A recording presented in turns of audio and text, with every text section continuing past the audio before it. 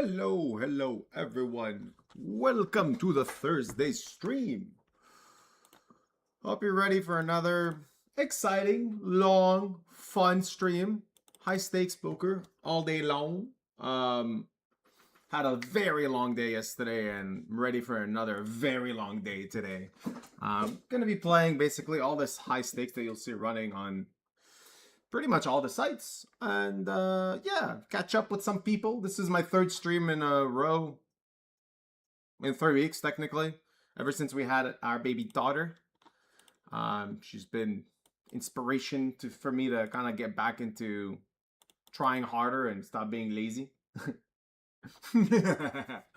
So yeah, I plan to keep on streaming more and more. And here we are. We start with a couple of decent big tournaments, 1K satellites, things like that. We got a fun hand here. I 3-bet. Bet flop, check turn, and then we beat enough King 10 stuff that we can't ever fold here, and we allow him to bluff King Jack. Good start, good start, good start. All right. As always, when I start the stream, there's a couple of things I need to do, like load up a bunch of tables, do some social media things, all that nonsense. So give me a little moment to do that while we enjoy the music for those of you watching on Twitch.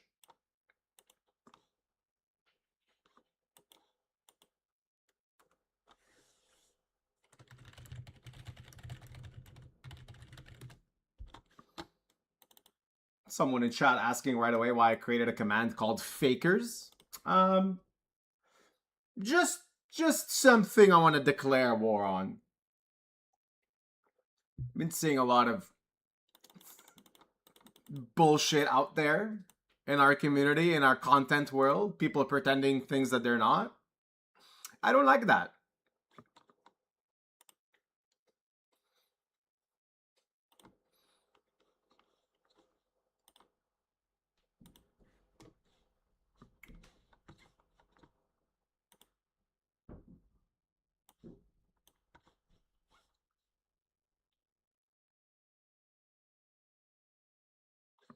Alright, just trying to start my YouTube stream as well.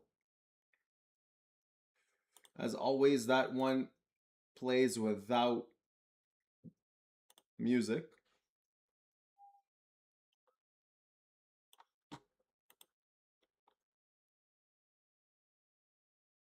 I kind of wanted to just ship here with ace-9 because this guy's opening 71% of hands.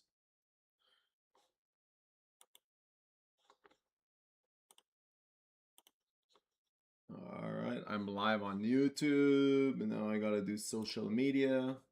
So I'm planning to come back and streaming a bit more consistent, once a week, sometimes twice a week for the next couple of months, starting in October. And with that plan, I realized that I can't do it the way I've been doing it, which is just like solo, trying to figure stuff out, do my own social media, all that nonsense. I think the much better idea is going to be to actually hire a good team. So if someone's, you know, quite literate with social media poker content and has good background and, you know, credentials, hit me up because I'm looking to expand my team. I want to do this a bit more productive, well, efficiently. Better word to use. We're listening to some Solomon live set from Tomorrowland. No, not from Tomorrowland, from London, actually. It's a really good one.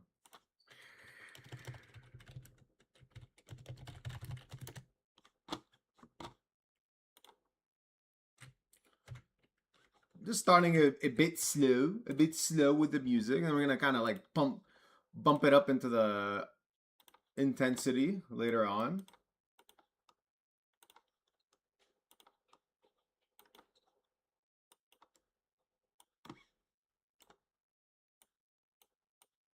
Planning to play a lot of techno and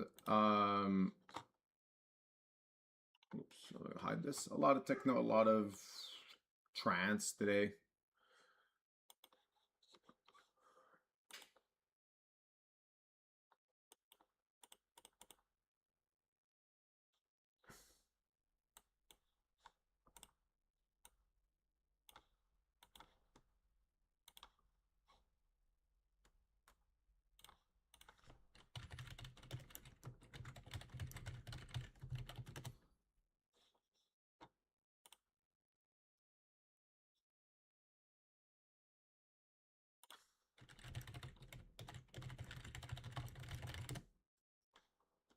Okay, the guy's playing 72% of hands, so... What?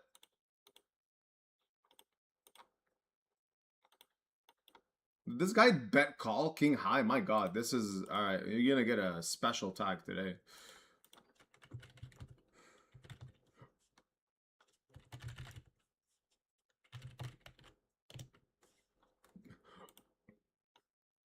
Okay, the we're gonna pay attention to this table because we got a bit of a big gifter, a big gifter.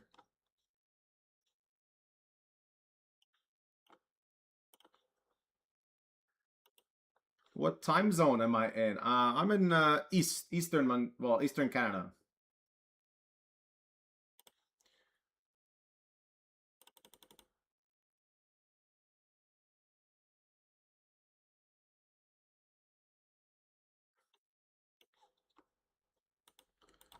Just gonna call. I think there's a bit of EV and taking a bit less variance here when we have a guy like this on the table that's just bet calling under pairs. Like, I could rip here sometimes.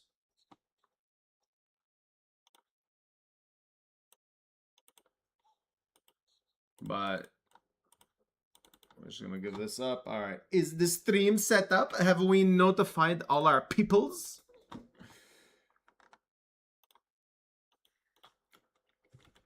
Yes, I believe we are.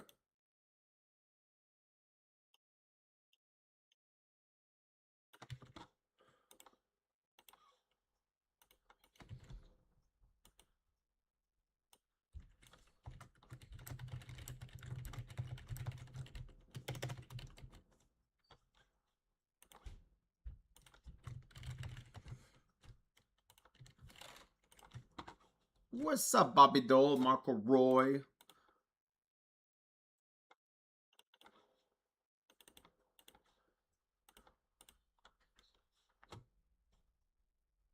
I am the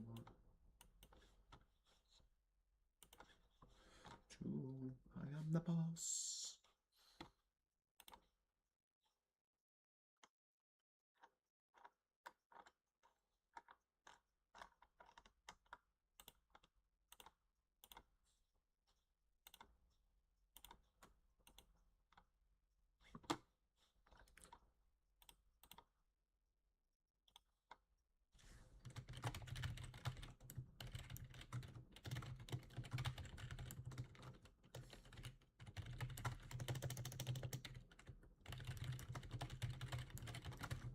Alright, so my plan today is to play all the high stakes and then probably, very possibly, I might play some Dota at the end. Just for some fun. I would like to show how shit I am at that game.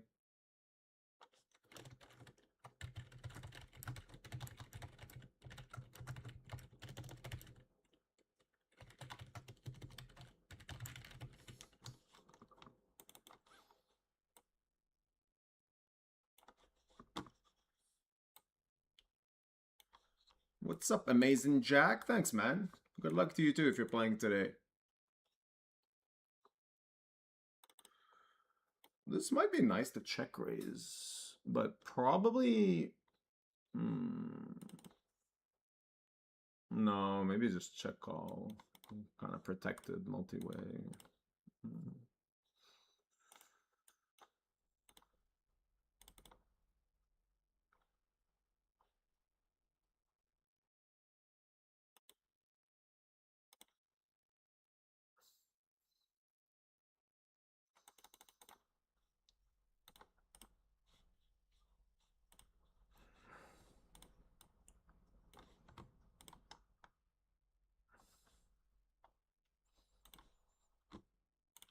Alright, so...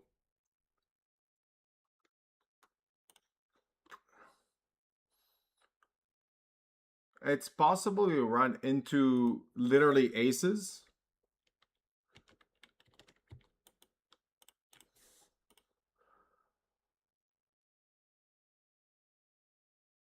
But he's going to have some ace jacks, ace queens with a heart that is not going to fold here. And it's nice to hit the river. What is my bluff going to come from? Some pocket threes, some pocket fours with a heart? Oh, that's kind of sick. We like check raised for value and just coolered him. We have a flush on the other hand. One sec. Whoa, whoa, whoa, whoa, whoa. So a lot of these hands, by the way, are gonna look really strange when I'm playing them because those type of lines don't really work with everyone. They mostly work with people that find enough bluffs. And I'm playing against regs that we battle a lot. That I've definitely done some insane banana stuff in these spots where they know I can like find bluffs.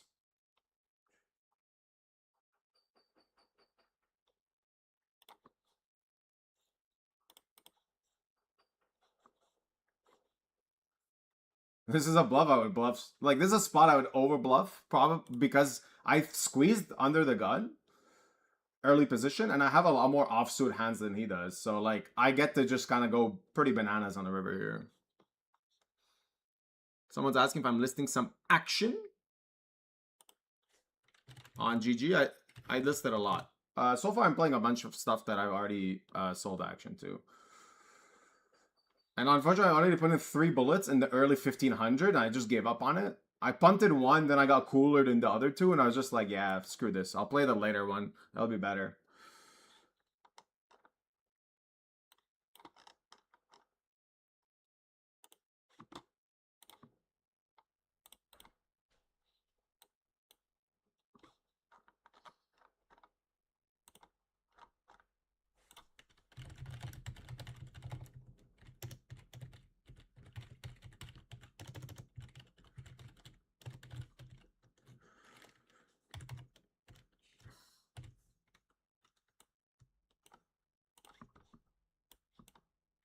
Oops, I timed out.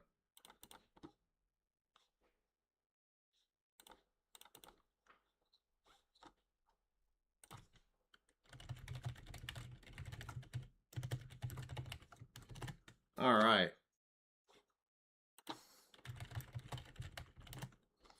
I'm not sure if my YouTube stream is even working, so I'm gonna rely on chat to let me know.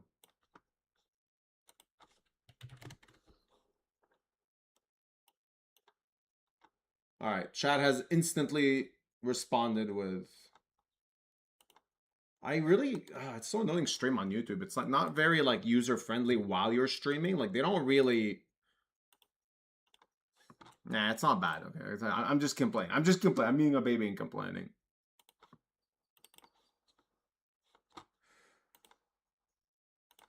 Yeah. All right, social media posts are done.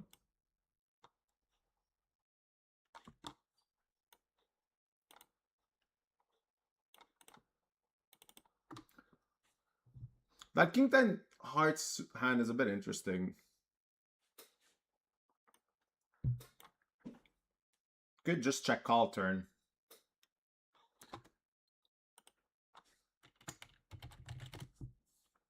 Someone's asking if I'm going to Playground for WSUP. Oh, yes, yes. I'm planning to play everything there. Kind of sucks. It falls on a bunch of, like, important days in my life. A couple of friends' birthdays and stuff, but, yeah, it's too big of a tournament. I love playing at Playground. Playground is amazing.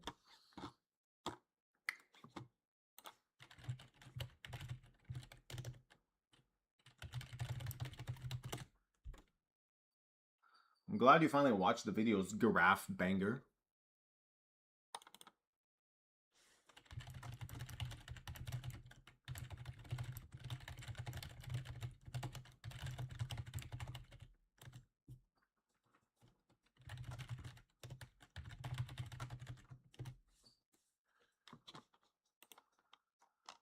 I'm really excited to play some music today. Last night, like I know people like prep for streams and sessions by like studying and shit. I was up till 11 p.m. yesterday, like on the computer, just looking up music to put on stream because I just always listen to a lot of music all the time in my life, and I like a lot of techno, trance. Sometimes I listen to weird like rock, classical, psytrance, whatever, name it. I've listened to it. I'm all kind of all over the place.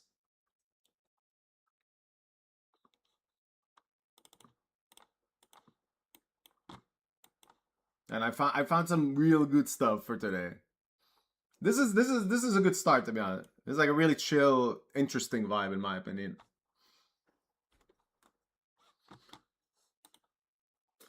Again, for the YouTube viewers, I'm sorry, there's no music there, only my voice.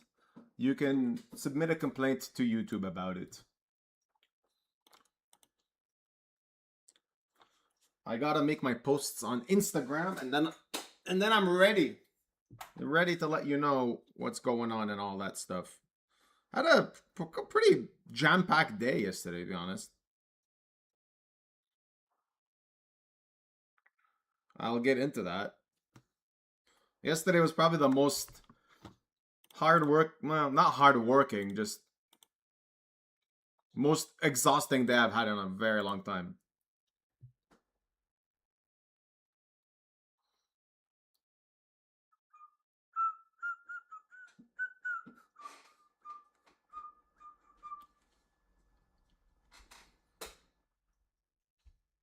Oh, wait, where's Ricky? Oh no. Oh, Ricky! Ricky! Come here! I'm sorry. Okay, he's here. And I'm timing out. Oops. Okay, that was a funny story on Instagram.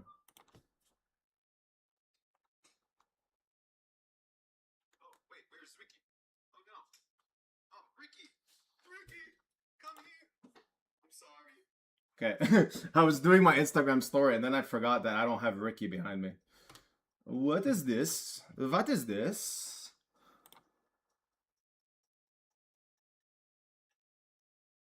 Huh. I will fold, but I sneakily want to call. I will fold. I would call ace queen suited. It's close, but that's why I would call ace queen suited. We need that little bit of extra equity multi-way. Look at that. Look at that genius fold. We avoided a nasty suck out. We would have just lost all our money. Well, lost that against that shove.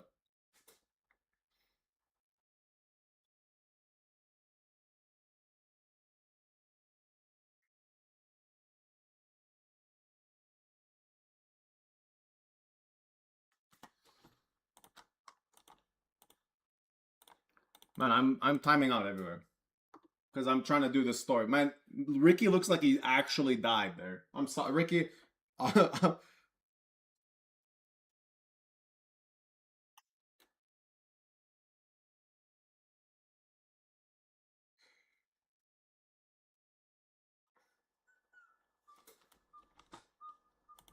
Okay, done. Instagram, done. Throw that shit away. Let's go. I said I would fix you. I said I would fix you, Ricky. Come here. Come here, big boy. Come here, big boy. Sit comfortably, but we'll fix your beautiful hair. There we go. Oh yeah. Okay, enough sucking up to my Jamaican homeboy. Some people might be wondering, why are you sucking up to your Jamaican homeboy? I'm sucking up to my Jamaican homeboy because I'm married to a Jamaican woman, technically. So a lot of my family is, my close family is Jamaican. So they might be watching the stream and I gotta put out put out a pretty good show. I need to be welcome back in Jamaica when we go again. Oh, yeah, man! Yeah, man! It's a good start. It's a good fucking start. Yes! Just bink that river talking about sucking up to Jamaicans. Hell yeah. Can't wait to go back and have amazing food. Jerk chicken with my not distant. We went to a family reunion recently and we have a very big, my wife has a very big Jamaican family. There was like 70 people and we met some really, really cool peeps. I actually met a Jamaican guy that, he's like fully Jamaican, born and raised in Jamaican. I'm trying to remember his name. Bruce. I feel like his name was Bruce. But he also was like half born, no, not half Chinese. I don't know, maybe born in China. So it's like a black Jamaican Chinese guy. I can't even explain what he looked like, but just imagine. It was so cool. I love this guy. He's so funny. He's like really, really funny guy, but also he's just like Very cool at the same time. But yeah, it's like what you expect like a Chinese guy to look like, but he's black. And then when he talks, he's like fully Jamaican. And just like, what? Like, it blew my mind. It actually blew my mind. All right, let me catch up on chat. We got a lot of peeps in here. Have I finished the 5K day one event yet? No, I have not.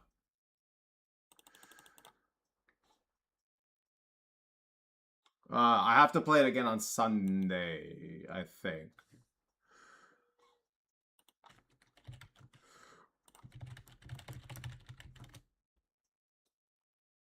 What bankroll management do I recommend in terms of average buy-ins for these large field tournaments?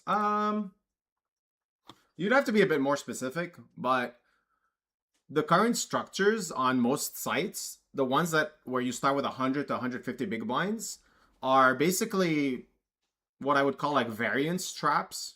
It's very easy to experience ridiculous amount of variance in those fields because you're playing a lot your average stack is much shorter in general, so you do rely a bit more on your equity and all-ins, so your edge is smaller. What that does is it makes potential, like before used to be like you could experience a 500 buy-in swing often. Now it's like the bare minimum is like 1,000 buy-in swing. It's like very possible. So technically, let's say if there's a 1,000 buy-in swing, what would you do to fight against it? Well, like you don't want to play with only 100 buy-ins because it's very likely you're just gonna like burn through that money. You don't want to play through 1,000 buy-ins. You don't want to like have $1,000 and only play $1 tournaments either, right? So you have to kind of find a middle sweet spot. And I would say like the sweet spot would be probably like practicing just like 1% or 0.5% rule for buy-ins. And that's just going to come from when you play more like slow structure tournaments. If you're playing very large field tournaments with like turbo-ish structure, try to practice like 0.5%, like even less, to be honest. Like if you have $1,000, play like the biggest should be like a $3 buy-in, let's say, as an example. And that's a bit crazy, but all right, one sec. We're setting the trap here. We're setting the trap, boys. We're setting the trap. We're gonna catch. Are we gonna catch our own little rooster here? So he limp raised. I just flatted. I isolated.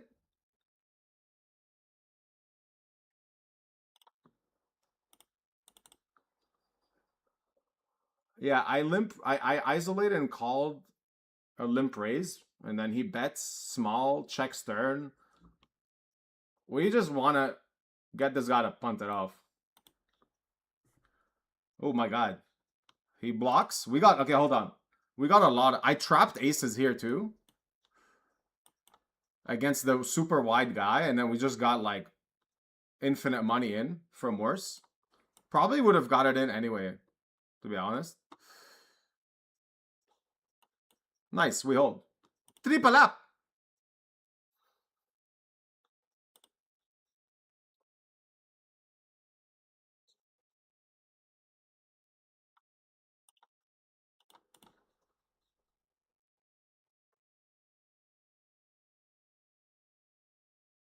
All right, our trap has been very successful.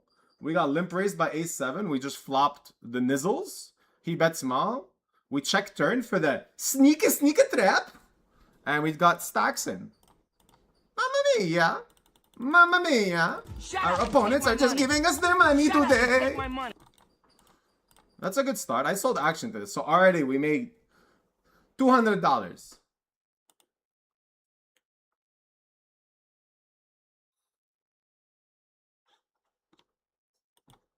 Fuck, I'm pumped. I'm pumped.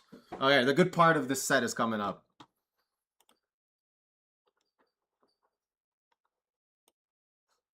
Imagine yesterday I was like trying to set up my stream and thinking like, okay, Ryan, time to slowly calm down for the night, set up the stream, go to bed, and be ready for tomorrow. Get your 8 hours of sleep. Oh, wait, let's research on some music, Ryan.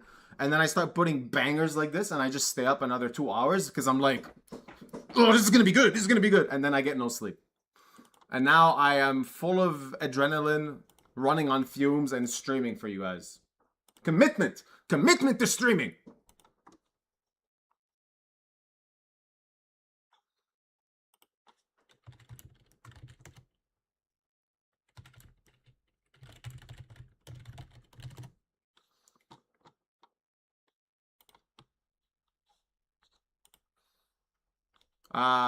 Yeah, so yesterday, man, I'm gonna tell you about my day yesterday. Yesterday was like a day where I look back, I'm like, yeah, like, high five, champ.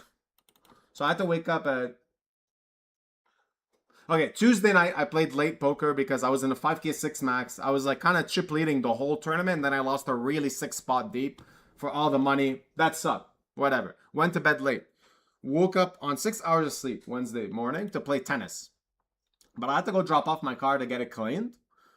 And I didn't want to wake up my wife to drive me to the place. So I was like, you know what? I'll just drive to the place and I'll run back home. It's not that far. It's only a 3K run. Okay. So start off my day with a 3K run. Then instantly I go play tennis. So, already like a jam-packed day a little bit. And then I basically spent no, then 2 hours with my daughter because my wife wanted to go do a pedicure. I was like, yeah, sure, no problem. So we did a little daddy daughter time. That was cute. It was nice. Had a good time. Then after that, 5 hours outside cleaning up my backyard because we just finished finally, basically finally finished a lot of work in my backyard where I built a new office slash shed that has a sauna. I'm gonna be streaming from there. We redid our whole pool area. Installed safety glass for the kids for the pool, like all this stuff. And yesterday it was just like I was moving all the stuff in the backyard, and it was like I don't know, it was demanding. I was really tired. Then a family barbecue. Yeah, more. Why not? Why not add more things to that day? Family barbecue for like 3 hours. Shout out to amazing family that lived close by that made very good food yesterday. It wasn't Jamaican, but it was good food. And then I came back to like take it easy, and then I start blasting music like this, and then I can't sleep. I stayed up till 1. Woke up at 7 today. And then you can see on Instagram if you're curious what my morning is like before a stream. I literally just go do a bunch of shit with my dog, and then we're here. We're here to battle against these high stakes regs. Meanwhile, they're like doing Zen shit in the morning. Like, today I will take 3 hours of meditation all by myself, and then I will face an overbet shove by Beriuzy and cry. Some people are like that. Although, to be honest, when I don't stream, I am actually meditating in the morning. So I'm not hating on it. I'm just saying, it depends on the type of day.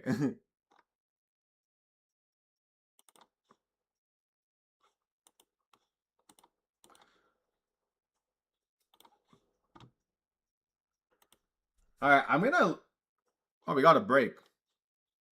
We're gonna list action last second for you guys at like discount to an upcoming tournament.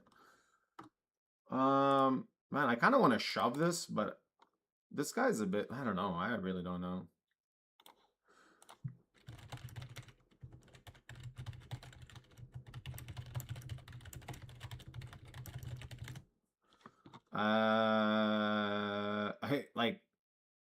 I think I'm gonna call. Just I can't really explain why, but I recall this guy likes to do some very unconventional shit. I think having a couple of backdoors, even though I don't have a spade, but I can still be ahead of a lot of hands. I need to call once. This turn is really shitty though. Okay, I didn't expect that. But basically, let's say what I know for a fact, if the turn is an ace, he just shoves. He just does a lot of like very useless stuff like this.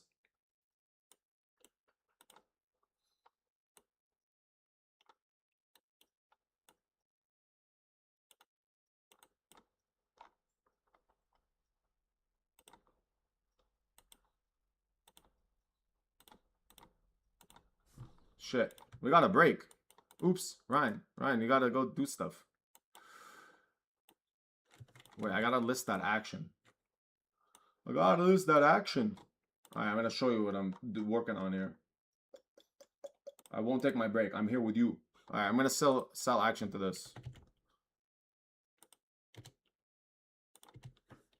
I'd face 30%, capping 1% per buyer. Maybe I'll cap it at. This is just like, this is a stream special for the boys. Okay, I'll make it 2% just to give you a bit of a sweat. I changed it 2%.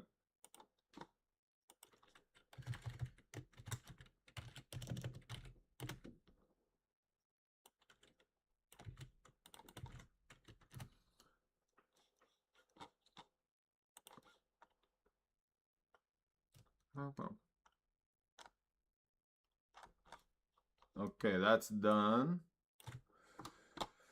And let's do a little recap of what's going on, and let me fix my shit. There we go. Cool.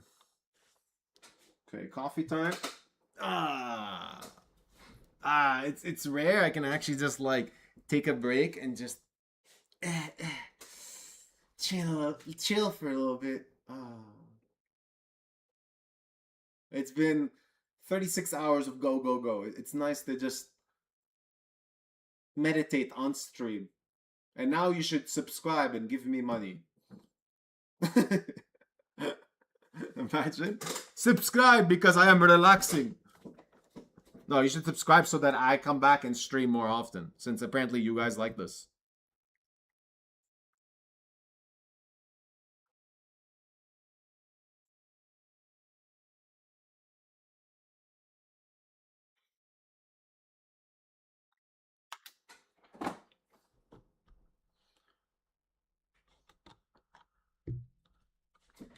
Okay. What do we got coming up? So, what high stakes tournament is today? I listed 5K bounty for today. Although I'm pretty sure I'm not gonna play it. So I play very high stakes. I play all the 10Ks on Sundays and stuff, but the daily 5K I feel is like such a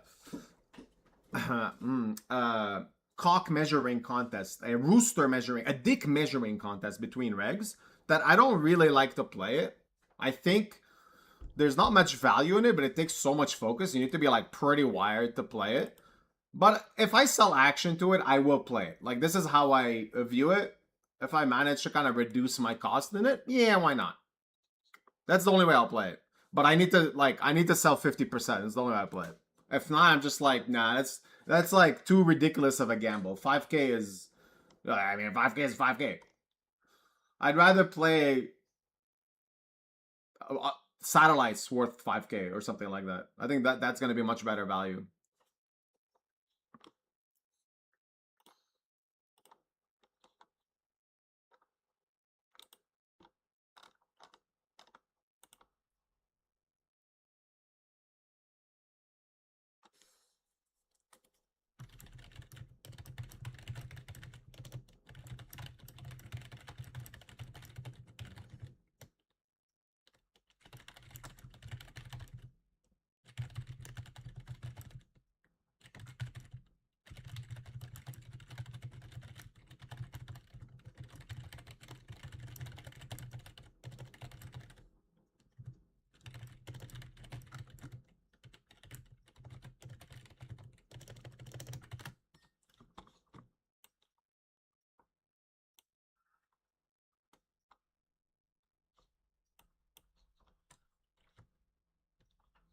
That's good. Start with a big hand right away. Okay, I accept. Oh,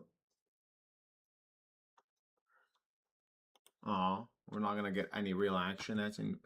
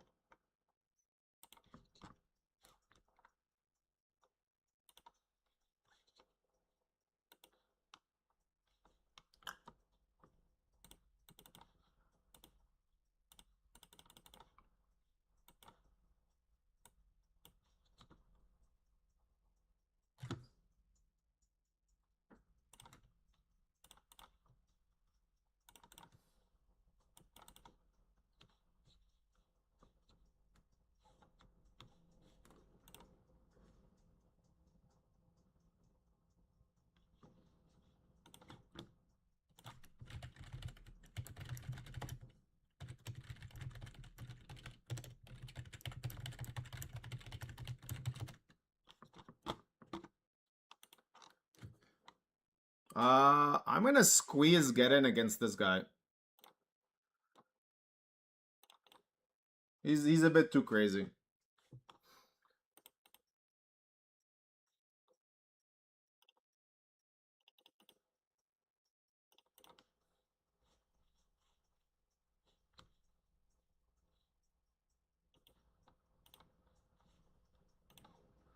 Ooh. I believe I sold action here. And we got a big hand. Oh no, with three-way all-in? Okay, that's really good. That's very bad. So I sold action to this. So I'm sorry, boys. I'm sorry, boys. Unless we smash it? No. Alright, we lose a three-way all-in for a lot of chips, unfortunately. Let's go back here. I also sold some action here.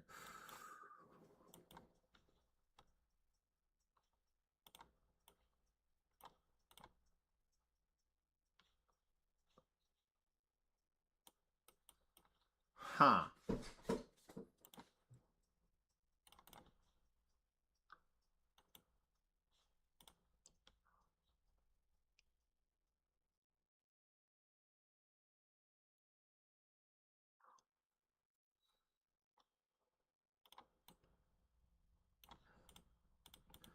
I think I want to just put it in. He's not going to fold a queen ever, but he's going to have some like king 9 suited, ace 9 suited. He has a, okay. We still have a lot of equity against very, like this is his strongest hand and we still have decent equity. It's more that the bounty is worth quite a lot. I could, I can small bet call it off because he might still shove some jack 10s, maybe? I don't know, that's interesting. I mean, we flopped not flush draw, turned a bit of extra equity in a 1 SPR, and then he has a bounty on top that's worth at least like, yeah, 3.3k-ish there, which is a decent amount of the pot as well. So, yeah.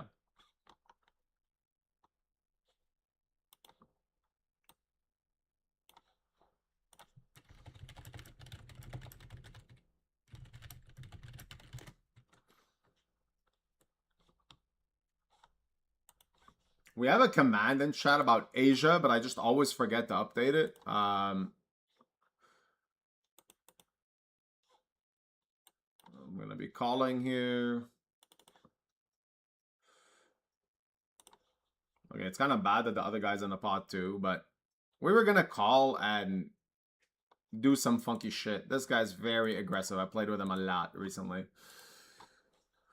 So yeah, we had an Asia command that just basically said that I did a big Asia trip last year for 3 months with my wife. It was something we wanted to do right before we had our first child. And honestly, like looking back, now that we have our daughter, I'm very, very happy that we actually did that because it was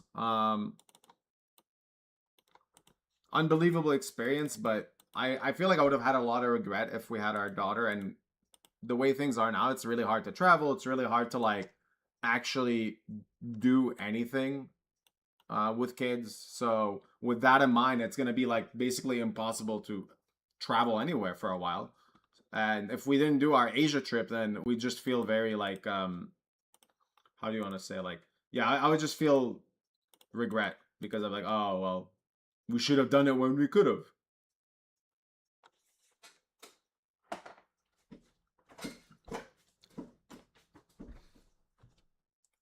Oh my. We have aces and people just are like, here you go. Shut up and take my Oh, that's actually nasty. I'm just gonna throw out the sorry. Just give him a king. That he does not deserve to lose with kings here. I should not have aces when he has kings. That's just like that's a scam. Give him a king. Give him a king of spades. Come on, man. I'm trying to help my boy out, Mr. Checkmate. Fine. We'll take your money.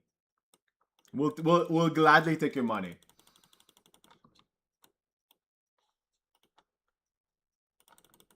Where's my money, Checkmate?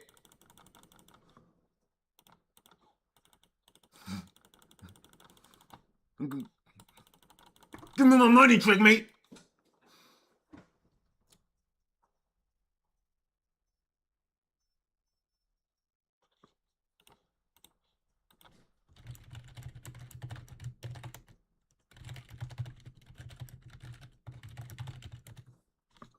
Someone told me to set up farm bots.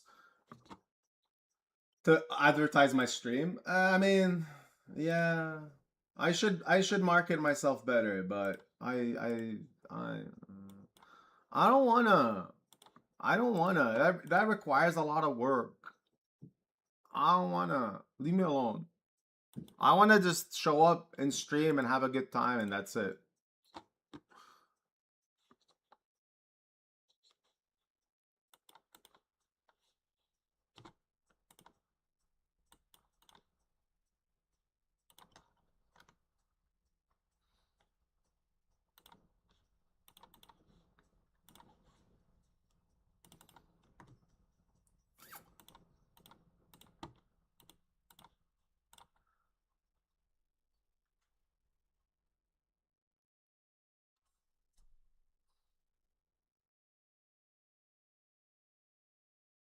All right, we need ace or king.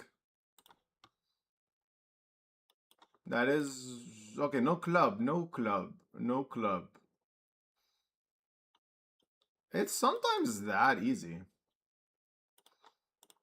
It's sometimes just that easy. Just a big coin flip for. Well, it's only we need 100K to win a seater.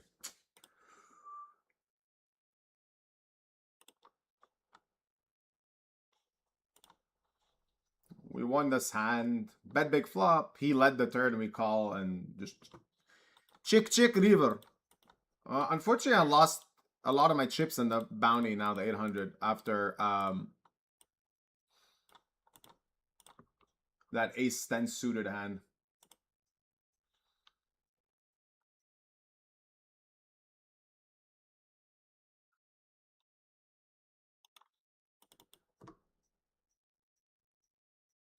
Okay, this whole table is playing so weird because this guy is just like giving chips away. So like, I feel like it's really important to keep this guy in with everything. Like I'm gonna flat jacks here. I'm gonna flat aces. I'm gonna flat like I just have to get it in, and we're gonna get it in three-way here, and it's fine. Everyone is playing super wide because this guy is playing any two cards and just donating.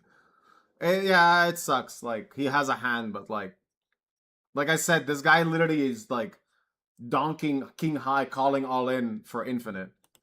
All right, where will it? I will already enter, unfortunately.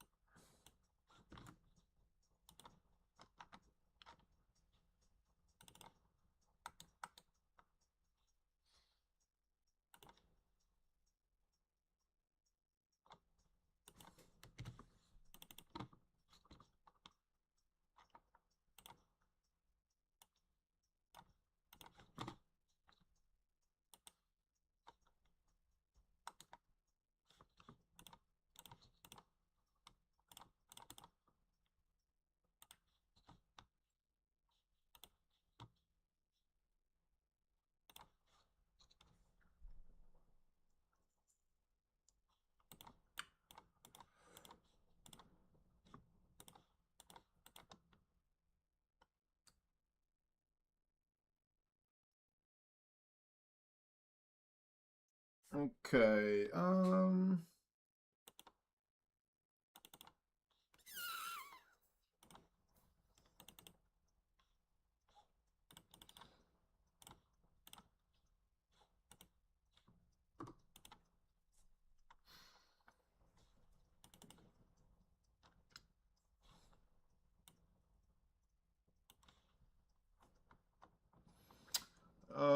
What did I want to look at? There's a lot of like World Series stuff coming up, but I can't play that much because it's already quite demanding of me to play today with my wife taking care of the baby on her own. I need to be a bit more available for. So like I don't really plan to play as much because there's also some live poker coming up.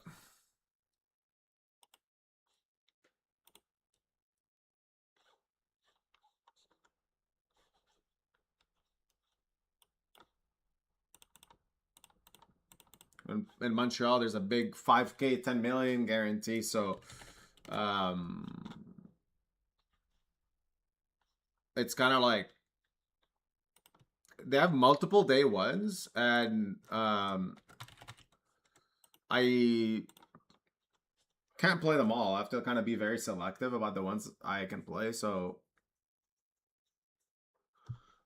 on those days, probably going to be some stream days sacrificed. So no streaming because I'll be playing live. But hey, maybe I make a deep run and I show up on stream there, and then maybe you can see my dumbass there. Yeah, Ace Queen is a snappity snap snap. King Queen. King 10 is fine. Okay. Accept. I accept. No, sorry, I'm running too hot today. Like we're not giving away any. No, it's a club. It's like you have no chance. The river's a club. Okay, it's not a club, but you have no chance.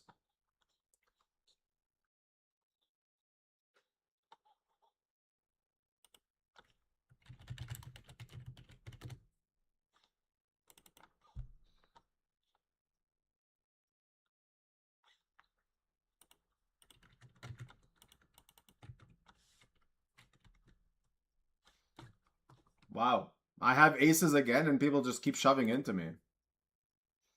I've had aces in this turn like 3 times and every time they just shoved into me. And oh, don't shoot there. Don't shoot there. Yeah, boy. That was definitely a sweaty river.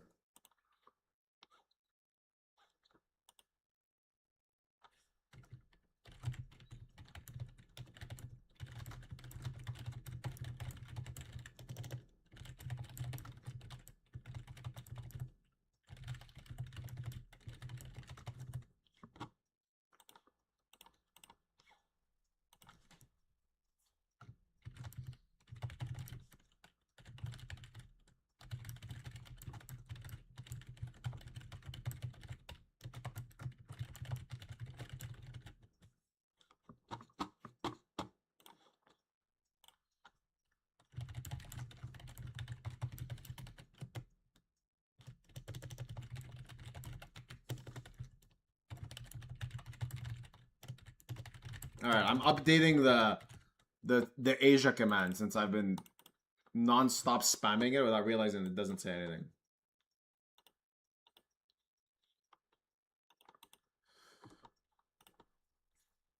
The whole idea of that Asia command was like I would put it when it was to talk about like the different places we went to in Asia and our experience and what I would recommend and stuff. Not that I'm like an Asia expert by any means, but we did see like 8 countries in total, so we kind of got a pretty decent glimpse into like, you know, very different cultures, very different offerings, and all of them like we find a lot of them very unique. Like Philippines is not the same at all as Thailand. Thailand is not the same at all as like Singapore. Vietnam is like a whole other beast. It's like so it's really different. We kind of knew that going in. We knew that it was going to be very different from place to place, but I didn't expect it to be that diverse. Philippine was really laid back and chill. Food was all right, I would say, not amazing, but the vibe was really relaxing. You're always at the beach. The people are so nice, like, but they also really like to live like very slow paced, relaxed life. They work very hard, but they also like to enjoy a slow paced life. Reminds me a lot of like kind of Costa Rica culture. Um, in Vietnam, complete opposite. Like every day, it's like wake up 6 a.m., drink 17 espressos, and then like you work till like midnight. Like it was intense. It was so crazy how much they work. But that also allowed it to have its own like little appeal.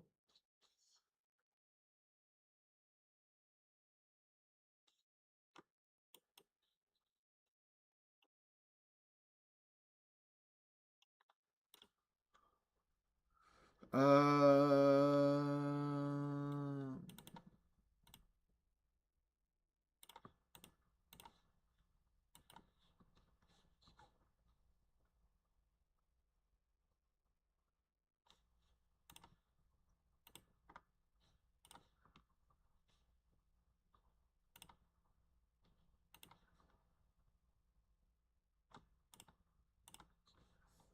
right, let's see if we get called here.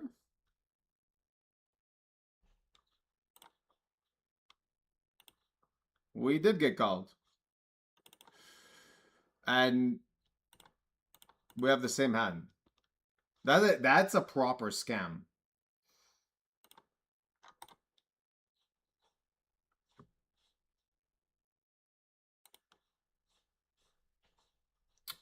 Okay, that's fine. We accept chops, I guess. I wanted the double, but it's okay. It's okay. Accept it.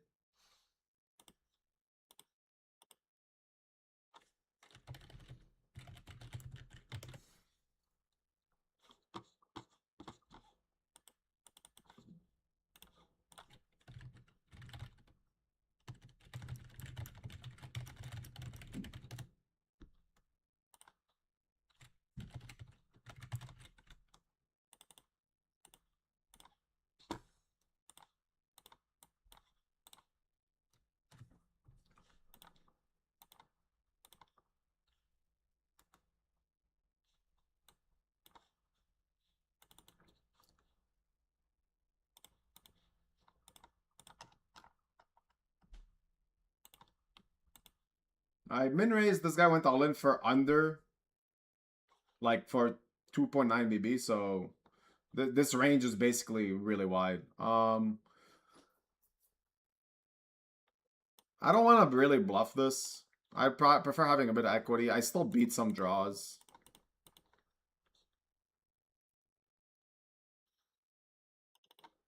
But like we need to still win against this guy, which we don't always. So yeah. So like yeah, I mean I still beat Queen 10, but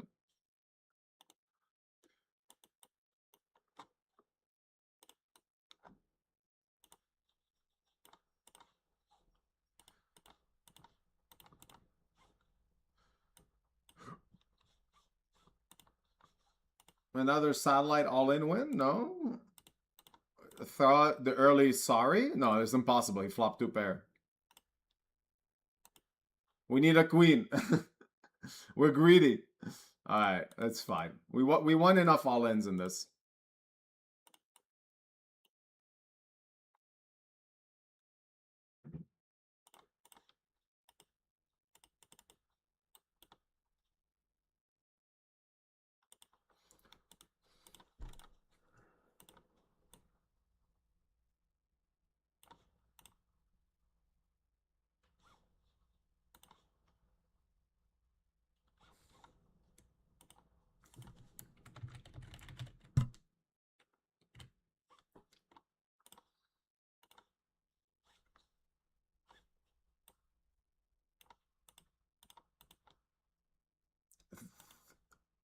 Okay, I'm really curious to see what this guy has because he's been playing really aggressive. Yeah, he's just like this guy's just like he woke up angry today. He just woke up and decided he's just gonna like bloat every pot as much as he can.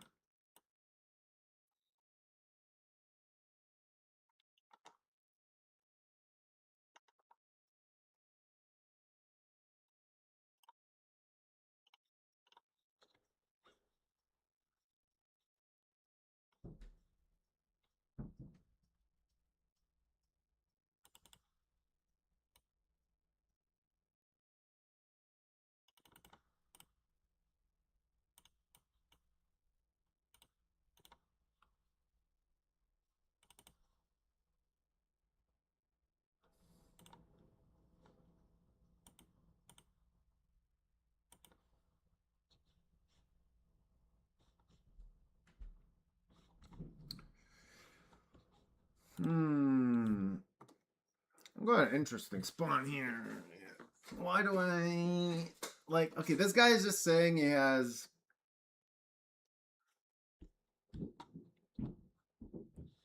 ace 10 offsuit.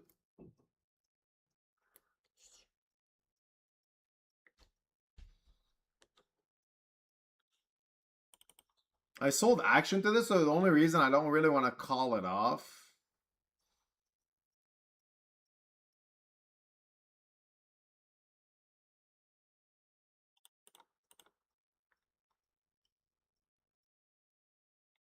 All right, we're gonna give it. He's gonna show a bluff. Show a bluff. Yeah. Had a feeling it's this type of hand, but I feel like because I sold action, I'm like, I don't want to, like, because I sold action to this at like face value. I'm like, do I really want to call it off?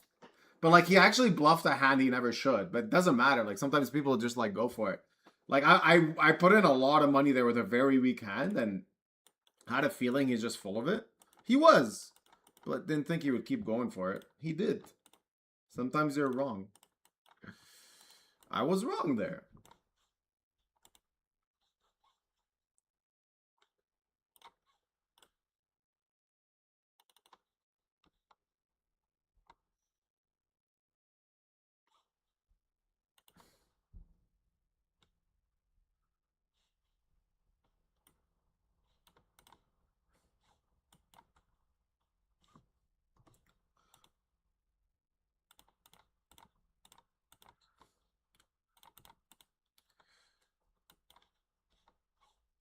All right. This guy check raised the flop. I just peeled the nizzles, basically. Um,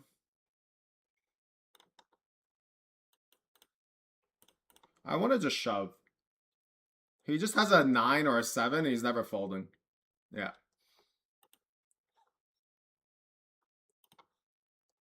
Nice.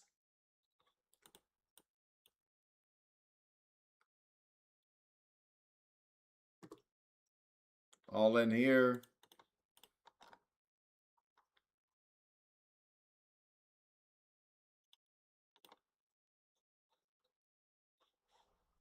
We need a lot of help. Nope, wrong card.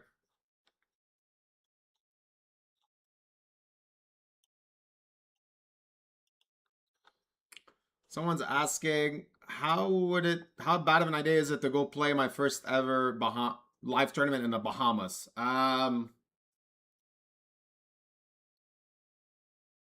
Yeah, I would not recommend that, dude. Tyler, I really don't recommend you do that.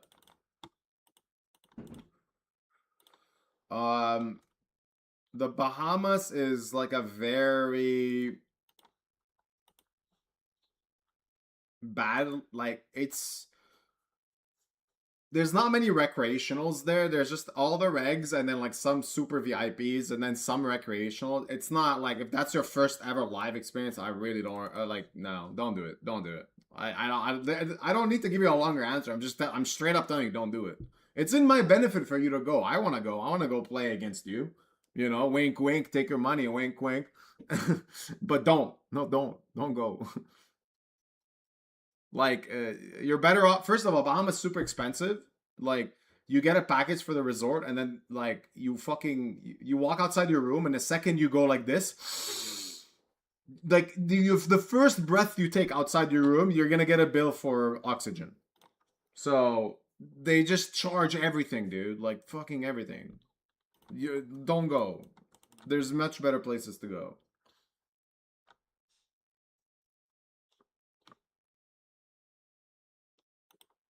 I kind of want to call here. Yeah. People shove enough. Yeah, like they shove all offsuit aces and the stuff. Like this is exactly bottom of my range, but we're in chip EV mode, so like I don't really care basically. Oh, it's a full house with the ladies. Mr. Bellagio Tunnel asking when I started first playing poker. I've been playing since I'm hold on. Let me answer that differently. I've been playing for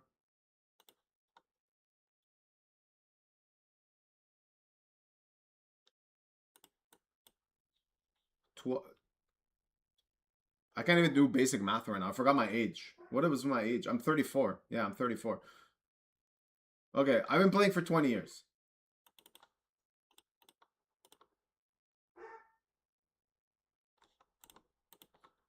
But only started taking it seriously when I was like 17. And then I went back into school and was like, nah, I don't want to.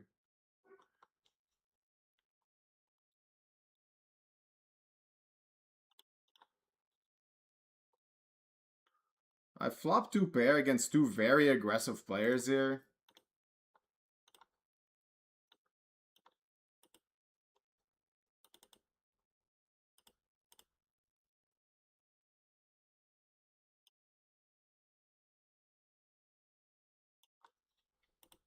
This guy's just gonna shove. He's just gonna shove a lot.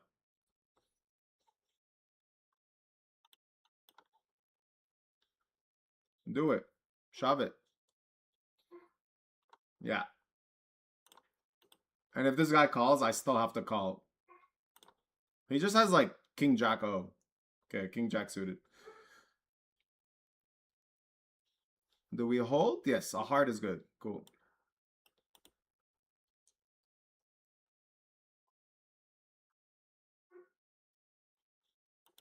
We have 6 starting stacks in this 1K salad to try and win a 10K seat, so could be really good.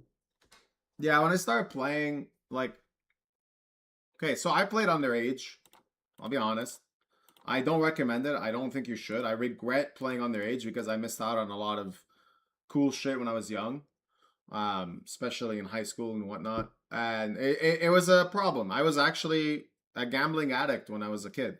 Like, not many people can just say that, but when I was playing when I was like 13, 14, 15, I found ways back then to like find some money online. I was playing a bunch of random online games and managed to get some money on poker sites, and I ended up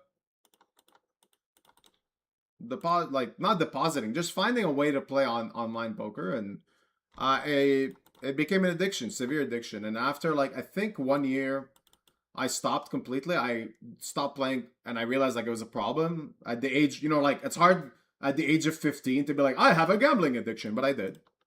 It was bad. So I just completely hard stopped, and then when I was like 17, I finished high school and was going into.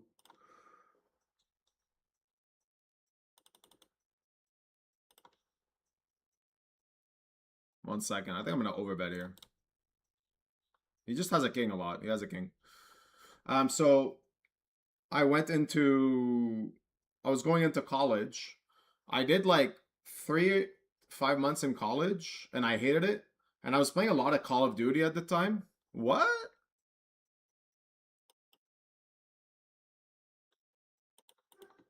Hold up. What? What is this? Hold on.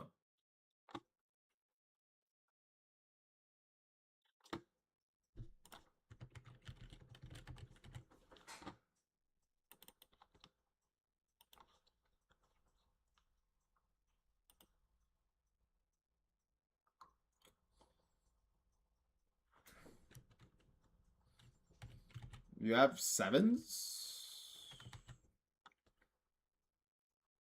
King 7?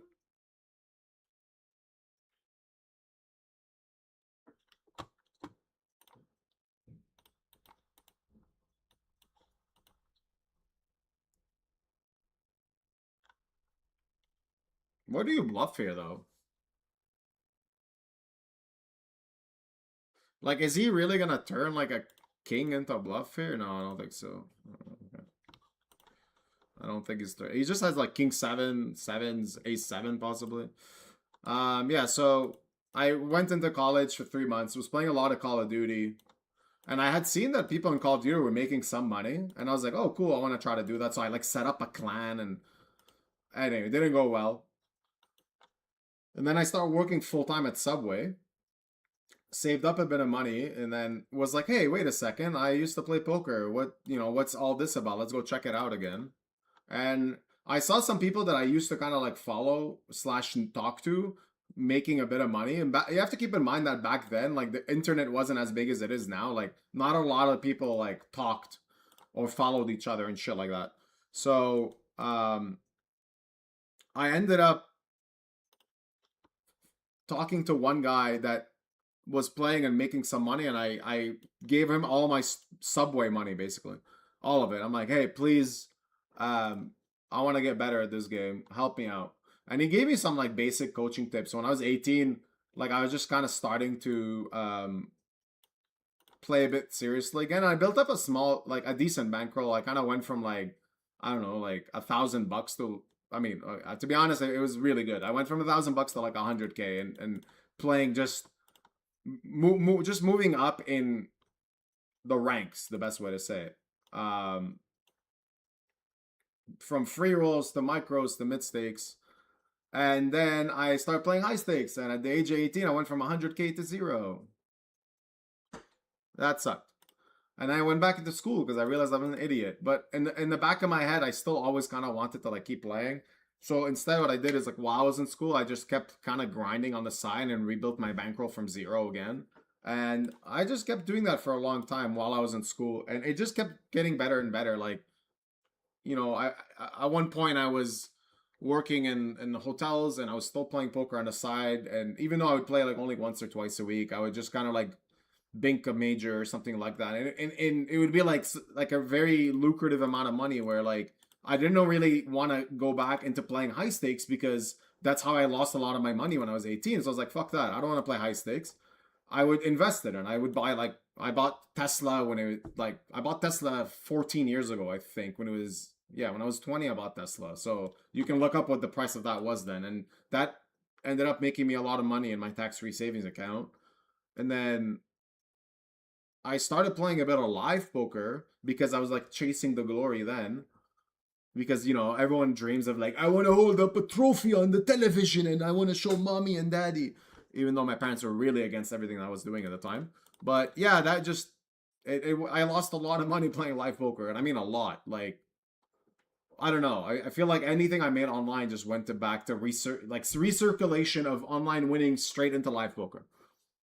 I played There's one year I went to Vegas for a month and a half and I cashed 0 tournaments where I fired like 80 tournaments or something like that. Literally 0 cashes. Um, I believe I at one point I went through all my tickets and I was like 0 for 94 or 95 or 96 tournaments in the WSOP. Across two years though. It was like a 2 back-to-back years, but still 0 cashes out of like 90 something when I was like basically um own timing. So average buy-in 2K, you do the math. It wasn't good.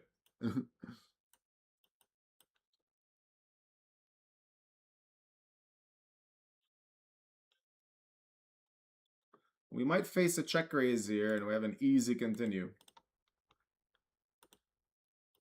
Yeah.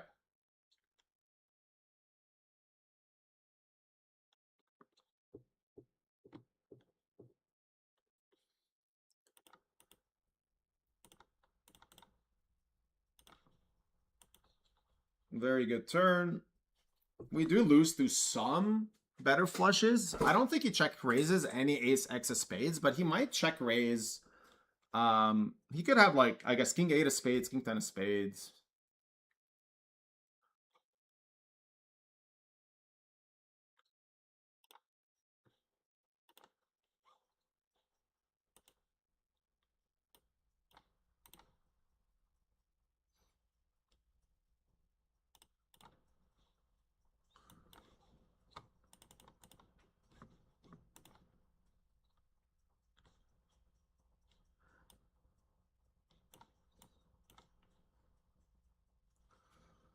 We're gonna obviously shove river here. We might get shoved on.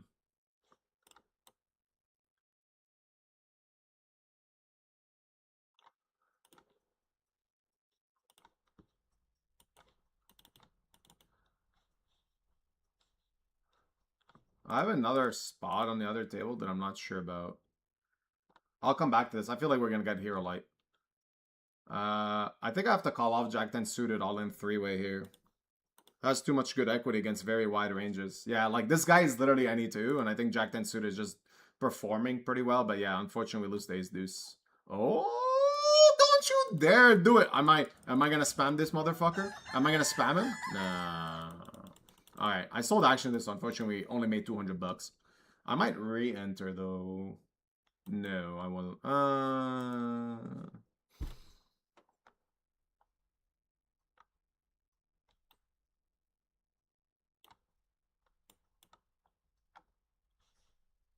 All I will not re-enter. The Queen Jack suited we didn't get called.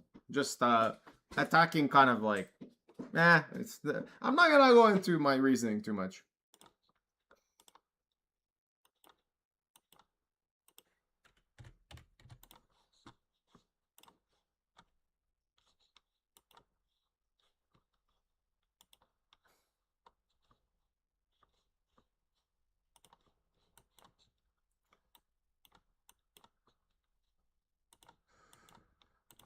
Just debating if I'm gonna re-enter that. I won't.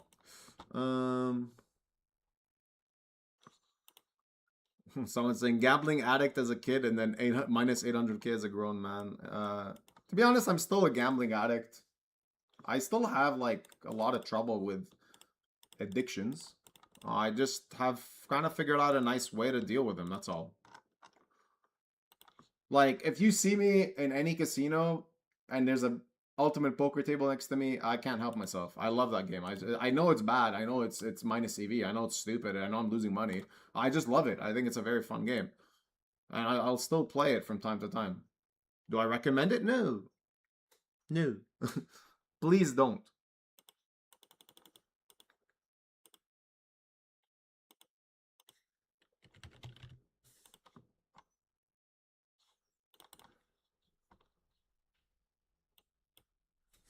Oh, this track is so nasty.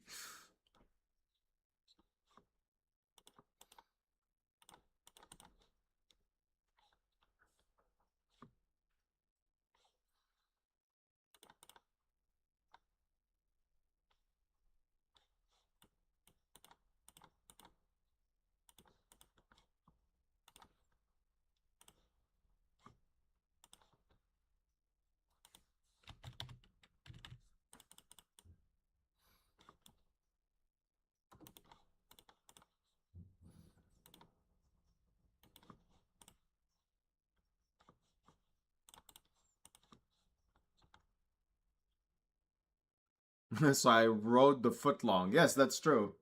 I turned the subway money into something very exciting.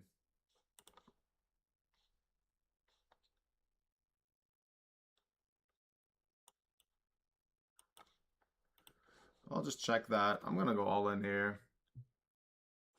Oh no.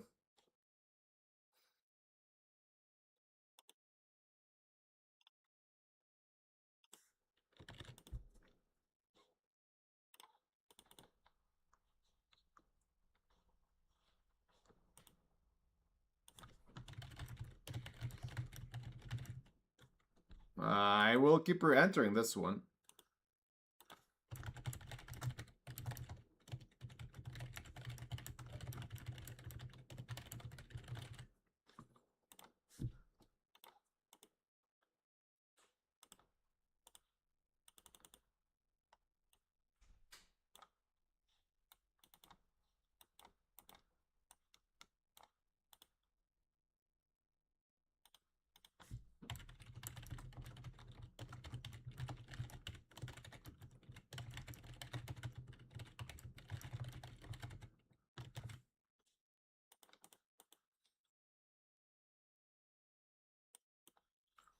Someone's saying, no wonder why I always wear glasses when I play live. No, I mean, I wear glasses live because I've noticed in pretty much any freaking live venue, like they just blast lights in your face, and I find that really uncomfortable. Like it's really hard to play live poker when you're just like blinded all the time. Like I hate that. Um, the times you don't see me wear my glasses, like it's when the lighting is actually reasonable, which is rare. You just don't see that nowadays. Like they've all seen the nice EPT footage, and they're like, "Oh my god!" Apparently, if you can see every pimple on the guy's face, it gets more viewers. They're like, "All right, blast the white light. Make sure everyone's blinded." I remember in 2022, I made a deep run in the Bahamas PSPC, the one that Alexander Shilko won. On day 4, I came in with like a nice stack, and I was on the feature table. They made me do like an interview before Poker Stars and all that. It was like pretty cool. Yeah, like how to whatever, a good time. And then they're like, oh, okay, now you're on a feature tour. I was like, oh, okay, I didn't know that. They said no music, so you're not allowed to have earphones. It's a bit of a problem for me because I like to always play with music, but okay. They're like, no sunglasses either. I'm like, oh, all right. Like, you want me to fucking strip down, get naked? Like, what do you want at this point? Okay, I'll take everything off, I guess. And then in that specific venue in the Bahamas, because they had to set it up all up from scratch or something, they had so much projector light straight in your face. Like, if you rewatch the footage, you're gonna see it's unbelievable. When I was at the final table, I could not the final table, on the feature table, I could not think because they have all these lights straight in your face. They have like absurd like noises around. There's the camera crew always walking in the background trying to get different angles. Like, it was actually insane. It was so distracting for me, and I made so many terrible plays in that. Like, I couldn't think. I was just playing awful.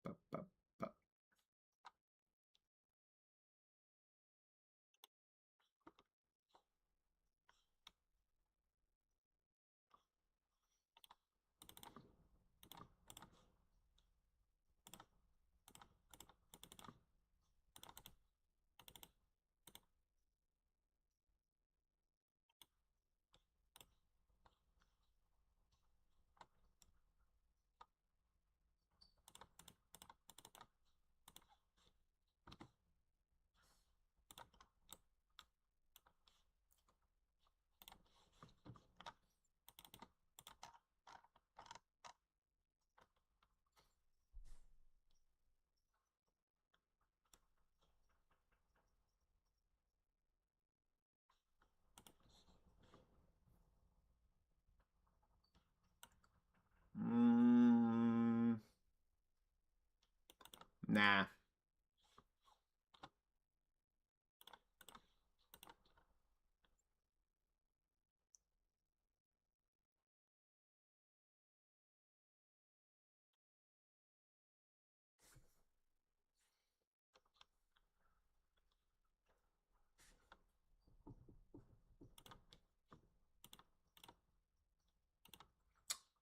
There's another 10K satellite I'm gonna enter.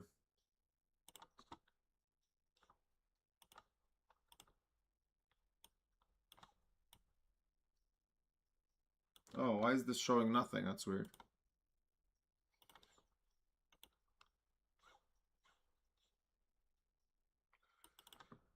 Uh, 1 sec. There we go.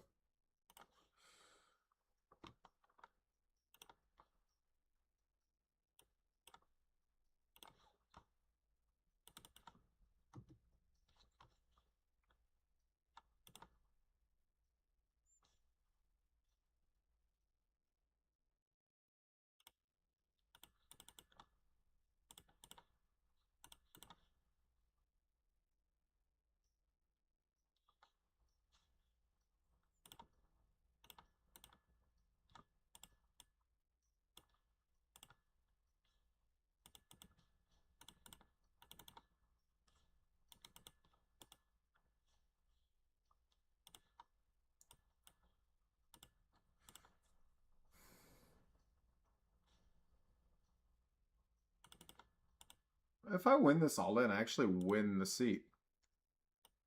So, kind of interesting.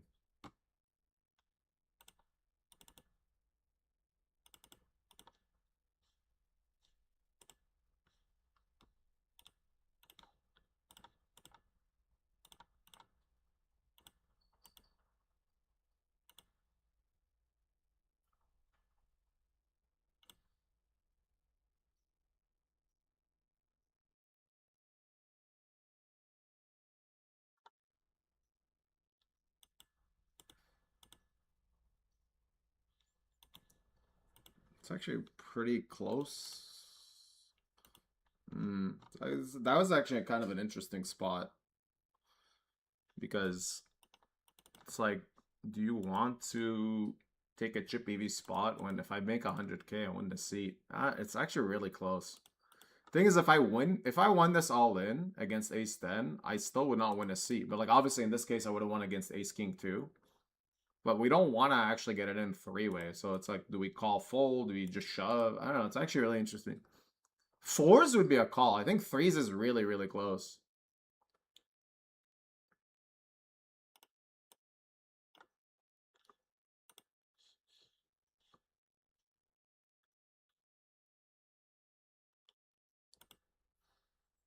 Oh, we got PZ in chat. He's finally shown up.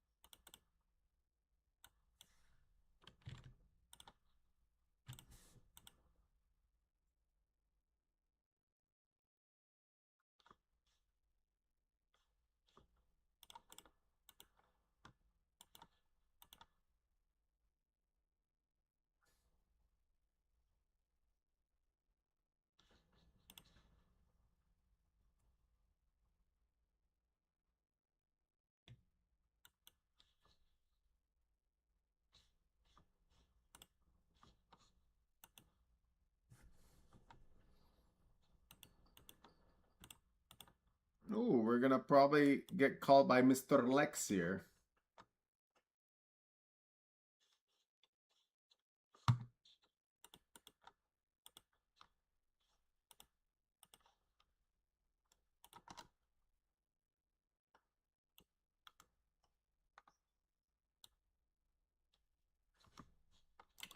That's unfortunate unless it's King Queen suited. Oh, King Queen offsuit. Okay, we accept.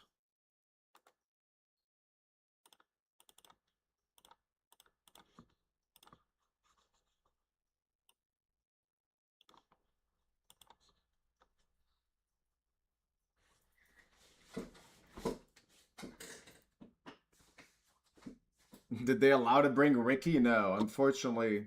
Actually, no. Yeah, when I played that feature table in Bahamas, I did have the monkey around my neck.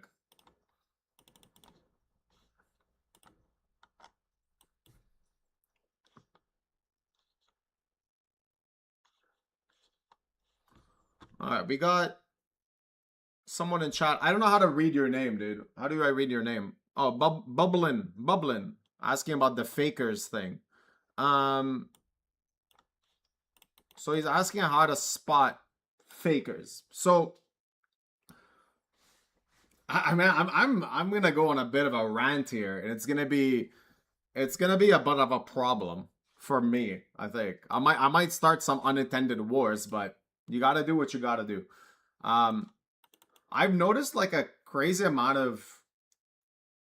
We've all noticed a crazy amount of gambling ads in sports and anything, right? Like gambling is being crazy promoted, betting, sports betting, just casino slots bullshit, like all over the place. Like they're doing it to such an insane extent that like it has in a way become like some people call it like an epidemic, and I agree. I do agree. Like I think it's really bad what's going on, but those same companies are also trying to go into betting, in my opinion.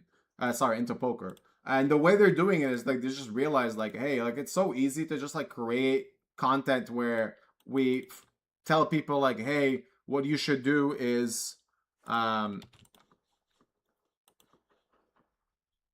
you should put all your money out on the line. You know, like there's a lot of these vlogs nowadays by honestly a lot of these like new young creators that some of them are actually real. Some of them are real creators that are like they're putting their heart out there grinding. And then there's some that are just like all they're doing nonstop is like, hey, go risk it all. Like, oh, you worked your whole life, go put it all on the biggest cash game that you can. And like it's just like this is bullshit. This is not like not good advice. It's these channels like have no history. They're like people that basically never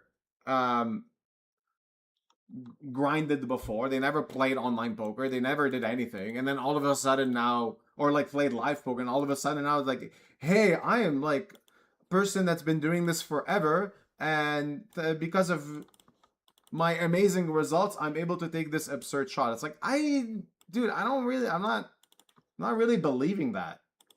And they're being paid, in my opinion, by a lot of sites to just keep promoting this stuff.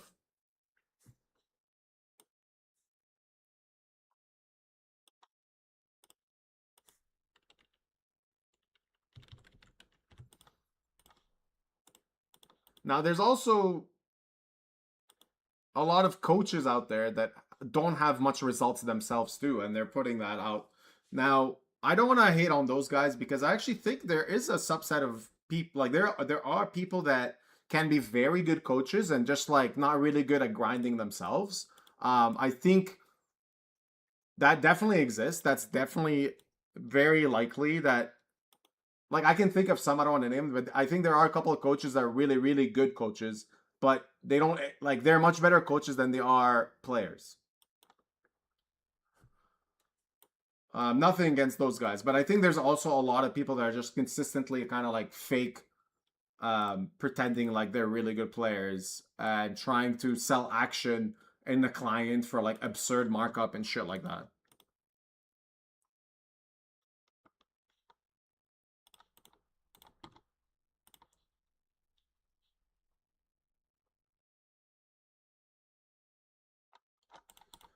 I'm gonna bet call here.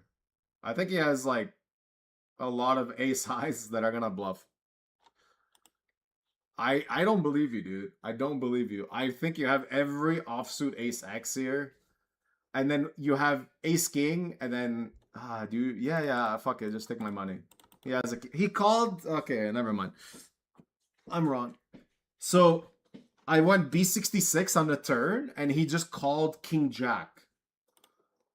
Not even a spade. So we're definitely going to note that because that is going to change how I play against this guy in the future. I mean, it's like having just one over when I'm betting every queen, I'm betting all two pairs straights. Like he's literally just dead with his king jack sometimes, and he still calls it off. So I think it's definitely important to note that. So, but imagine if he's calling king jack, he's calling every ace high without a spade, and on a river against the min bet, he's just going to be like, all in.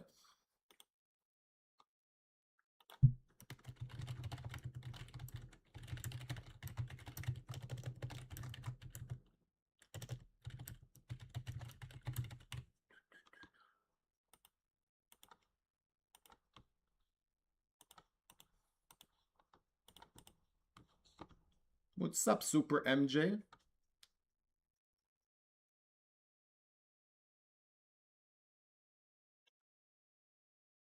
Will I play Tritons? I'm not planning. I am planning to maybe go to the one in Jeju again because I really liked playing poker there.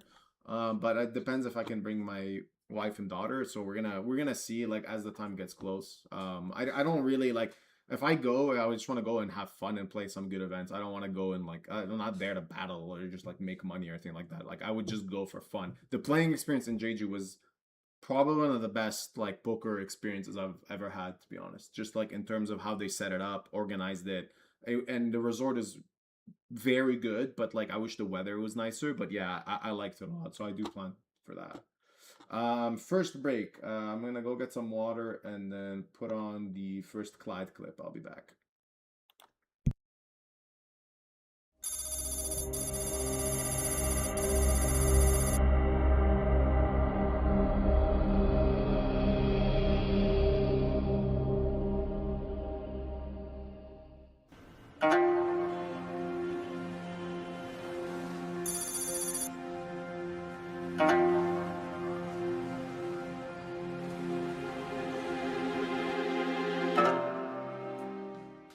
No ace. No ace. No ace. Oh come on. Shit is rigged. Ha ha ha. Suck my balls, Clyde. Clyde! Get over here, Clyde. Your dinner is going cold. For Christ's sake, mother. I'm getting fucking wrecked over here. I can't win a flip. GG is rigged, mum. I just don't understand. Why me?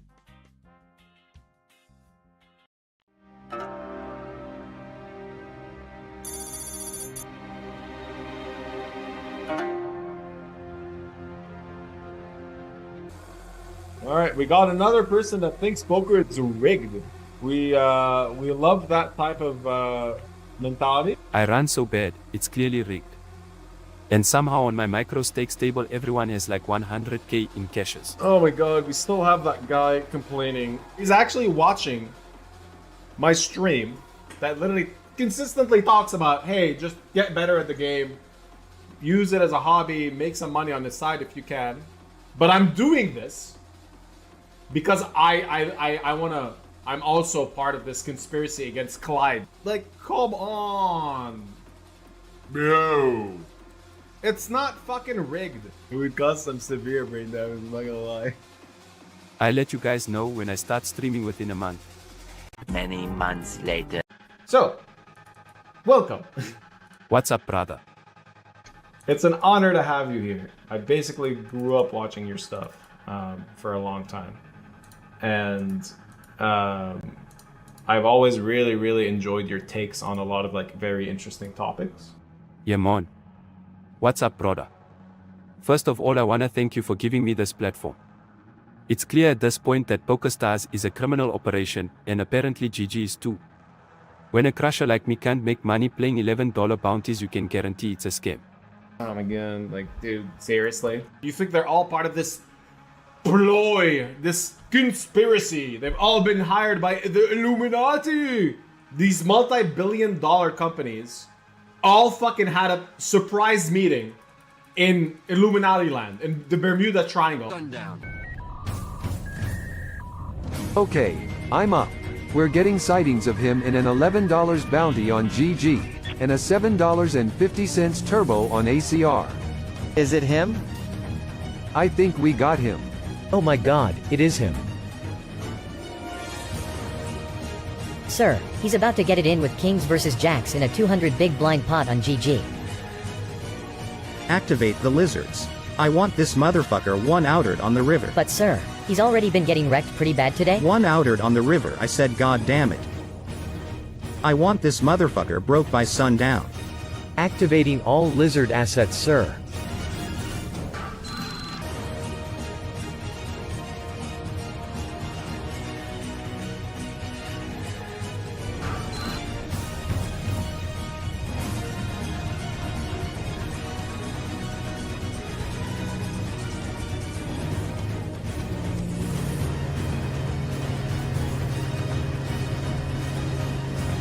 Yeah, man.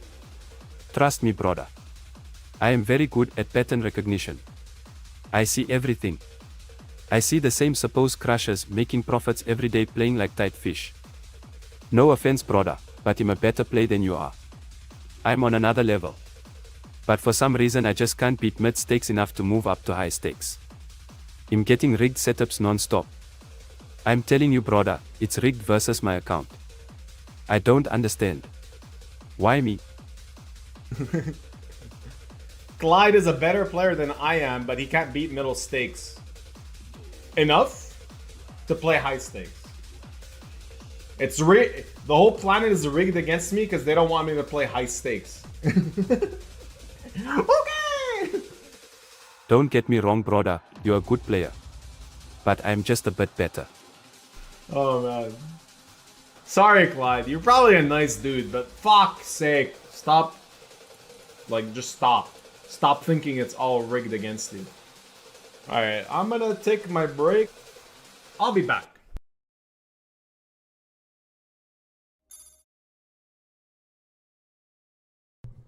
Hello, welcome back.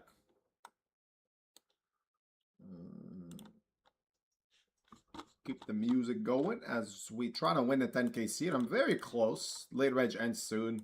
I need 12k more chips.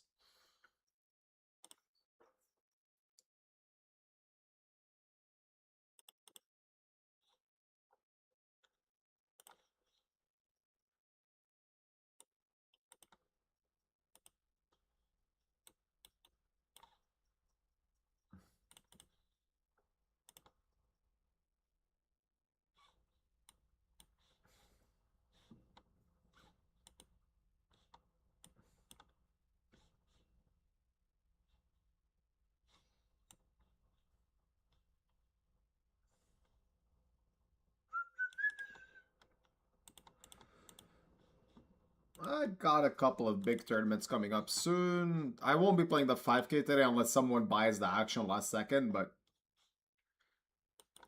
very, very unlikely.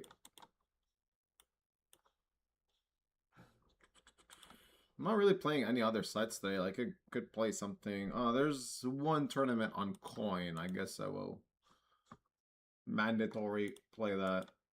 Alright, I sold action to this, and we're randomly heads up in a 7 max tournament. Like, what the hell is this, GG?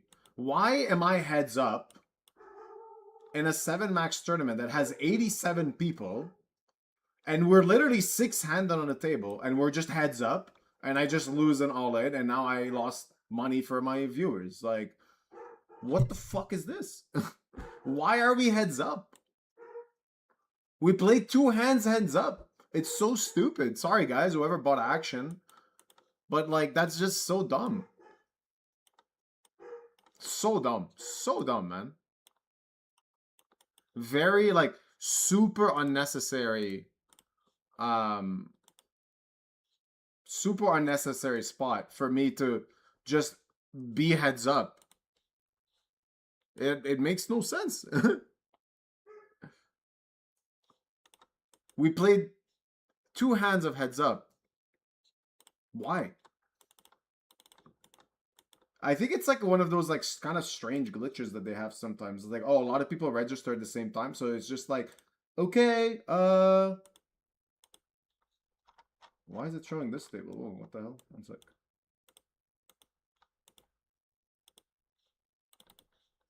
That is the wrong table.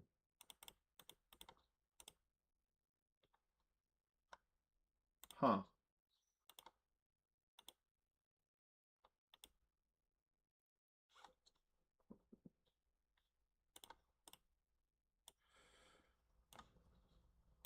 Alright, I got some problem with the table selector now. I don't know why that's doing that.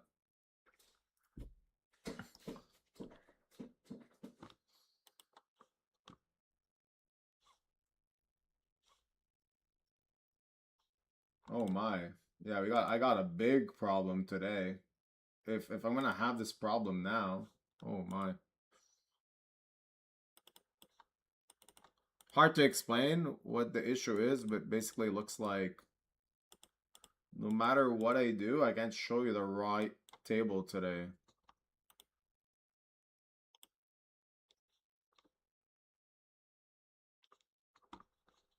Oh man, that is gonna be an issue. Maybe I fixed it now. Okay, I fixed it. That is good news.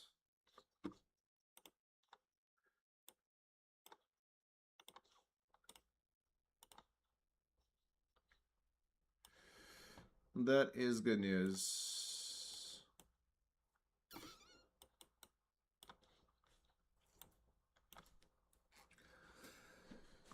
We go all in.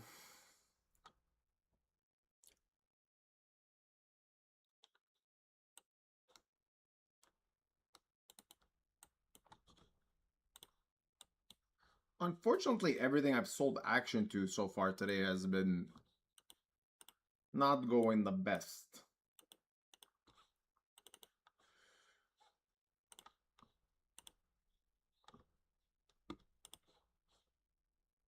This is another fire song.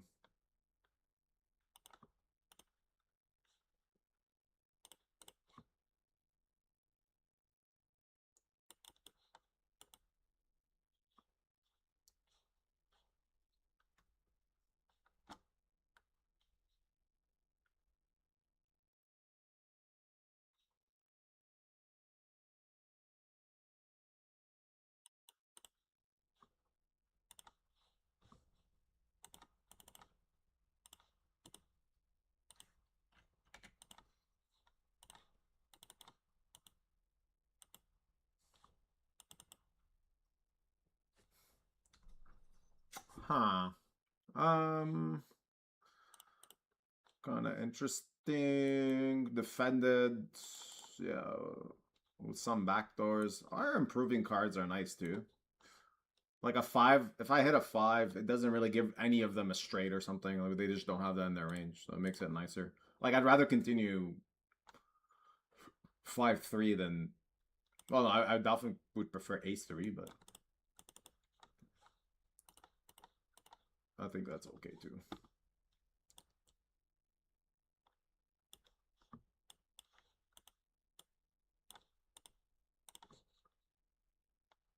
Okay, we got 2 satellites that I'm trying to win a seat to, and they're both pretty decent. This one requires 100k chips to get a 5k seat, and this one requires 100k chips for a 10k seat. So technically, if I win both, I'm already up a decent amount for the day. I'm just gonna blast this song for a bit because I heard this yesterday. I was just loving it, so I want to listen to it again.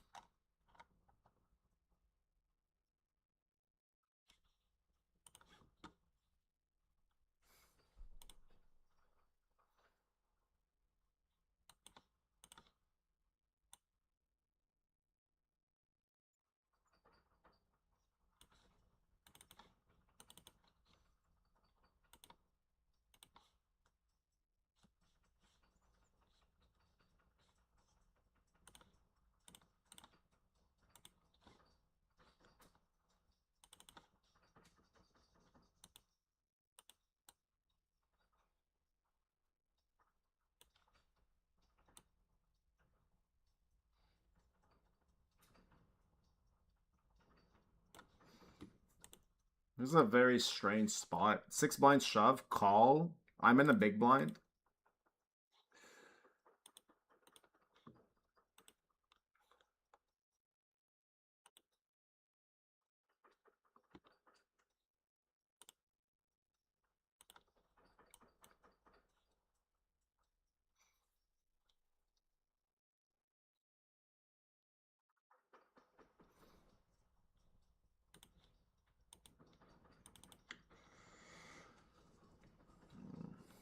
Like I said, like, pre-flop is pretty sick.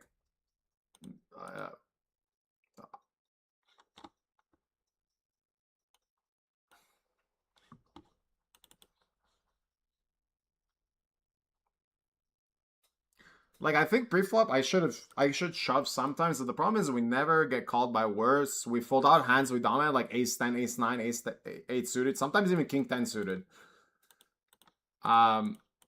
And he could be trapping a lot.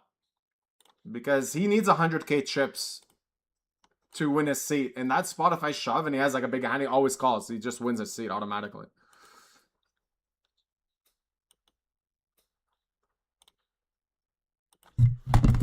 Oops, my mic.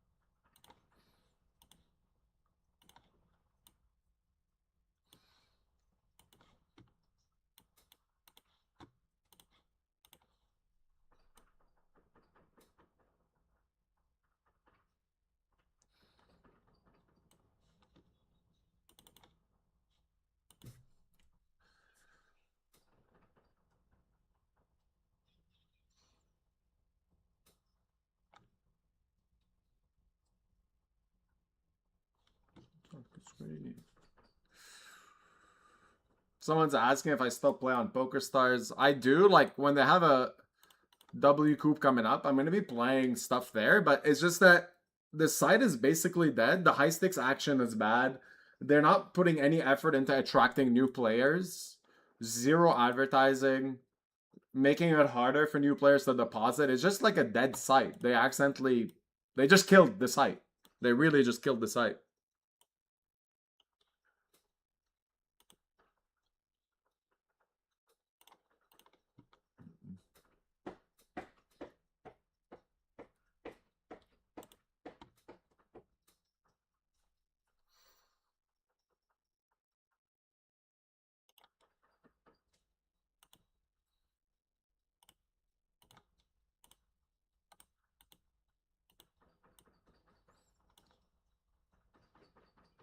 Ooh, nice.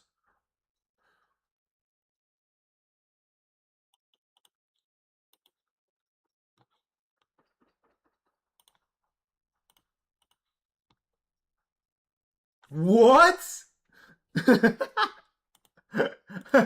Wait, what? What? What?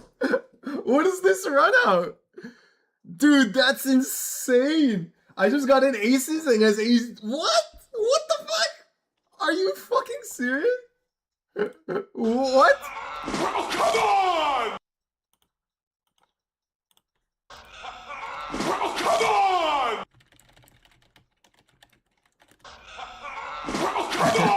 I got aces to get ace jack. He flopped quads. And I still rivered. That is so insane. It's so insane. It didn't click in my head because I'm like, oh, I have him dead.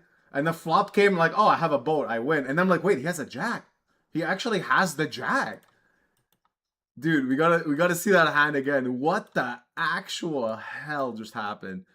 Dude, that was a pretty big beat. That's like for a 5K ticket, nearly. Not a guaranteed 5 ticket, but it was definitely like a big enough. Let me see if I can show it.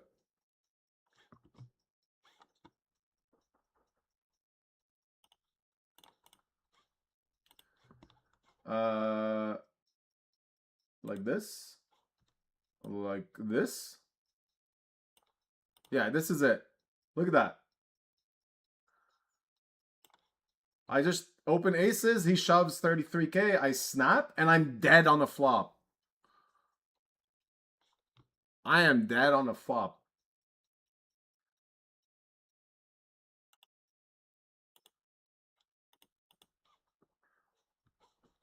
Like, that is insane. And then the river's an ace just to rub salt in the wound. Just like, oh, one full house wasn't enough. Here's another one. Eat shit, buddy. That's actually, that's insane, dude. That is.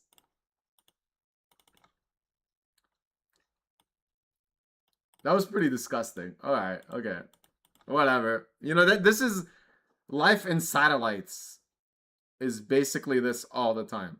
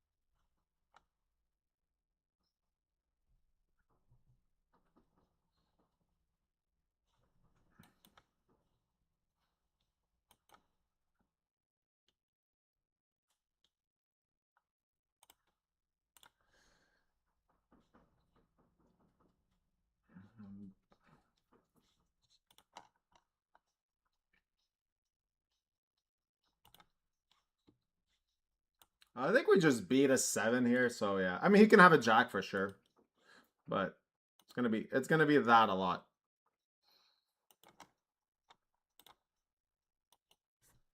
Shut up and take my money. All in.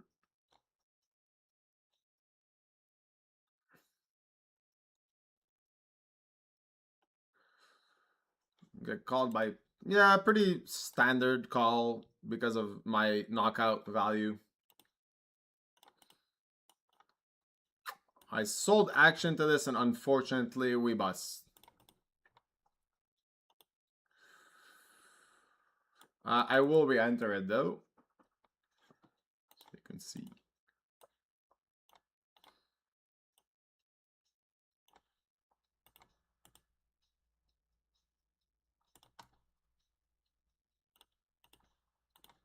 I still can't believe that ace is against ace jack. It's so nasty. Alright, I want to change up the music. I'm gonna put Charlotte DeWitt to Marlon's set. She's like one of the old school DJs that I've been following for like, honestly, I think it's 15 years. It's so cool to see her finally get the very, very well-deserved success. Oh, if I call this, I win a seat. Yeah, so wait. Yeah. If I win the spot, I get a seat. I need a king or a six. King or a six, and I win a 10k seat. Come on, baby. King, six, spade. Do it. Do it. Do it. King six. That's a six. That's a six. That's a six or a five. That's a six. That's a six. Let's go. Let's go. Give me that 10k seat. Nice, nice, nice, nice, nice. We were patient. We were patient, but we earned the seat.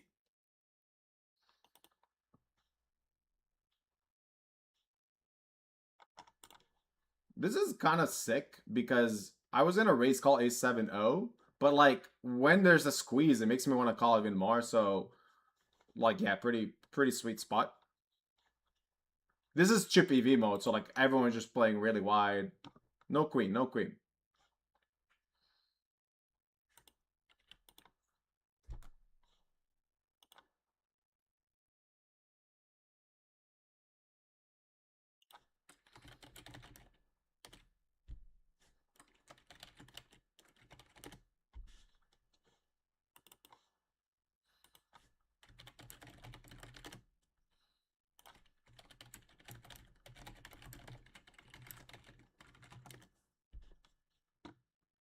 All right, good start. 10k seat, even though I lost with like 90 infinite equity with aces against ace jack. We at least we secure the win here. It's the bigger satellite, therefore we are happier.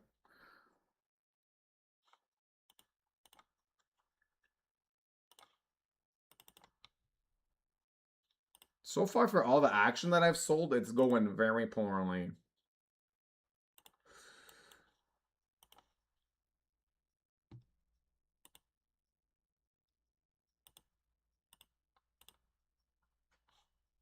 I am playing another 10k satellite though, because the satellites pay off tickets now, so I can get a couple of those to keep playing more and more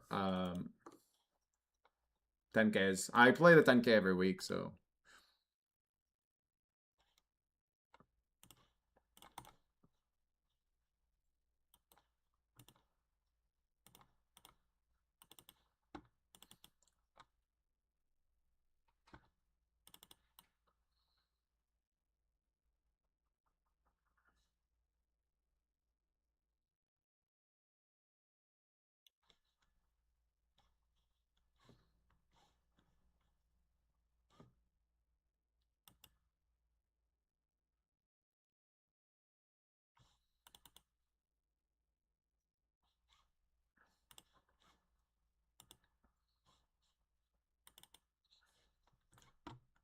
Let me fix this. I wonder if this audio is also gonna trigger the copyright. I doubt it. It's possible though.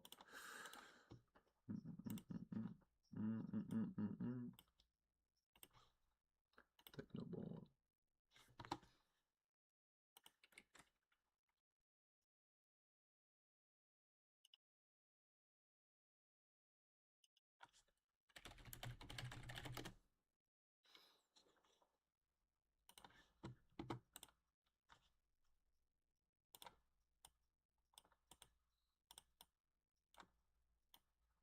Yeah, so this is another 1K satellite. It's pretty tough lineup, to be honest. This is all really good regs so far. So like it's not like one of those very exciting satellites.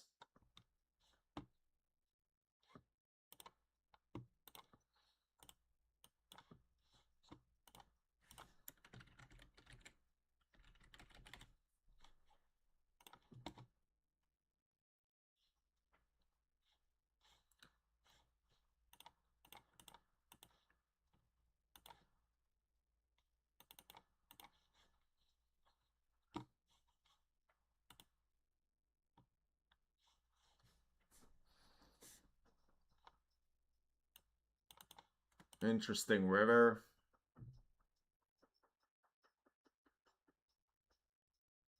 I think I want to check call. Do I want to bet? Okay. I don't think, no, it's not good enough. I'm gonna have a lot of 9x, some strong 8x here that but like, what is he gonna bluff river? Like every 10-7? That's it, like 10-7. Is he gonna turn? Fuck, that's actually a nasty spot now that I think about it.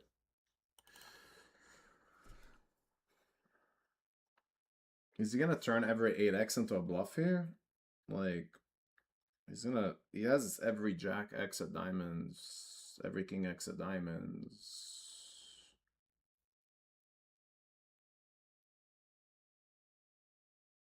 Is he turning like a deuce x into bluffs? I guess he could. No, I'm at 40.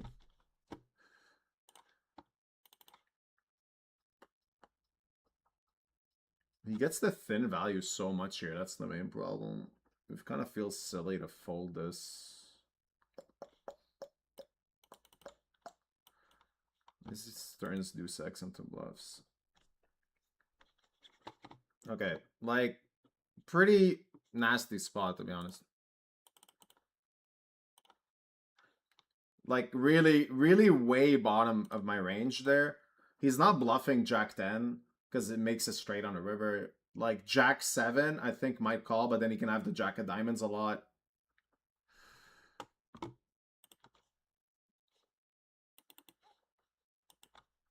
And then...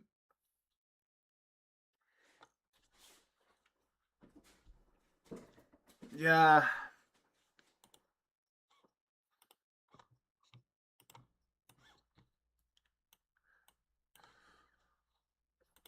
Even though I was right, I actually think I might have done a bad call there.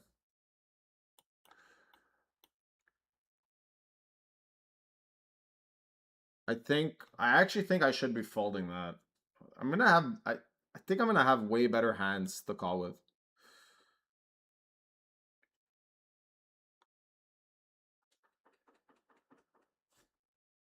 I guess I kind of prefer having like 5-4 with the 5 of diamonds or something. Something to unblock 7-6.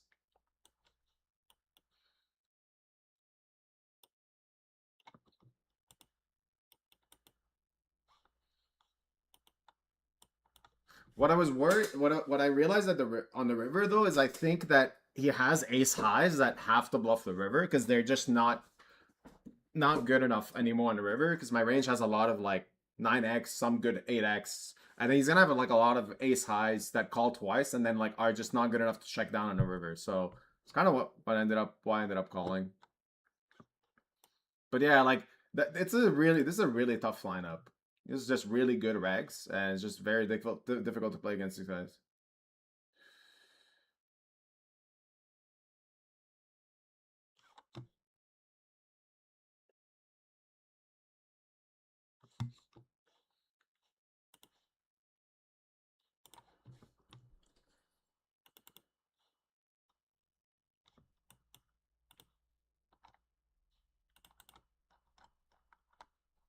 All right, so I will not be playing the 5K bounty because I didn't sell enough.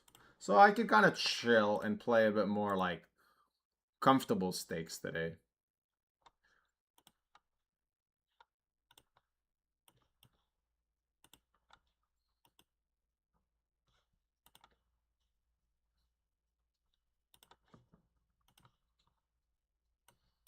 I'm going to be playing a bit of the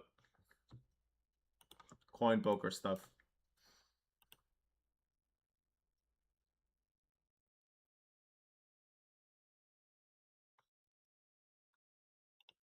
And then more satellites to the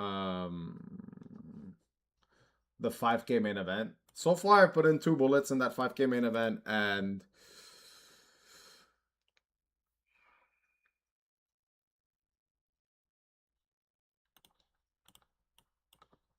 I super punted one of them, and that's it. I just super punted one of them. The other one I kind of just got coolered. I think it was like ace king versus kings.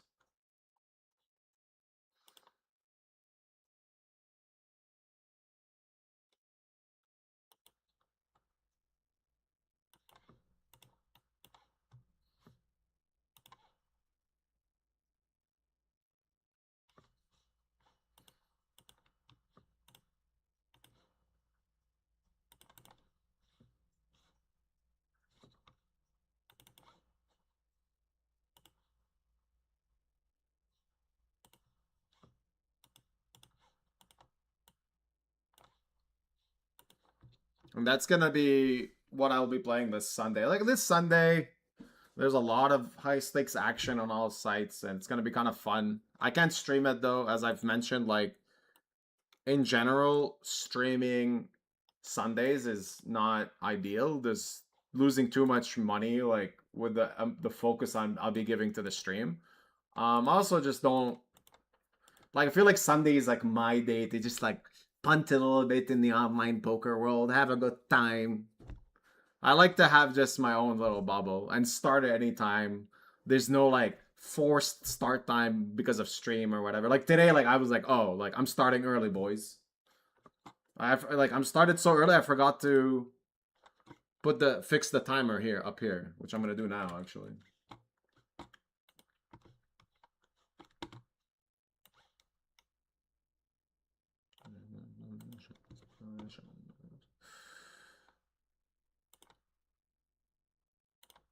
All right, there we go.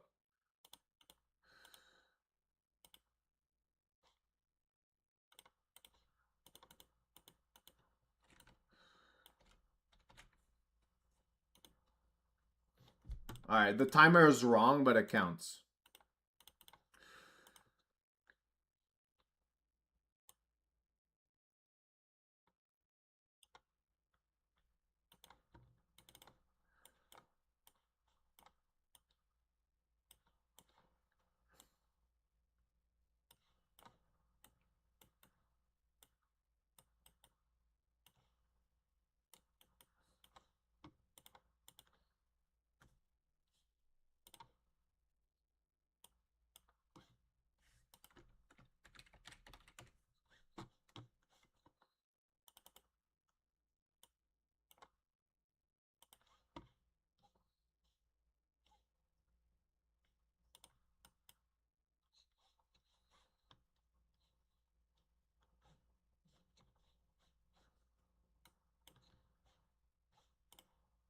Yeah, we're just gonna shove kings here.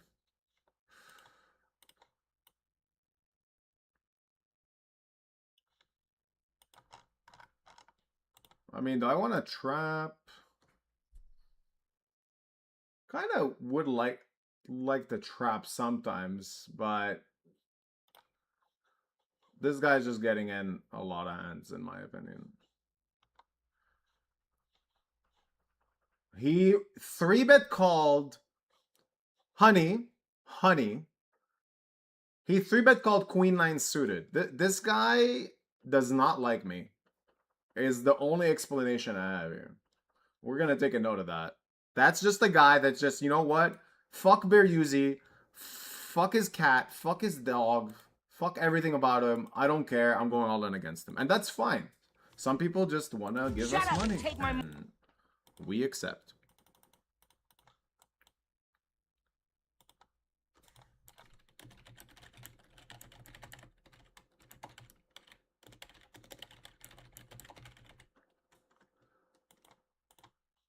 We accept donations. Usually I would prefer that it's with subs, you know, like on my channel. But if you want to do it at the poker table, it's also acceptable.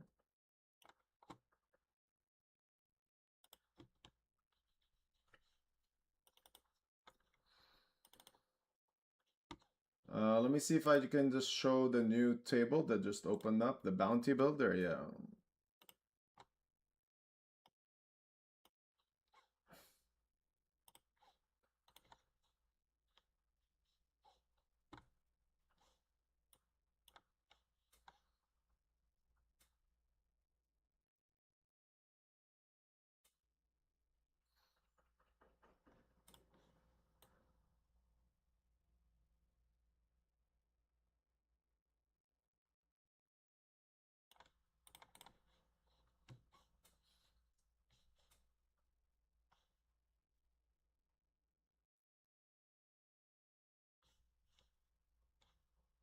All right.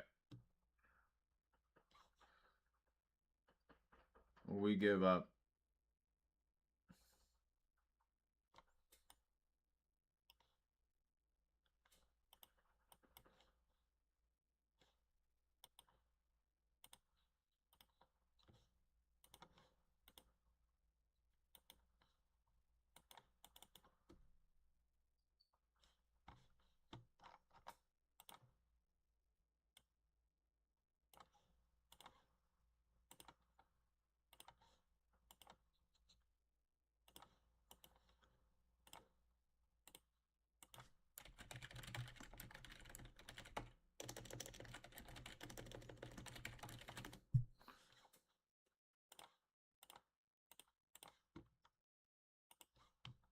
I just had to fold a flush on a river.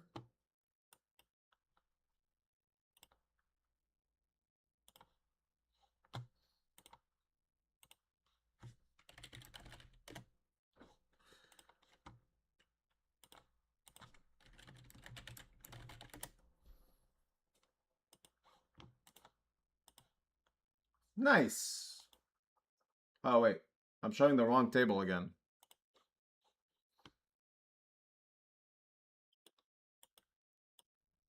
Let's play this hand.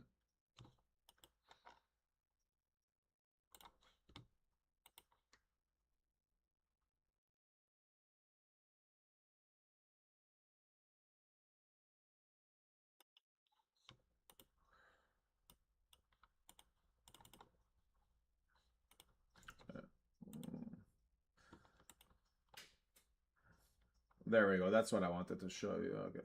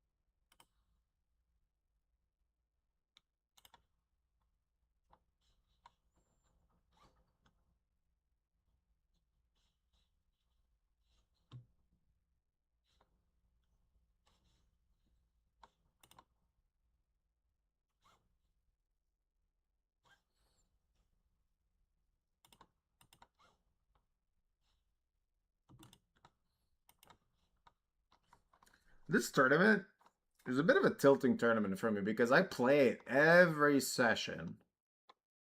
I've put in... Hard to even explain how many buy-ins at this point, but I would estimate like at least 100 buy-ins in this. I've never made the final table, at least in the last 3 years. Never won it. I think I got second once or twice. It's just like one of those tournaments that's just like it never ends, you know? Just the infinite money pit. Just keep putting in money, keep putting in money, keep putting in money. But like it is a very high variance tournament. That's the thing. Like you are supposed to have a lot of variance in this because there is a lot of all-ins. There is a lot of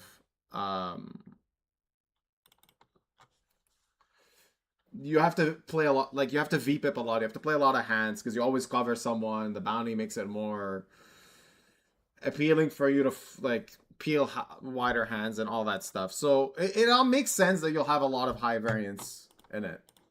And if I remember, like when it gets deep in this tournament, the structure is actually quite not like it's pretty bad given you're playing for bounties. Like I think it's like average stack 20 bigs or something stupid like that.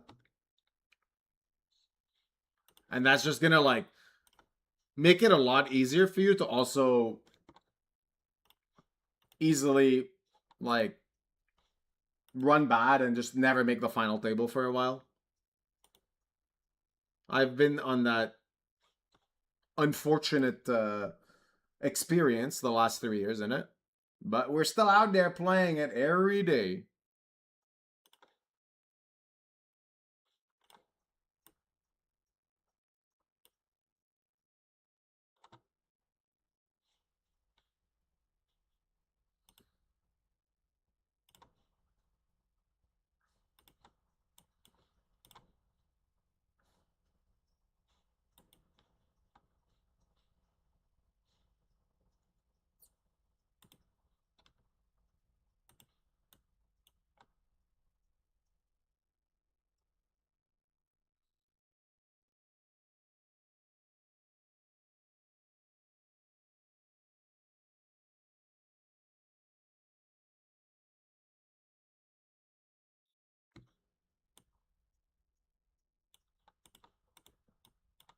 Hello, Falcon Warlord. Welcome to the stream.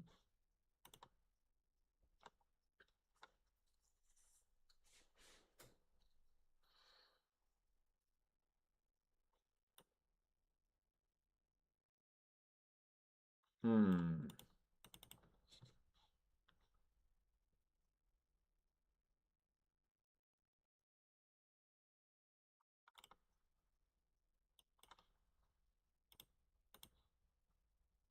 I'm actually gonna fold this because small blind is gonna call a lot, and then we're three-way with ace suited ace with still a couple of uncapped. Yeah, like this actually, these are kind of the weird.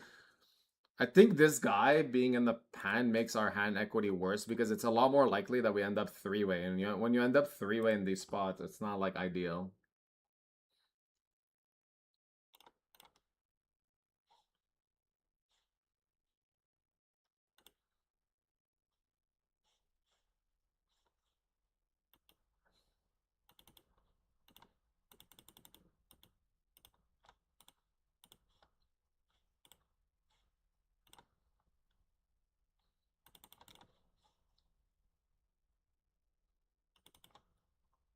All right, I'm just curious. We want to see what happened here.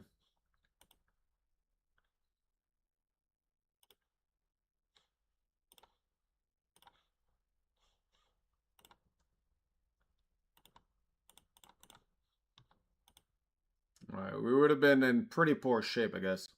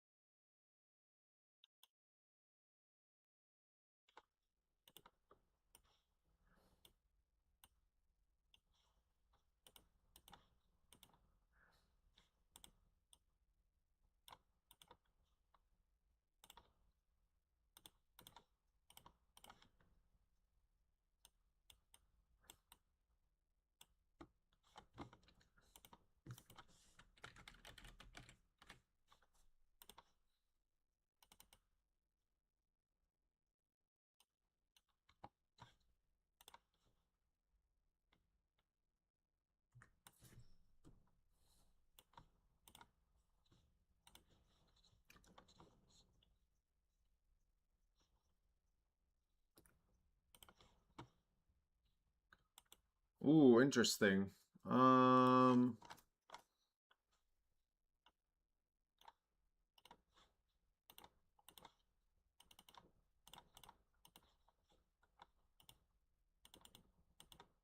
Could even go bigger, technically.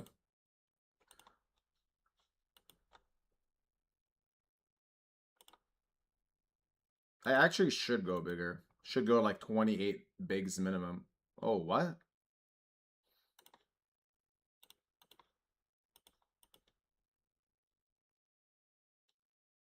What?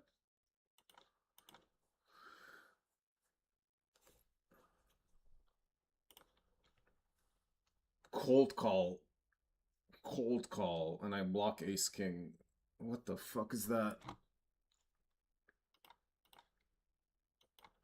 That just feels like that's either ace king or like... It's like jacks plus ace... it's kind of insane.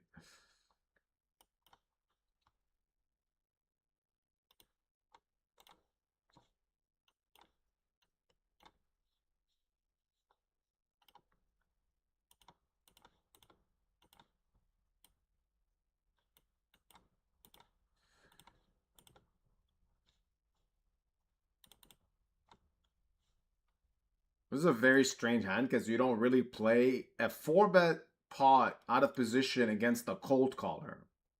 This is like a unbelievably unique situation.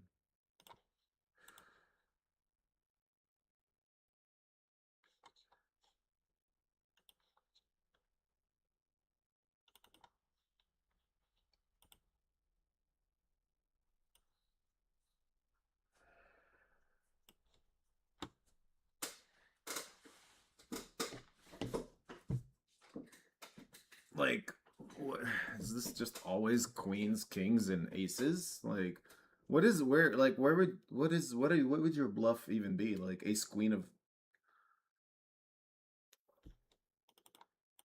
Just that just be nothing. This is fine. Just give it up.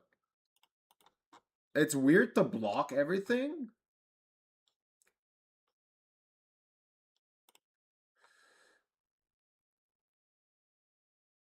It's so weird to block like his nutted range there, but still have to basically muck top of our range. It's just so weird. Like, what do you like? He opens and cold calls a cold 4-bet where my range is obviously incredibly strong as well. It's really strange hand. Like I said, like these don't happen very much. What a weird hand. Still, like, my head still kind of hurts. Just like, where does even, what are you, there's no sim that you can find on like Wizard or like some online solver that tells you what to do there. It's basically just be like, this doesn't exist because it shouldn't exist.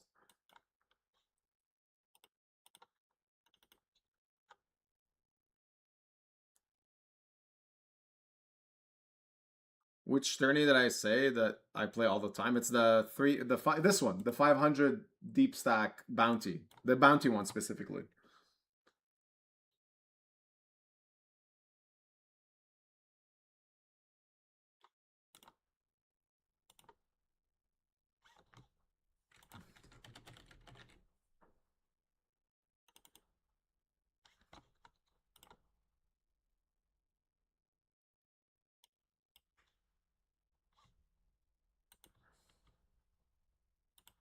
Still, like some hands just live rent free in my head sometimes, and that really is one of them. Just like, what is this even? Like, what is that? You know?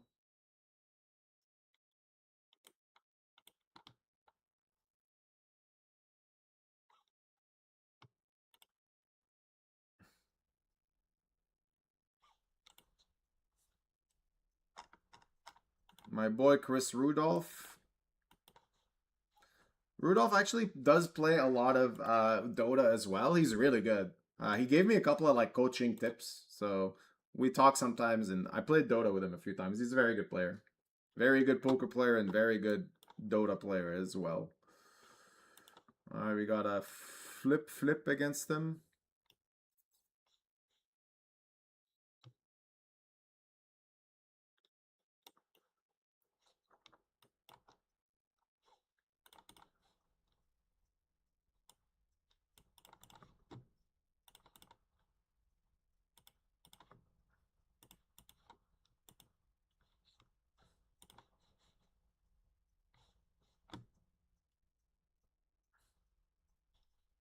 Trying to make a run in this. I guess getting close to the money-ish.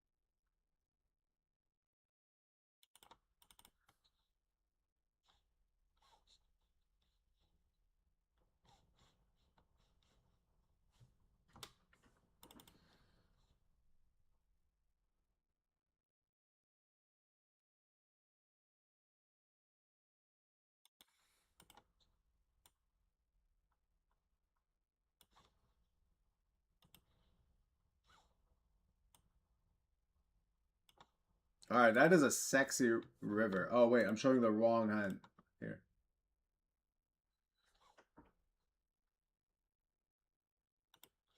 I 3-bet pre, he check called the flop. I see bet flop small, he check called. I think he has underpairs sometimes. Wow, we rivered the jack. Man, he got me in a sick run out yesterday. And now my turn. So I see bet small flop, he check calls, turn check check. And then river, we just river a boat.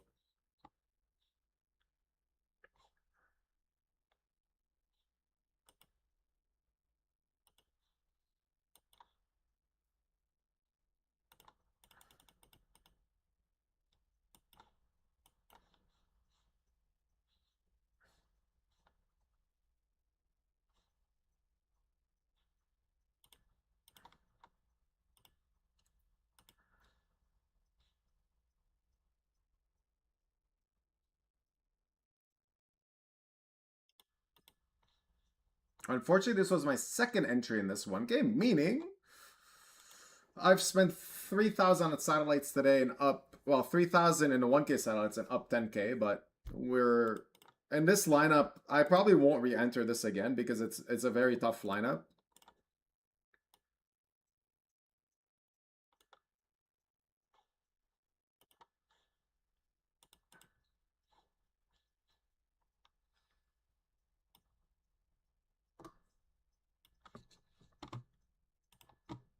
Made quite a lot of re-entries today so far.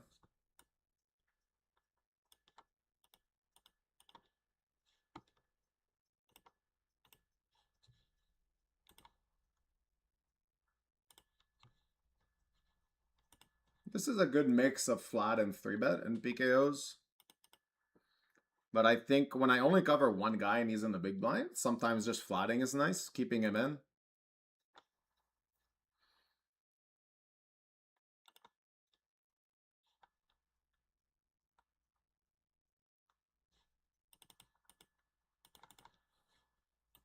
That is a very bad run out.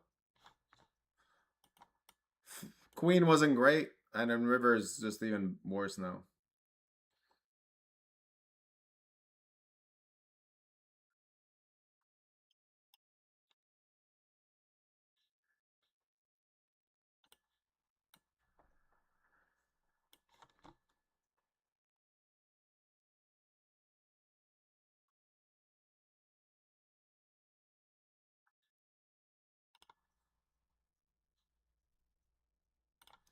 Alright, I want to put something else now, music-wise.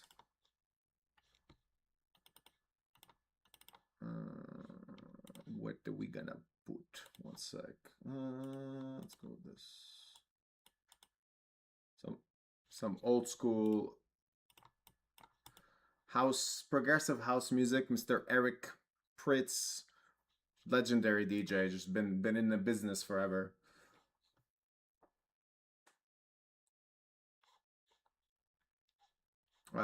Open ace 10. We get flatted from the small blind. He actually should not have much ace X in his range.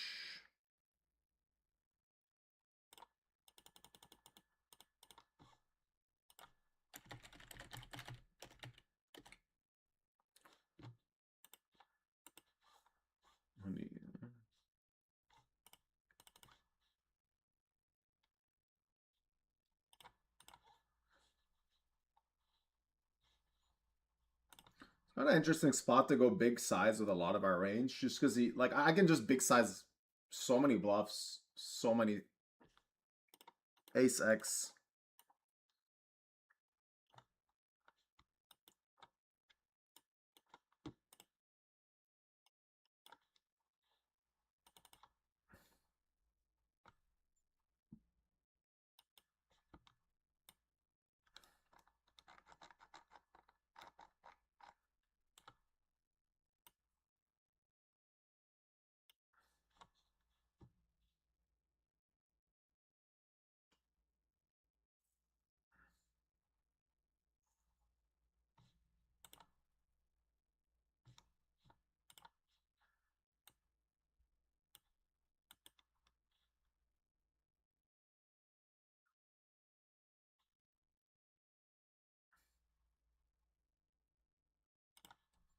Okay, I'm going for a crazy bluff here.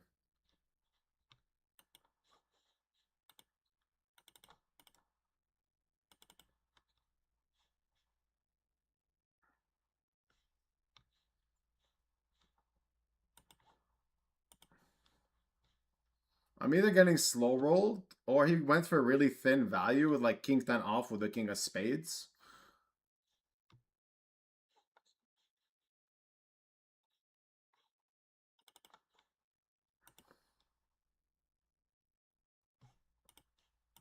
All right, this is a really...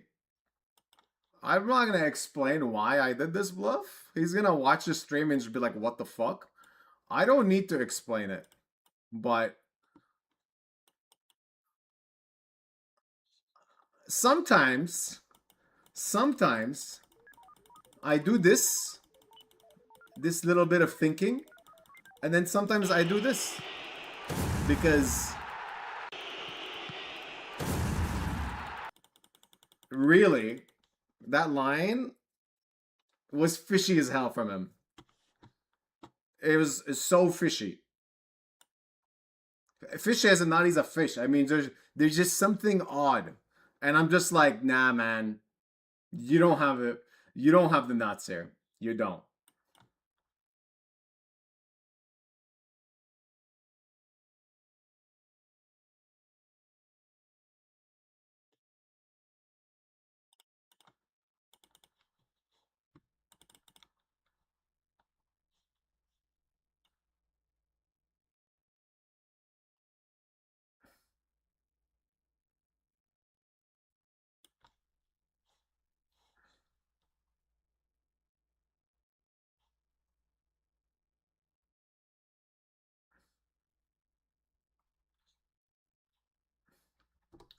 I keep getting these four flush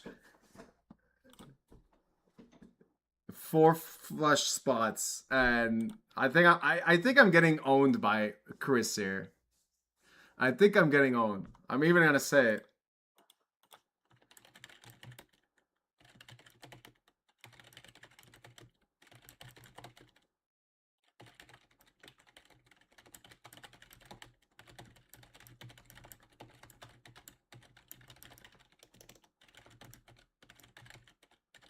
He's owning me here. Like, I know he's owning me.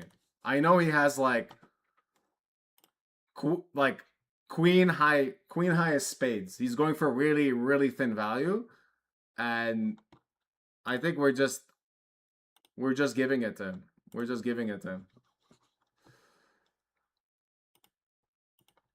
Okay, we're not. Never mind. We did that whole speech to set up the epic gift to my friend Chris, and then I just net roll him. I'm sorry, Chris. I had a bad feeling. I had a bad feeling you just had him. I'm like, just take it. Just take my money. It's fine. You've coached me for free in Dota, and I want you to have some free money. Oh man, that was a really weird hand because I led flop, led turn, and then block river, and he raises, and I'm just like, fuck. I'm just like, he just has so much thin value here, and I just like, Oh, and it worked. All right, I need to go get some lunch, so I'll be back. Let's put the Clyde clip number 2.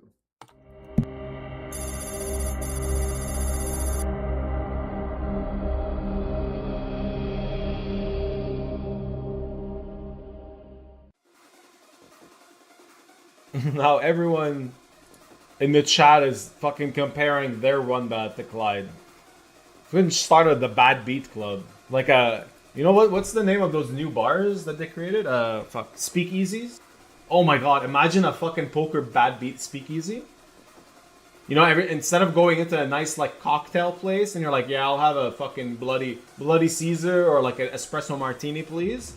You just go in and like you order a Bad Beat story. Hi, Clyde. Little slow tonight, isn't it? It's off peak now. It will start to pick up once the Euros crawl out of bed. What can I get for you, Jack? Give me your best bad beat story, Clyde. On the rocks. I don't want to hear none of that horseshit about variance. Alright. This is what I've got for you. 100 players left in the GG anniversary with $1 million up top. I open kings on the button. Dark poke 3 bets in the small blind. And then it's on Beriuzy to act in the big blind. Beriuzy goes all in with 100 bigs. Come and play with us. What the fuck? Come and play with us, Clyde. Forever and ever and ever. Pair of nasty bitches. This guy doesn't care about the bubble, but he also just has kings. So yeah, that sucks.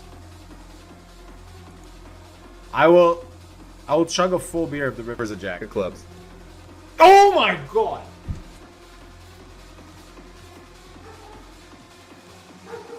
Brutal. Yeah, so imagine a bar like that. Fuck, I blow my brains out. These multi-billion-dollar companies, they set up a fucking emergency meeting, and they're like, all right, listen, we know our businesses are worth zillions of dollars combined, but there's this one guy called Clyde in buttfuck nowhere, and we heard his bank account has $302, and we want all that fucking money. Every single penny of that, we're gonna take it.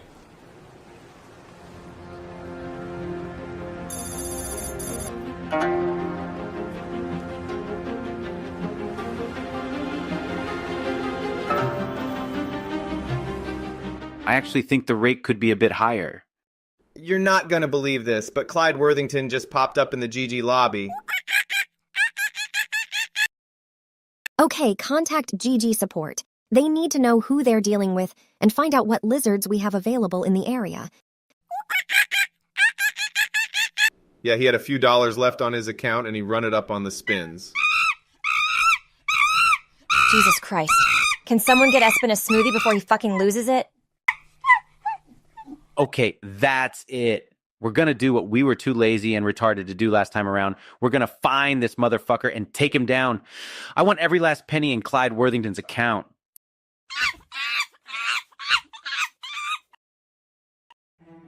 Hey guys. Welcome back.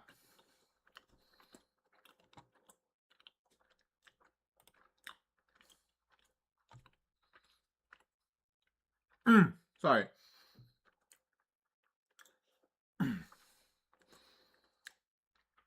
Eating a lot of cheese right now as we speak. I have a problem with cheese eating.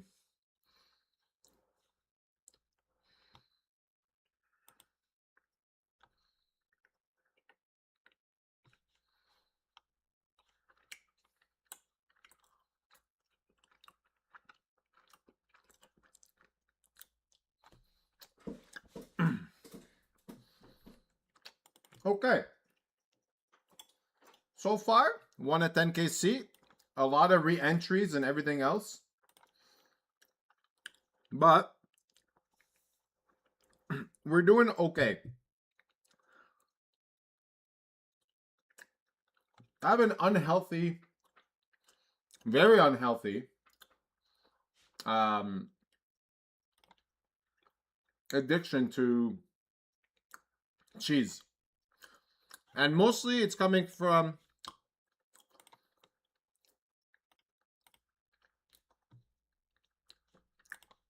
like aged cheese. I just can't help myself. Like, let's say if we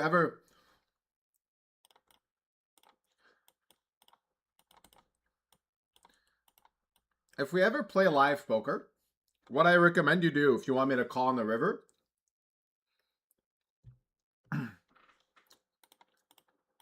just throw a block of cheese in the pot.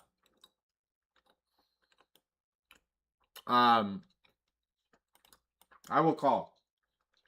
If you lure me in with aged cheddar, just every time you have aces and I raise, put in a block of cheddar. I will not fold anything. If you want me to fold, Marmite. No, not Marmite. Vegemite. Throw in Vegemite into the pot, I fold. It's the most disgusting thing I ever ate in my life. And I'm very, like, experimental with food. I've tried a lot of weird stuff, but Vegemite? Oh my. Unbelievably disgusting thing. I don't even understand how people like it. I think they're mentally ill. I know I just, like, offended half of Australia, but you're all mentally ill anyway. Like, that's, like, a known thing. Like, you guys willingly live in one of the most dangerous places on the planet. Like, that's mental illness. Yeah, you have great weather. But you also have snakes that come up from your toilet and, like, bite your butt. That is a literal fear of mine when I was in Australia. Sure, like, sharks in the water could kill you. Crocodiles in the water can kill you. Snakes, spiders outside can bite you and kill you. But every time I go to poop, I was worried about a snake coming up the drain and biting my bum.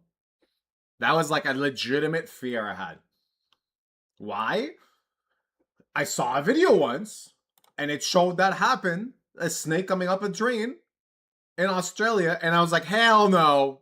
No way. And it just became this, like, very irrational fear. But it was on my mind.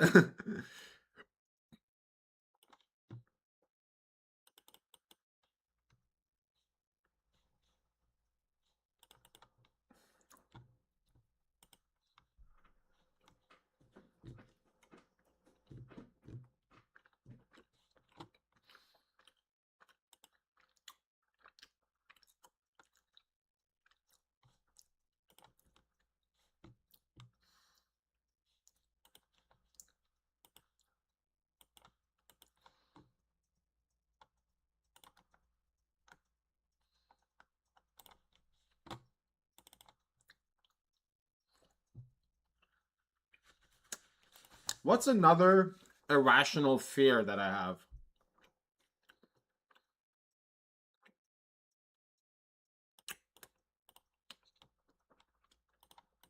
I mean, it's very similar to the first one, but this one is actually quite legit. It's not irrational. This is actually something that happened that has basically caused me severe trauma.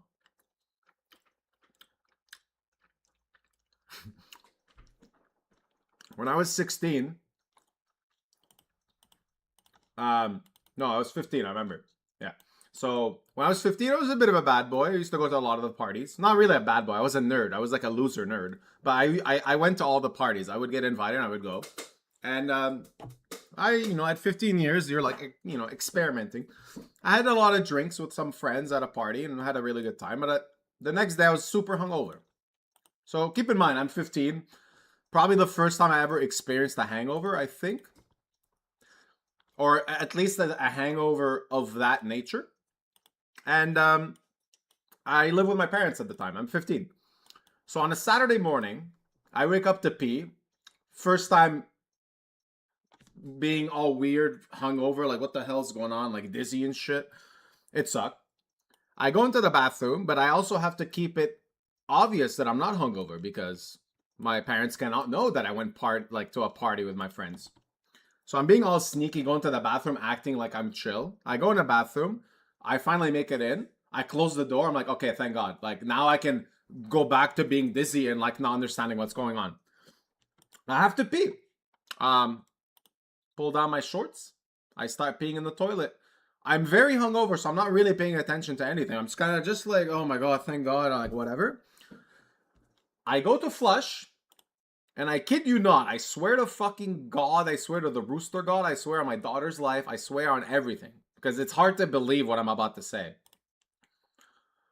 When I flush, a black crow appeared out of absolute fucking nowhere in the toilet, flapping its wings and like, just like... I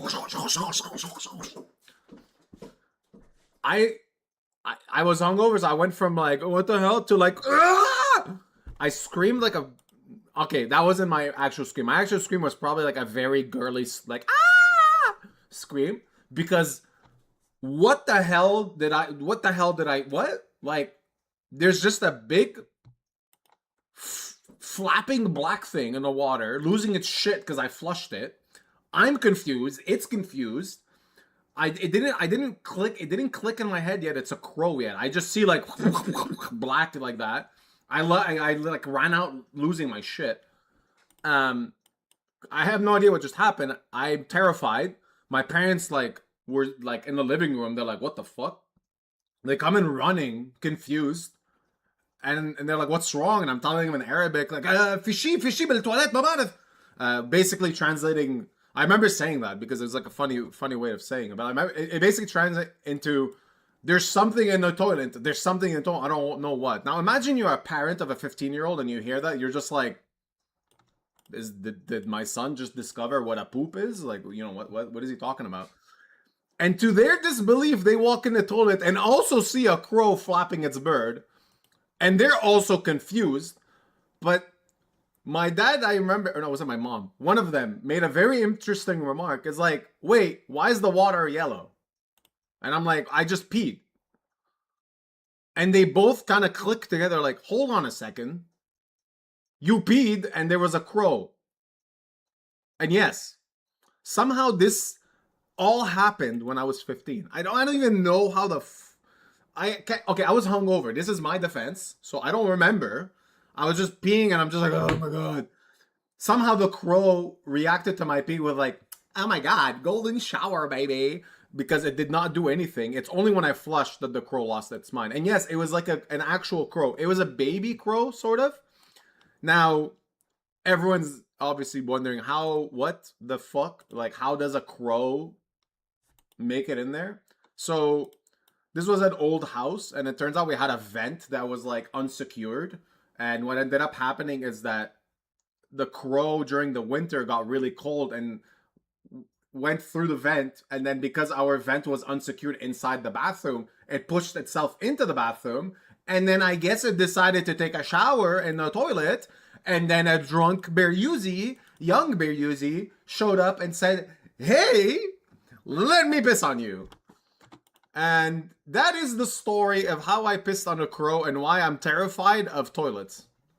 So now it might explain to you why I have an irrational fear in Australia of a snake coming out of the toilet and biting me. Because I literally had a like something worse.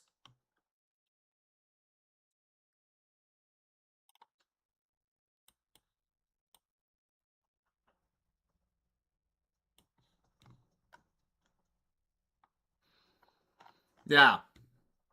Just like retelling this story is like terrifying.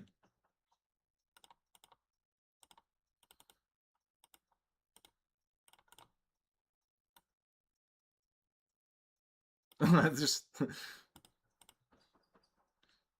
I think I've shared this story like a few times in the past on stream. But this was like a good reminder of like how crazy that moment was. This is a very interesting run out.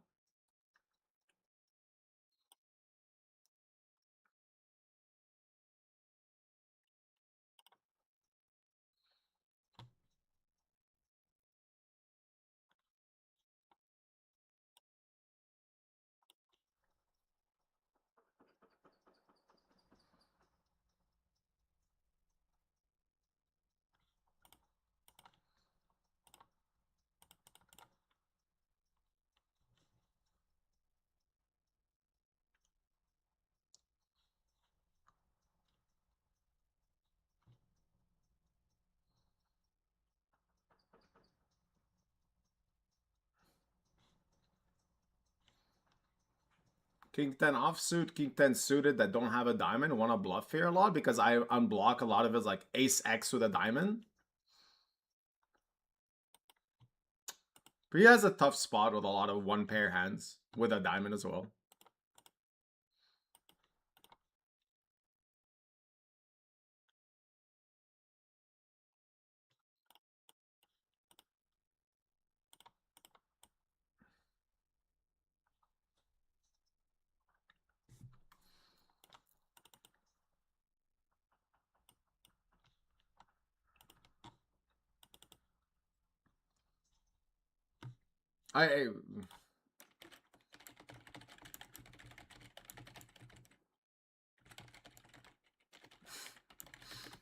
I'm glad people are enjoying my messed up pissing on a crow story.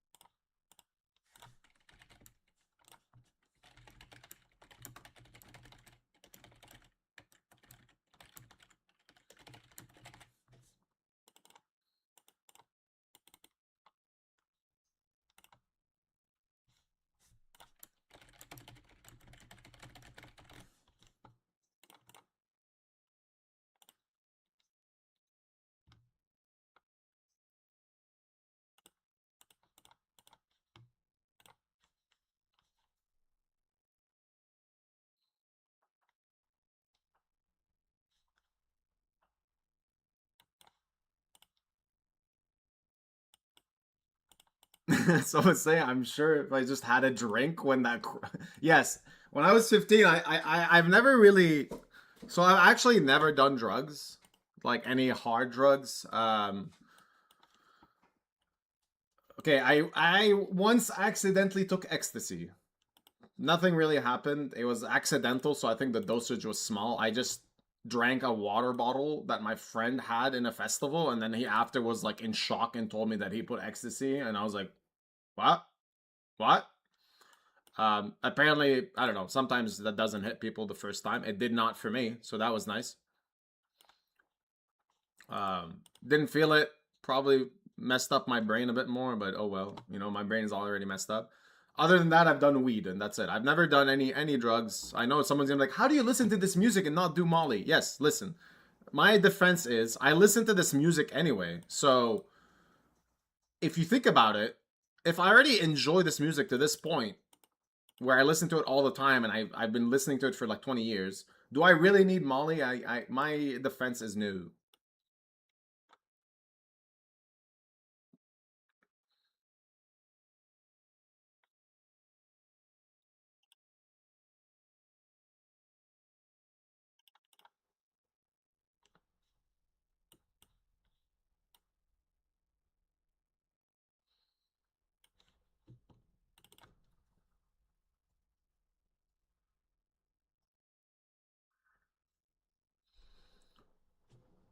But yeah, when I was 15, only drinks. No drugs.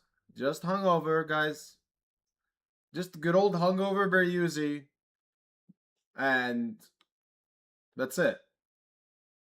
Pissed on a crow. Like, how do I even... You know, imagine I go to like a psychologist, and the psychologist is just like, tell me something you remember from your childhood. Something really terrible. Something that lives in your head rent free forever. And I'll just be like, yes, I remember the time I pissed on a crow in the toilet. I would love to see the psychologist's reaction to that story without me giving any details. Like he'd be like, no, wait, what? Just tell me what happened. Like, I pissed on a crow in the toilet. It was flapping its wings, and yes, that is what happened. Imagine I just say that. Like, how would a psychologist like react to that story? Just be like, what are kids up to nowadays when they're 15? You know, maybe it's like the new trend. It's like the new TikTok trend. Today's challenge, I caught this crow. I'm gonna piss on it. Okay, good luck, everyone.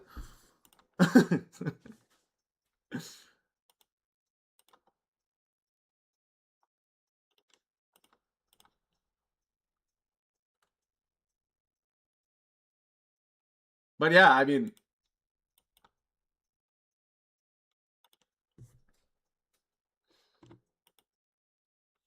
I have... Oh, god damn it. I don't think I will re-enter this satellite again. I've lost kind of a bunch of cooler spots. This is a cooler, unfortunately. Oh, I'm surprised I never said that story on stream. Maybe I wasn't comfortable enough to share the story of pissing on a crow. Like, I mean, it's not something you'd generally be comfortable doing.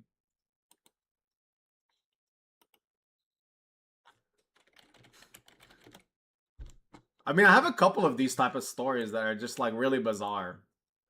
But no, I mean, nothing to that extent. That's kind of up there in like what the hell situations I've had.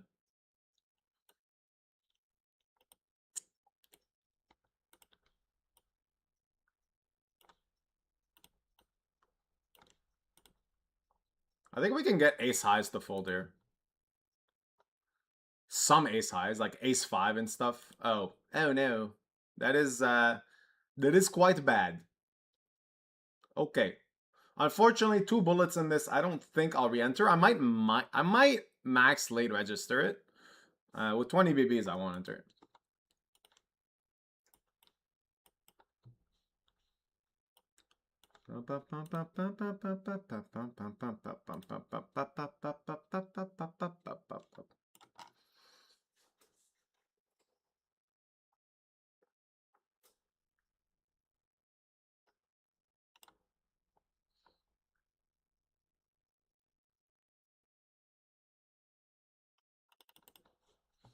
This is actually a really nice squeeze spot because this flatting range is super capped at like a lot of mid-range weakness. So like if you have King 4-0 here and stuff like that, it's actually really nice to squeeze here. It puts this guy in a really confusing, difficult spot. This is bad now because this guy's gonna peel a lot. Well, he actually doesn't.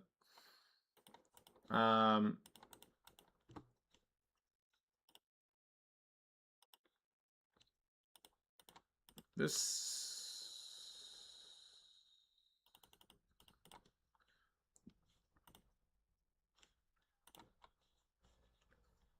is kind of interesting between... I feel like a lot of his flats are gonna come from Ace Jack, Ace Queen suiteds, and he shouldn't have pairs. Why would you have a pair?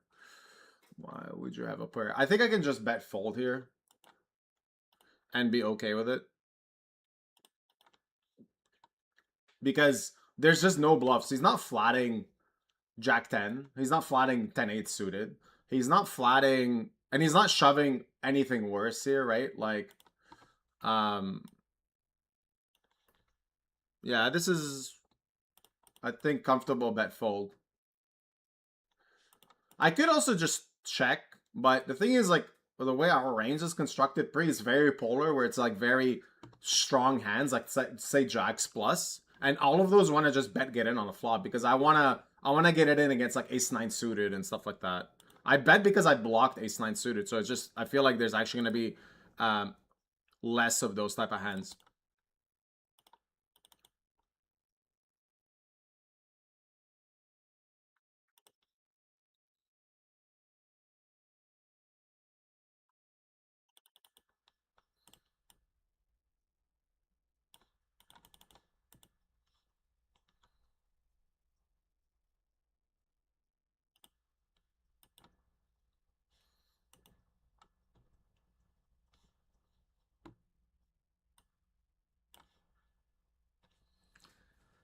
Wait, no, this is not ICN. This is Chip EV.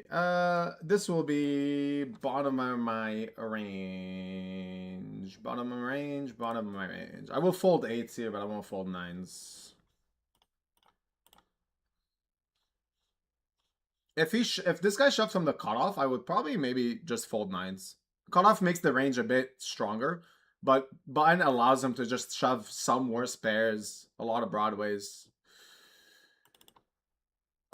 Yay, Bo.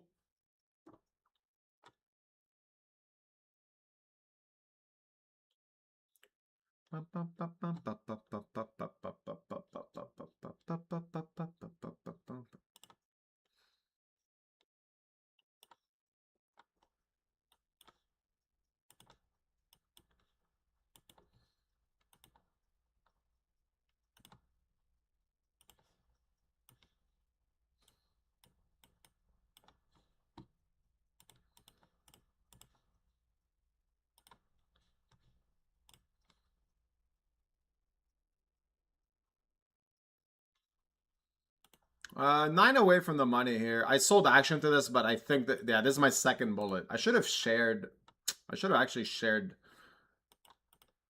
the cash. But if I make a second bullet, I'll do that next time. My apologies.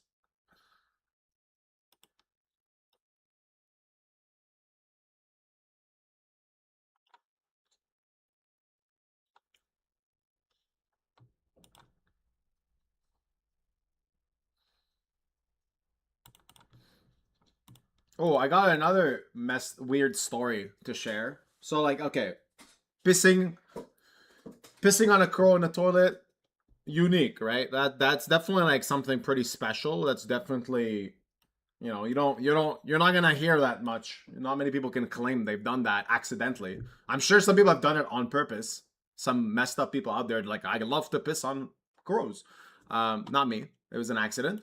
But I had another experience in my life, and I was not alone. It was with my friend, and she remembers this very clearly too. Like, we're both kind of traumatized. Well, it's not traumatized. It's just something that was really weird. So, I have a friend. Her name is Ariane. Really cool girl that I've known for a very long time. She's like my bro. Known her for like I don't know, 18 years. And we always like chit chat, get together, talk about my women problems and her guy problems. And she's just like the brother I never had, basically. Recently, well, not recently, a couple of years ago, we decided to hang out again. And she came here in this specific bar, right behind me. And we got really, really drunk, catching up on a lot of things. It was very fun. Just the bros hanging out. And then I was telling her about how I always have these like really weird things happen in my life. Like odd, what do you want to call them? Like situations that arise. Like I've had very unique things. I'm not gonna get into it, but I was just telling her like, oh yeah, weird shit happens to me all the time. She's like, oh, like what? I was like, I don't know. Sometimes I just say something and it just happens. You know, you guys have seen it on the stream sometimes where I like predict a future card. Sure, that's like a probability it might happen, but I've had that happen in real life. Like sometimes I've just like said something and it just happened like in my face, and it's just like people around me like, what the fuck? And I just be like, what the fuck? I don't know how to explain this. This is crazy. So she's like, give me an example. I was like, okay, like this one time I was watching a soccer game and we needed a specific team to lose. And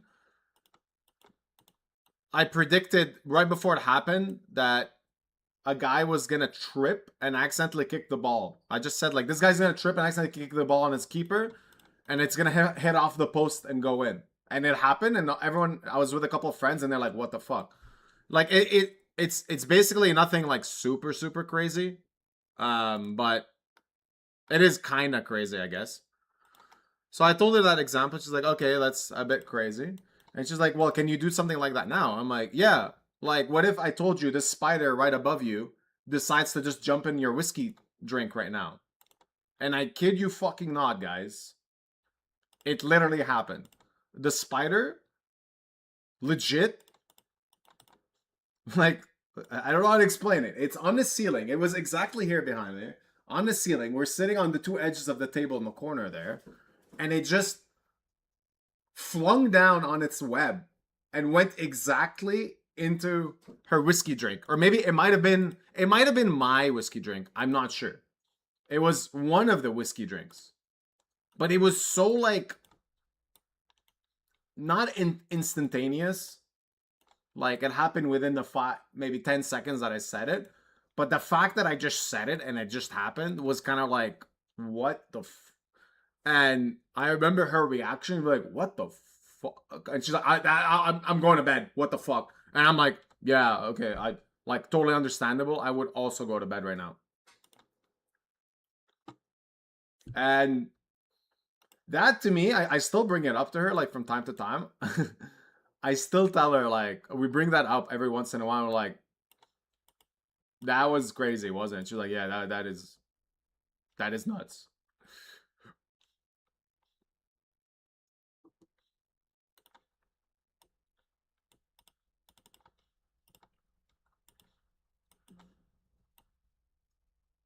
Alright, I opened King Jack under the gun on kind of a soft bubble, but there is a lot of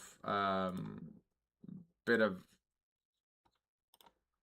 ICM pressure here.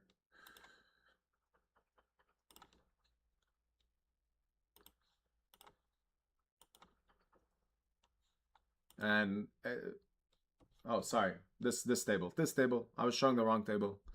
We have nice flop. We have a very nice flop.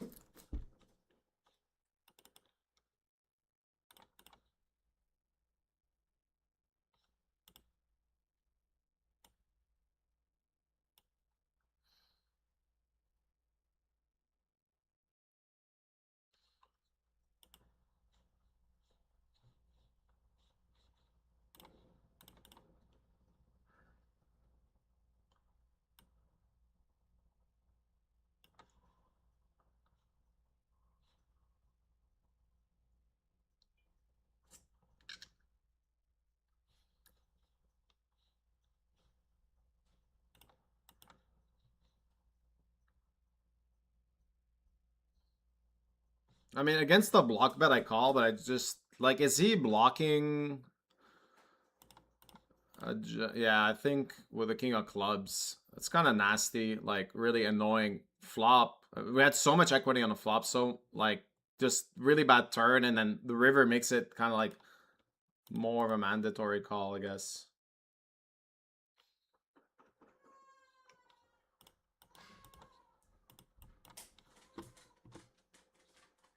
Kind of annoying.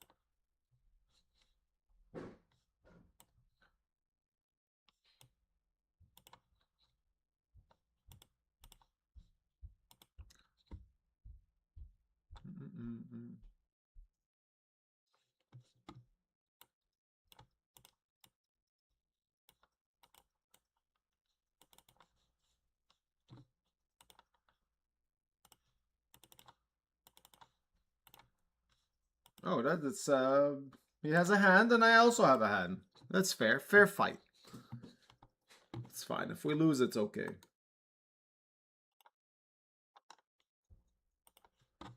All right, that's okay.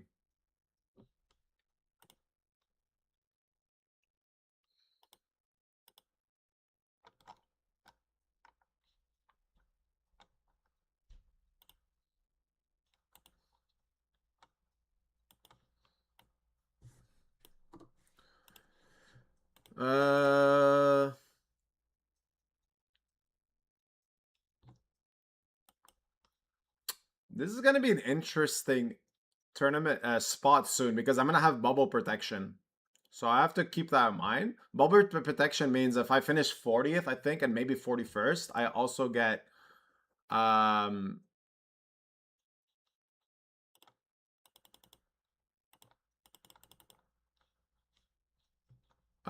my buy-in back. So that's actually like pretty okay, really.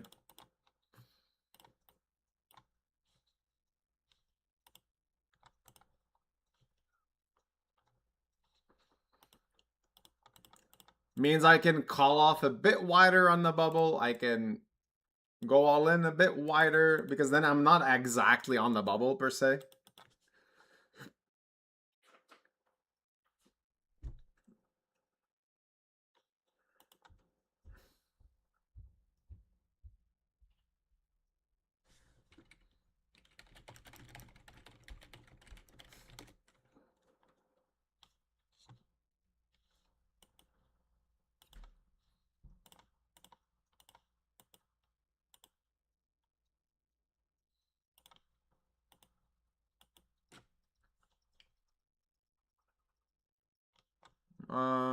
We are facing a limp. We'll just check this back.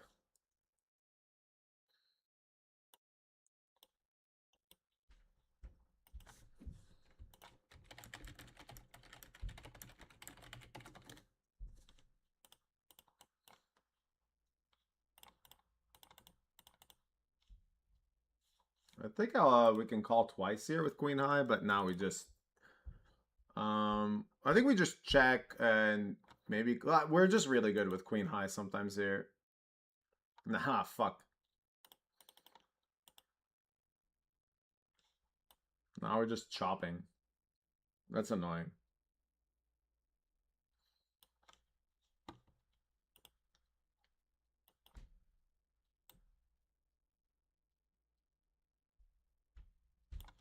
Alright, we're gonna bluff. He's not checking a 3 on the turn. He's not checking a 9 on a river. we just fold out chops. If he has some ace-high or like even some pocket pairs, pretty nasty spot.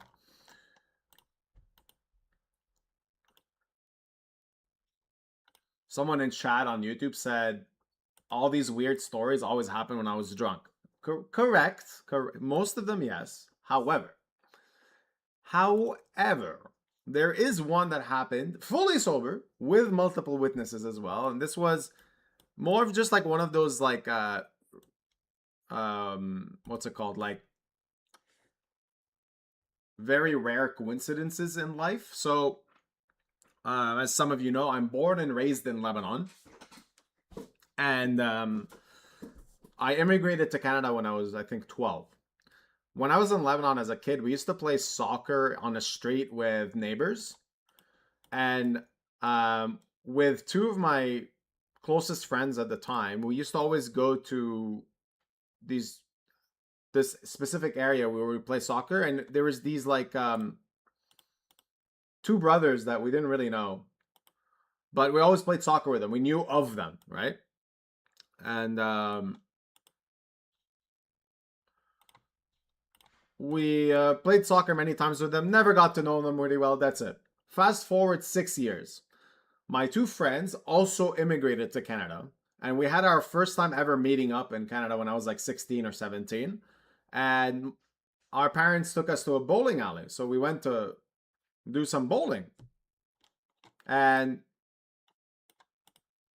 we're bowling for whatever, an hour now. Catching up because we haven't seen each other in a very, very long time.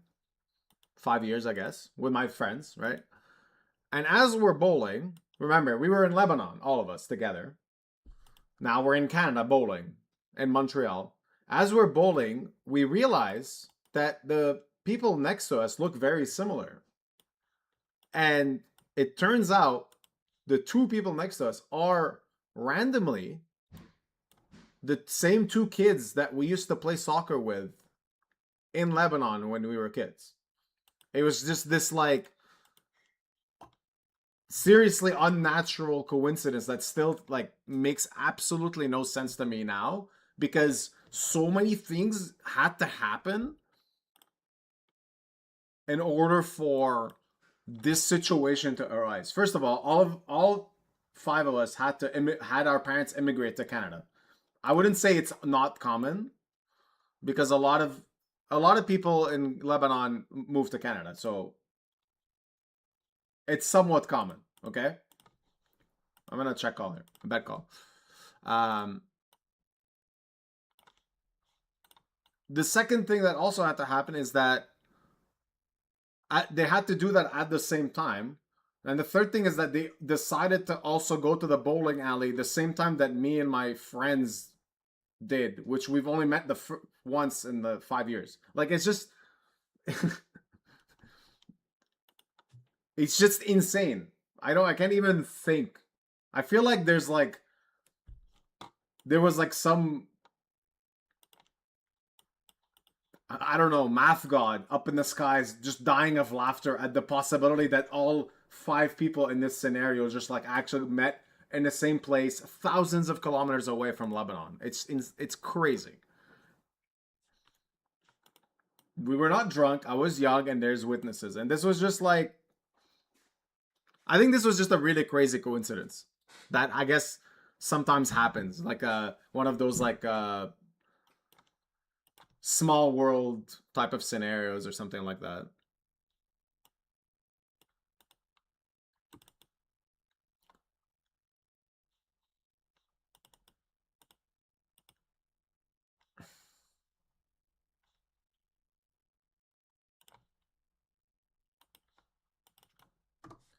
I just realized I'm on the bubble here. Min cash is actually 2.5, 2x.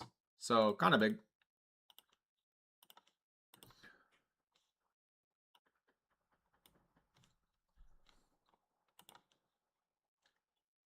Okay, do it faster, makes it stronger.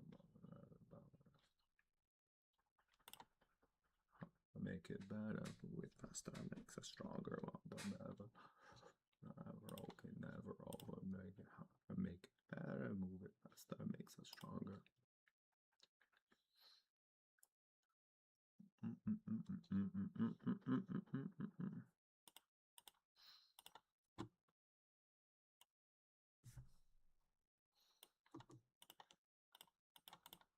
This could be a nice little min cash. $500 for. I think I put 2 bullets in this, meaning I would make $5, $9, $10, $10 if I make it. Money is money, boys. $10 is $10.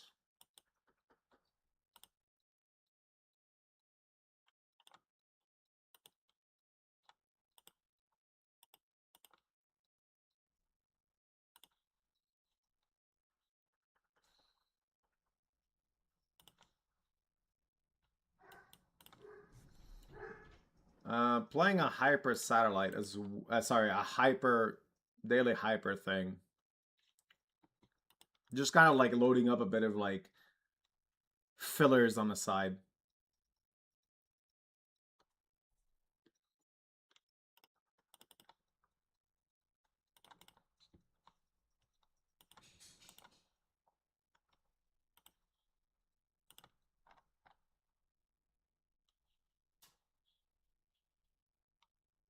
I need a 10 or an 8. 10 or an 8.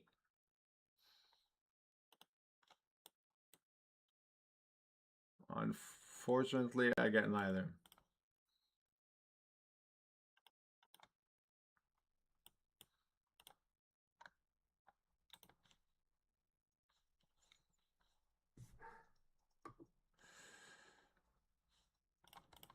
Alright, we made the money here, so $500 guaranteed. We just double up right away. That's nice. Okay, cool.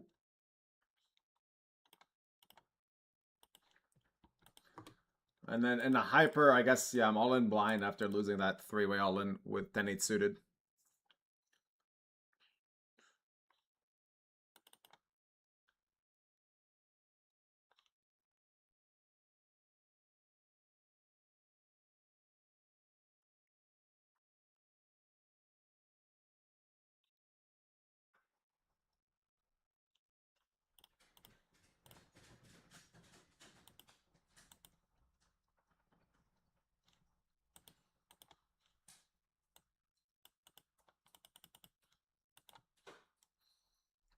This would be quite the comeback if I come back from like 100 chips, I think.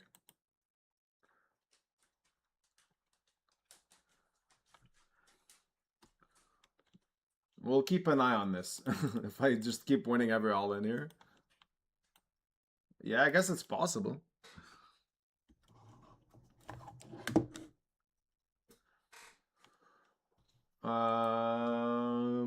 Also, we're all in here with ace-8, trying to make the other unbelievable comeback with 3 bigs.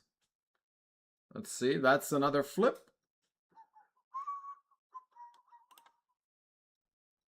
We're gonna throw out the running hot. Nope. Alright, at least I made the min cash here. We go back to this one where I'm trying to literally... How much chips did I have last hand? I started the hand with...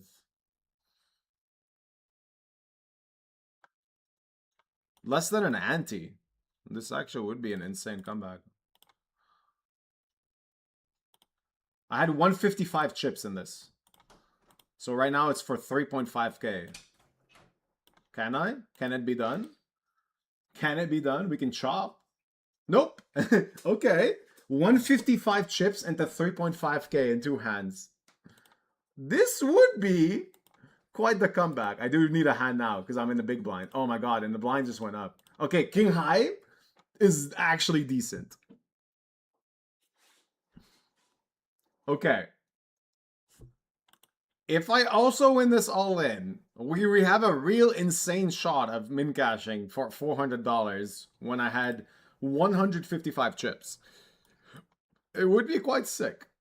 The real story of never giving up on anything is right here, right now. This little Baby stack. The little guy that never gave up.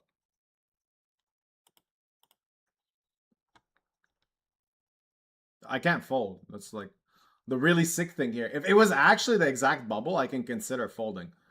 Wait. Actually, I'm going to open up the other table. If there's also like a three-way all-in, I can maybe fold. There is not. Because then I can actually make the money by folding. But that was definitely not the case.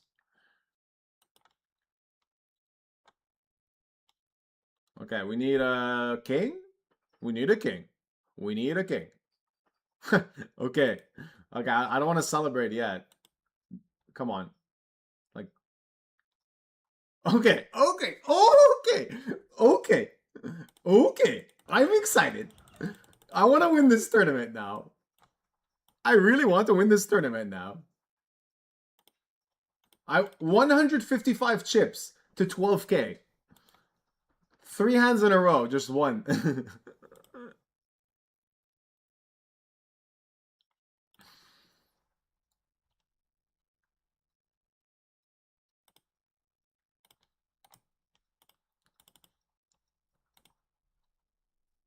God. That's so nasty.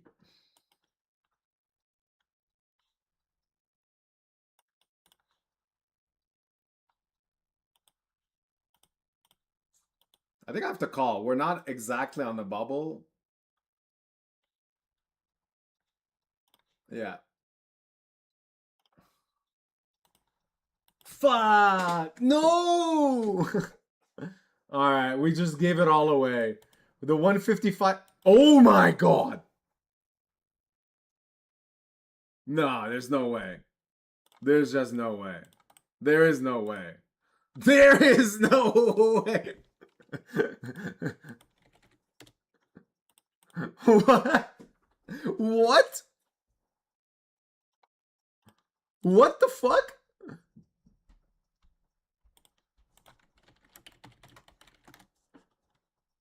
Dude's actually insane.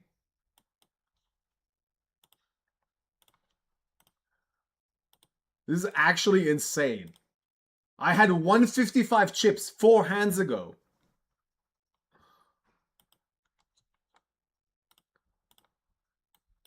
This is actually insane. I don't think I've never done something like that.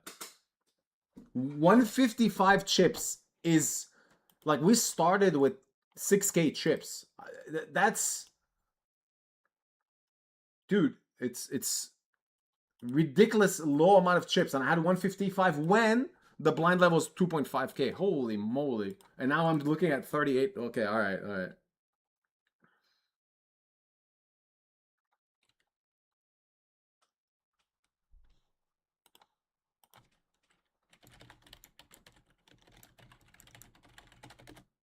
This is nuts. So okay, we're on the bubble.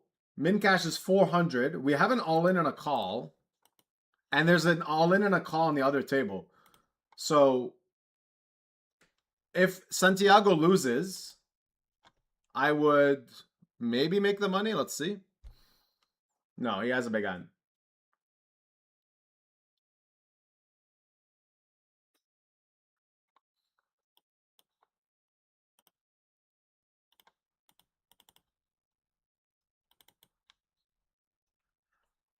Okay, we're still 8 left. I for some reason I'm treating this like it's some main event tournament right now because it's just insane to come back from so little chips. Oh no, don't do this. Don't do this. Don't put me in this spot again, dude. This is actually fucking disgusting.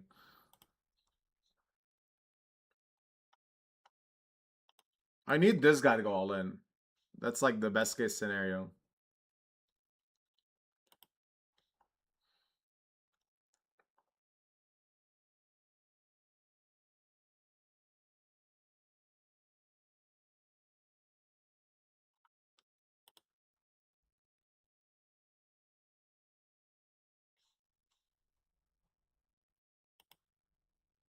I came in and went, no, I clicked call. I clicked call. No, I clicked call. I was just saying I came to win. That's so... No, I clicked call. Maybe the the timeout god saved me there. I swear I clicked call because I was just giving a speech about that I played to win. I came to win. But oh my god. That was disgusting. I was just like looking at the other table because there was a guy all in. Okay, well, okay, maybe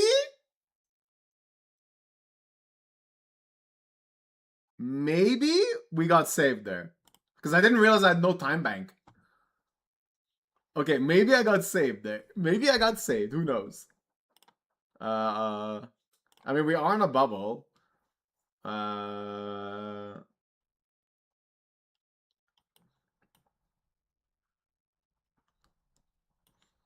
I don't want to shove this. This is a bit too much, I think.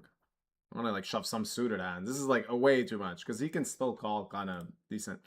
Someone's asking if you make the money in a phased event, do you still play the other flights? I don't even like to play those, but like I can see why you want to try to build a big stack and whatnot. Yeah, like it makes some sense. I get it. But I don't think it's like mandatory. There's a lot of people that do it all the time.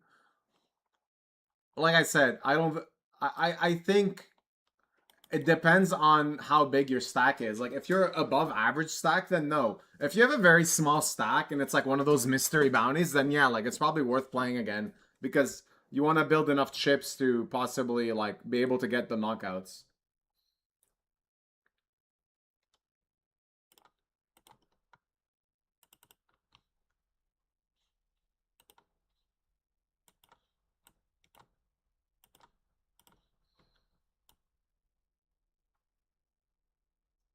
Okay, this is kind of a sick ICM spot. There's 10 of us left, 8 make the money.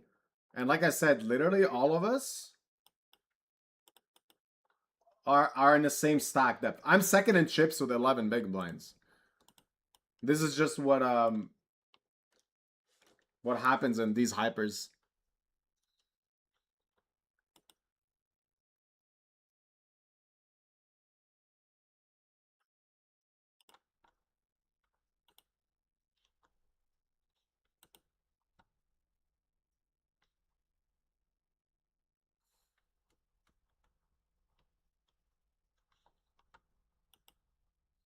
I'm watching the other table. There's like a couple all-ins.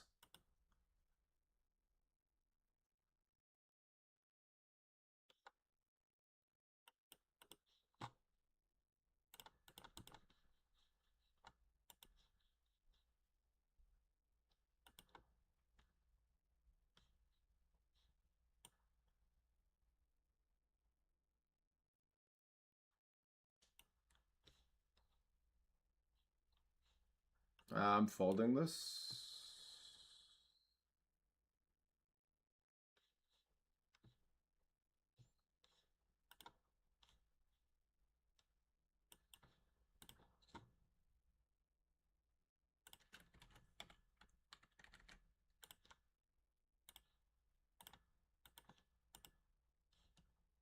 I will also fold this.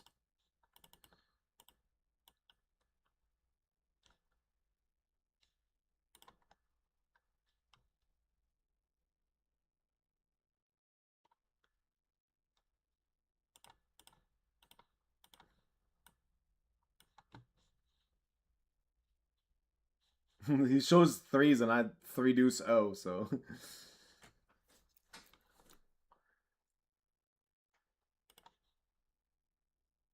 okay, there's 2 all-ins on the other table, which means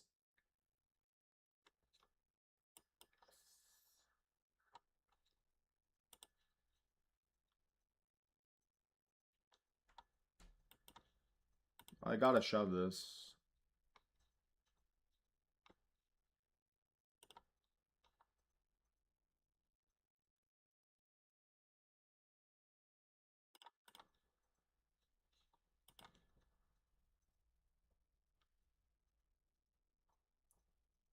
Oh my god, man. Yeah, I can't fold this. It's the bubble, but this is way, way too good of a hand.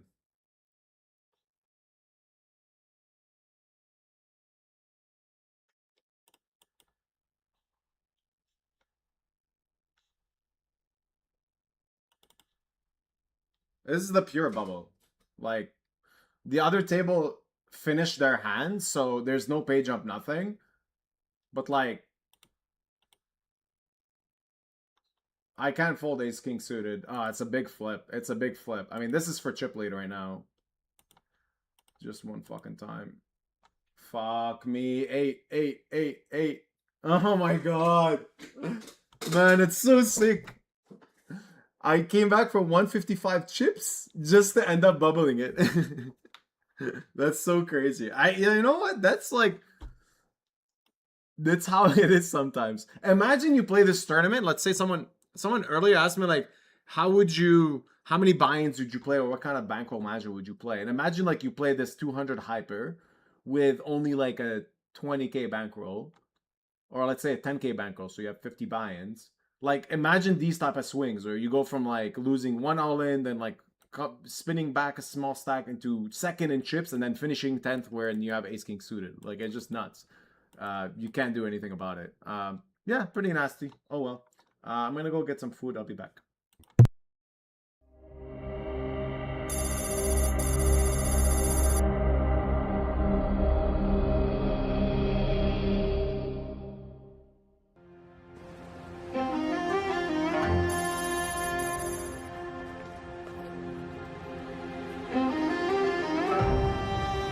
Damn. I've got the bad munchies. The culture here is amazing. I feel so alive. Oh, Clyde, take me shopping. We don't have time for your bullshit. I need to get back to the apartment. The $11 day saver is starting on GG in 15 minutes. But we could shop first, and then you can late reg when we get back. But then I lose my bubble protection. Think, bitch. For once in your fucking life. Be quiet. You're a terrible driver, Clyde. Lulz. Shut up. I know where I'm going. That was our turn-off, Clyde, you fucking retard.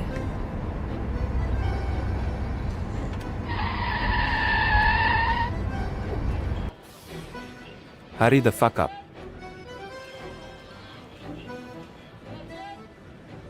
Do you speak English? What's up, brother? Can I get 2 large pepperoni pizzas and a big bottle of Pepsi? Yes, that's it. How long will that be? Okay, grazie, brother. Paris is just fabulous, Clyde. We should totally summer here next year. Summer. Bitch, it's fucking freezing in here. Turn the heating up, girl, for fuck's sake. Oh, stop complaining, Clyde. Here's your pizza. Damn, that was quick. These frogs don't fuck around. I hope you choke on it, you fat fuck.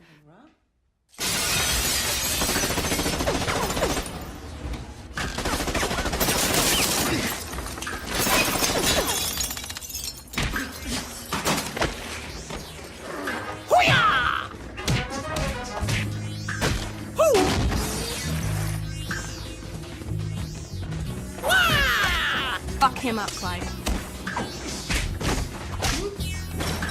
Gouge his fucking eyes out.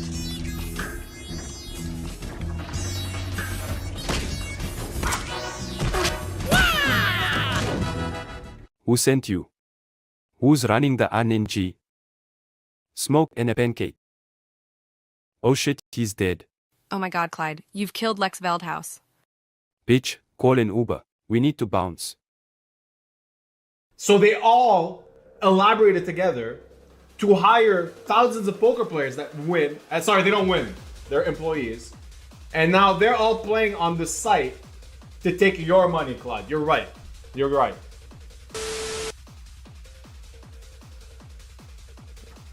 Yeah, for those of you that don't know, my YouTube stream shut down for a bit.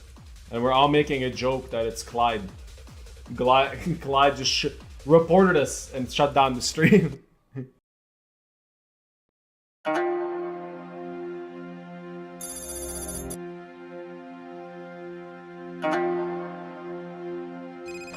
Daniel Negreanu? Is that you, Clyde? I hear you're still running the RNG.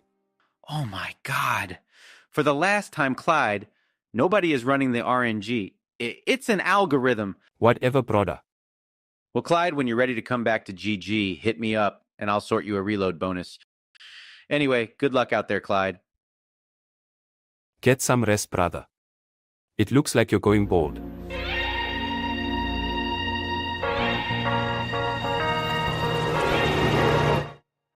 But I'll give you a bit of the benefit of the doubt. I used to think it was rigged at one point. So it's not, you know, it's not just you that goes through this. Hopefully at some point though you realize like you're being silly.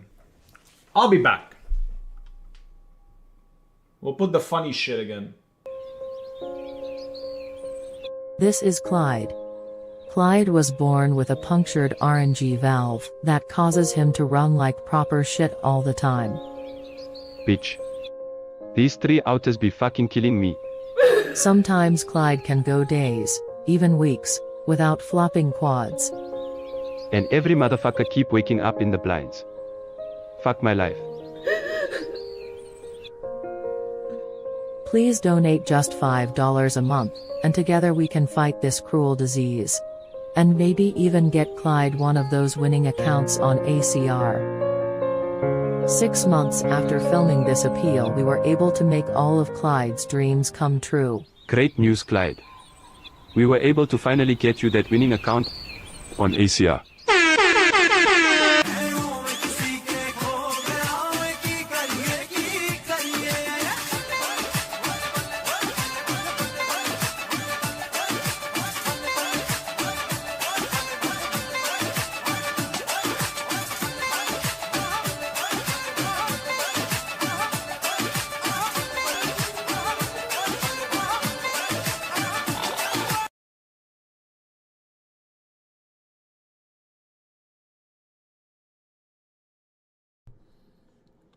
Welcome back. Let's get the music going again. Some of the high stakes tournaments just started. I sold some action to them. This is a 600 bounty. And showing ace-3 suited here. Cool. And then there's also the 1500 bounty builder, or whatever, 1500 throwdown.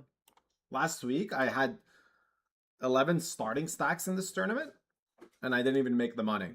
So just tells you a bit about how high variance could be in these.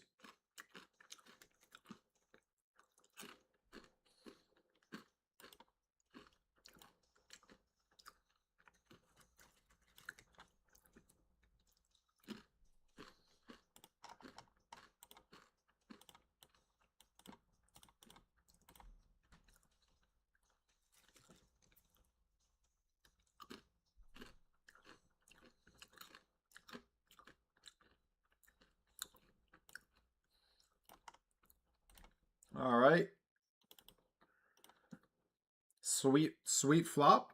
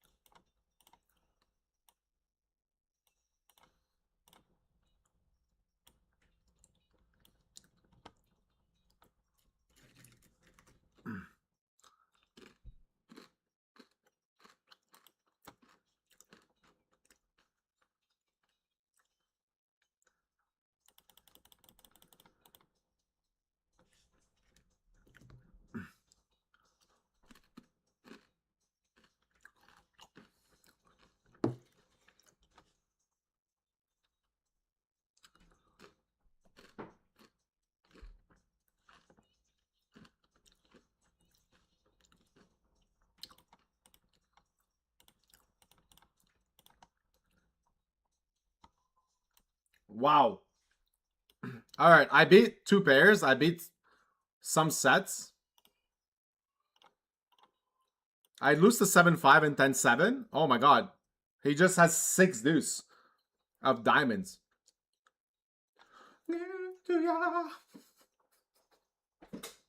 Sing to ya.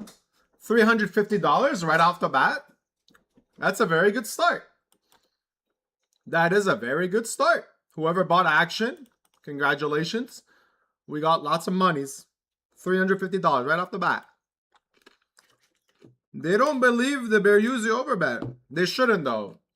It is full of shit a lot of the time.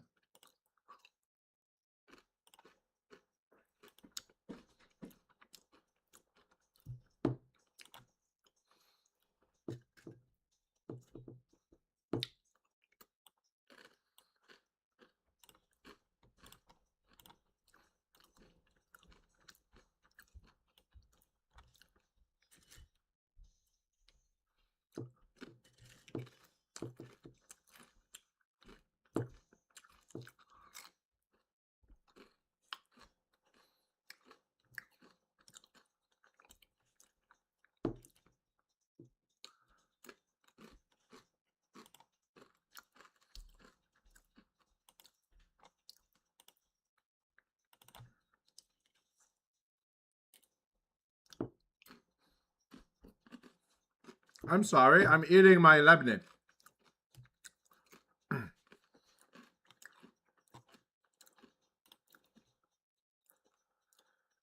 If you don't know what Lebanon is,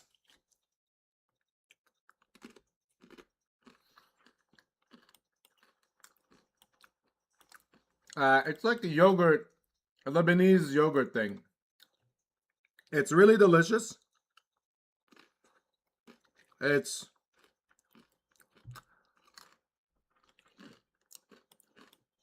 very addicting. It's crack cocaine. If crack and cocaine had a child,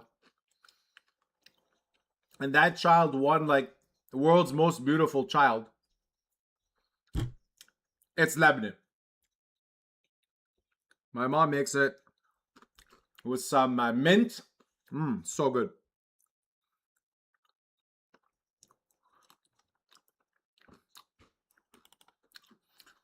This is a really good start to one of the biggest tournaments of the day. Like just right away doubling up and winning $1,500. It's kind of $30-$50. It's pretty sick. I could not ask for a better start, really.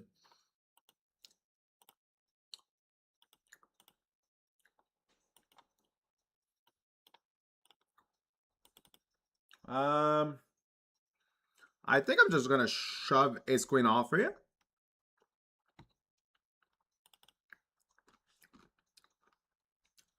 It might look like an overplay, but not really. God damn it. Oh. Oh. Oh! Okay, never mind. It's honestly a very standard shove and a knockout when I cover both. Very standard. Unlucky. I'm sorry, my man. You lost. You lost a very unlucky spot. The thing is, I would have to 3-bet call off Ace Queen O. But in that spot, we have a shoving range of Ace Queen O, Ace King O, King 10 suited, some Queen Jack suited, some like King Jack suited, some Ace 5 suited. Just because we cover in a PKO and it's really valuable to just like rip it in sometimes. And we will get called by worse there. Like, he is supposed to call Ace Jack pure. Because we do shove a lot of worse Ace X suited. And some suited broadways.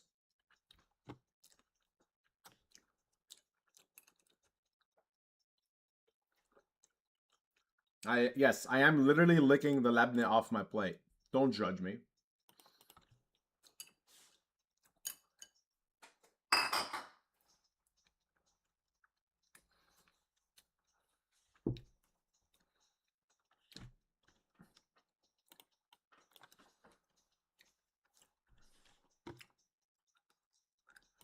I would like to change the music. What are we gonna put? What are we gonna put?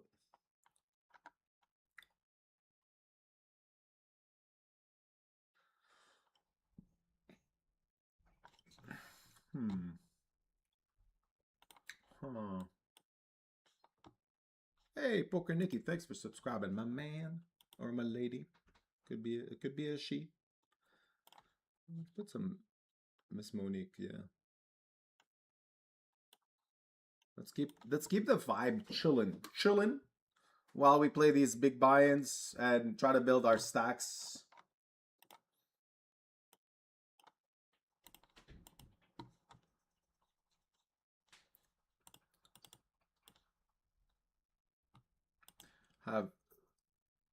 This is what's it called? This is the main event today. Day 2's tomorrow. I've made day 2 of this event, I think like 3 different times. Maybe 2 times. I remember this. And it's a bit of an annoying tournament because it's always a 2-day tournament and I never play on Fridays. It's like a bit of a rule, but you know, we can make some exceptions.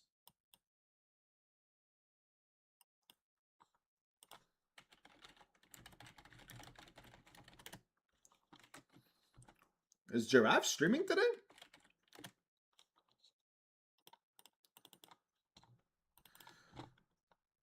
I didn't see if Giraffe is streaming. Oh shit, he is streaming. He's back. My man!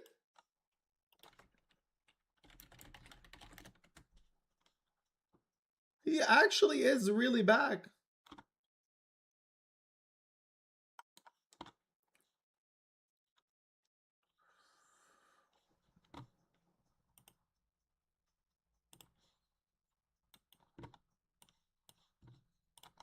I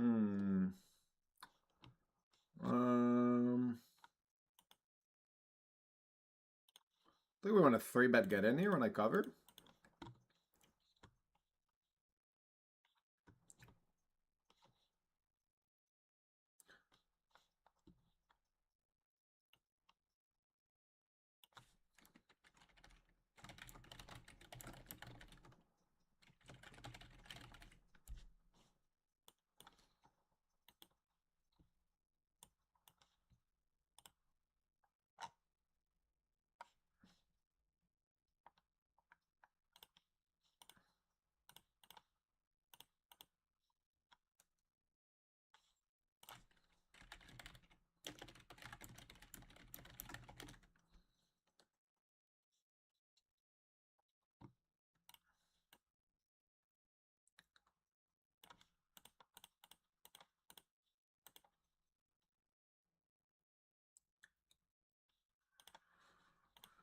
I can bet call much better hands than ace high. I can also check back sometimes. I think both are fine.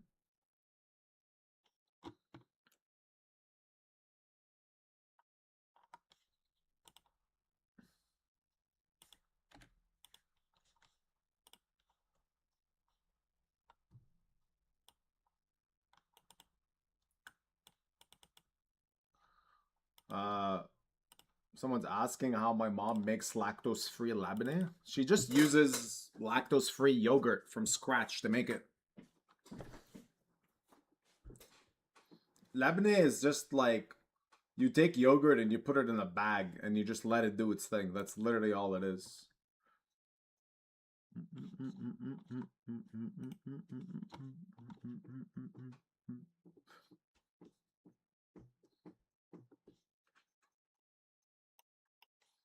Yeah, it's not that hard to make labneh. It's just time consuming, from my understanding. I make it sound like as if I ever made labneh. I have not.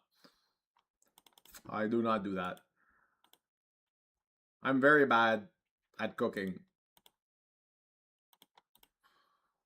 I can make a few things. I can cook a few things, and I'll make those quite well, like decently. But everything else, like you give me a recipe and try to learn it type of shit, I'm really, really bad at it.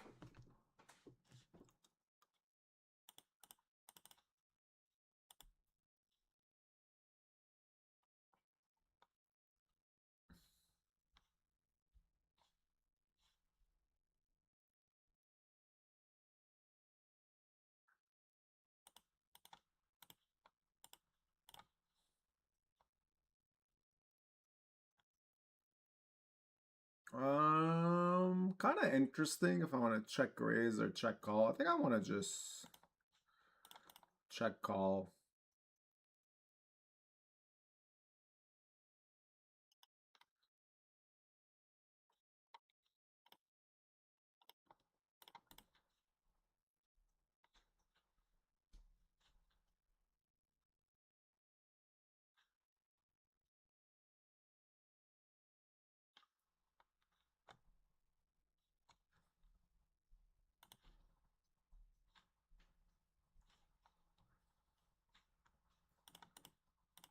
Not a really good turn because, like, he's gonna bet a lot of 10x of clubs, 10x of diamonds, 10x of spades, and all of them just improved.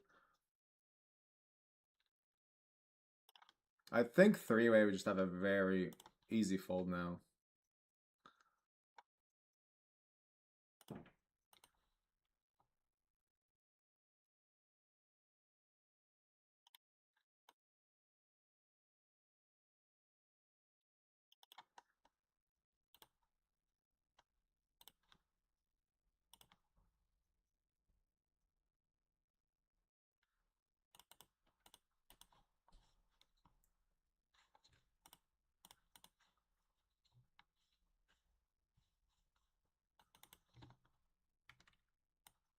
Apparently, I look like Alexa Avravrov.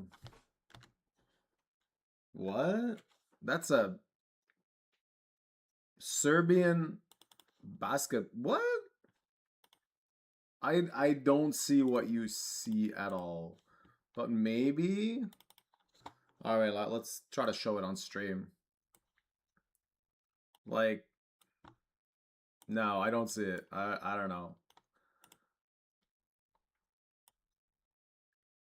No, that ain't me. That ain't me, man. Here, wait. Someone in chat just saying that apparently I look like this guy.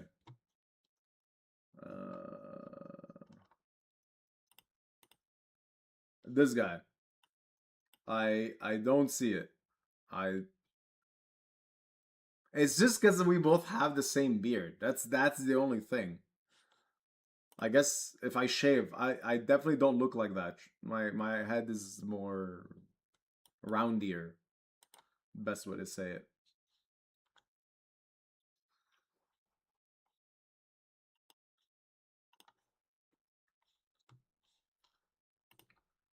I'm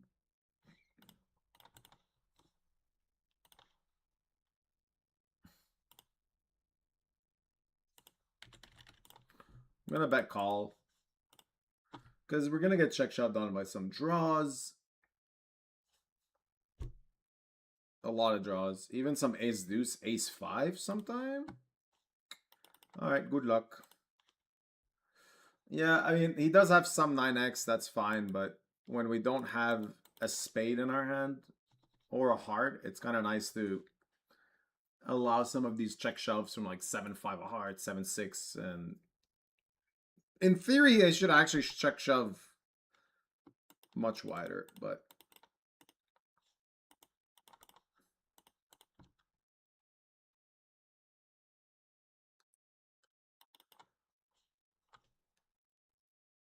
ace five with a spade is gonna check shove too, because I'm gonna like bet fold a lot of like broadways, queen jack, queen 10-0.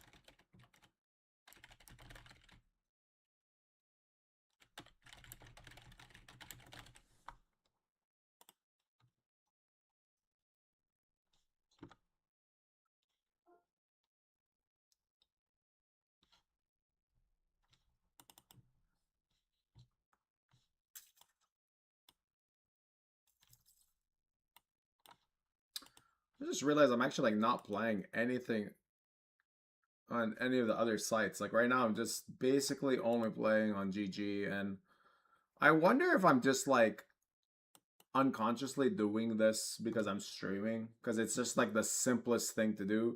Like it might be that because I'm streaming I don't want to like complicate my life, and I think that's a generally good idea for me, like to just play that way.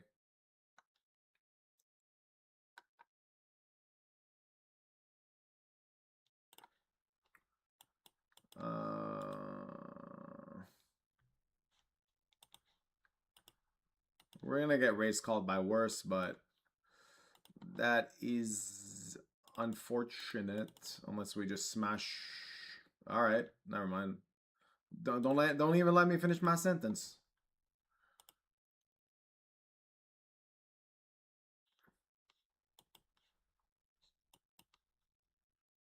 Sorry, sir.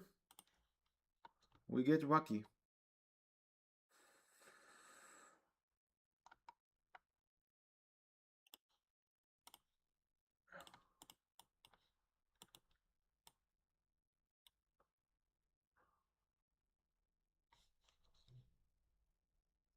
Oh, Joshua's here.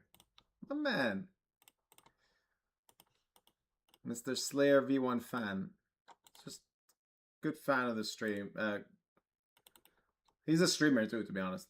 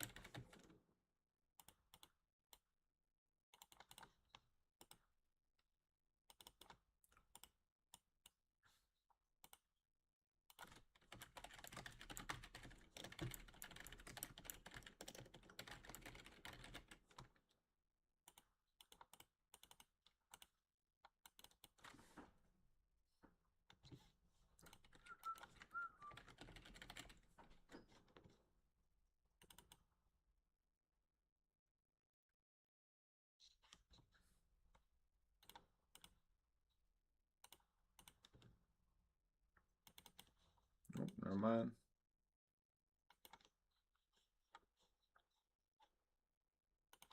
Tried to do a bluff on one of the side tables and got snap punished. Why is this showing this way? Let's fix that. There we go.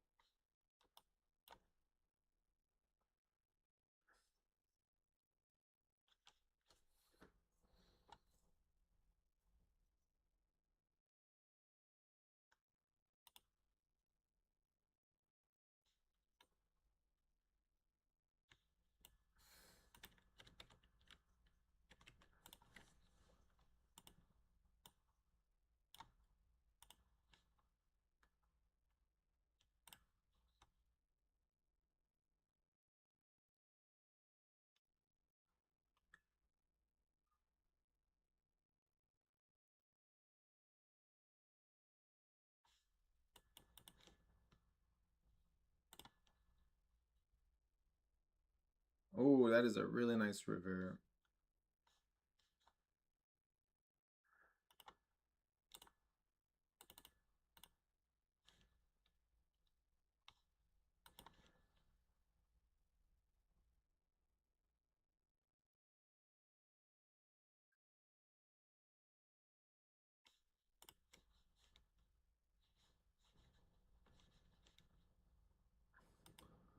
Really nice bluff spot with like ace 4, ace 5 here. Because I'm going to have all king 10s and he has none. He has no king 10s. It's funny, I just ran this same exact bluff on the on another table. Very similar. And I got called really light. We'll see if it happens again.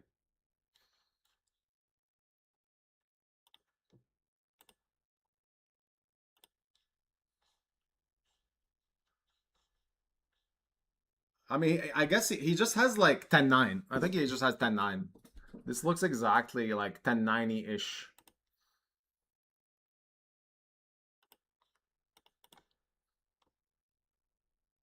He knows I'm not shoving king queen. Okay, so I got lucky on the river, but pretty sick spot for him actually.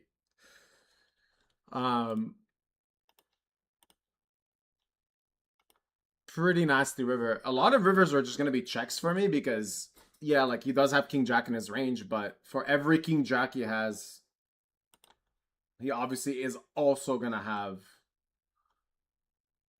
like he defended the big blind, like so many worse jack X. So many 9x too.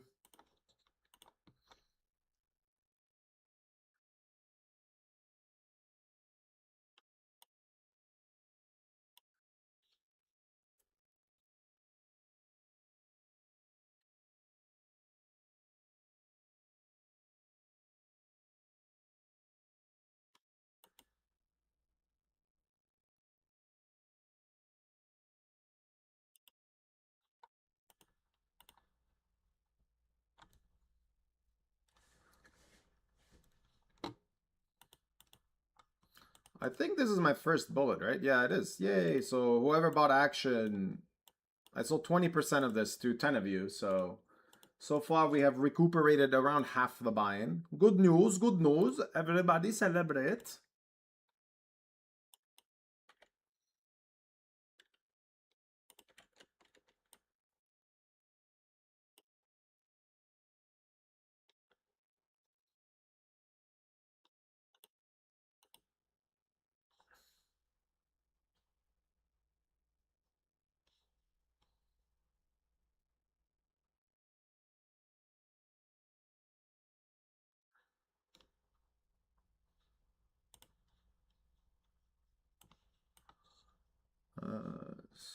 Satellites. Is there anything else? Oh, I want to play the 1500 Millionaire Maker, so I'm going to be playing that on the side too. It's kind of like one of the bigger tournaments I would like to play today.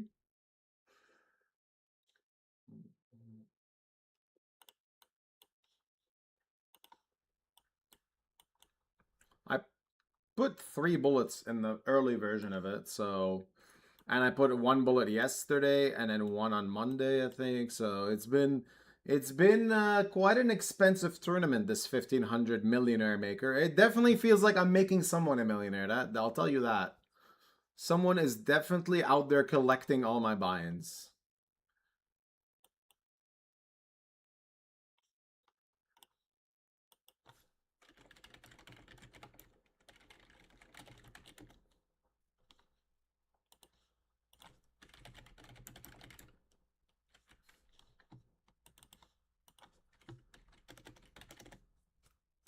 Yeah, yesterday someone's asking chat what happened yesterday. I wasn't even streaming. Yesterday, I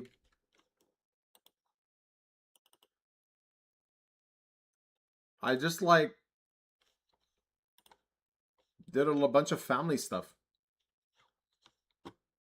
I mentioned it earlier in the stream. Yesterday I was in daddy mode, tennis playing mode, what else? I had to fix a lot of things outside. So yeah, I was busy in that way. Because we're doing a big project in our backyard, and this week it's mostly finishing up. Like, yeah, like we're getting there. So yesterday was me mostly spending a lot of time on moving things around and like making sure that like it's well, I don't know, stocked, if you want to call it that. This is already kind of a nasty spot, but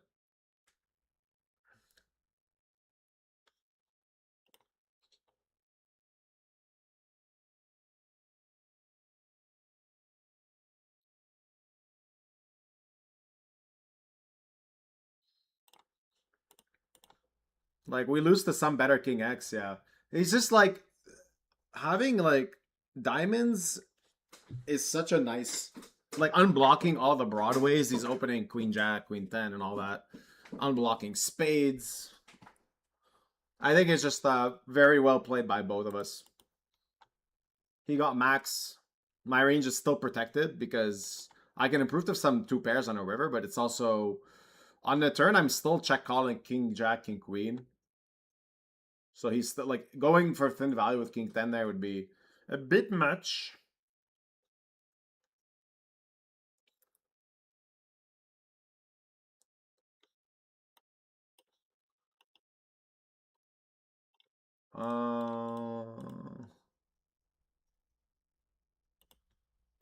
Okay, I opened on the button. This guy flattened the small one when there's this stack here. I quarter flop, he check calls. I think we just check and then call some rivers. He could have some 10x, but not many really. He's gonna have a lot of broadways, a lot of ace highs. That's actually kind of shit. Not really, because some of his jack X want to check raise the flop. I think he just has like either like a low pair, ace high, or he could be trapping with aces and kings. All right, interesting. Actually, nice. I think it's a nice drop by him just check calling the flop. I see a lot of people check raising there, but like it doesn't really accomplish too much in my opinion. People talk and people think in the end it's just a game.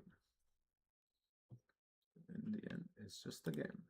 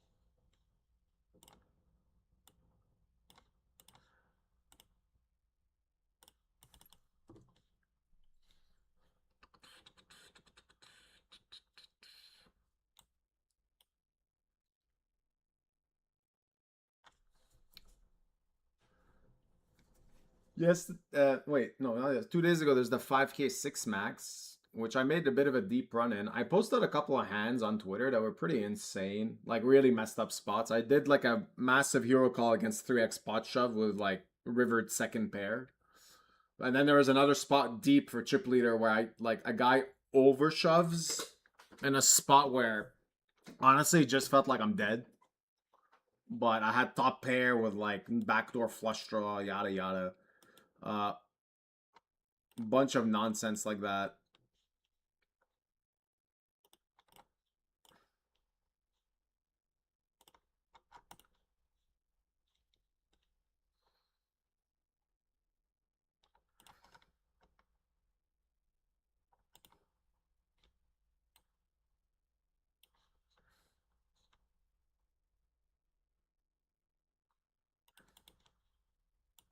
Bad river. Very bad river. But we still beat enough ace X. Turn is a bit annoying because kind of expect him to have every king queen. I could also bet turn a lot, but I think it's perfectly fine to check sometimes.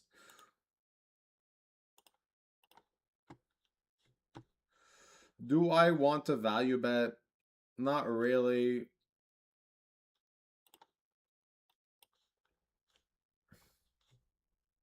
I'm just gonna check this back and it's fine. Wow, sevens. And he doesn't bluff the river. Very interesting. So you call the big C bet on a flop with sevens. Very, very interesting. Okay, we have another much more interesting hand.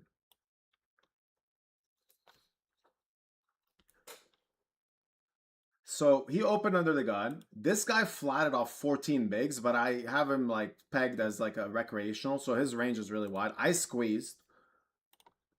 I checked flop. I check call turn.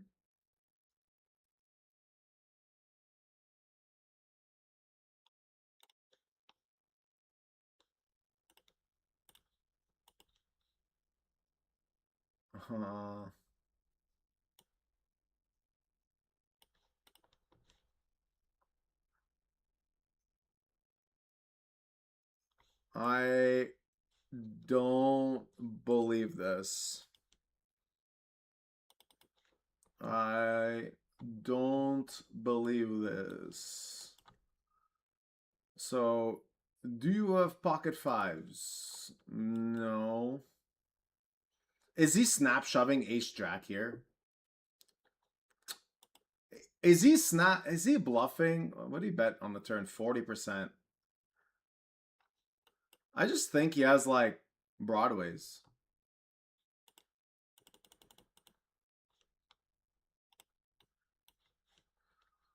It just feels wrong. Like, what eight do you have? Some 9-8 suited? No, you're not opening on. He has eights, sixes. Are you betting sixes? Yeah, maybe.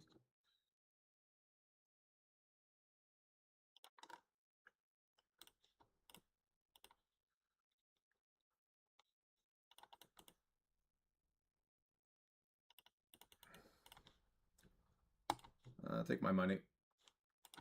Take my money. Nice hand. Like, if I just bet flop, I win the hand, but we have to have some checks there. Kind of sucks to let him get there. The thing is, I really didn't think he would flat. He would open fives under the gun and then flat a 3-bet. Like, it's not ideal when there was still a guy after. Yeah.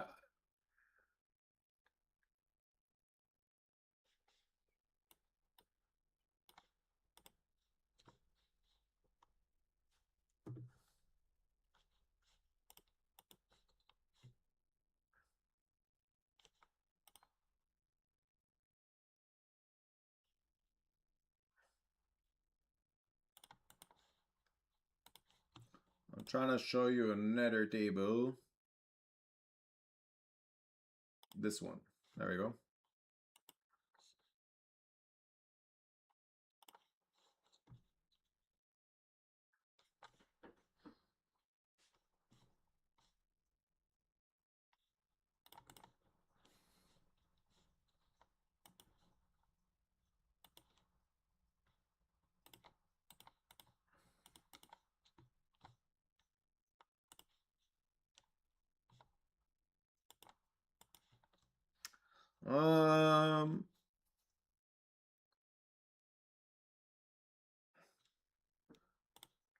Not a great run out.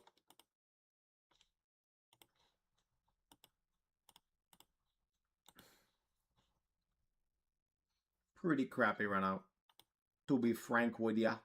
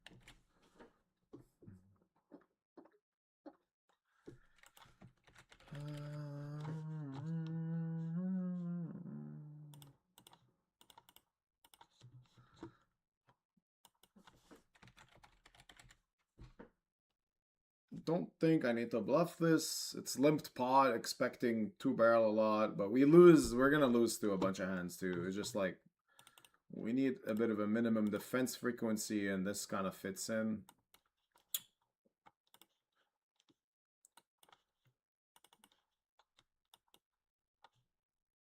Having the 8 there was actually nice. It just like unblocks a lot of his like wheel bluffs. He's limping 5-3-0 and stuff. He's just gonna bet.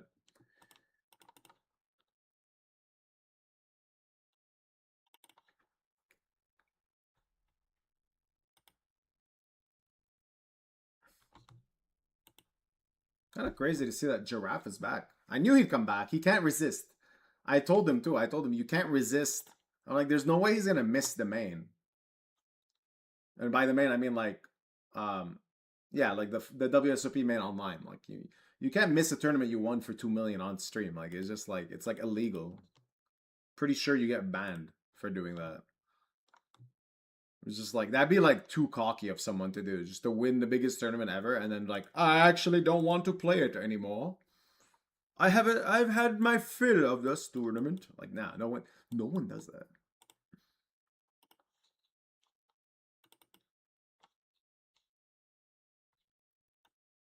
Oh.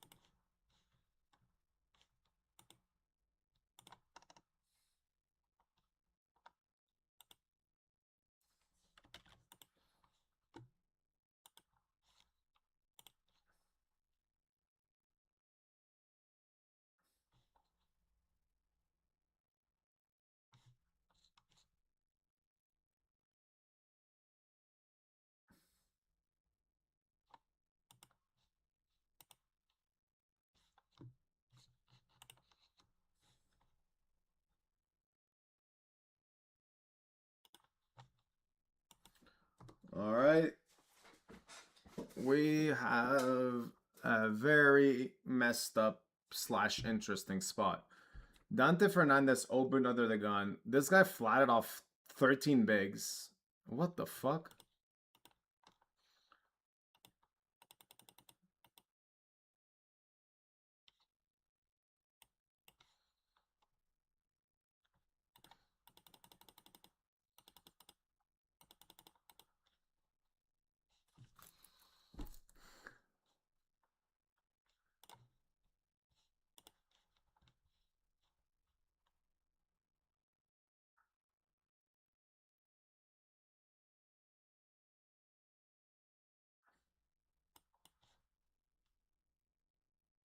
What the fuck is going on, dude?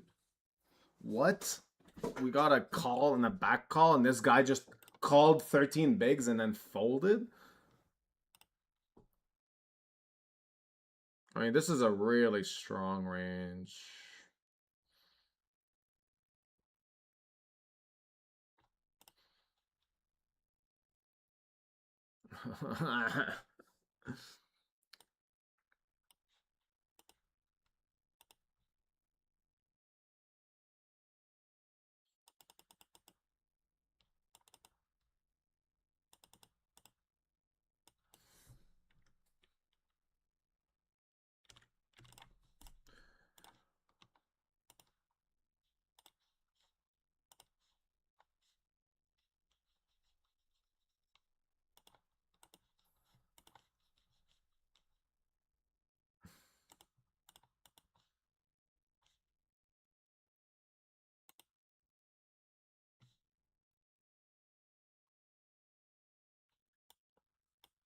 This is just really... Oh my god, I got value out of ace 10? What the fuck? God, my god. Bro, everyone's losing their mind. What? I'm losing... What?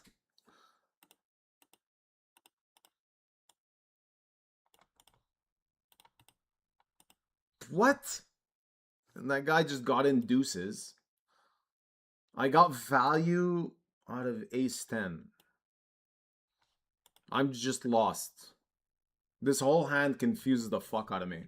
Because there was There was a raise. There was a call. There was a call, a squeeze, a call, a back shove, a cold call of the back shove, a re-click, and then a cold call. What the fuck happened that hand?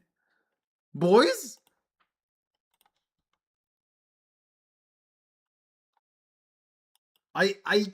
We gotta... I can't even fit that hand. I cannot even fit that hand into a hand replay if I show it. Because there was technically a 5-bet from me with a cold call. 2 cold calls.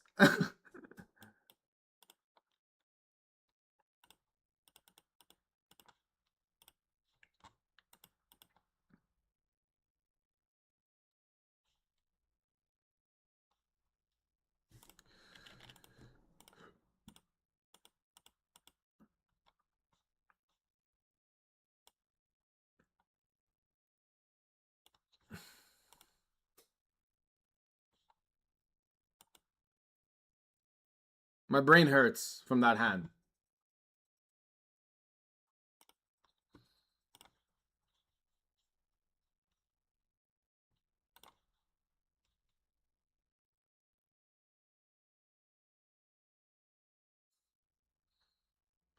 I feel like this guy's just gonna check raise, fold, king queen. And if not, I just have nice equity. Like, that sucks. That really sucks.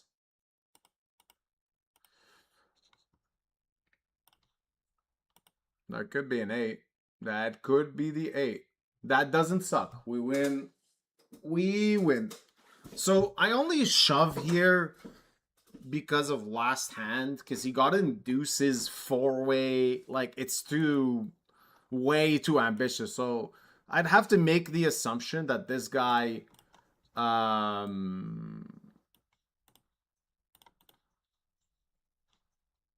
yeah, I would just have to make the assumption that this guy is a bit too wide. And if I think he's too wide,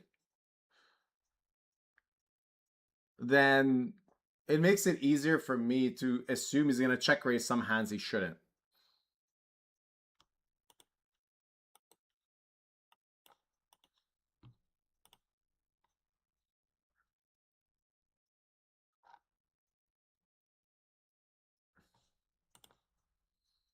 This is also another interesting spot because they're limping because Tapwater has 9 big blinds and then everyone's in this like value hunting mode.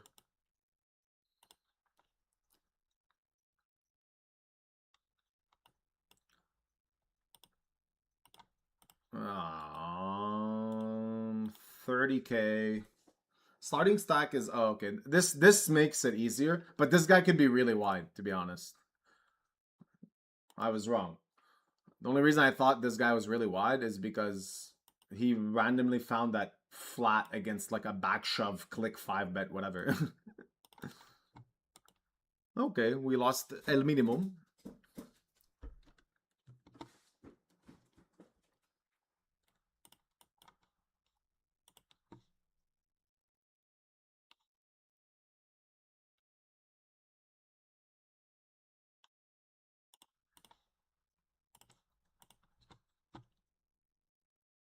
Okay, this guy snap re-entered after that. He's tilted. This, I mean, usually you should not really be re-entering these tournaments, in my opinion.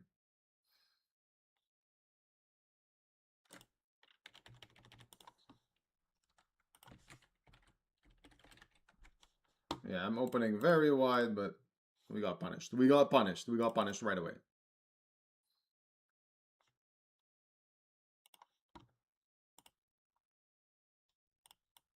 This is actually a fine open.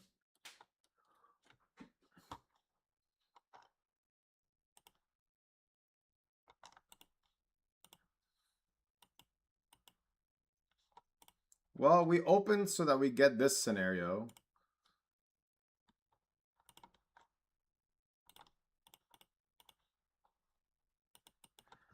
And now the other scenario is to just hit a 5. That would also be very nice. Never mind, we're drawing dead.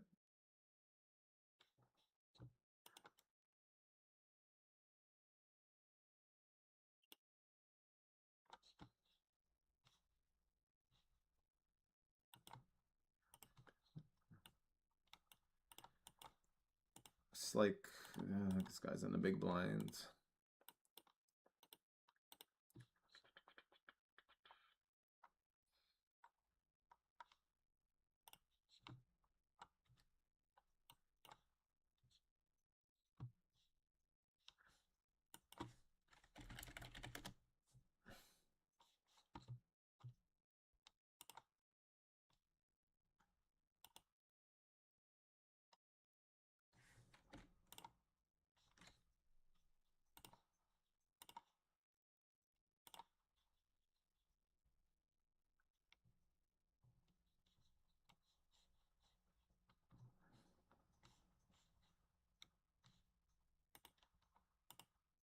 So, like, our opponent can be very strong with having an ace in his range for sure.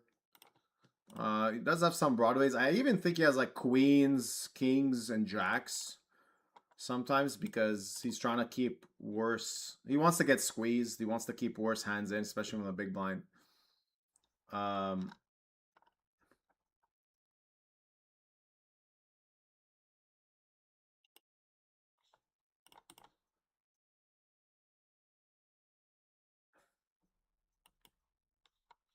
We're just gonna check fold. Like, we beat some kings and queens. Yeah. It's a good flat by him. Just wants to induce a lot of action from everyone else. Wants to keep the big blind in because he has 1.5 starting bounty.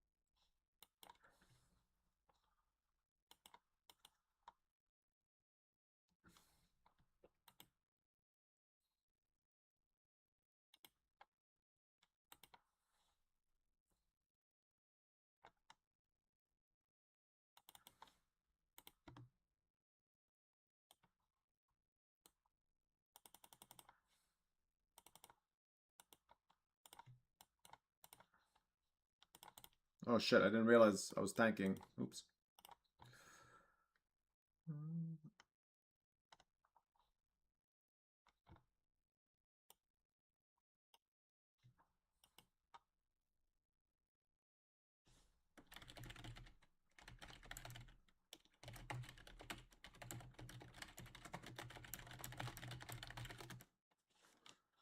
Oh, we are on break. All right. I'll be putting the break clip about my documentary. You gotta self-promote a little bit. I'll be back. I'm only limping it just because one of them agrees.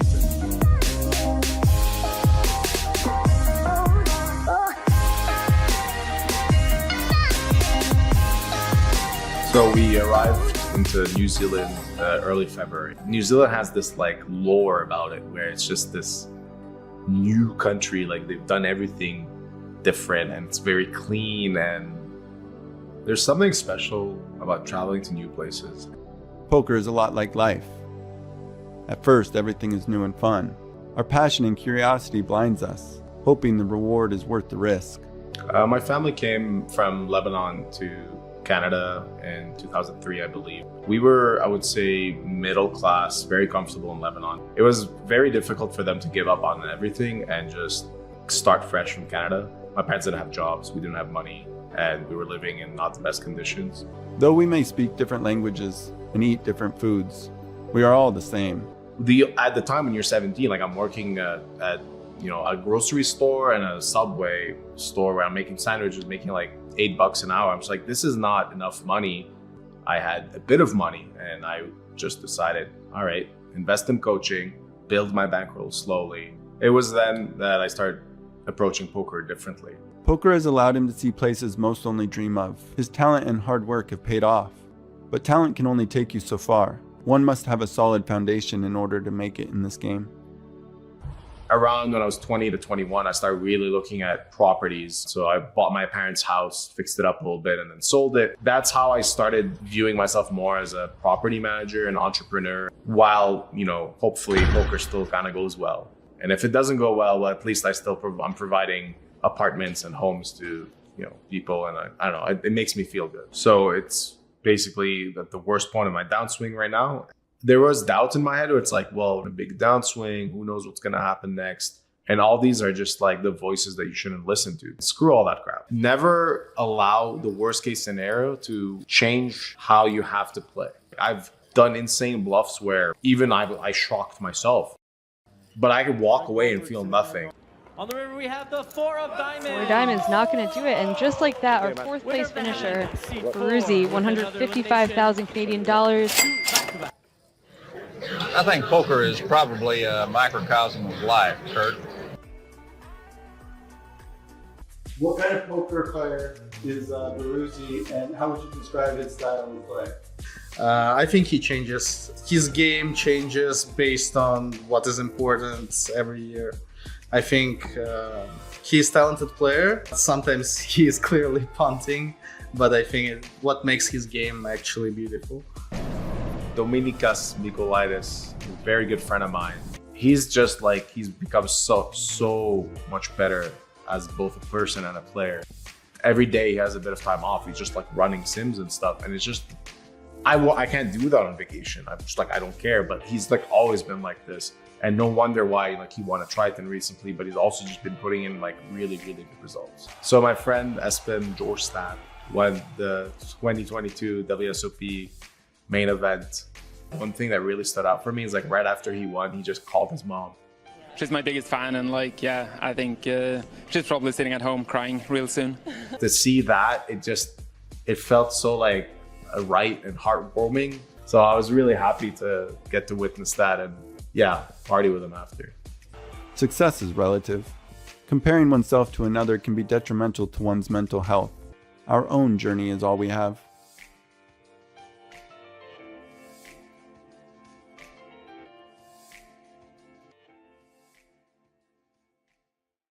So it's been a year now that I've completely shifted the way I'm approaching poker. Not a main priority. Things are going well. I've recovered most of my downswing. I've had a lot of big runs. I'm playing better. I'm definitely studying, and I feel like I'm a much better player.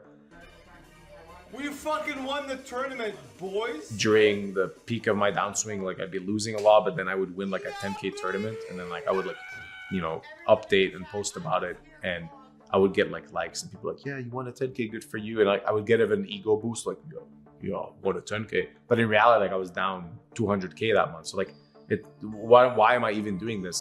Even though I'm losing, I just felt like everything's okay. Like the perfect food for my ego to thrive, you know, like a parasite just growing, and they're right, and I would slowly, yes, they're right. And that led to, thankfully, one of the best parts of our trip, which, you know, we went to Siem Reap and saw these unbelievable temples that I'll never forget. Like, it's like one of the most special moments of my life, just walking in a place with so much history. It's like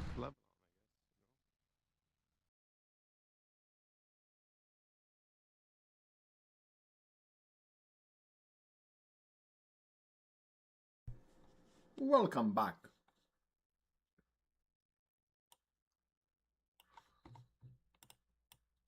All right, I'm just six tabling now, trying to, keep building these stacks. I have a kind of a big stack and a bunch of things. Going decent so far.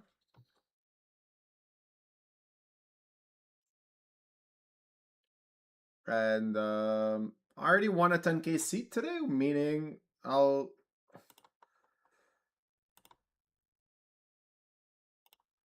get to play the 10K on Sunday. Already listed action to it, already playing it, so.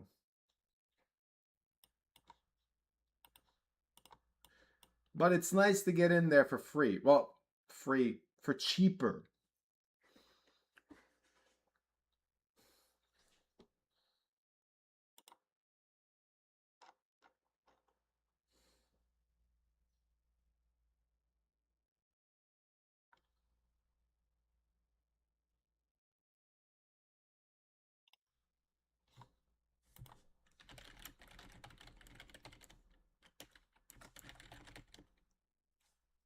I forgot what my title is on YouTube, but someone's asking what the title is aimed at.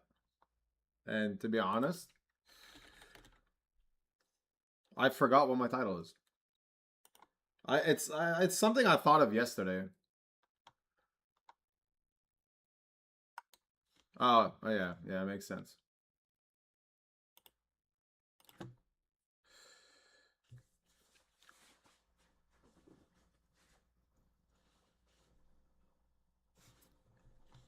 My title on YouTube is just a real player playing the biggest games. It's a needle at people that. That's actually not a real. It's not a needle. It's not a needle. It's just like, I don't know. To me, it's factual. It's just like, I've played from micros to high stakes. I don't play full time. I'm basically playing for fun and to stream and like whatever, like kind of give back to the great game that's given a lot to me. But I'm real. I'm not like, I don't know. I'm not funded by any bullshit site, or I didn't make my money through sponsorships or and pretended like I can play the biggest games or whatever. I'm not saying everyone does that. There are definitely some that do, and then there are some of the real ones. You know, Lex, Ben CB, Daniel Peterson. Like to me, these are like legit poker players that stream and also play poker, and they're legit. Is the best way to say it. There's no fakeness about them. But then there's a lot of new shady-ish people, if you want to say that in my opinion are just like riding the wave of like poker become like a new interesting thing because everyone's just like, oh, crypto is like oversaturated with blah blah blah, let's all attack poker now.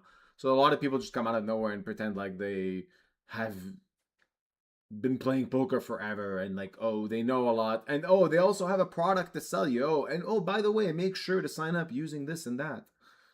So that's like my only thing. It's a bit of like, it's not gatekeeping, it's just that there are some obvious ones that I actually think are really like dangerously allowed to blend in.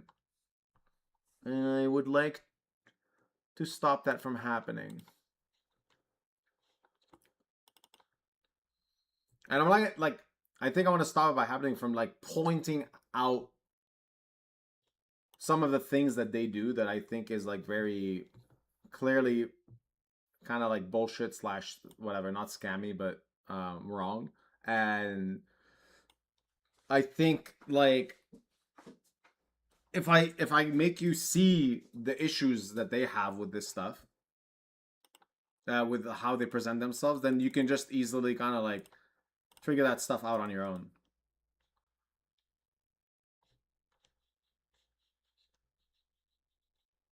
We might get check raised here, and that would suck. Nope.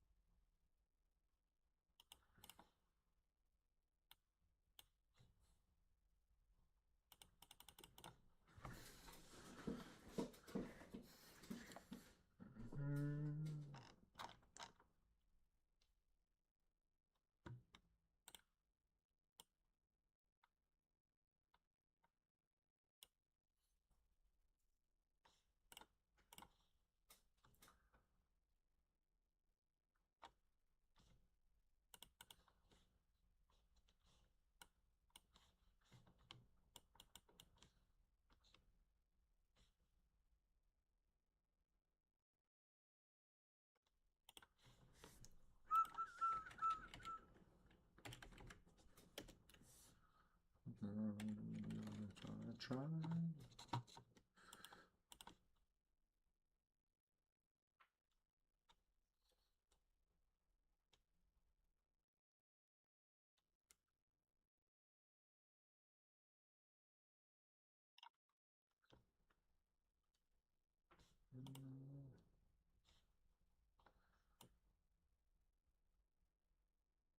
Ooh, Patrick pads his all-in three-way and it needs, unfortunately, does not get it.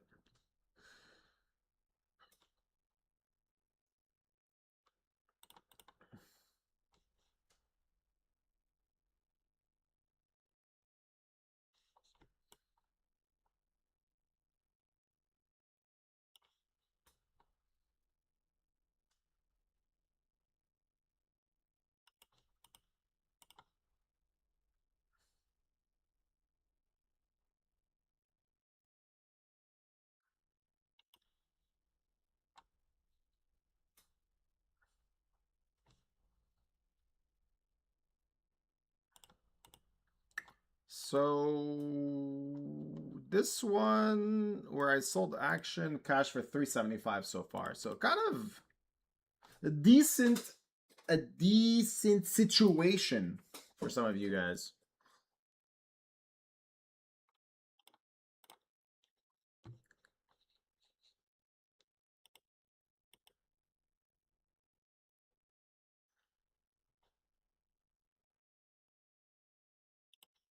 Because we're kind of like somewhat free rolling the ability to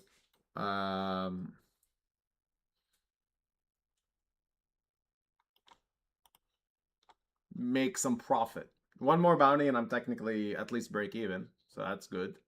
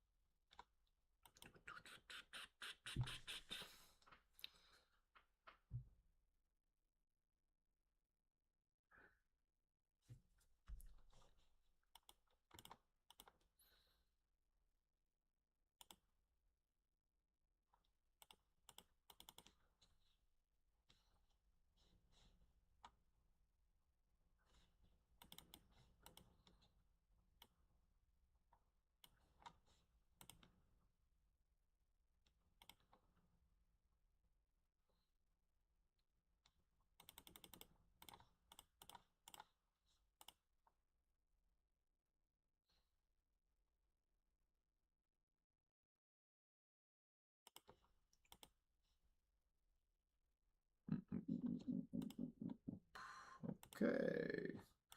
Just a decent amount of action, so I'm kind of just... it's weird, like now... It's like kind of mid-session, but there's a lot of deep stack play, which just creates a lot more complicated situations in general. It creates like more meta. You have to keep in mind, like, a lot of the tournaments today are like 150 bigs to 200 bigs deep, and I think the strategies in those are very, very... I don't think, I know. They're very different from when you're playing only 100 BBs. You have to protect your range a bit more. You have to flat a bit more hands, 3-bet some other stuff.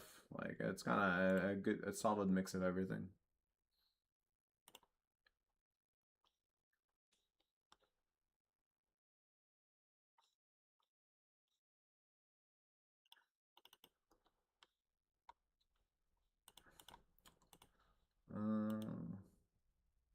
Starting sack is 25k in this, so I'm below the 25k mark.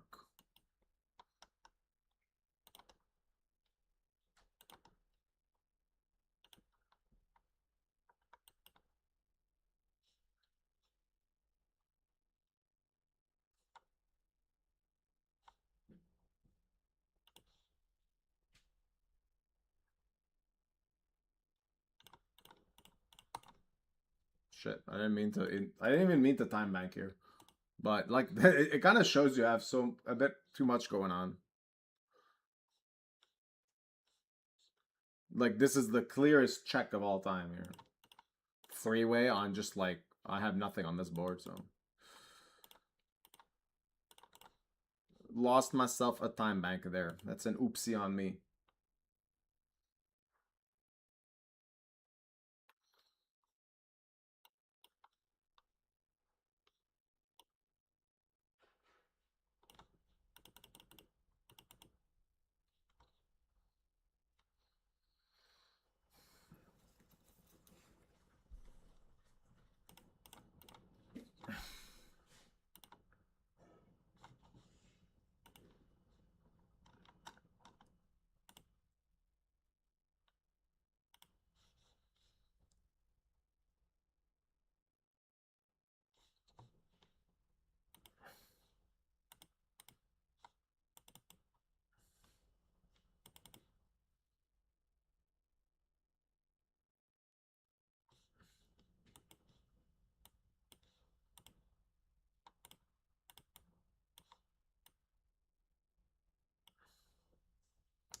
I wanted to watch the 10K replay from yesterday, no, Tuesday. It looked like a pretty fun one. Pretty sure. I tuned in for a little bit and I saw like some impressive punts.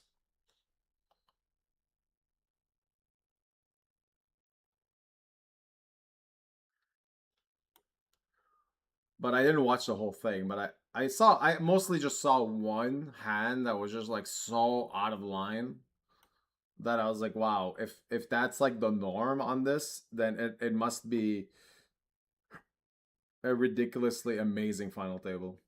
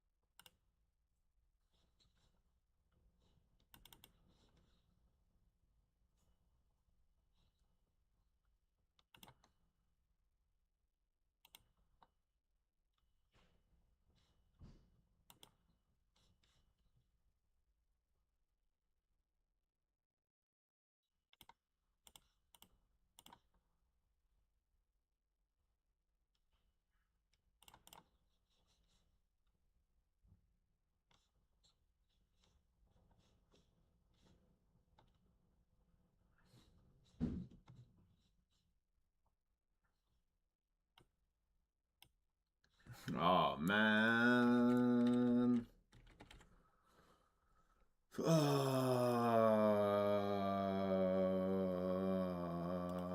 Fuck me, man. Like, if he just has only like, I beat a6 now. If he has a 5, he has a 5. Like,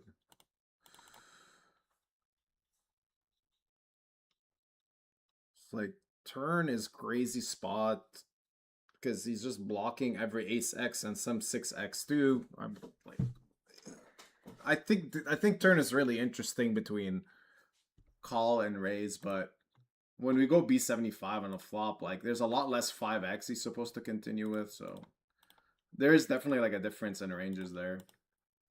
Oh, Booker Nikki, what's up, man? Thanks for gifting 5 subs. Really appreciate it, man.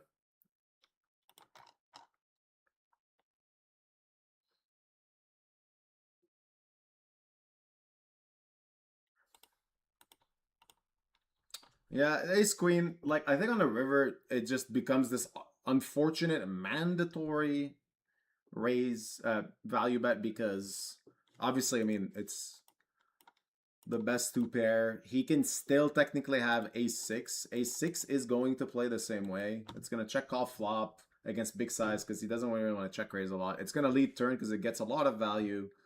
And then on a river, it still calls. Now you might be wondering like what would my range be in terms of bluffs? I think the cleanest bluffs are just going to come from like some 9-7, probably something like that. I cannot fold against this. All right, that's kind of decent actually.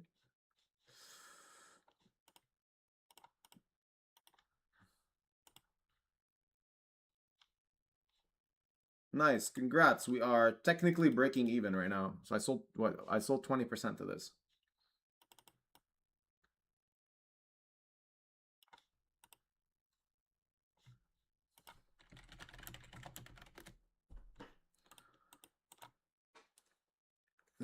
Still thinking about that ace queen. It's really like I think turn is really close between raise and call, but like it's obviously never a fold. Like if those spots worry you a lot, where you just feel like, oh no, he has a 5, then like then you're paranoid because he's supposed to check call every straight draw, every 6x 5x with backdoors only.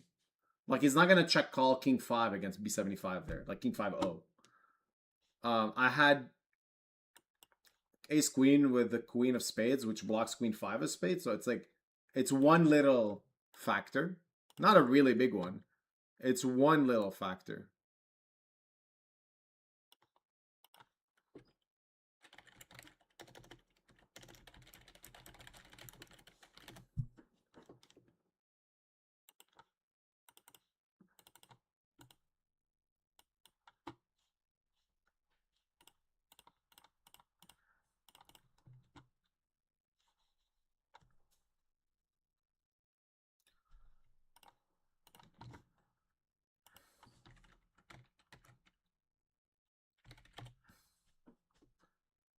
Do I want to bluff this off?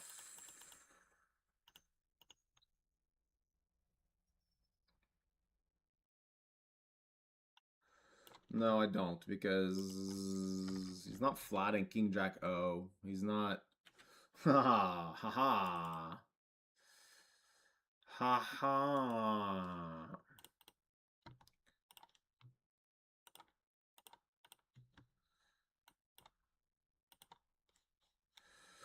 Ha ha ha.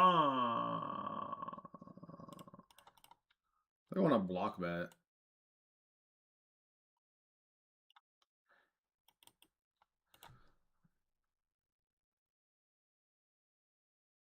That was like kind of interesting on the river.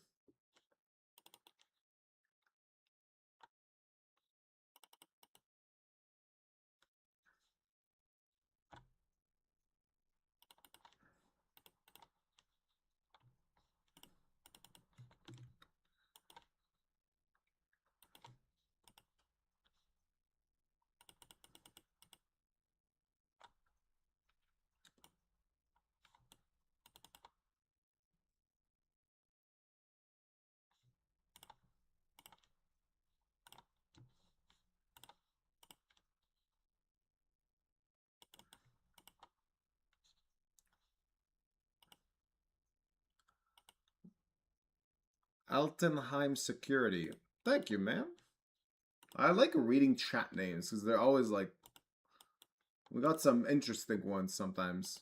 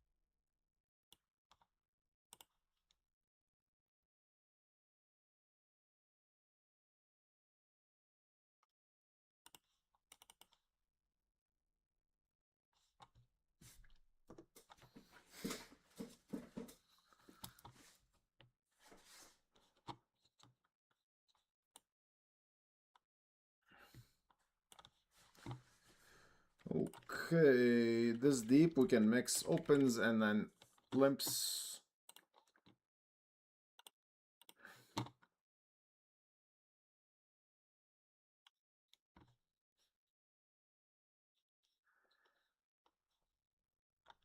On the fly.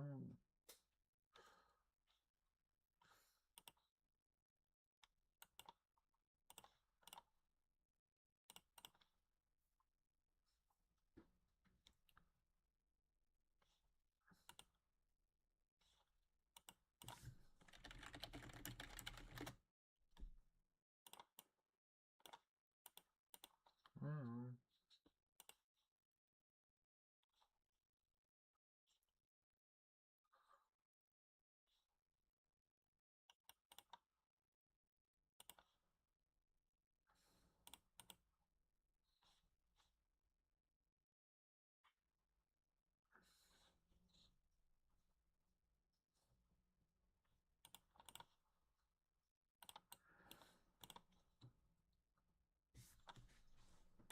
So this was starting stack of 30k. What are we at? Wow, okay. It's like 6.5 starting stacks is actually quite a lot. Didn't realize it, but we've been winning some pretty big pots.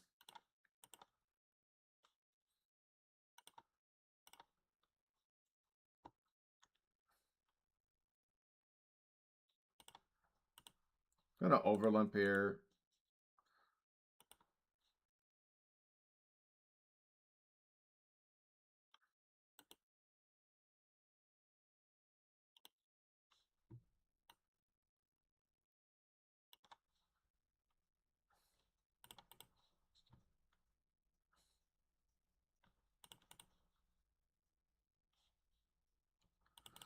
Yeah, well, let's see what this guy limp shoves. Also, let's see what this guy 8x's from the big blind in a spot where you can just take equity a lot, right?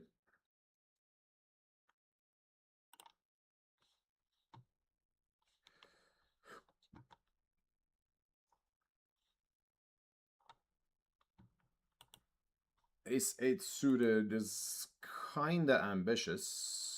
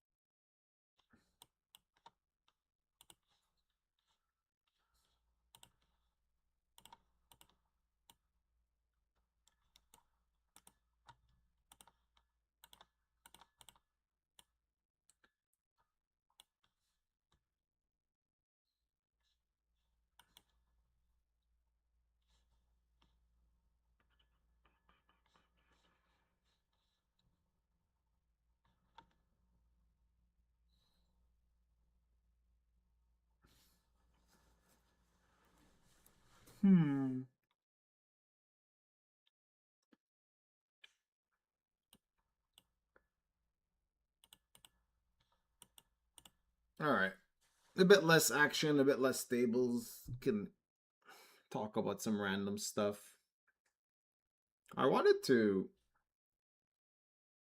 to buy new furniture. I'm in Canada, so keep that in mind. I want to buy new furniture for outdoor.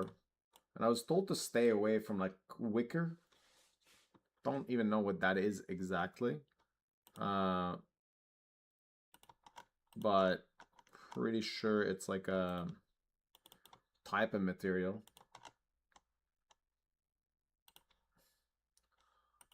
But I need something that survives Canadian winters, because Canadian winters are notoriously advanced, would be the best way to say it.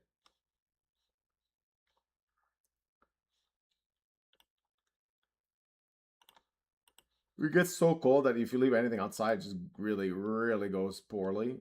And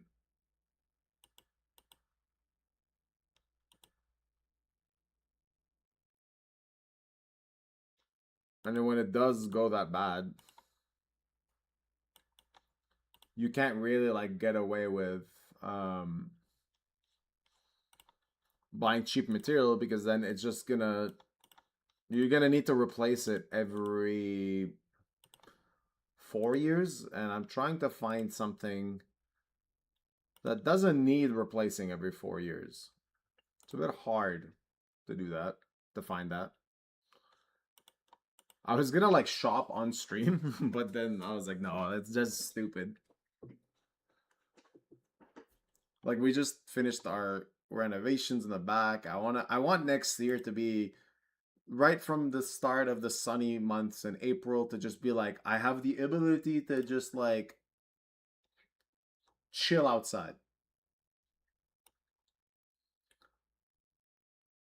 Right away. Just go outside, sit down, have a good time.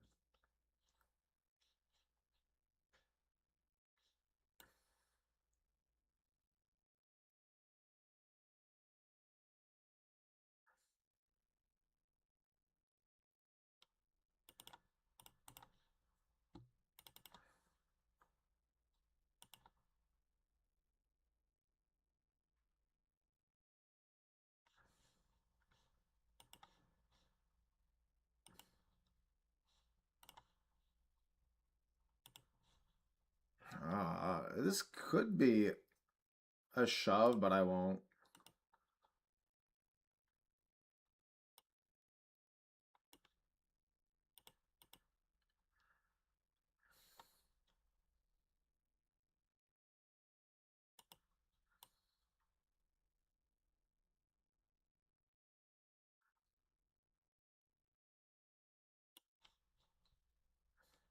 It's just this range is really strong, and even the flat is kind of strong. So like the shove ace deuce oh there is kind of just asking for trouble.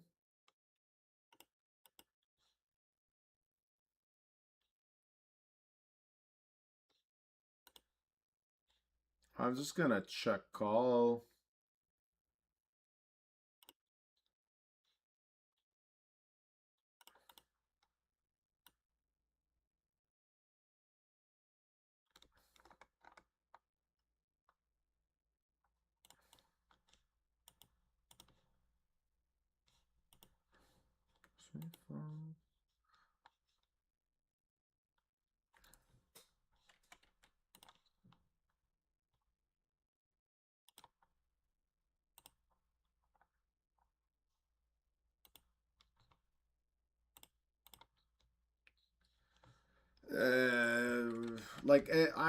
I'll stick to my read that I just think this is a strong range because like yeah, it's fine.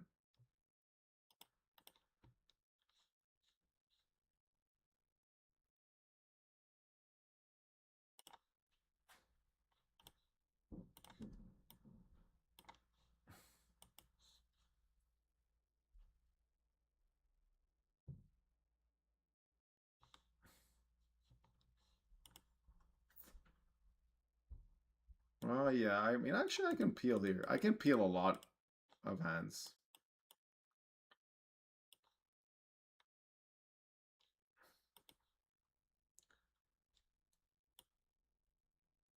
Decent flop.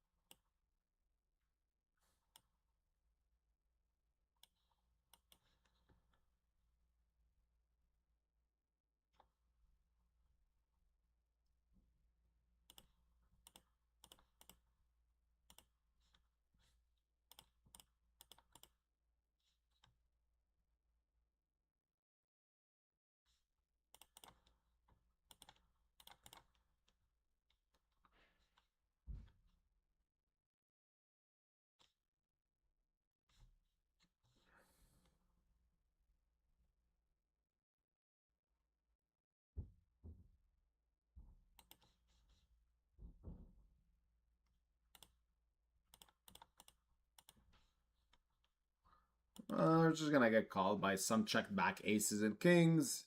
He also has king queen. and such a lot. He just has ace queen, king queen a lot. Yeah. I'm gonna bluff 10-9 a lot here. 10-9 suited. Mostly it.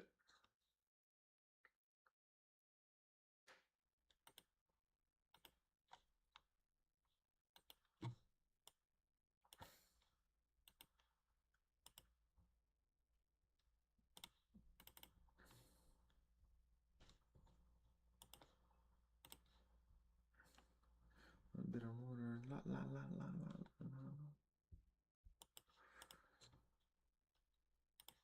I actually don't remember putting this song.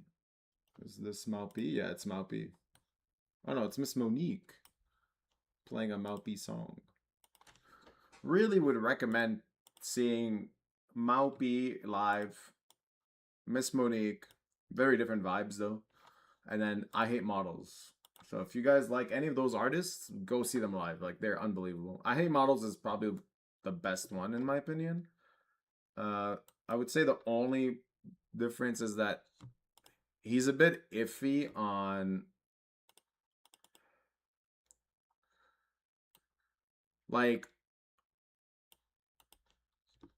you don't want to go see him in a random venue. And by random I mean some like venue that isn't like some like really high end or hyped up thing. When it's hyped, he's really good. When it's not hyped, he's kind of like, from what I've heard, apparently he doesn't give it his best.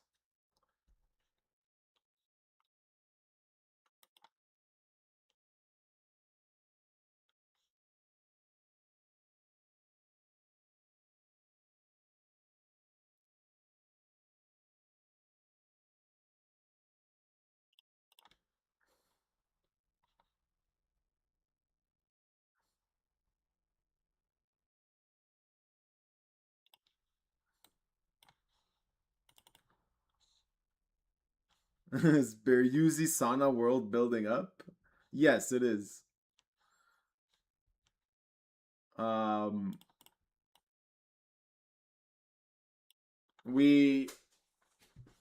the electrician came today to actually hook up the sauna. I haven't tried it yet. They still have to do a few things anyway to get it running. But basically, it has been plugged and running. So it's definitely happening.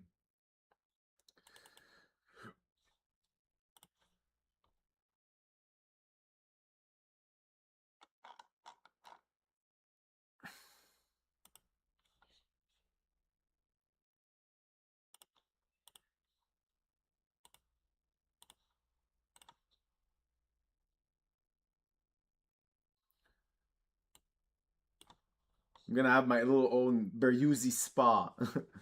I mean, I am excited, to be honest, from for like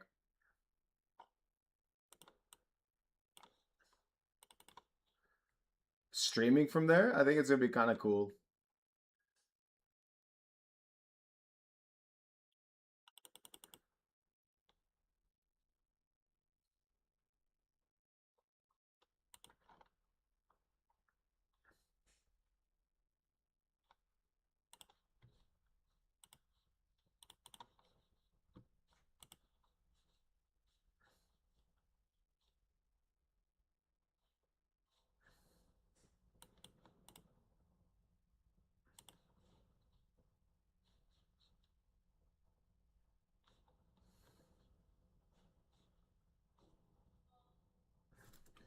I'm gonna go all in here. I'm gonna go.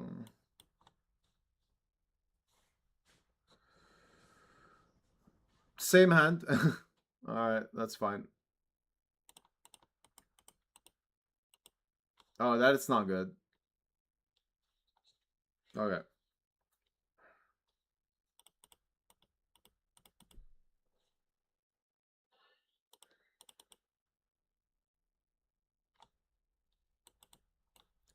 This is the 6 max that I sold action to. Kind of just had a pretty rough stretch Lost a few pots early on. Still in, but yeah. Not going the best.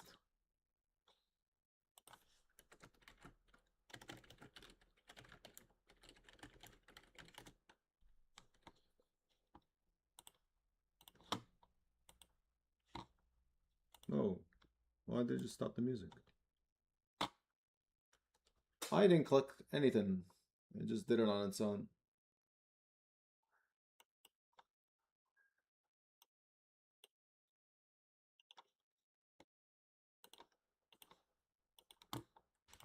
Alright, hold on. We're gonna put something else.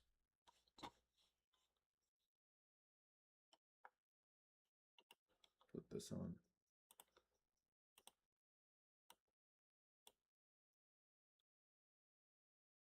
Alright. Put some Dom Dollar.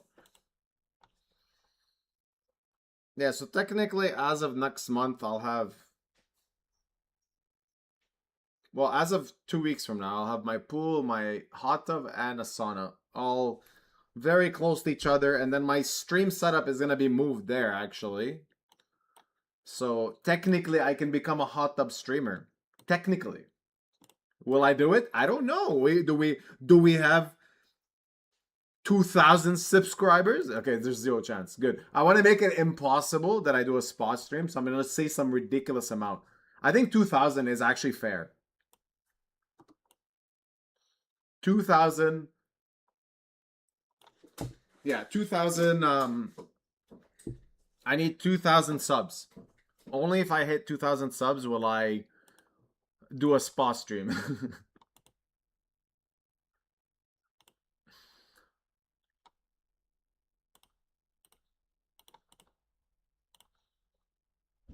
I think I just want to fold. Fuck.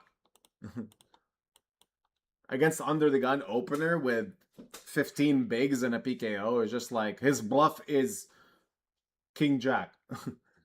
King Queen. He could technically have jacks and queens there too, though. Maybe that is, yeah, probably an over adjustment from my part. But I want to have a diamond there at least. I'm just gonna flat. Because like I'm flatting a lot here. Like I flatted Jack 10-0 earlier, so keeping a smaller stack is really good.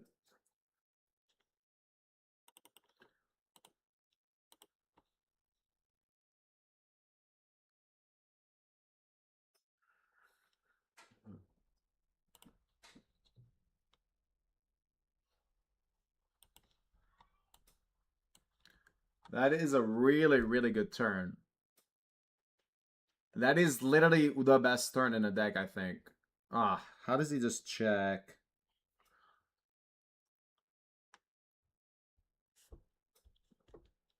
Just gonna block bet.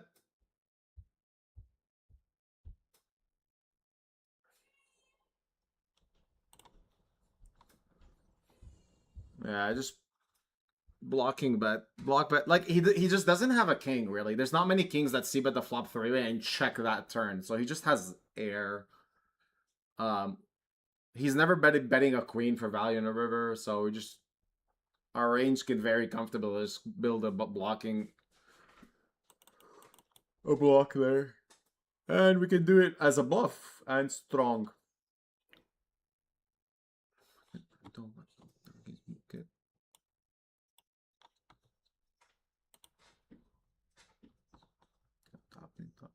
Okay, stop. Okay.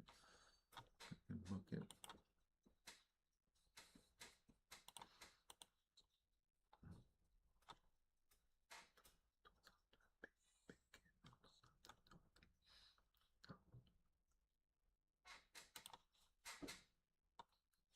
What a trap.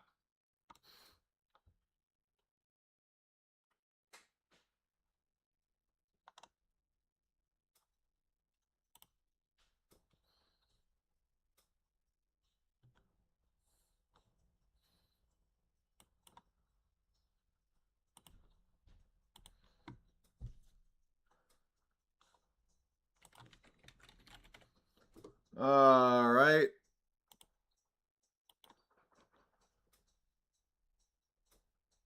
I'm gonna be shoving here.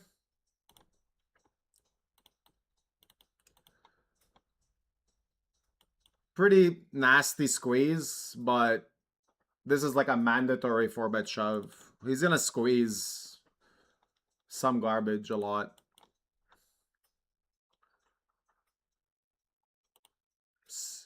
Where's Disco? This is a $1,500 buy-in, so like I did actually care about that spot. Like I said, I entered this tournament 3 times already today, so it's just kind of like I would like to avoid constantly re-entering it.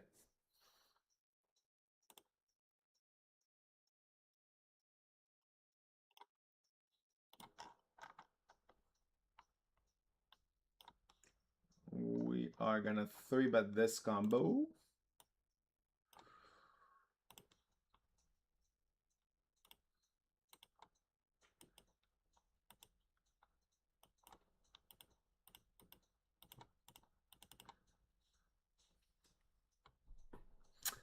Ha. Ha. I would like to consider shoving this, but I think maybe I just flat.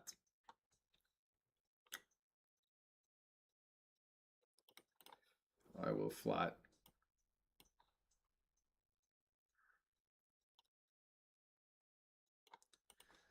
I think when I'm getting a really good price and I expect this guy to still click some bluffs,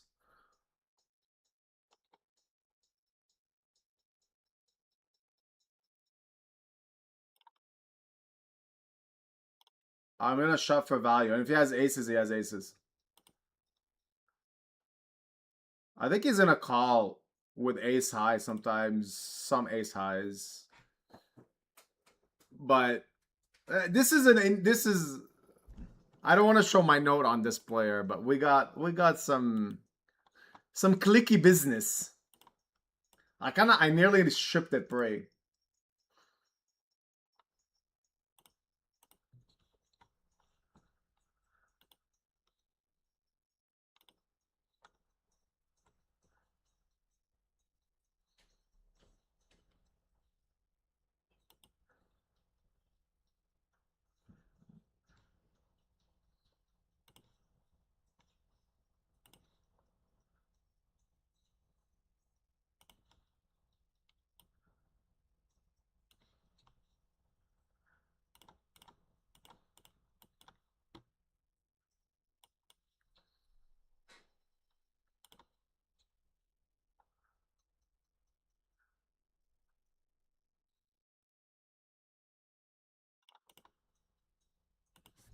Ooh.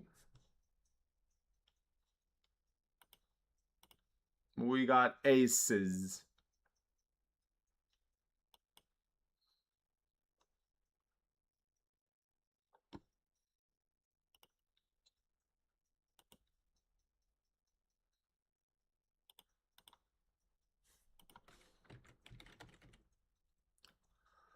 This is good so far. Yes, yes, yes. Very good. This is why it's good.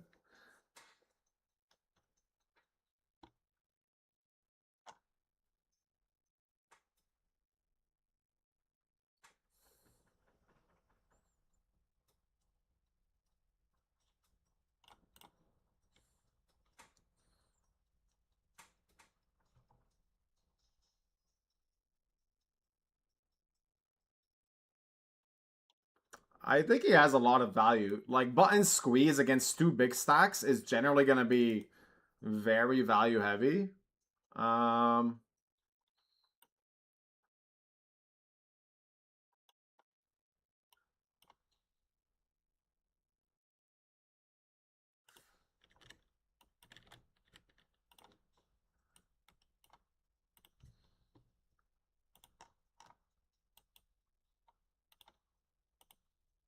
I'm going to shove for value.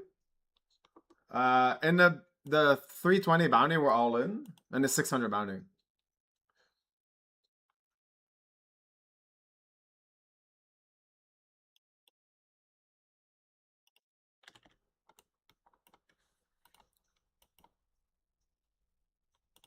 All right, we hold. And then in the other one, I shoved aces on a really bad turn. It was a 9, and then he just folded. So not much happened, I guess.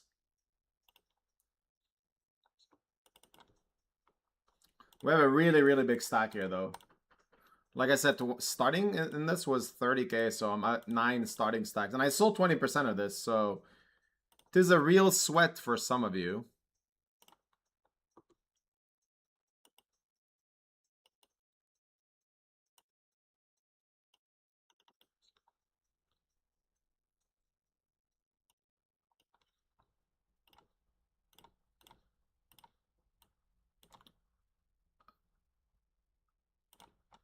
I think I can just check call.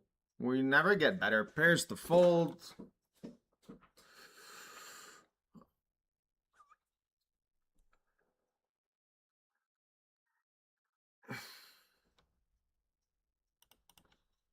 I'm just gonna block bet.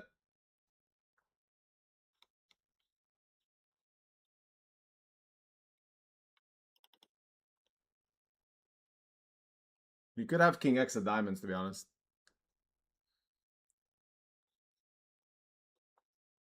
Did we get super thin value? We got super thin value. We got ace jack to call. So, like, I mean, these tiny bets, as long as they're well balanced, they just, like, make a lot of EV in the long run. Sometimes I'll block bet there with, like, a weak pair that doesn't want to get bluffed, doesn't want to... Or I just do with the absolute nuts. It could be anything, right? It just depends on how I create that strategy. But making 1.5 BB there on the river when I think he was never going to call more, and he was probably never going to bluff. Not a really good spot for him to bluff. But we make extra 1.5 BB. That's great. And a PKO, that matters. Because it could be the main reason of me covering someone. See, like right now, I cover this guy because of that 1.5 BB. Let's say I cooler him next time, I might make $140 just because of that 1.5 BB. I didn't actually plan that. This just accidentally realized this.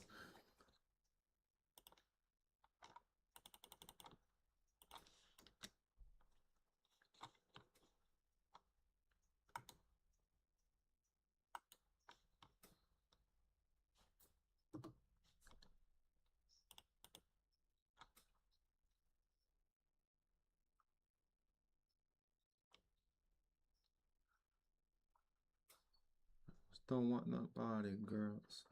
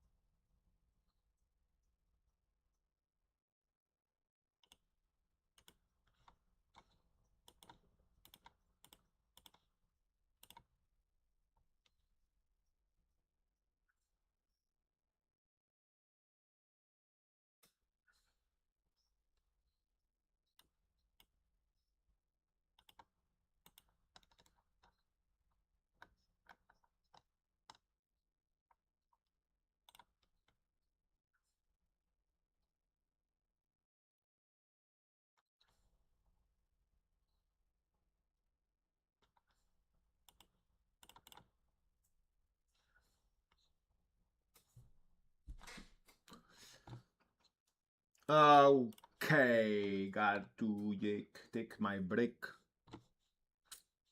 6 tabling, couple of stacks, really big stack in the 500 where I sold action, and yeah, just been focusing a little bit. My apologies for being quiet for an hour. Enjoy the break. Let's put some... Oh, yeah. We gotta put the Venom. We gotta put the Venom.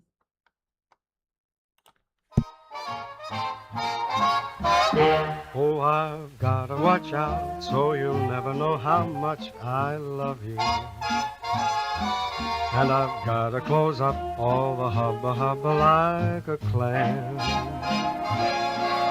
If you ever found out all the dreams that I am dreaming of you, You would think that I'm a wolf, and it's not I'm such a wolf. It's just you're such a lamb. Mr. Beriuzy, describe the confrontation you had with the Venom the night you fired 14 bullets. It was max pain. I was getting wrecked. Losing every fucking all in. It was brutal. And what was your response? Well, I just kept on firing more bullets. I'll see you in Vegas before I see you in Reno, where the words you used Mr. Beriuzy, according to the testimony of chat. I honestly don't remember. If they say so. I had a lot of tables. A revolver holds 6 bullets, not 14. I submit that this was not a hot-blooded crime of punting off one stack. That could be understood if not condoned. No, this was revenge of a much more brutal and cold-blooded nature. Consider this, 14. Not 6, but 14. That means he fired the gun empty. Then he stopped to reload so he could fire another 8. You strike me as a particularly icy and remorseless man, Mr. Beriuzy, and you have one of the most punchable faces I've ever seen. It chills my blood just to look at you. By the power invested in me by America's card room, I hereby sentence you to a lifetime of infinite rebuys in the Venom with no possibility of a min cash. So be it.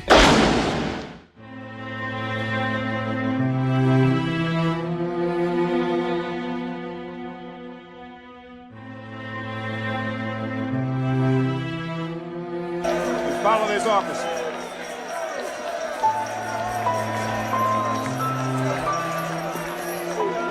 First time I ever laid eyes on Beriuzy. I didn't think much of him. Dude seemed like a huge whale. 10 packs of cigarettes says the rooster breaks first. You're on. I'll take the nerdy-looking dude that looks like Dan Aykroyd.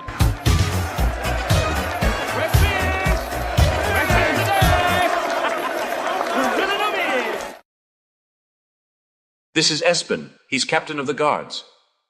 I'm Mr. Nagi, the warden. And you are all degenerates. That's why they've sent you to me. Rule number 1. No spoiling in chat. That's an insta-ban from Espen. I believe in 2 things. Discipline and cock. Here, you'll receive both. Put your faith in the rooster.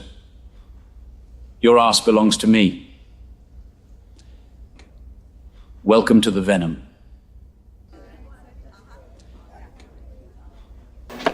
Must have been 30 seconds went by before Beriuzy decided to say 2 words to somebody. And as it turned out, that somebody happened to be me.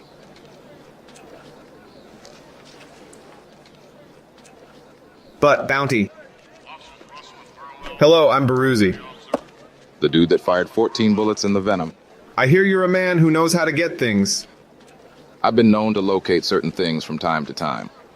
I need a laptop and one of those winning accounts on ACR. What's it for? I need to cash the Venom so I can get out of here. Okay, it's not gonna be cheap, brother. And I'm telling you now, the internet round here sucks donkey dick. Okay, gotcha.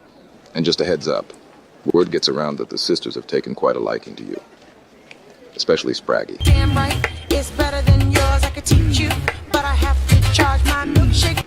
If I was you, I'd grow eyes in the back of my head, brother. Thanks for the advice.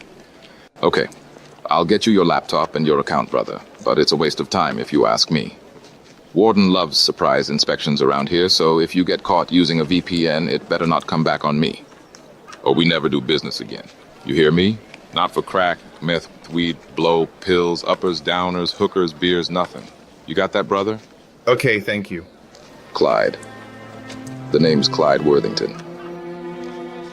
Yeah, I think it's fair to say. Even though I'd only just met Beriuzy, I could already tell that I'm a better player than he is.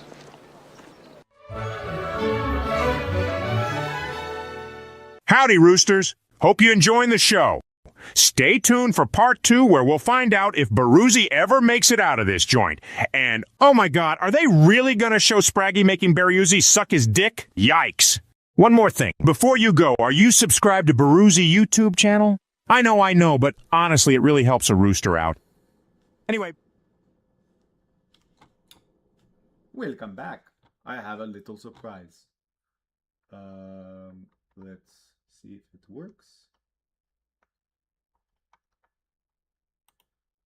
Doggo Cam is back. Look who's sitting right behind me. Little munchkin. My little cutie. Fresca. Oh, good girl. There we go. I'm gonna take advantage of this. We're gonna keep this as long as possible. Because she doesn't sit. Whoops. She doesn't sit much with me anymore. So when she does, I gotta take advantage. Gotta sell that doggy booty. Doggy booty on stream. Subscribe for doggy booty. Look at that booty. She works out. Yeah, she goes to the gym. I take her for a run every day, so she actually does work out.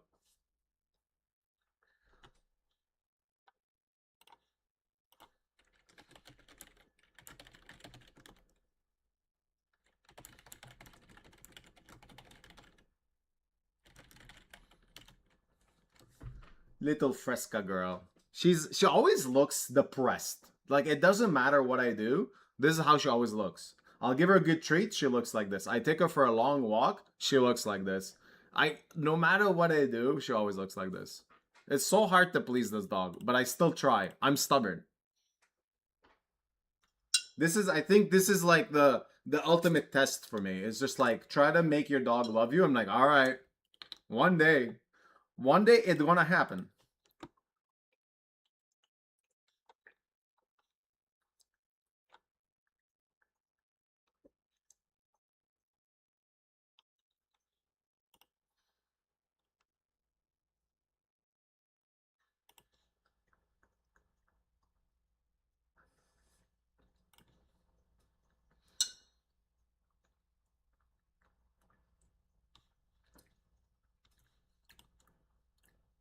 Wow, this guy ripped in ace-10 offsuit here? Jeez.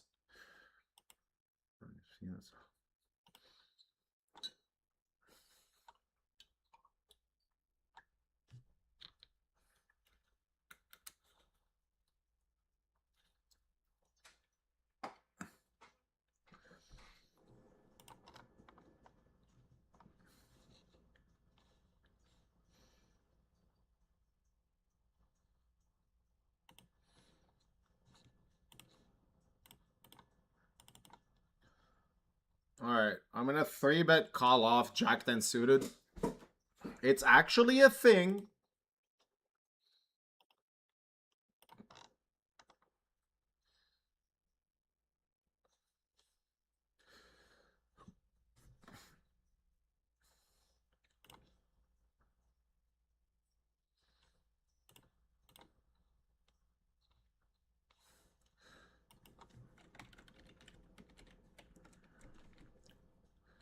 I might call this.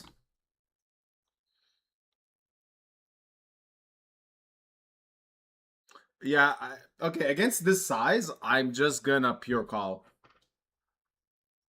So, I flatted, he defended big blind, and then he check calls the flop. He just has every gut shot and stuff, yeah. Against this size, and we unblock it, yeah, like, he's just gonna, see what I mean? Like, he just gave me like, if you bet, like, proper sizing, I would fold. But that size is basically too good of a price. He's gonna have way too many of those hands.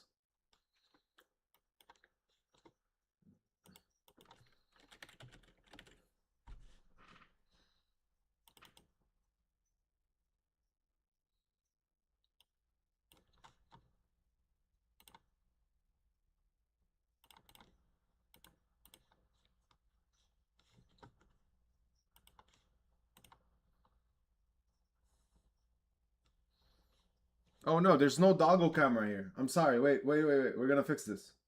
How dare I? There we go. Oh, but the chat is there. Damn it. Okay, I don't know what to do. I don't know what to do. We're gonna have to use the chat.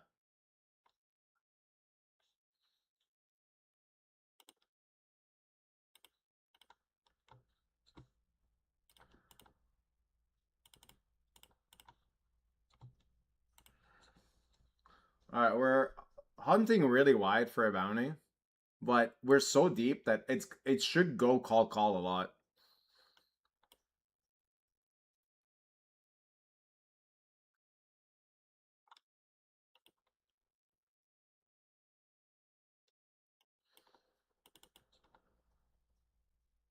Not great.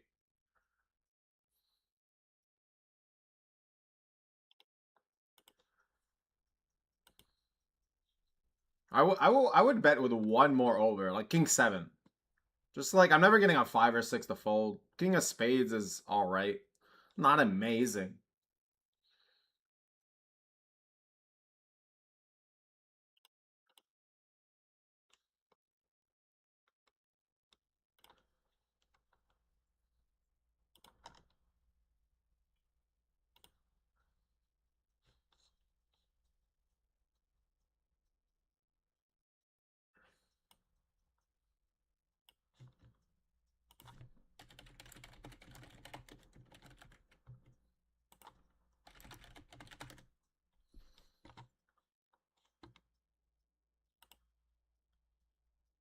Can I possibly just win with...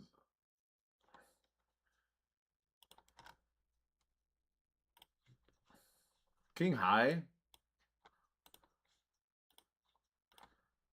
Very unlikely.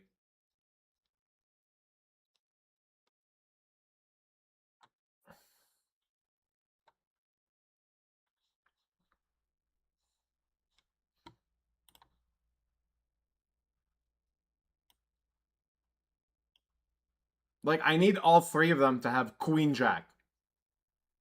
Right?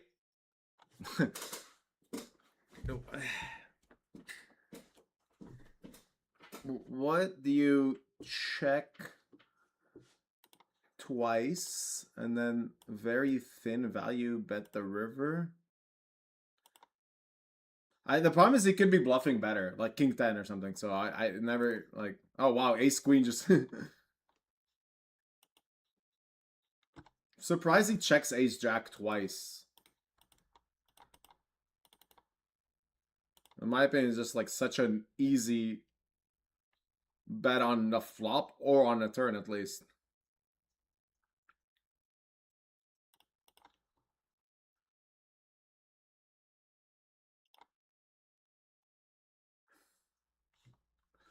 All right, in the 600 bounty, I defended 5-4 off, and we actually cover the guy.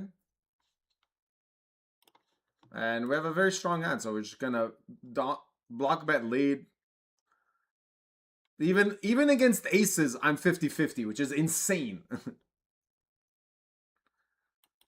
He probably was hoping I didn't have my hand. Kind of sick, because, yeah, like, obviously, we had a very, very, very strong hand.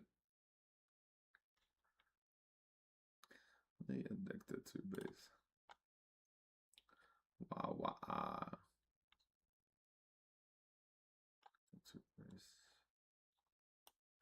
And now I have to just fold. And the 500, we're gonna go hunting for a bounty. He's shoving. Yeah, I mean, I get to close the action too. Starting stack is 30k, so it's basically just...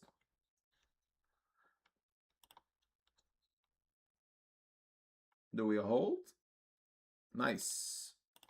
All right, we're actually officially in a profit in this tournament.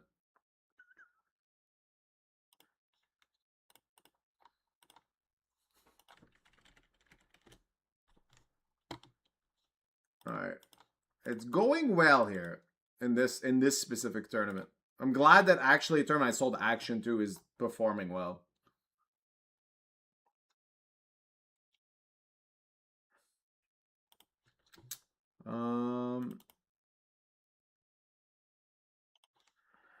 Nice.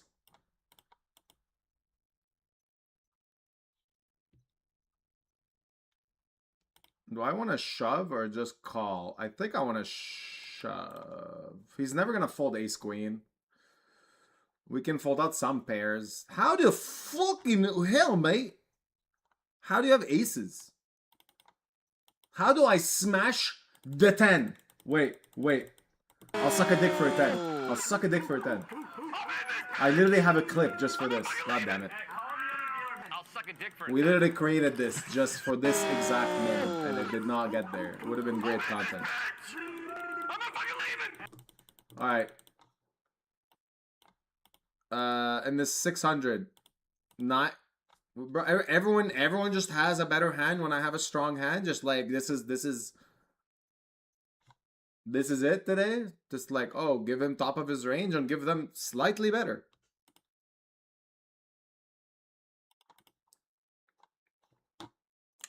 Okay, I might re-enter this. I'll think about it. I'm not sure if I want to re-enter it. I think 40 bigs is kind of close.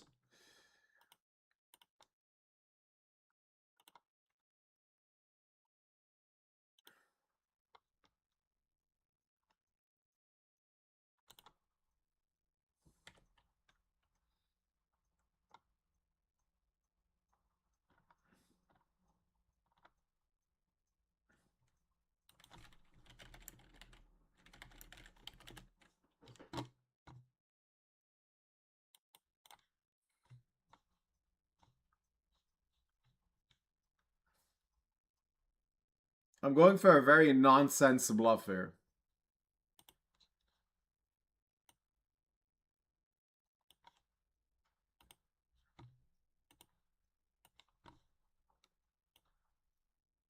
God damn it.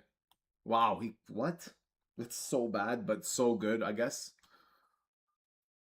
That's so bad and so good at the same time. It's so bad, though. Like, alright. You know what? Some people just know that I'm capable of bluffing there, and they decide to call everything.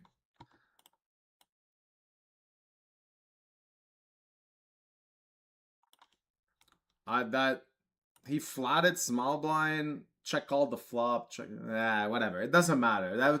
I went for an ambitious bluff in a spot I don't really. No, I guess I do have too many bluffs, but still, for him to call that is like, it's ballsy. We'll give him that.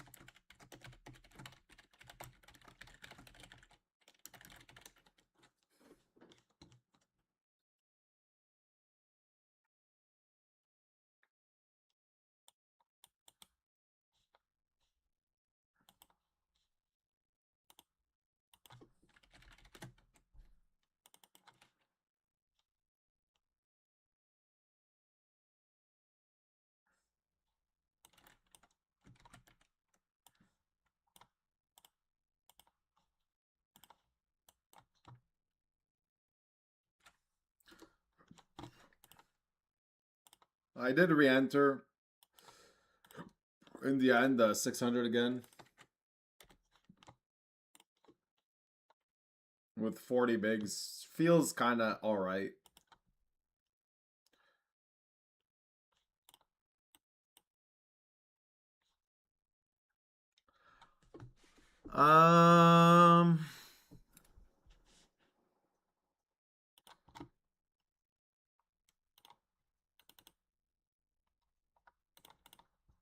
I kind of wanted to check raise, but I think I'm just gonna check call.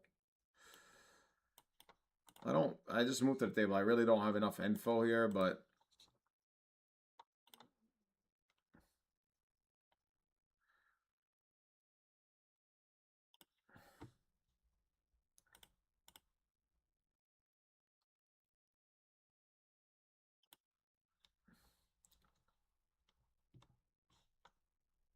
alright. That's fine.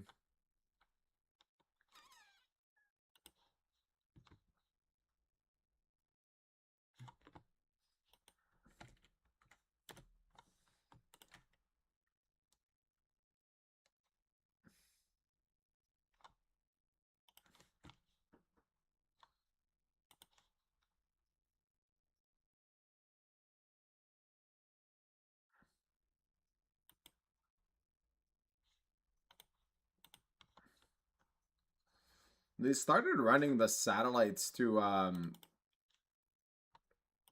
Bahamas, which I'm kind of like excited for. Like I'm definitely going to Bahamas this year. I really like to go. It's a vacation for me. I just go, I play the main, and that's about it. Last year I went and I played the 100k Triton, which was an unbelievable experience. I soft bubbled it. I think I lost like a pretty big pot, 4 or 3 away from the bubble, which was really, really mentally devastating. But it was really cool to play. Yeah, I mean, 100k is the biggest buy-in I've ever played. Very tough lineup. Every table I played on was just like absurd, and just like had fun battles with pretty much like some of the best in the world.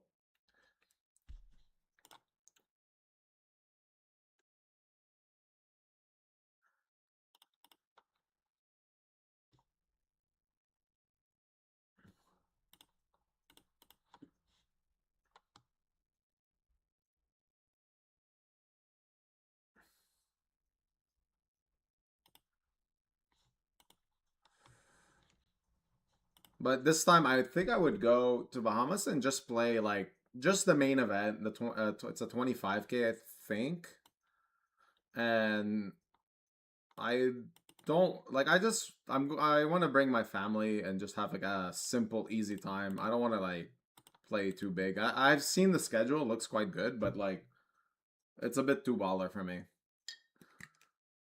I find it hard to go to that type of place with family and then like try to have like a nice 1 week vacation with them while like swigging gazillions, you know? Like it's really big buy-ins. Even if I sell to some friends and stuff, like it's still not very appealing.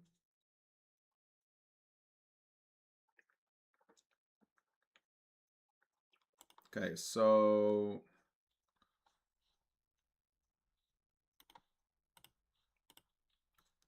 just call.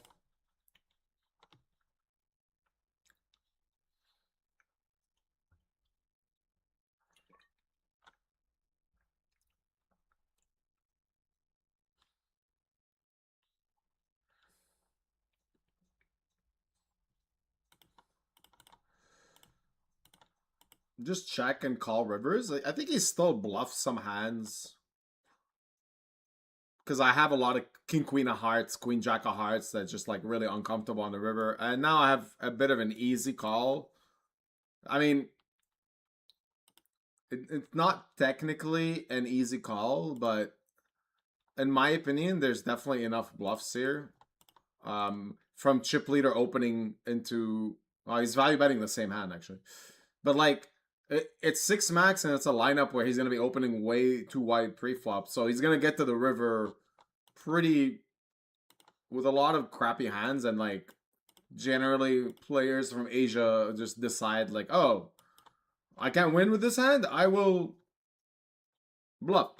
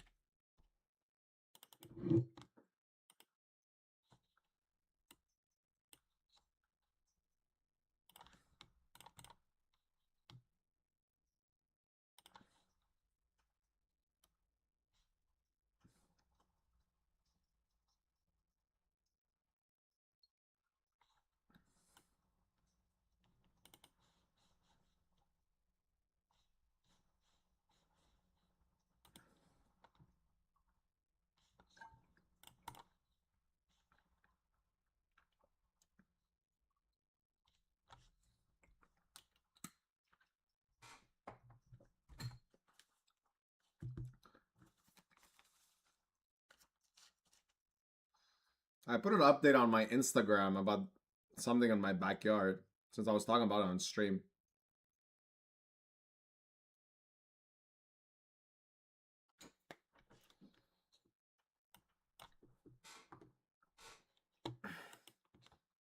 They installed our glass fence around the pool yesterday in Canada. I don't know if it's all of Canada, but in Quebec, where I live, if you have a pool, you need to have a fence all over around it so kids can't fall in. And it's like a forced law for anyone that owns a pool. Like it just doesn't matter where you live or whatever. It's for everyone. Everyone has to do it. So they forced us to do this too, and I've seen it on like my parents' house, my parents-in-law's house, and it's so ugly. It's really, really ugly when it's a regular fence. But we saw an option that you can also do it as um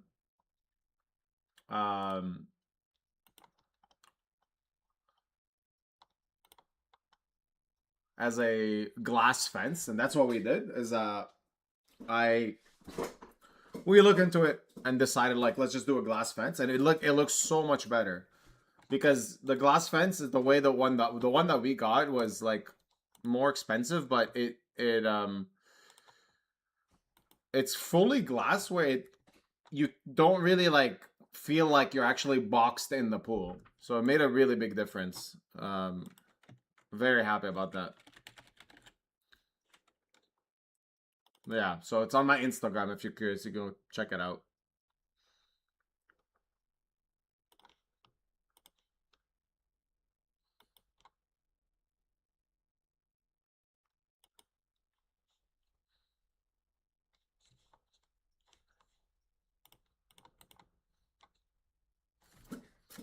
And the 1500 still like kind of cruising on a small stack.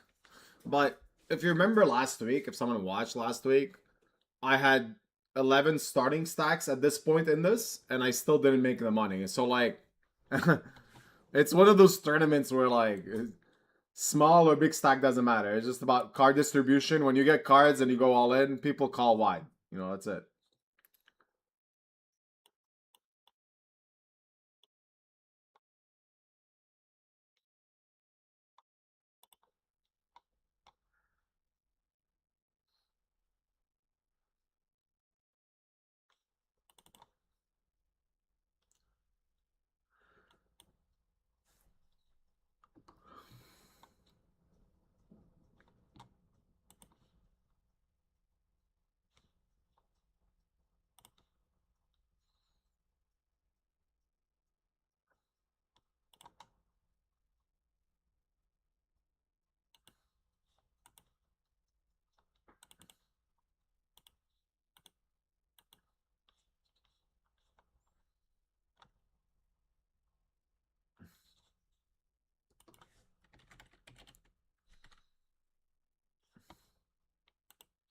God, it really sucks to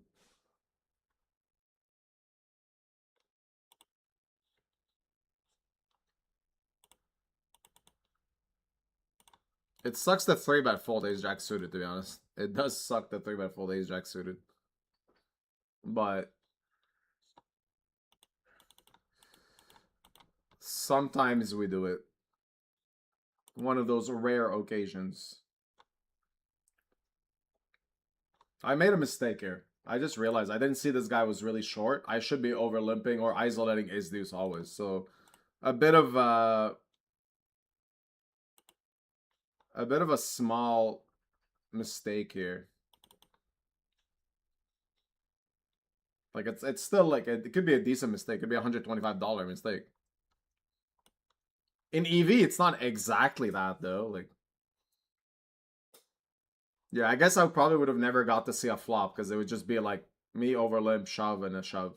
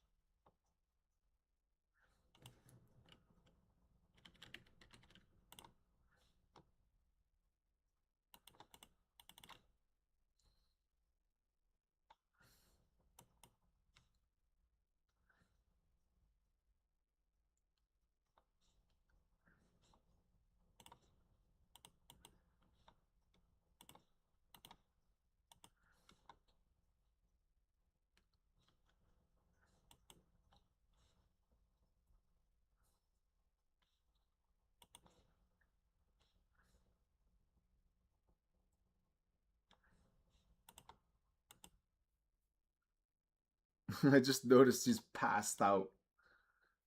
Doggo is fully passed out.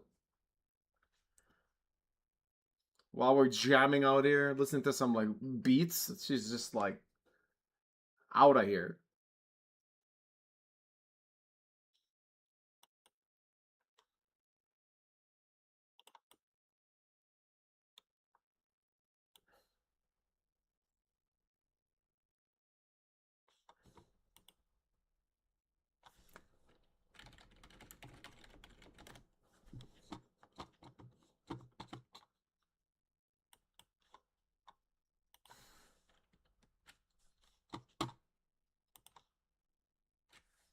Okay, come on.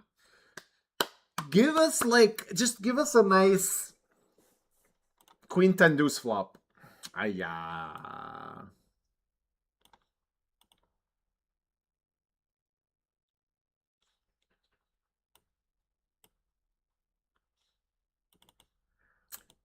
Yeah, well, that's not a good turn.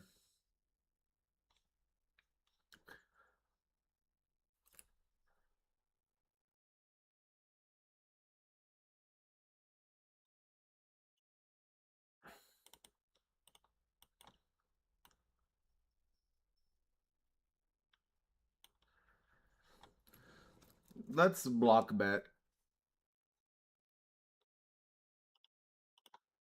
Wow.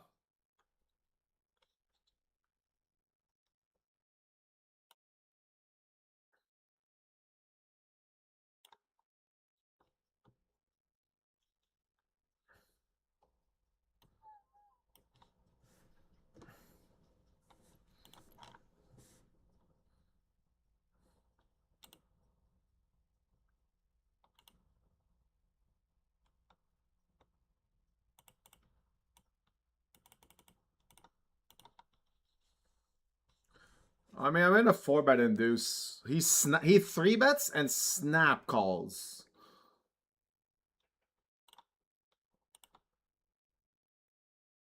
And donk ships? What? What is this? Well, what is this? I need to see your hand. What the actual hell? What the actual hell? Okay, thank God.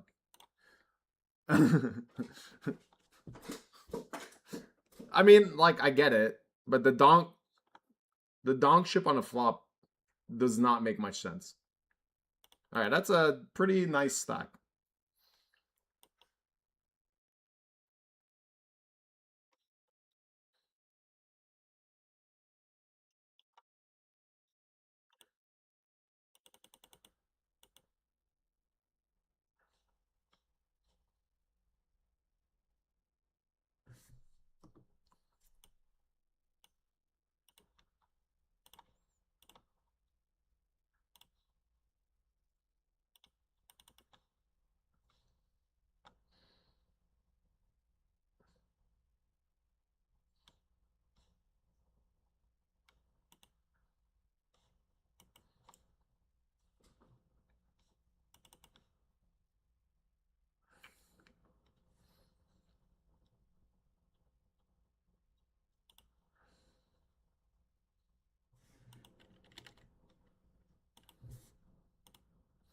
Okay, pretty good flop.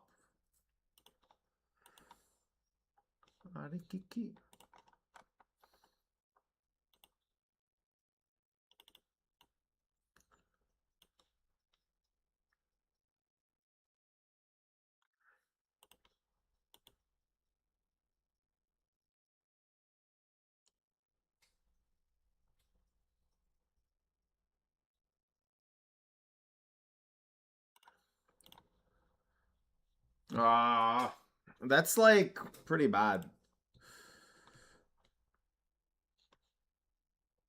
That's such a bad run out.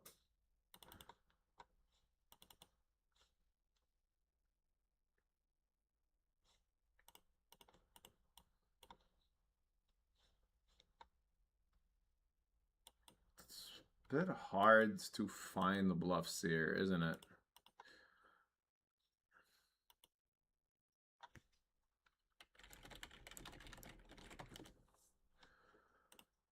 Like, what do you even bluff here?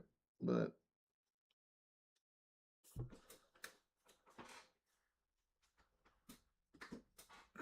something is kind of sus. Something is super sus about this.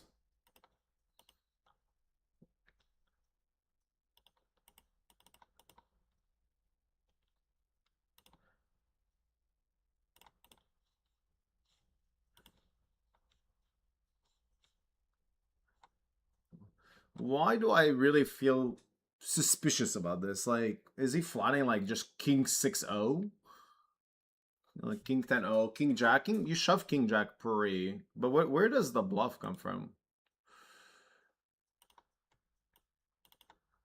Where does the bluff? I'll just fold. I just can't think of bluffs, so, but I can't, like, it's hard to think of value too. That's the problem.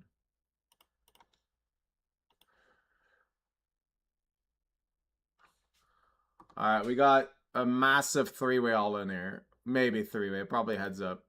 Probably heads up. Hopefully ace queen. It's a coin flip.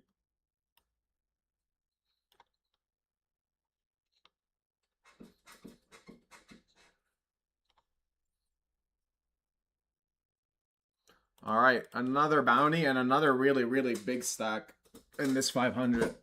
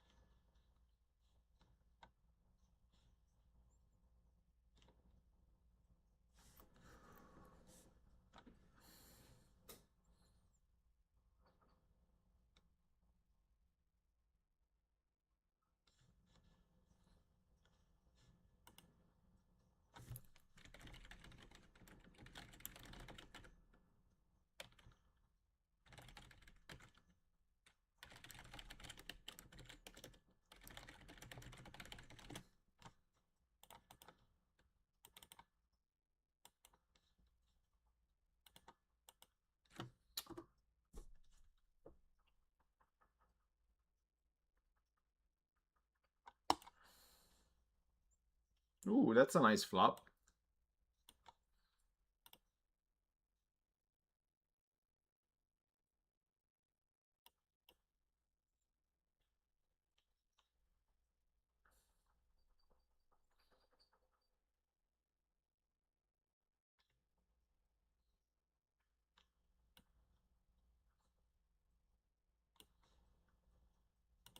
I think I'm gonna check twice.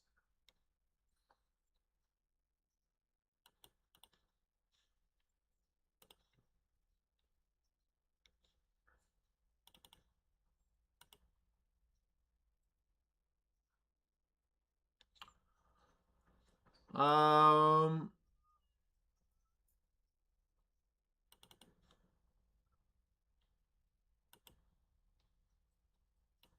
all right. Looks like I wasn't gonna get much value there no matter what.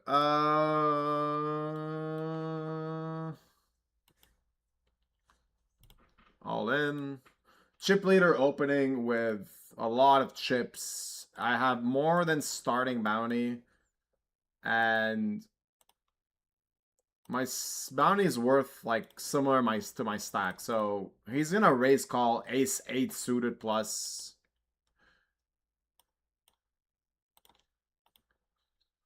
And then I'm all in with the ace queen here. Against an open and a 3-bet from a guy that says Mr. Never Bluff. Let's find out if his name is really factual. And if he folds, I'll just say... Okay, maybe... Okay, wait. Am I... It's the same hand. Technically, it's not. Oh my. Oh my. Oh, don't you dare. Please. Why? Why you do this? GG Poker, why are you gay? Why you do this? What is this? Alright, I will not re-enter, not with 30 bigs. That's, it's a bracelet event, but, like, it's a bit pathetic to chase it by making stupid decisions by re-entering with 30 bigs and stuff like that. So, I just won't do that. Yeah.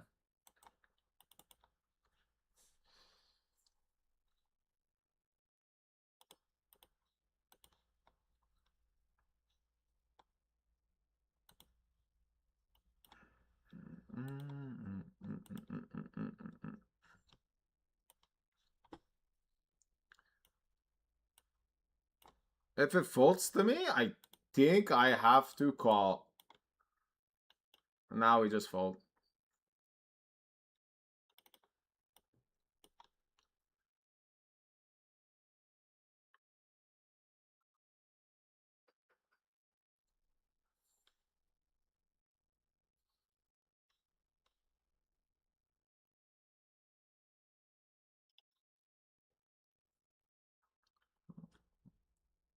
Off in your head.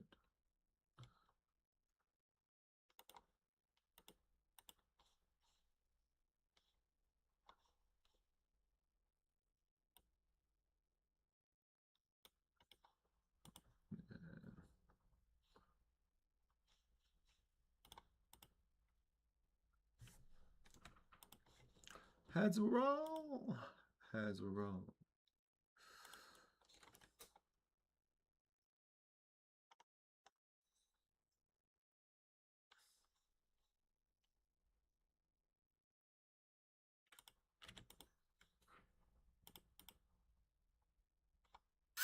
Nearing the money in this. So, like, 100 away. But, like, my stack is just really big. Really, really big.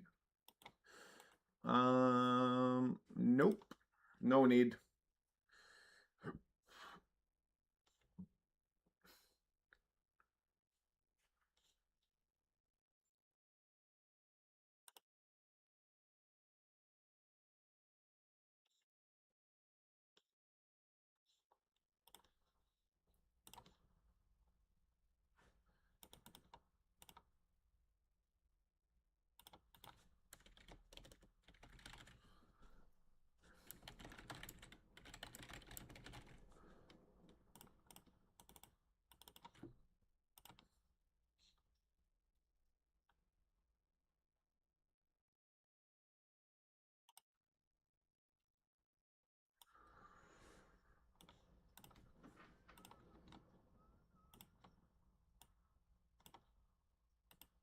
Today's this weird day where every time I had aces, people just shoved into me. So we're gonna try to go for this again.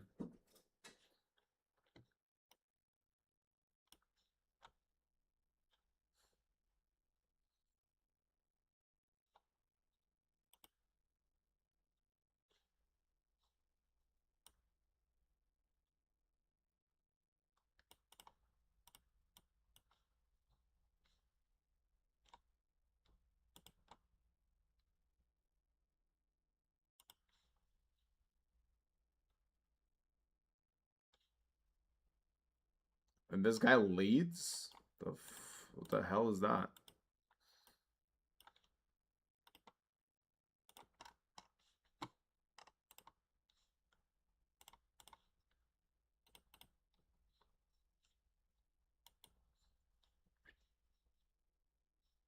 This is the guy that made a pretty crazy hero call against me earlier. So I have a feeling this guy is just like really weak and playing weird style stuff, like just trying out some button mashing tactics.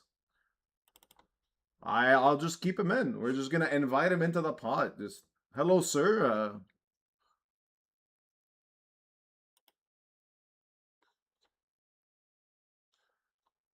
Oh, it looks like Twitch is actually not working.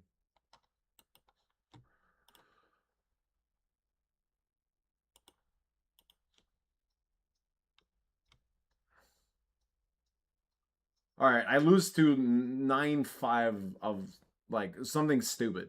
I only lose to like a very stupid hand.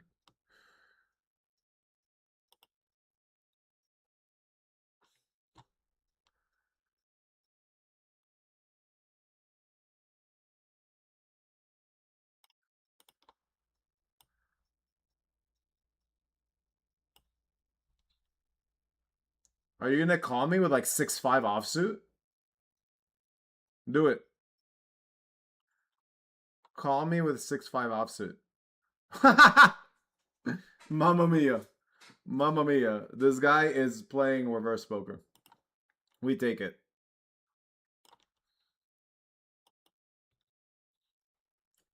That's the guy that earlier did a really crazy call against me, and now we just confirmed that he does not like the fold button.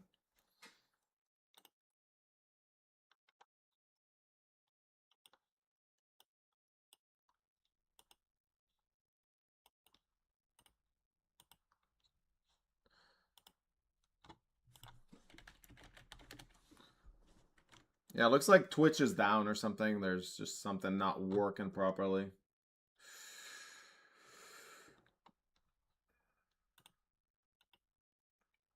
Oh, no. No. Oh, fuck.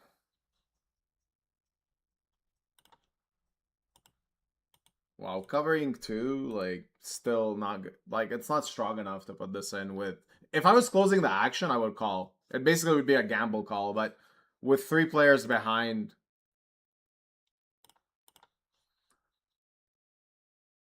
With 3 players behind, we, like, want to have stronger pairs.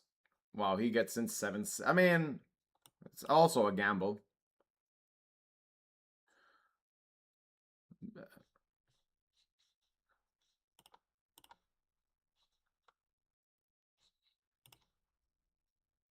It's a funny hand.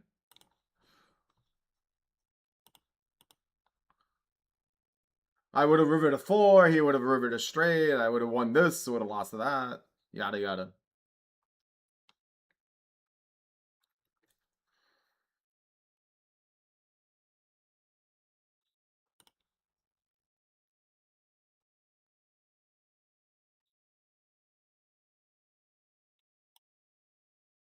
I just got 4s. They're just gonna keep dealing me pocket 4s.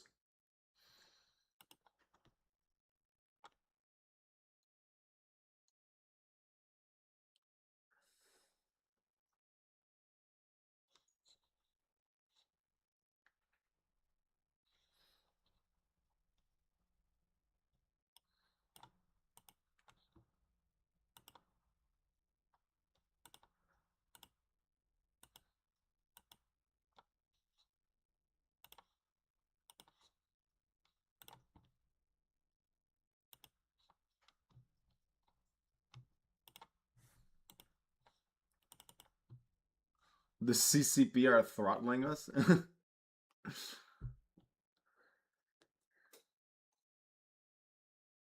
Oh, interesting. I moved to a new table in the 1500 where everyone covers me by a lot, but I covered just one guy who has a massive bounty. So that like, you know, this is what I mean. Like, sometimes this tournament could be randomly profitable because you just cover the wrong guy. The one guy that just has a lot of bounties. I want this guy to win with Queen 9 suited so that maybe we can get it next hand.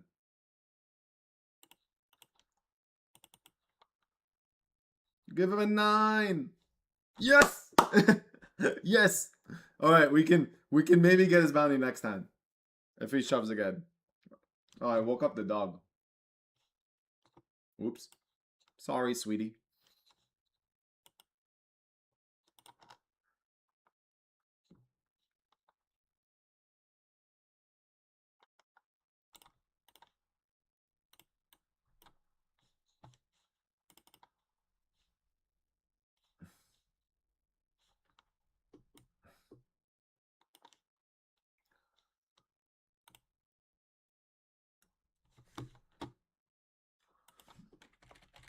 So is like Twitch chat the only thing not working, or everything's not working? Oh wow, Twitch is really down. Why am I even streaming?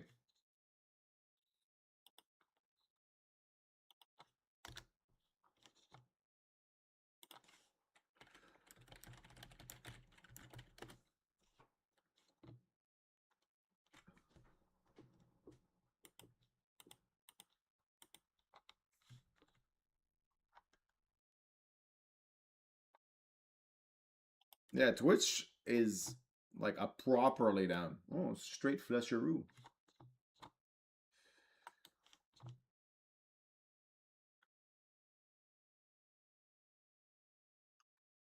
That's funny. 10 high wins there.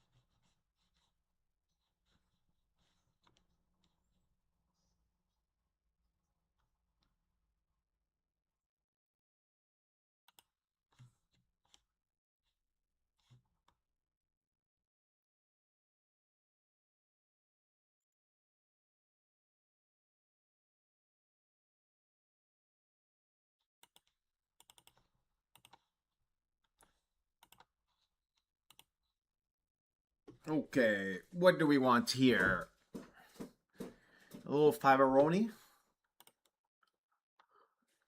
Well, I guess we don't want to get squeezed, number one. Oh, five-a-roni.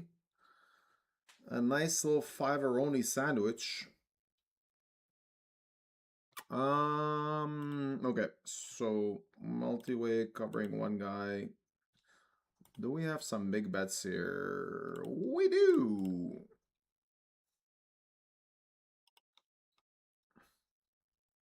Something like ace four.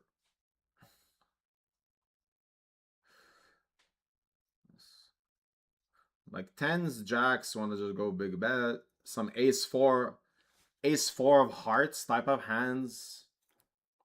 Okay, I lose to 8-7, but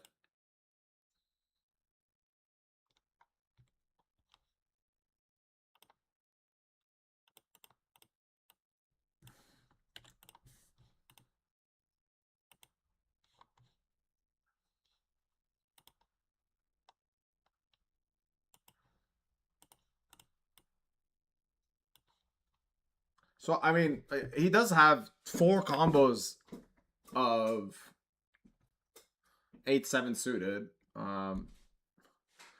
Now is river going really thin for value a thing? I think so. I think I still want to go thin here. It's going to have 9-8 suited, probably 9-6 suited, some 8-6 suited.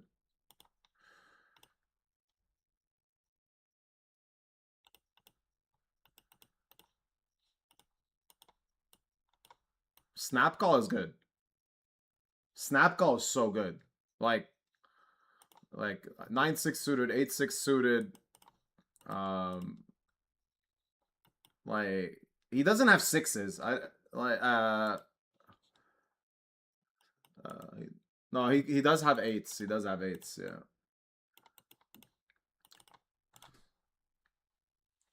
That's a really, really big pot because that's like I just became chip leader with that. Now I was just trying to think river sizing. Let's say like I have ace-7, king-7 suited, probably even opening. Yeah, king-7 and ace-7 suited. What are we doing on the river? Are we like ripping it or are we just like doing funky shit? I think we're doing funky shit.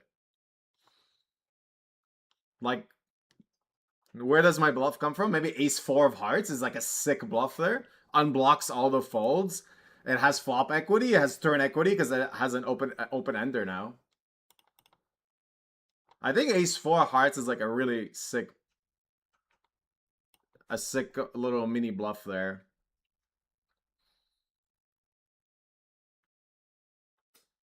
He just snapped though. It's a pure turbo snap call. I was happy when he snap called. I'm like, oh, I win. Oh, he throws a bucket on me. Oh no, I'm wet. Oh no, I gotta take off my shirt.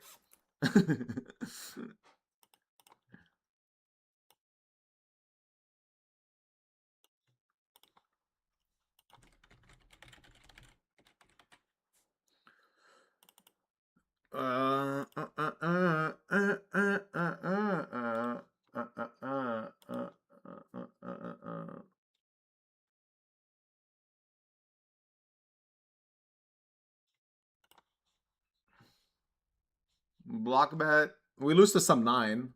Oh my god, he just snapped king high. He just snapped king. Everyone's just like, this guy is crazy. Call everything against him. I mean, I do block bet bluff 6-5 there and whatnot. But I would like people to sort of, at least, kind of, take a bit of time to think about on the river. You know? The snap call is... I guess it's respectful because they know I can bluff. So I'll take that. I accept.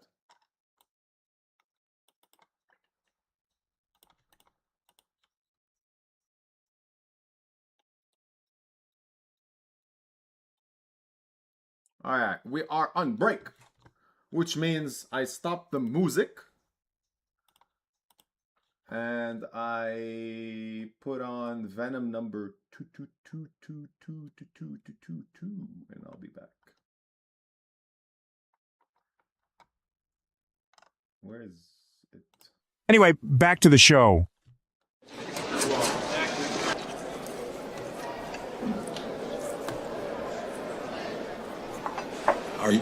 Are you going to eat that? Nah, I'm gluten intolerant. I don't think there is any gluten in worms, to be honest. Yeah, my stomach's a bitch.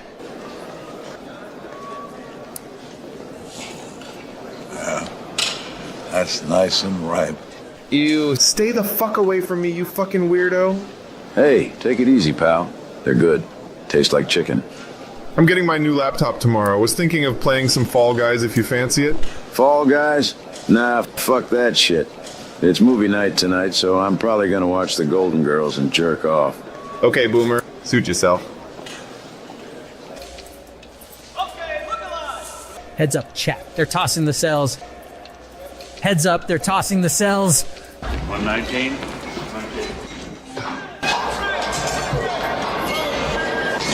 Get up, Beriuzy, you sack of shit. It's good to see you're reading the Rooster Bible. Any favorite passages? Watch thee, for he knows not when the rooster of the house cometh. Rooster 13:35. Yeah, I've always liked that one. But I've much preferred... Cock-a-doodle-doo, motherfuckers! Ricky, chapter 9, verse 11. I hear you're good at poker. How nice.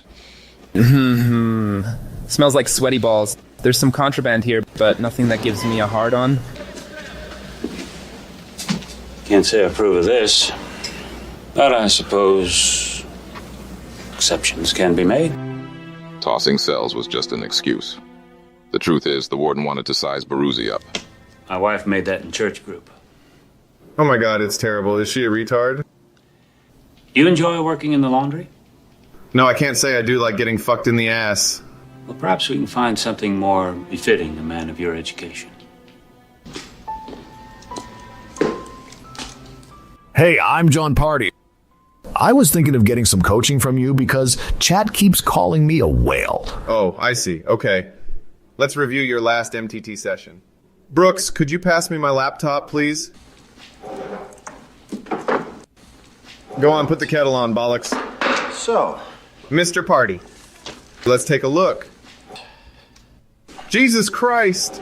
So then Beriuzy says to Party, do you want to play the Triton series in London or Vietnam? He didn't say that. The rooster as my witness. Party just blinked for a second, then he laughed himself silly. Then afterwards he actually shook Beriuzy's hand. My ass. Honest, he did. I nearly shit my kicks. All Beriuzy needed was a suit and tie, and he would have been Mr. Beriuzy. Making some new friends, eh, Beriuzy? Well, I wouldn't say friends. I'm a convicted felon that provides coaching for profit deals to the guards. It's a pretty nice pet to have. Got you out of getting fucked in the laundry room, though, didn't it? Well, it might do more than that. I was thinking of applying to the state board for some tunes to listen to while I grind. And how do you expect to do that, Mr. Beriuzy, if you please? Get some tunes to grind to? I'm gonna email the poker board and ask for some funds. Son, 6 wardens have been through here in my tenure, and I've learned one immutable truth. The warden is a fucking prick. And his arsehole will pucker up tighter than a snare drum if you ask him for funds. Customer support is stretched thin as it is. Perhaps I could contact head office and request support directly. As far as they're concerned, there's only 3 ways to spend punters' hard-earned rake. More streamers, more promotions, and more backhanders. Still, I'd like to try, with your permission. I'll send an email a week. They can't ignore me forever. They sure can. But you write your emails if it makes you happy. I tell you what, I'll even forward them for you. How's that? So Beriuzy started sending an email a week, just like he said. And, just like the warden said, he got no reply. The following April, Beriuzy did one-on-one coaching for half the guards in the Venom. The year after that, he did them all, including the wardens. Year after that, they rescheduled the start of the baseball season to coincide with the GG Spring Series. The guards on the opposing teams all remembered to bring their laptops. Okay, so you called 50K on the river with a hand that's obviously beaten? Dude, that was like 140K of my own fucking money. I changed my diet recently and had 3 huge losing sessions in a row. That can't be a coincidence. Wow. Only Phil Hellmuth could blame an awful river call on steak and broccoli. Seriously? I'm gonna sit here and get lectured by a fucking rooster now? Unbelievable. Maybe they should create a poker show with a 20 big blind hyper turbo game that's limp only. And you could play 6-handed against yourself. Wow. So you're gonna sit there and berate me, trying to make fun of me? Unbelievable. I've just blocked you on Twitter, you prick. How do you like those apples? Yes, sir. Beriuzy was a real cottage industry. In fact, it got so busy around the big series, he was allowed a staff. Clyde, could you do me a favor and pass me a shank, please? A really fucking long one.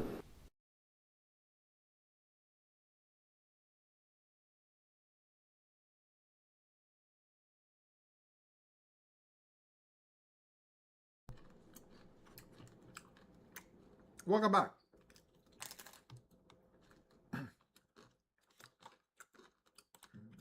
There's the music.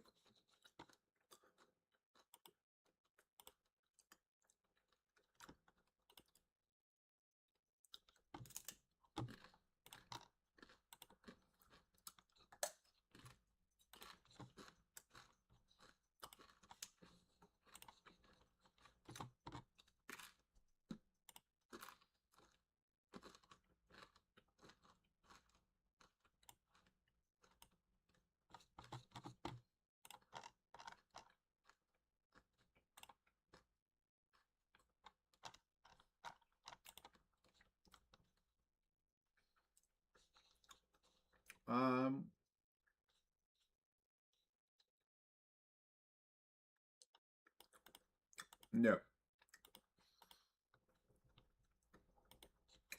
We are raise folding this one.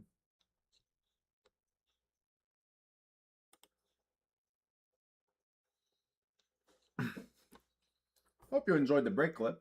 Doggo's gone. Doggo has decided to no longer pose for us in the background, so I can't show that camera anymore.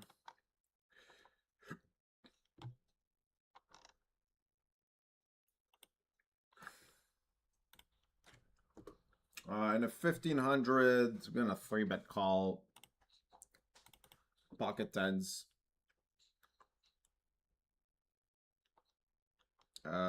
Pretty decent flop, actually.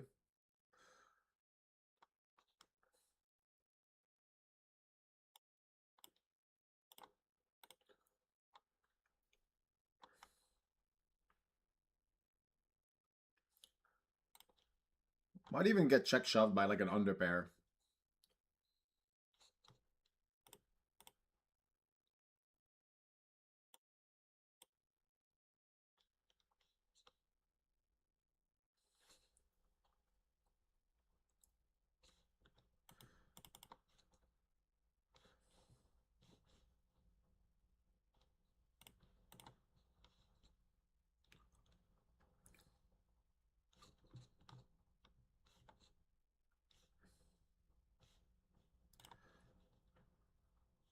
Like, kind of weird turn spot because, like, you can have some king queen suited, but I want to let him bluff some hands too.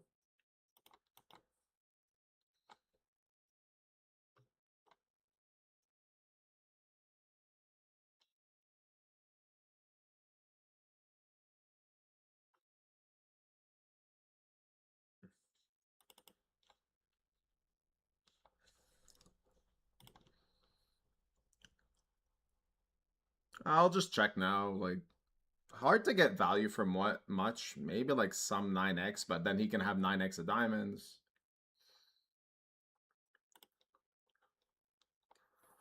I kind of like, that's why I checked Dern, because I think on some runouts he might bluff the river, but yeah, it just seems like he has these type of hands a lot.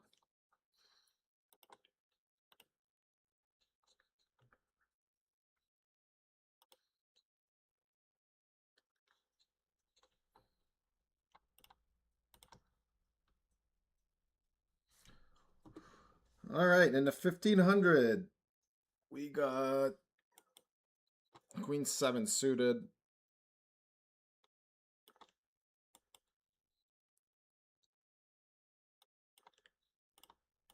Not the greatest flop, though.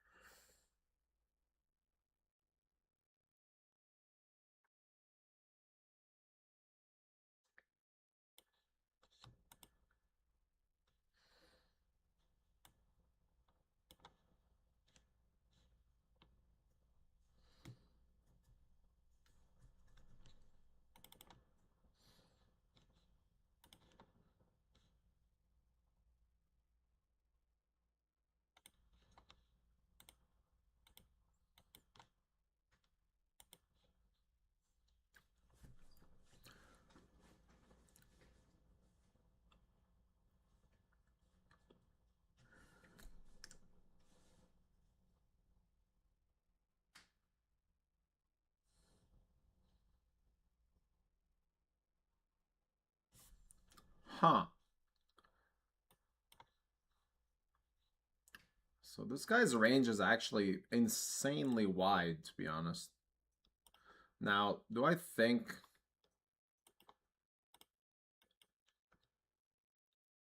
he calls worse? I think I want to tank call because Daniel Peterson might still call with something that I beat. And there's more value in getting Daniel in.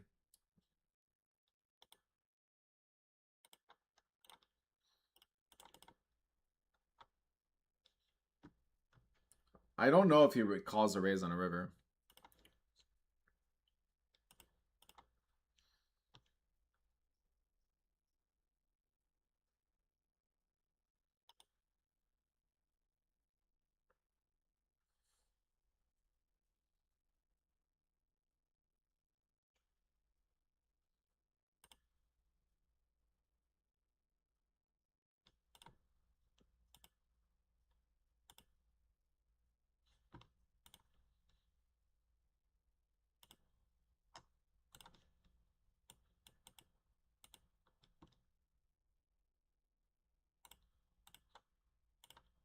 Interesting flop, multi-way in a limped pot.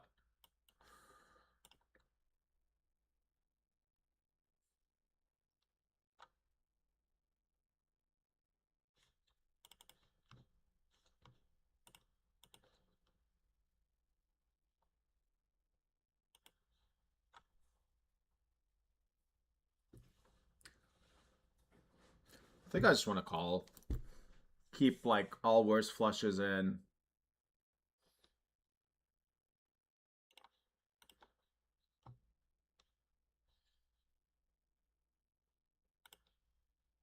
This is actually very interesting now.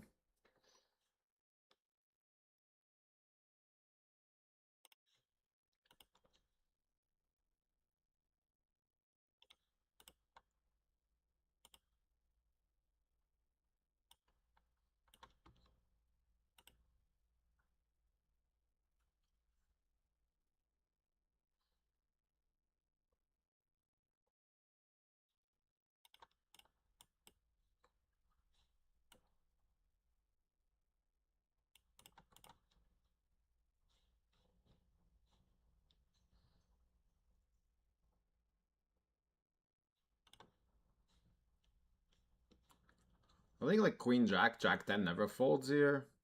Worst flushes might raise because I have a lot of Jack X in my range. Let's say like he has Queen 6 of clubs. Is it just gonna call? I think it's gonna shove. Let's see. Ace 8. Just not folding anything. Anything. Fellas, they don't want to fold anything. Folding against me is illegal correctly because what do I bluff there? I guess I could bluff like King 10 with the King of Clubs. Could be slightly ambitious, but it's definitely doable.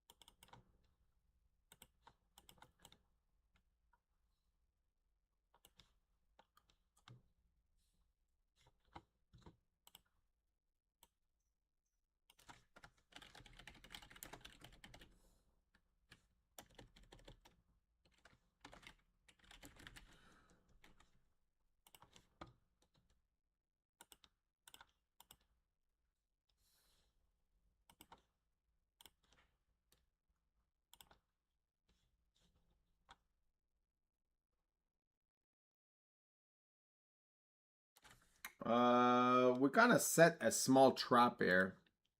Flatted ace queen against open. And small blind has ripped it in.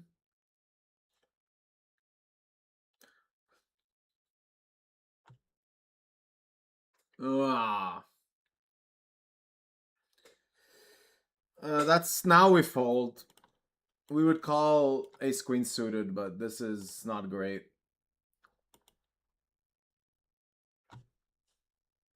Ace queen suited would be a nice multi-way get in there. Because he's still shoving ace jack suited. I don't know. I don't think he might sometimes get an ace jack O as well.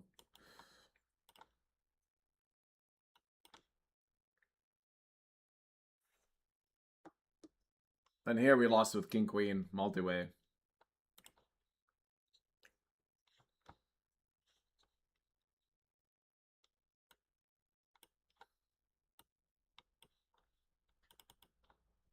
Okay, hold on. We got a lot of things going on. We're near the bubble here with a massive, massive stack.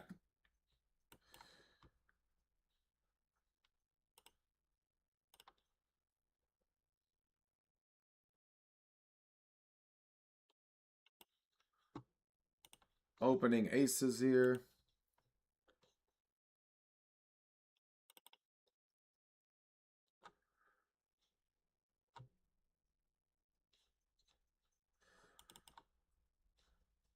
Today is the day where you have aces and people just shove into me. It's literally happened like 5-6 times today. But I lost to Ace Jack when he flopped quads. I don't even want to. Shut up, Ryan. Shut up. Just shut up. Just let the river come in peace. Thank God. I wasn't ready to lose with the aces against Ace Queen or Ace Jack again.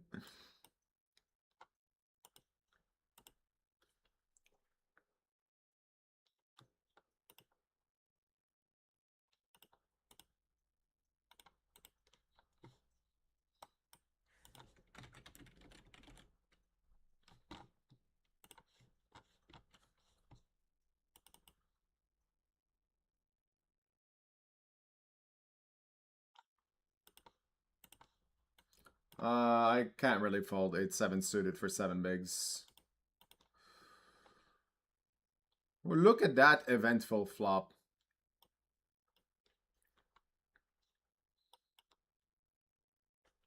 Let's go. This is the 1500 milli maker, so trying to make day 2 would be very satisfying. It's 50k starting stack, and I think I have 200 now. So yeah, we have 4 starting stacks.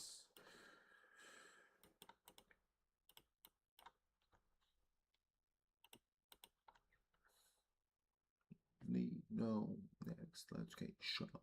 Bum, bum, bum, bum, bum, bum, bum, bum, bum, bum.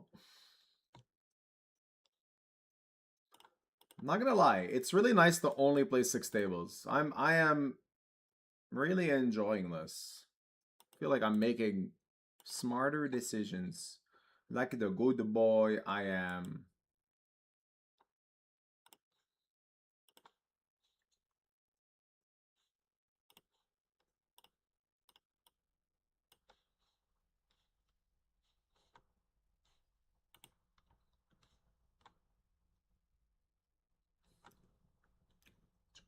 Leave those kids alone. All in all, it's just a...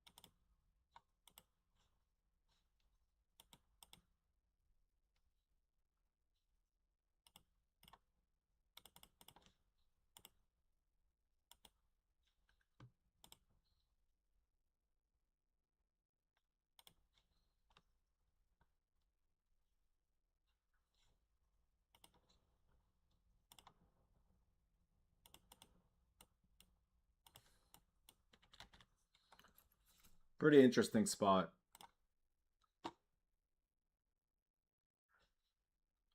Really interesting spot. He just has ace king.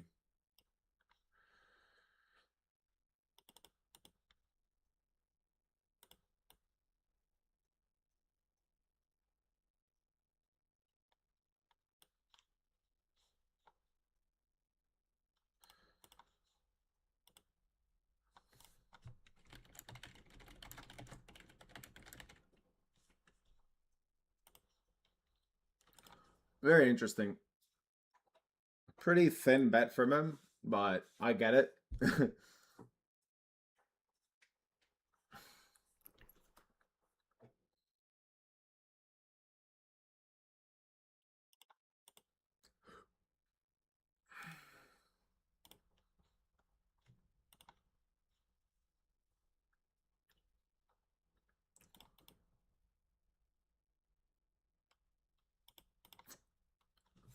A lot of big stacks everywhere right now.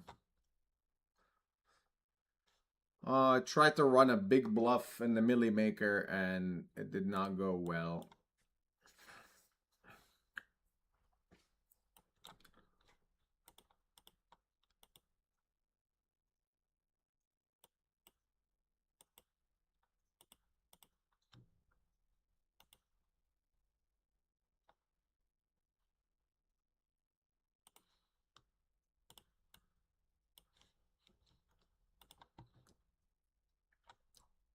So we're nearing the min cash here, and I already have profit for the buyers. So if I make the cash, we're kind of like nearly well, more than doubling our money. So it's a very, very good spot for whoever bought action. I think 20. I sold 20%, so 10 of you got 2%. Pretty good stuff. And the other one where I sold some action is here. Still 10 minutes to the max late reg, and I have a bit more than starting stack with one bounty.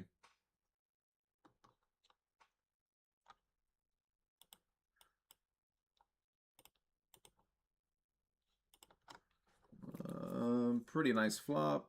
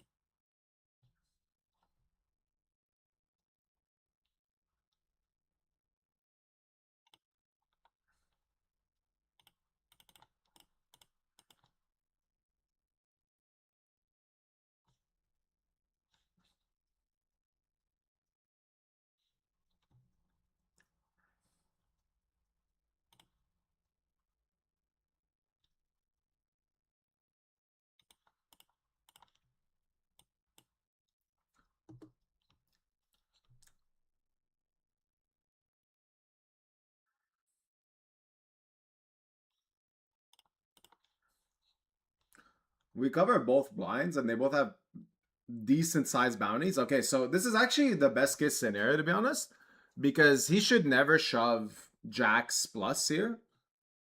So this is actually a really good spot for me. Yeah, that's annoying. It's a coin flip, but we need a really big hold. That is yeah, cool. All right. Whoever bought the 1500, we have a serious stack now.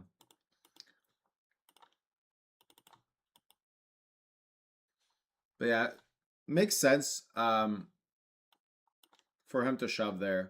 I'm going to be opening, not that I was going to be opening really wide, but because I cover both blinds, I can get away by opening a bit more. And he's adjusting by just kind of like saying, all right, let me shove nice equity hands against you. Totally understandable shove. I think a shove is better than a call from him. A call allows the other blinds to maybe still continue king 10 offsuit, queen jack offsuit, even like king queen, but a shove they can't.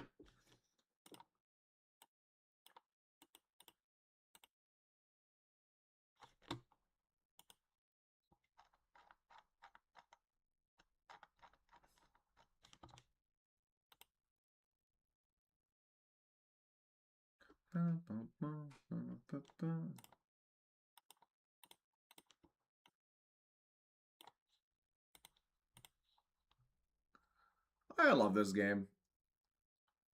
When things are going well, I love this game.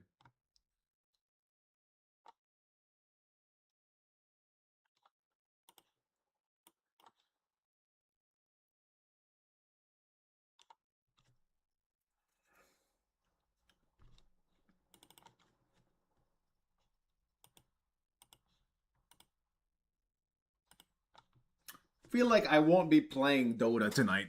I feel like we're gonna have a final table on our hands, boys and girls.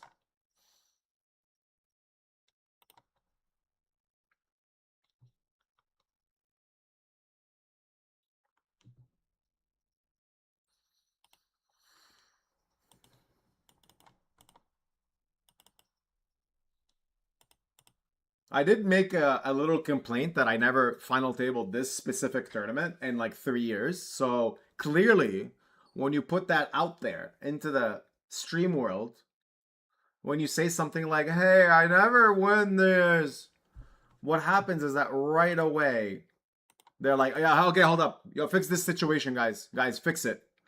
Give him what he wants. Give him a final table. GG was listening. They monitor all the streams. They're like, okay, well, he complained about not final tabling him. These tournaments, like we can't look like idiots. We can't look like mean bullies. We gotta give him the final table that he wants.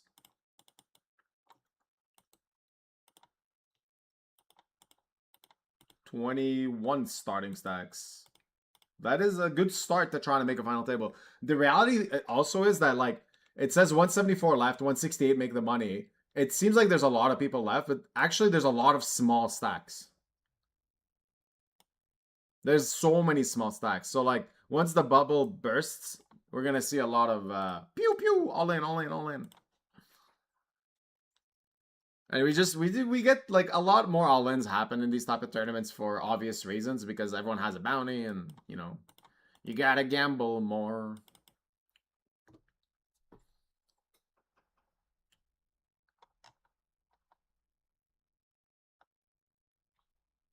I want to 3-bet this hand.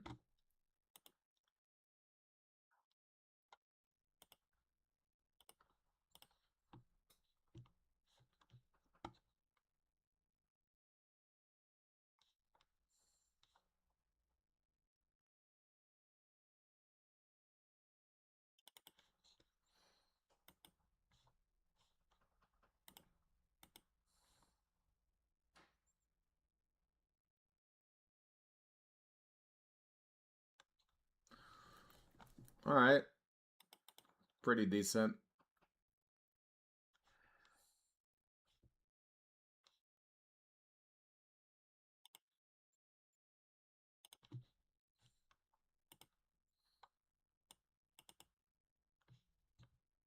It's gonna have some suited ace-x that just fold.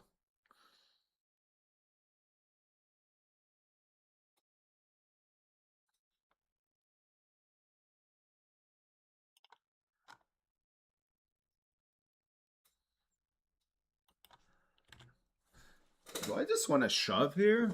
This would be kind of crazy.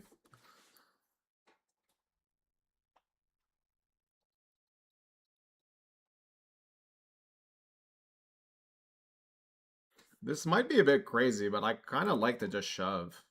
We get every ace queen to fold.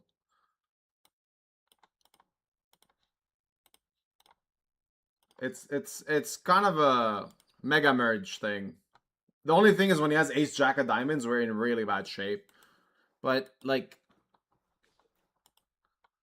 my range pre in that spot is gonna be king jack heavy, king 10, ace king, aces, because I can just flat the button a lot.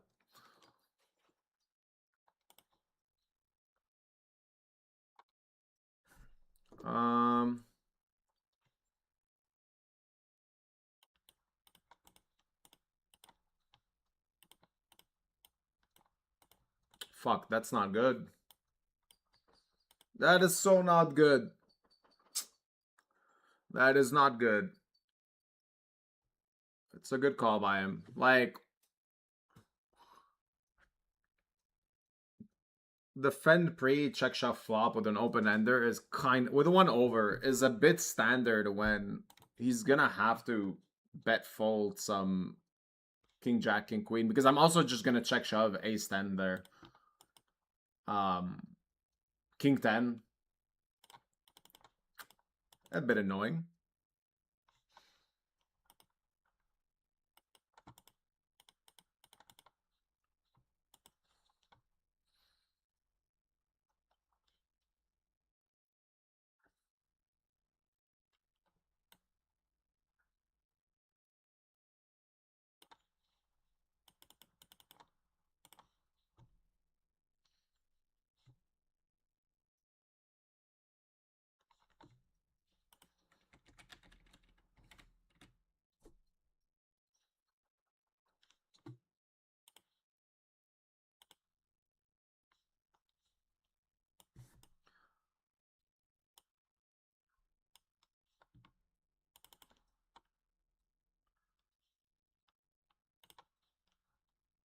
All right, looks like the bubble's about to finish.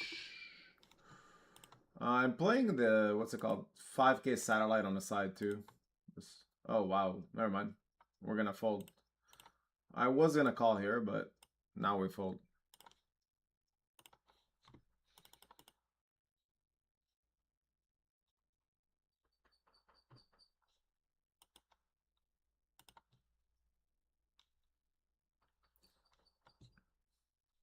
Aww.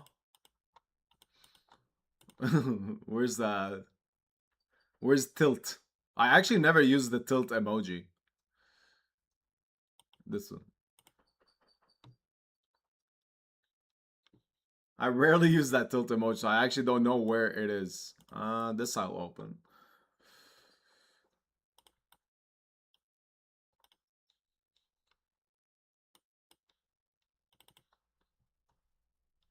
Da, da, da, da. What's up, console? This is some new people in chat. Gotta welcome them. Gotta sucker them in into continuing to watch. They gotta know that this is one of the best poker streams out there. Both for content, music, and crushing ability. Okay, El Buble.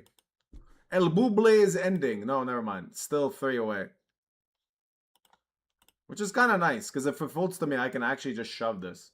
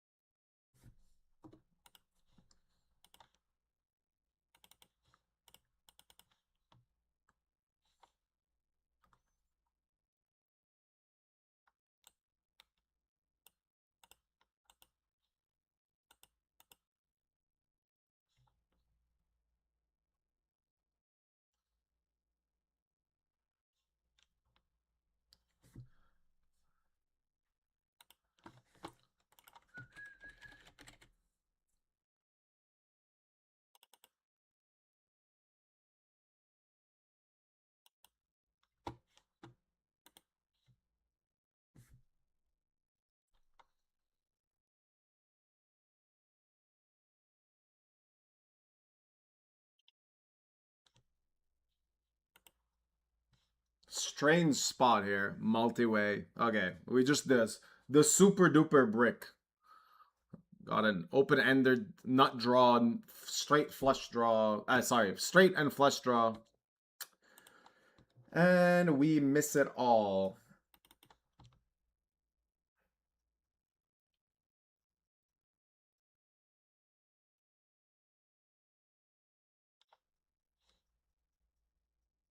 I mean, like,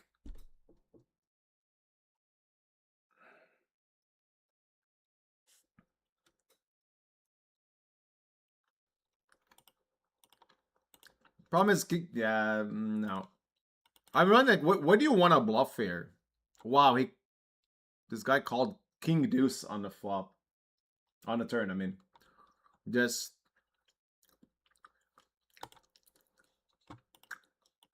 eh, maybe it's not too bad.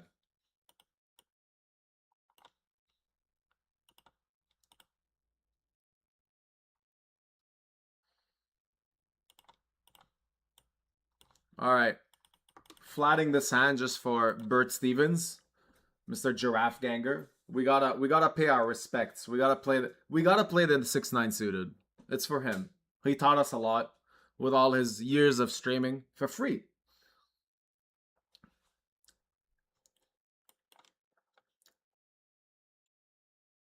Unfortunately, we're not gonna honor him too much by also running like some insane 3-barrel bluff here.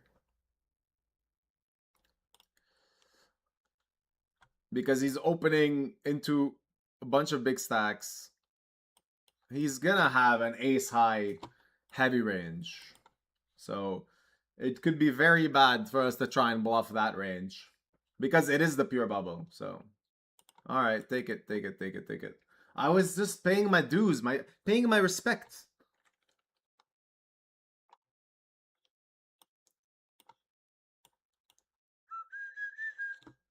Alright, so did Twitch get fixed yet, or is it still? Looks like yes.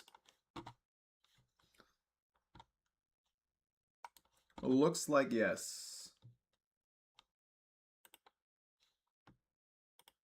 Why is my timer broken again? It says I'm only live for 2.5 hours there, but it's been 7 hours. It has been a long stream, liar. What a lying stream. It's actually annoying because I ran it and then it just stopped.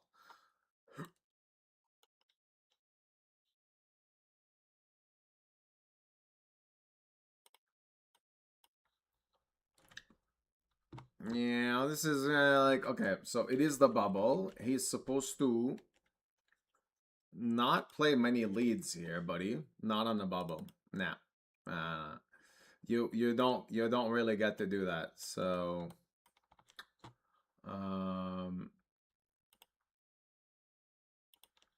we are gonna raise. Not on the bubble, bud. Now you might be trying to say that you got sets and stuff. This is honestly a spot that I'm even opening 8-7-0. It's the bubble. I can open a lot.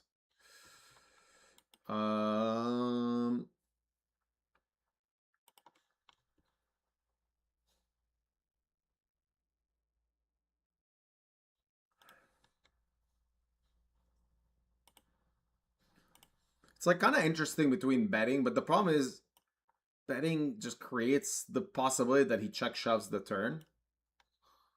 And if he gets to check shove the turn, I'm in like a world of hurt, which we don't like.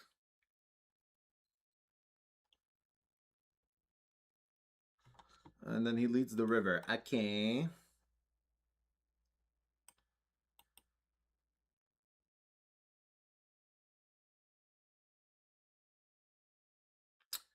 Where does the bluff come from? Blocking Jack 9 is nice. I feel like with the ace of spade, I just cannot. You have every 10-8, every queen 8. Oh my! Oh my!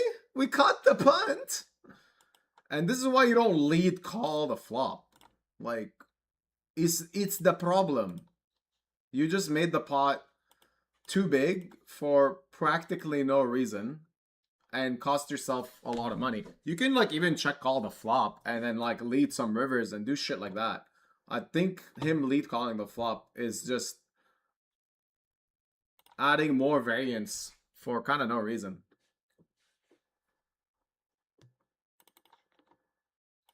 But yeah, like, I mean, it's a bit, it's an overbluff on the river too. The lead I like, but lead calling is not a thing. Like, when I might be bluffing King Jack there. Like,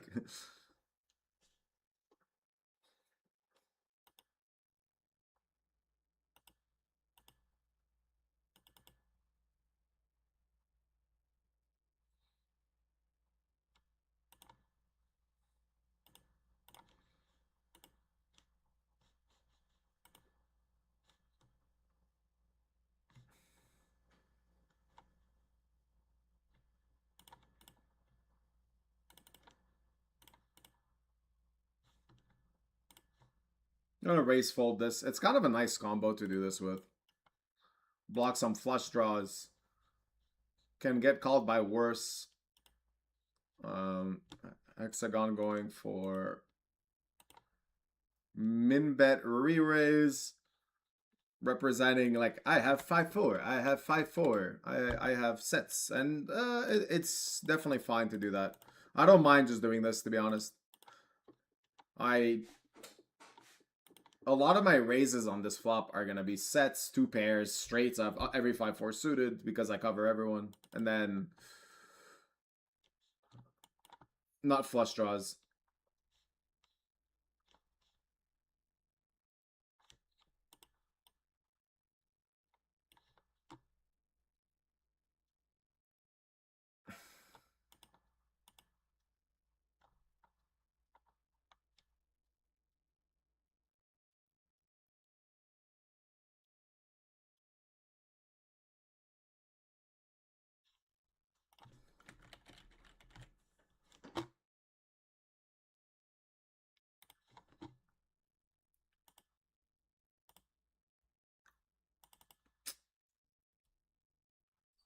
I want to be a hero here.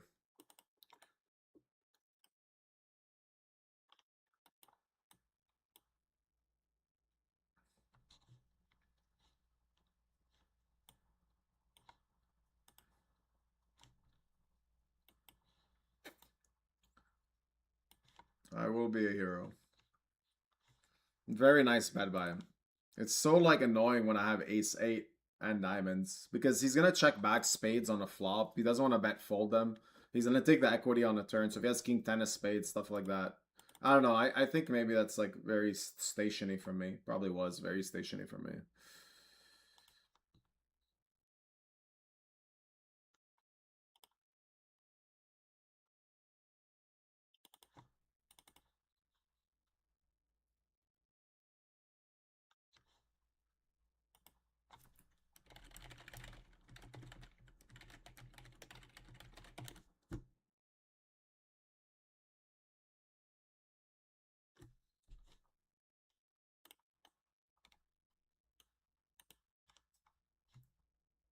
That was a station.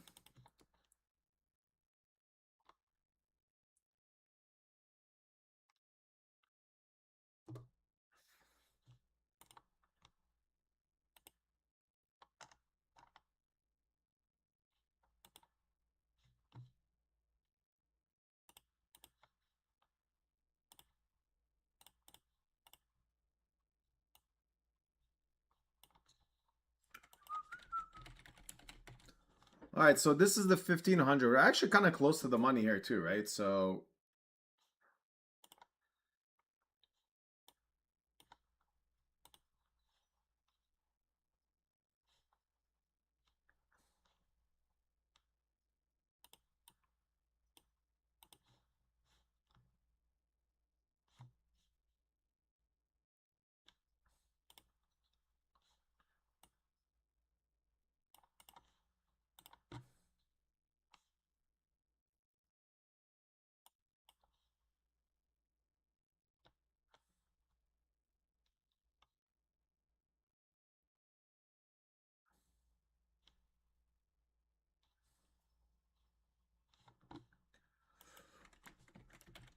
this will just be a defend. Like no need to think about anything else.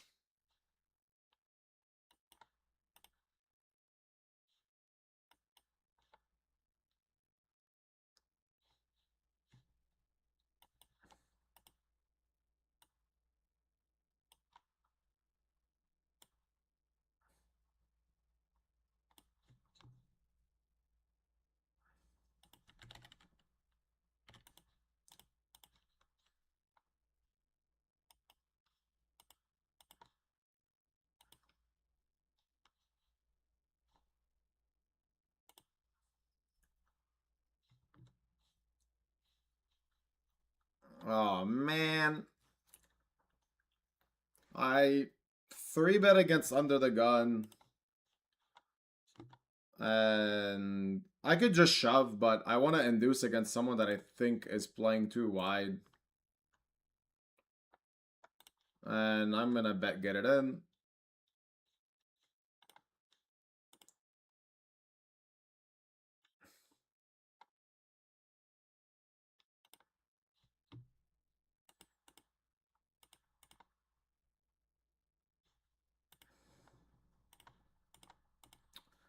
Okay, we are officially in the moolah, in the monies.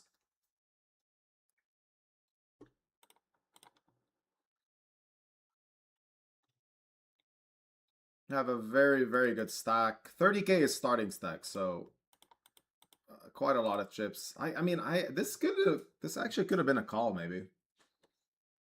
No, his bounty is not big enough. If it was slightly bigger, I would go for it, but it's not big enough.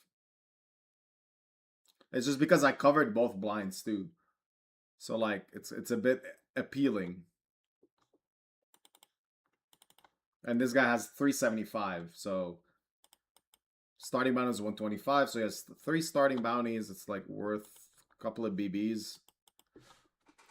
But we never really call Queen 5 suited when it's worth a couple of BBs.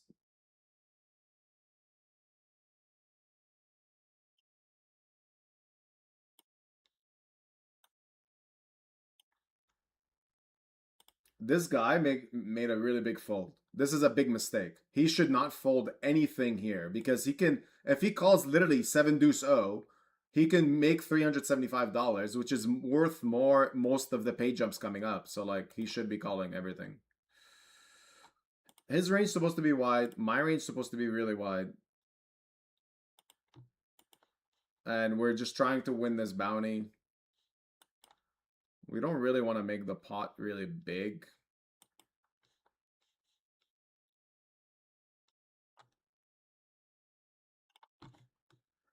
Huh. Basically, I actually think he can be betting ace high here like this. Don't really think he's betting many jack X.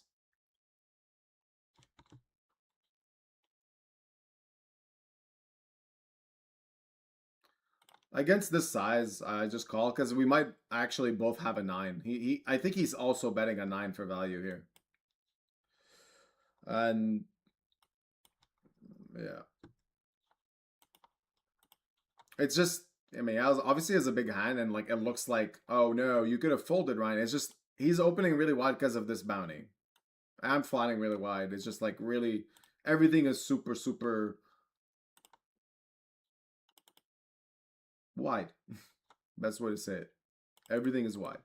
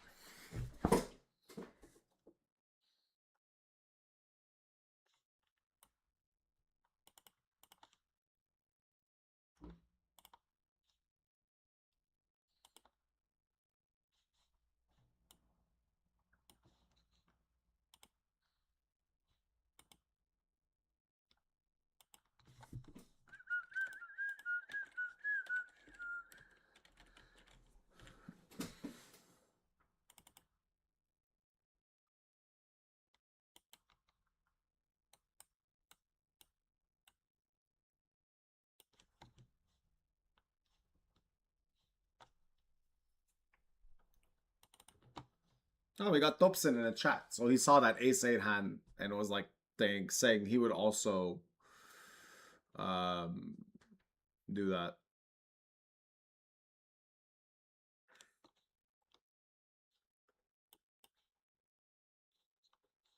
Pretty bad flop, multi-way when they all have ace-X.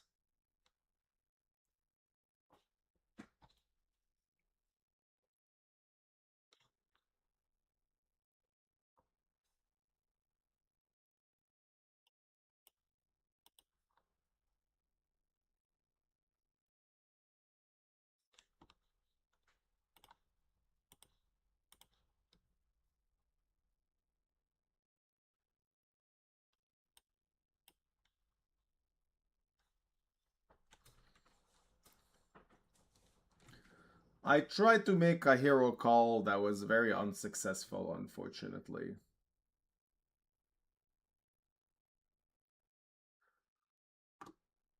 I think we just hope to chop multi-way. Yeah, everybody, woo!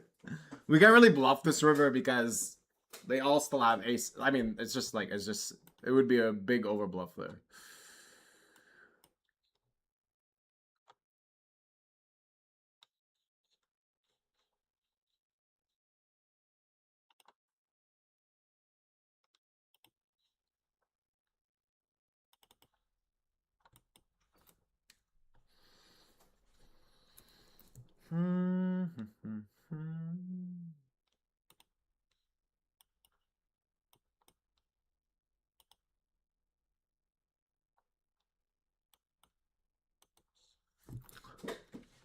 I kind of want to shove, but I think he's gonna do this too much with like offsuit ace X. I have to call this flop. We can pick up a lot of equity.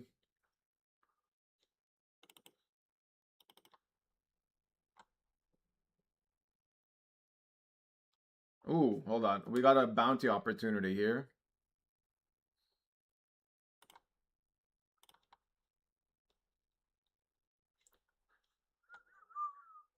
$350. Need some help. Nope.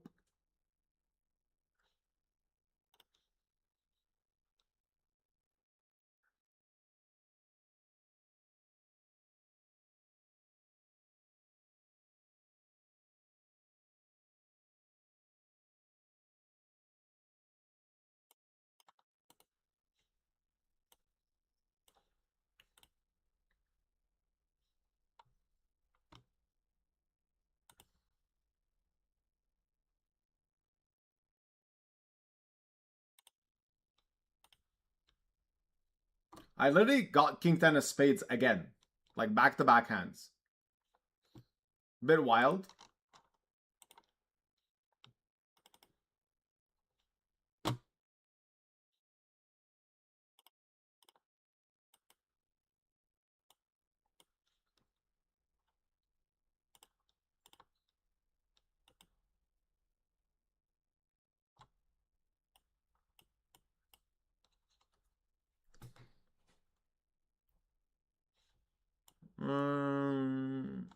Interesting.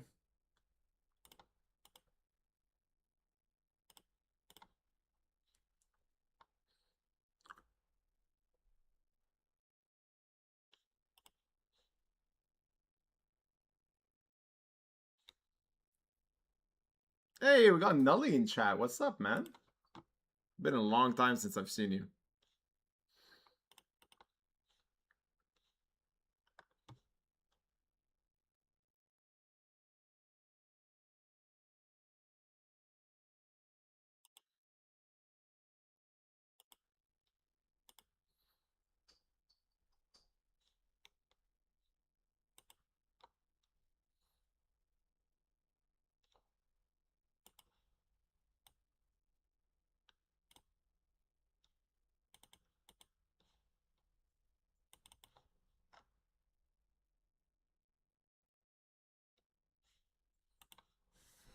Hexagon in chat.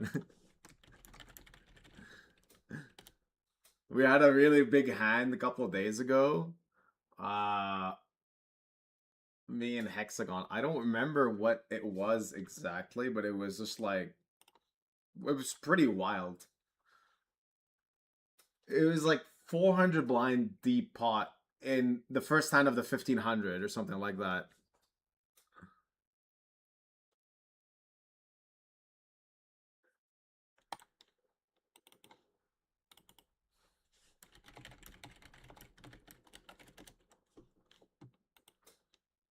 Yeah, it was like a really absurd situation. I don't remember the hand. I just remember like I bet called the river with like second nuts or something.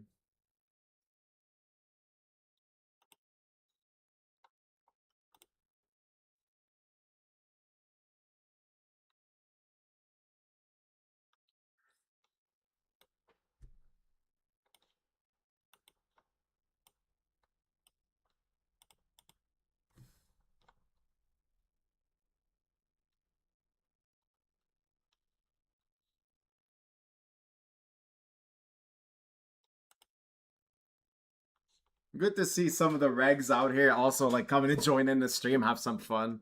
Studying my play, huh? You guys, you just always quiet. Never in chat unless you play against each other. All of a sudden they're like, oh, let me see what this crazy maniac is up to. You lurkers, I know that feeling. I used to do that too to Lex and all those guys that were streaming back when I was grinding.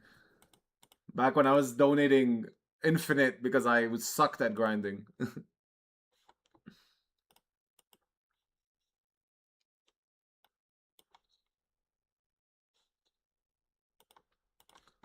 Alright, let's put we got a break. Okay, so there's a little rundown of what's going on. Still really big stack here. And nearing the bubble of this, where I mean min cash is pretty huge to be honest. And I sold a decent amount of this. So yeah, min cash is 1600, the buying's 15, but still it means a lot. Honestly, I want redemption for last week. Last week I had 480k chips in this, which is no, yeah, I had 480k. So fuck, I had 18 starting stacks and I did not even cash. I just like ran insanely bad right around this stage. Right now, if I get to sneak in the money with a little stack, oh yeah, this will be me. I am the smart. I am the smart. I am with burning money behind it. I am because if I sneak in with a little min cash, even though it's not worth much, I'll just be happy. Okay, break time. Let's put Venom 3. I'll be back. What's all this? You tell me, fuckface. The email's addressed to you. Go on, Beriuzy. Read it. Dear Mr. Beriuzy, in response to your repeated emails, the poker board is pleased to inform you we've allocated some music for you to listen to while you stream. We trust this will fill your needs for some tunes. Please. For fuck's sake, stop spamming our email. You better have all this cleared up before the warden comes back. Yes, sir. Good for you, Beriuzy. Wow, it only took 10 fucking years. Now you better get all this out like Captain said. I'm gonna go flick one out. When I come back, this is all gone.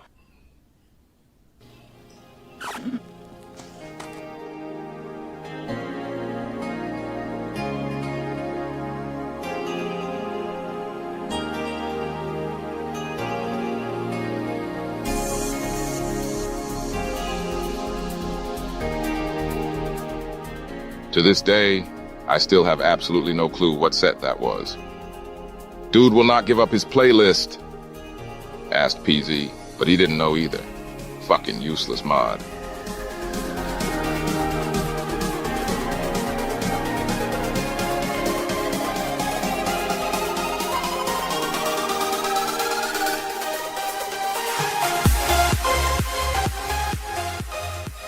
It pissed the warden off something awful. Open the door! Turn that off! I'm warning you, Beriuzy! Turn that off!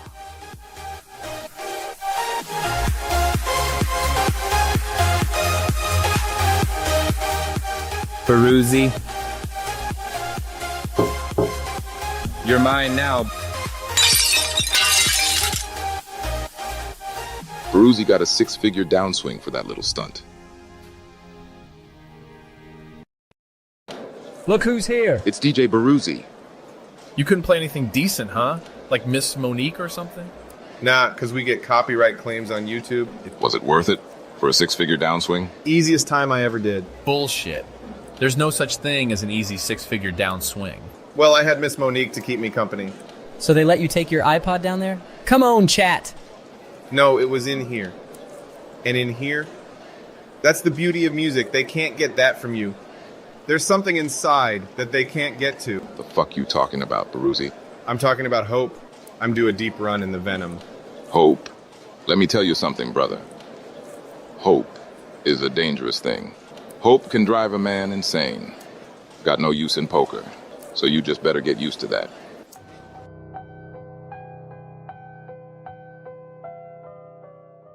Do you think you'll ever get out of here, Clyde? Yeah, probably. When I'm old with a long gray beard. Tell you where I'd go if I ever got out. GG Poker. It's a little place in Puerto Rico, on the Atlantic Ocean. Do you know what the Puerto Ricans say about the Atlantic? No, and I don't give a fuck. I don't know if I could make it on GG Beriuzy. Shit. MTT fields that size would probably scare the life out of me. Plus, I'd be fucked without my HUD. Beriuzy? Clyde, if you ever get out of here, do me a favor. Sure, Beriuzy, anything. There's a big hayfield up near Buxton. One in particular with a long rock wall and a big oak. It's like something out of a Robert Frost poem. Robert Frost poem? Ooh, you cunt, you know I can't read. Ah, for fuck's sake, Clyde, just use Google Maps. Under that big oak tree, there's something I want you to have. It's buried under a big piece of volcanic rock. What is it? What's buried under there, Beriuzy? You'll have to pry it open to see.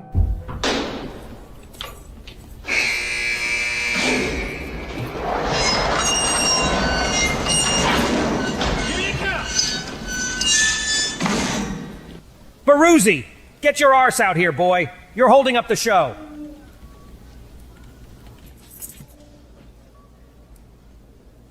Oh, my holy rooster. Rooster! It's a miracle! Man up and vanished like a fart in the wind. And that cupcake on the wall. Let's ask her. What say there, Miss Monique? Feel like talking?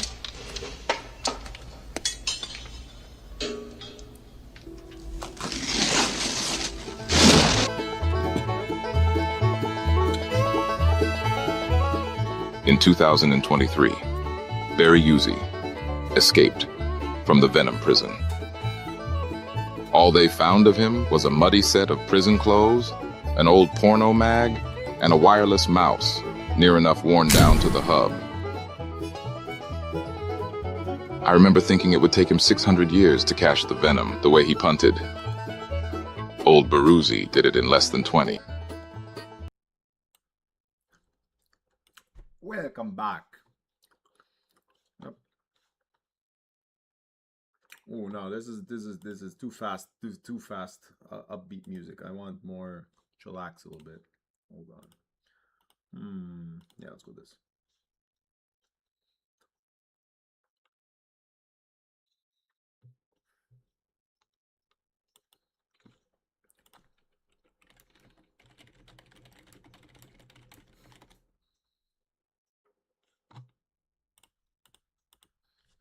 So we got some regs in chat reminding me of the crazy hands I've played the last few weeks. I just remembered one of them, like, oh yeah, that's a good one. And it's funny,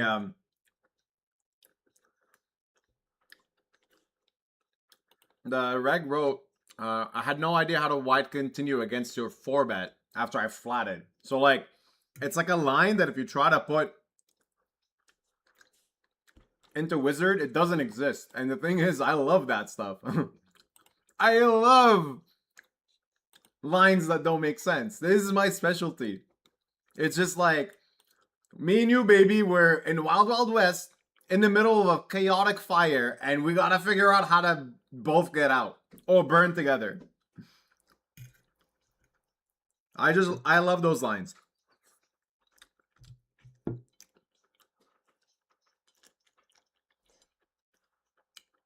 Do you know why? Do you know why I love those lines? Because you can't solve stupid. So if I play a hand very stupidly, listen, you have to fight me with stupid. We're both going to be stupid together.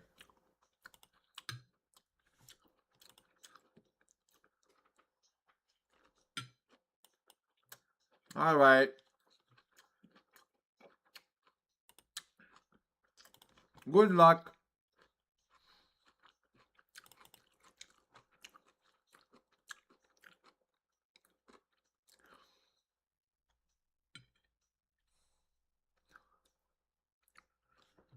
Oh, what a track. Oh yeah, I'm ready. I'm ready. The blast.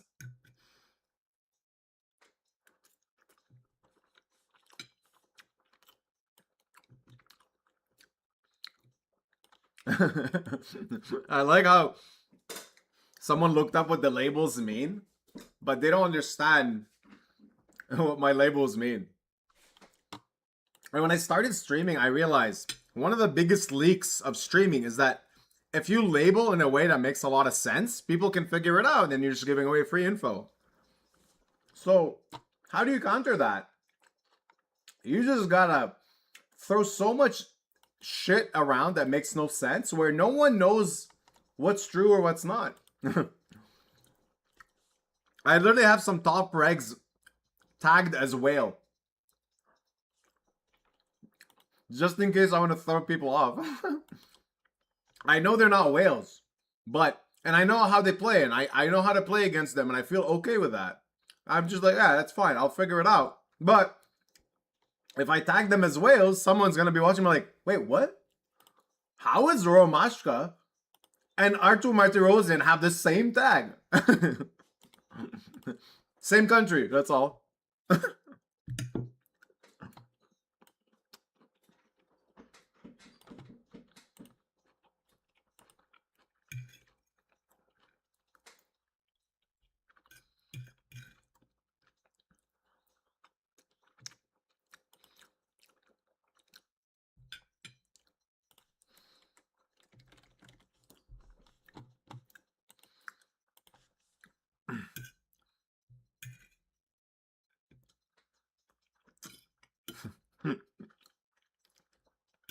I feel like just changing everyone's tag now to confuse everyone.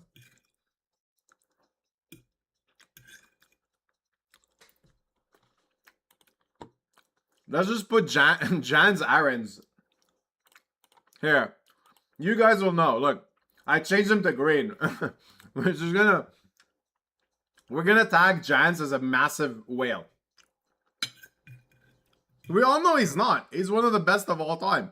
But this is a secret between only the 100 viewers watching today. Everyone else is just gonna see this and be like, what?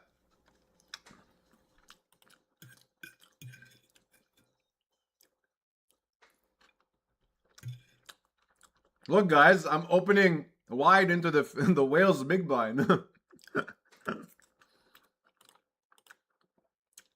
We gotta attack the whale. There's one way to throw everyone off, right? Okay, hold on. We're gonna see bet.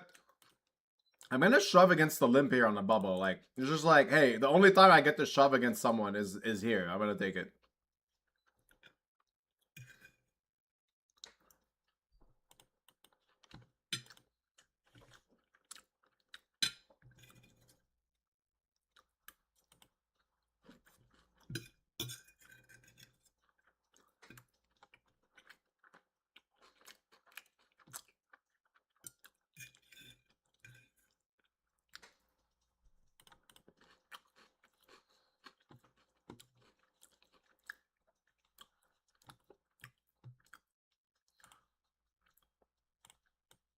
Unfortunately, I have to bet call. But he's going to have flushes, and I'm going to be sad. But he's also going to have King 9, King Jack with a club.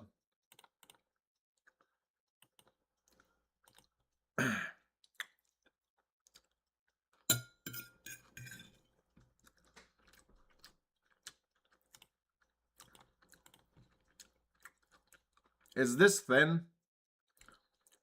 I don't think it's thin. We might get snap. If we fade a snap, we're happy. Where does my bluff come from? Probably every King Jack. Because I want him to have ace 10.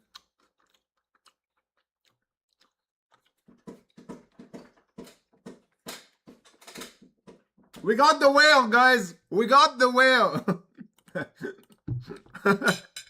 What a comical hand. I like troll joke that he's a whale and we just whale him. Nah, Jan's actually a legend. Probably one of like the sickest grinders of all time.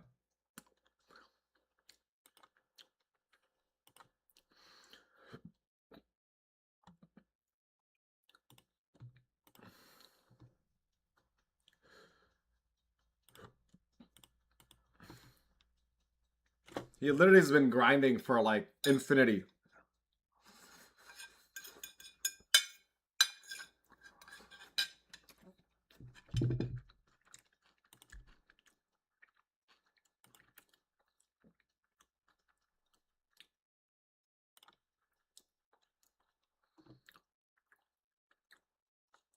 Alright, I'm going for a big bluff. I limped blind versus blind. I check off flop. We check turn. I get owned. I get owned. Well, we decided to give money away. This is the second week in a row that we bubble a tournament, and we can't blame the bad luck this time because we actually just gave it away. Guys, we just gave it away. Sometimes people punt to us, and sometimes I punt to them. It's the beauty of this game. That kind of sucks because I sold action, but I'm not gonna be skipping mandatory bluffs.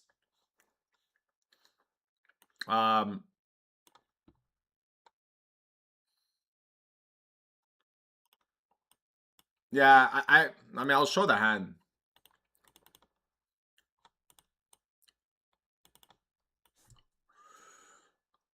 I know my name, but they don't come.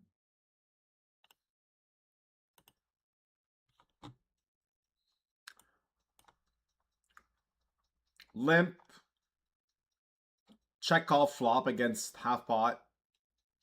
Check turn. I'm min bet river shove against raise. It's ambitious. It's me definitely trying to give my money away. It's definitely a bit of a punt. It's a mix of all of it, but we gotta do those. We gotta do this from time to time, you know. Today I've been showing a lot of hands where I feel like I didn't bluff enough. Ooh, Mr. Durden.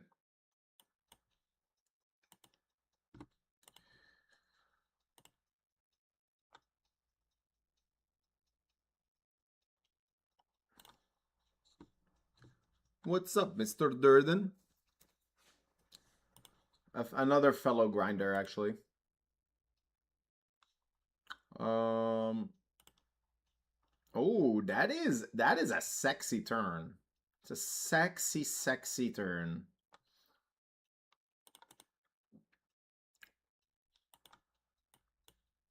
Why is it all the time when I sell action, I just donate it?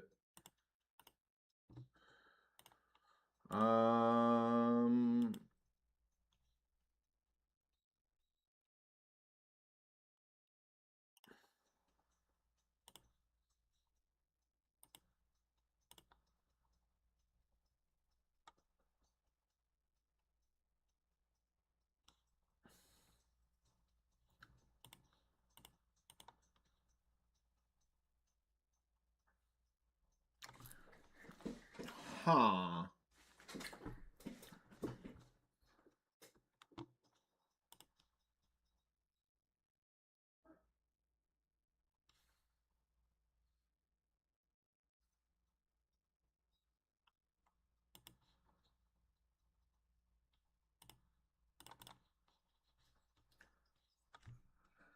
This is really thin.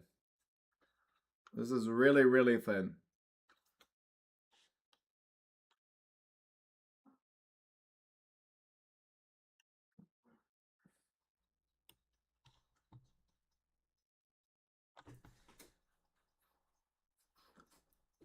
Thin masterclass. Can't get thinner than that. But when you know, you know. Deep down, you get a feeling sometimes. The rooster speaks to you in magical language and says, "This bitch ain't got nothing." And you're like, okay. I feel like my 17th pair is a good one here.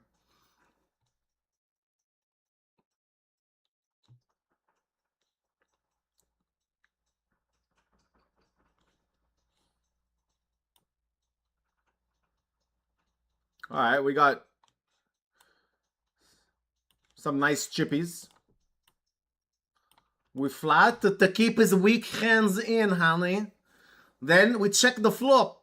We do the sick trap to let him catch up on turn. And then on turn, honey, guess what he do on the turn?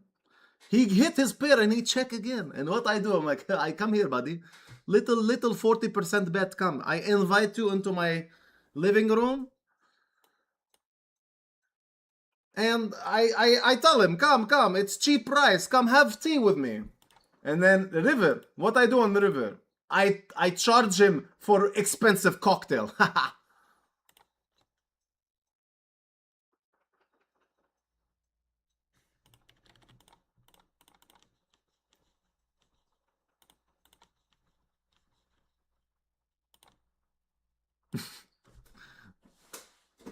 Imagine if that's how I actually think in hands. Just like I have this random voice, Russian dude voice. My mom is Belarusian, so it would make some sense. Da, давай, come here. Come have tea, come. It's okay. I'm friendly. It's funny, I'm basing this whole fake scenario about something that actually happened to me and my friend, well, Alex Panakovs, you all know Alex Panakov, but it happened to us in Barcelona. Alex was really drunk and we went into this like fake bullshit bar. And he ordered like a simple drink and then they brought us like really fancy drinks, but I wasn't drunk or drinking. So I was like, hey, no, that really is not what he ordered. And then it was like a Russian guy's like, hey, listen, your buddy come to me and he said this, he said that. I'm like, no, he didn't order this.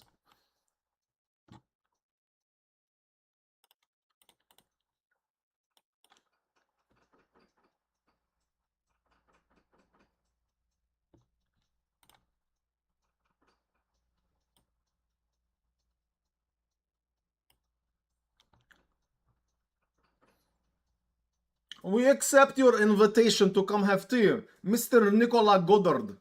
I have aces. I do settings trap. Not very big trap. Small trap. Oh, now. Welcome to my living room. Come here. Come have expensive cocktail.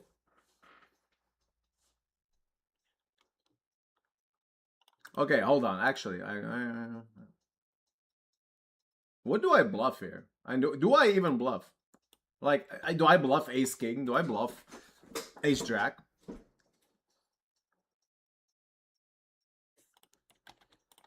I feel like yes. Because he has like jack 9, jack 8, 1 diamond, and on the river he's like, oh no.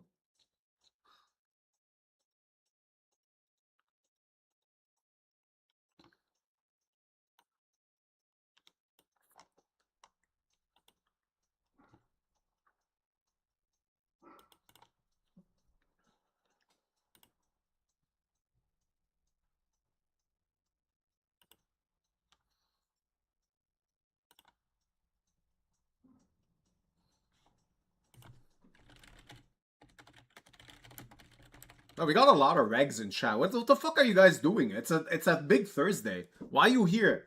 Why are you here watching me punt away stacks? Shame. You should be focusing on your tournaments. Okay, am I ever gonna bet fold here? No. Do I want him to... What do I want him to do? Check, shove, flush draws? Yes. Am I ever bet folding? No. Can he check min raise bluff? Alright.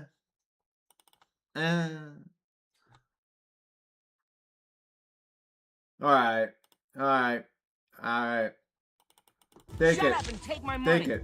Take it. You got a king, take it. Take it. Don't take my money, bud. Shut up and take my money. He just has jack 6. Motherfucking fuck. What is this flop? What is this nonsense? That's annoying. It's actually annoying.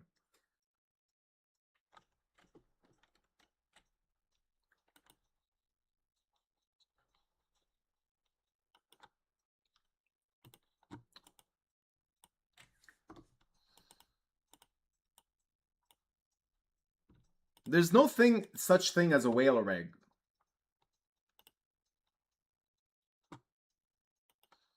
Whale regs are... They don't exist.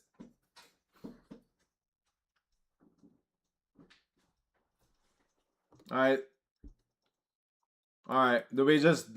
Are we just giving it away? Are we just saying, hey, take my money again? Shut up and take my money. Yeah, we are. Because he raised folds some hands. He just has ace queen. Ace jack. And we're gonna put 3-3-3-3. Motherfucker. Wait, sixes. 6-6-6. Wait. 6-6-6. 6-6-6. Man. Yes! Let's go! God, yes, yes, yes, yes, yes. We got him. We got him. We got the infamous, the impossible to beat Daniel Peterson. We did some fucking voodoo shit. I actually spammed the 6-6 there. Man, I already know he's gonna be like, fucking Sandrunner Beriuzy, fucking God, never loses all in the Beriuzy. If I run like Beriuzy, I win every tournament ever. That doesn't sound like him, but you get what I mean. He does run pretty bad, though. I have to give him that. Like, I watch his stream sometimes. I'm like, man, oh shit, that's pretty fucked up. He has been. Although I do call him out when he runs good. I'm like, hey, listen. You made a big 10k FT for like 700k, and you won ace 5 suited against kings for like 70 bigs. Listen, bud. We didn't forget about that one.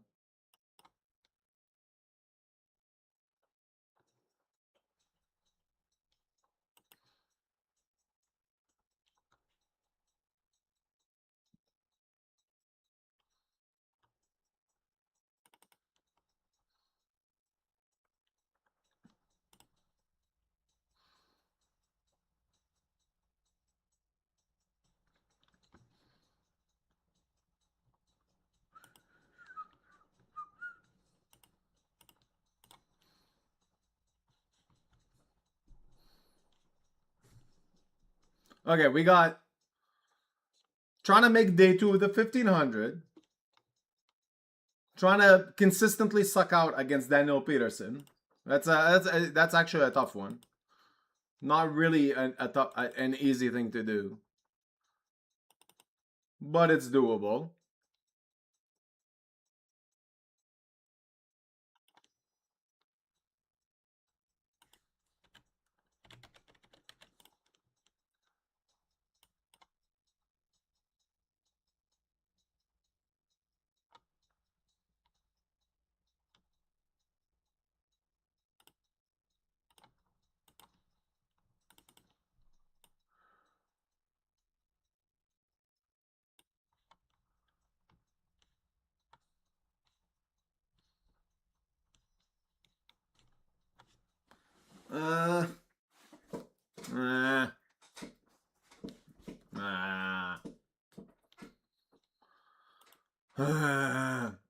I'm groaning like a dying goat because I will check this and I will lose to like 6-5 or like queen 6 of diamonds.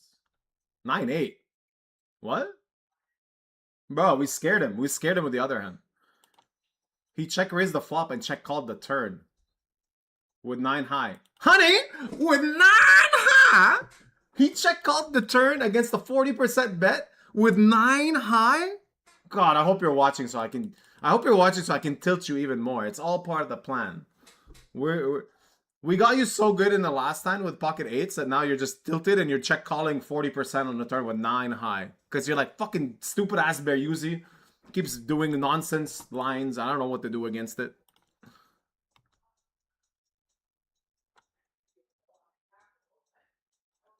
Okay,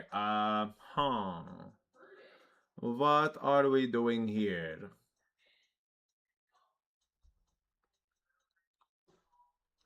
Okay.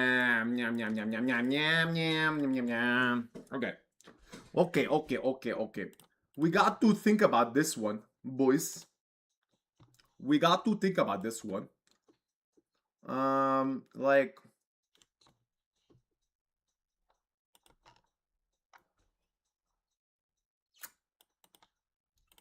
too strong. Too strong. Can I? Fuck. That could be ace king though. Ace king is definitely possible. Okay, the tank is really bad. He has jacks, doesn't he?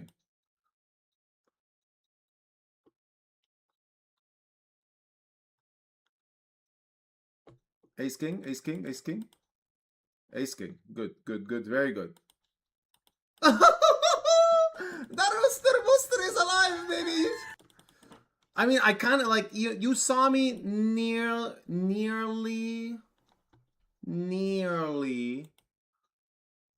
fold tens. It's just, no. How else can I say it? You know? Ricky right there whispered in my ear, you're flopping a set. You're flopping a set. I can't actually fold. Okay, we're running good. We're running good.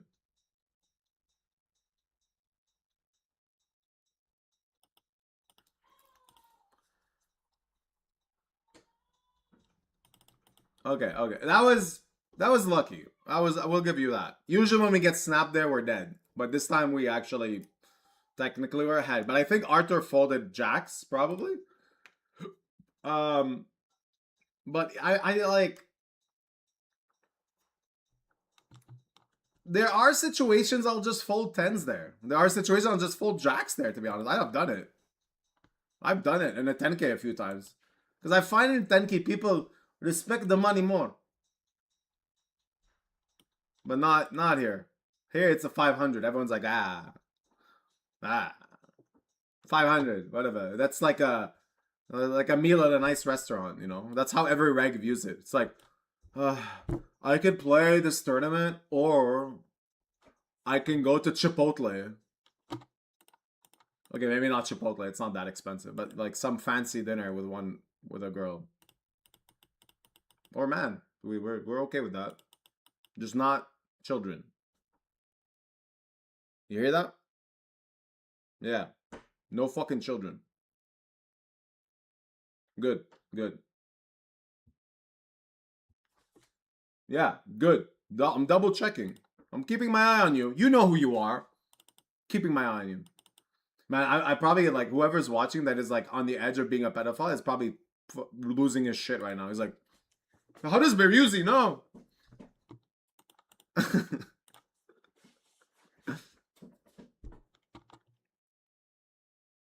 Okay, is it time I switch to the stand-up desk? Because, like, we're kind of hyped deep in the big one? I think so. I think it's time. Okay, I'm going to try to do it without breaking my computer. Please.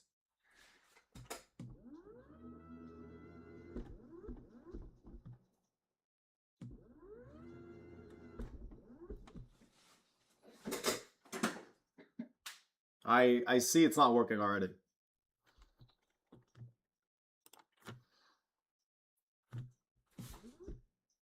Okay, I got a problem. I got a problem. I got a, oh, hexagon. Hexagon with a big ass booty. Oh, wait. Two big ass booties. Let's go, baby. Let's go. Smash that 3. Smash that 3. Smash that 3. Two big ass bounties. Guys, what do you think is happening? What do you think is happening? What do you think is happening? What do you think is happening? This is coming. 3, 3, 3, 3, 3. 3, 3, 3, 3. No, not a cat. Okay, maybe I'll dance like a cat. If it comes. It's coming. It's coming. You know it. I know it. They know it. They should just, like... Honestly, Hexagon should just use all his time banks, because he will bust. Hexagon is busting this hand.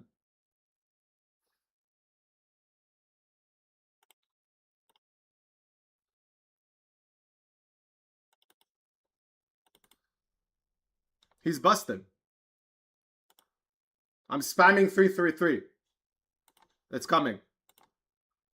It's coming. Believe hard enough. Believe hard enough. God damn it. What a scam. What a scam.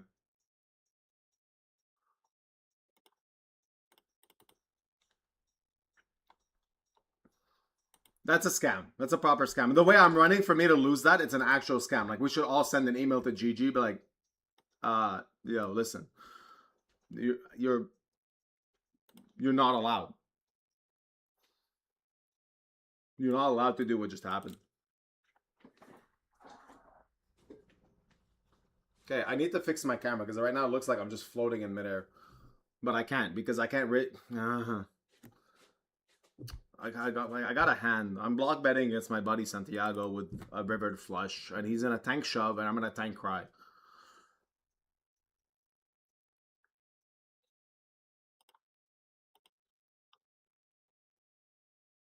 I think he might actually shove King Jack with a club.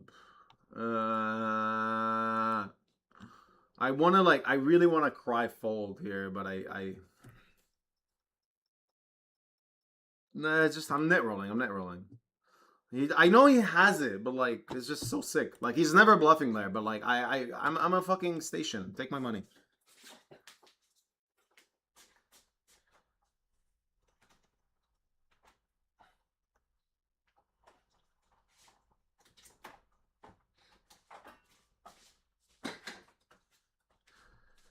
All right, fixing the desk.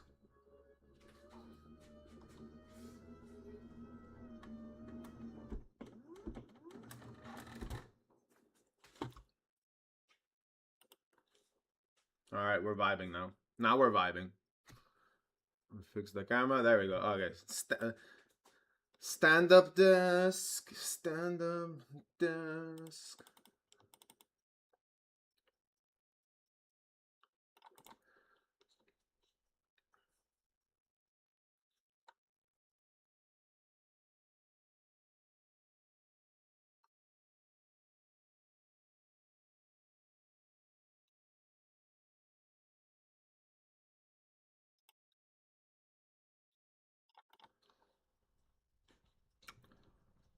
I might just check this down like a big coward, like a big actual chicken.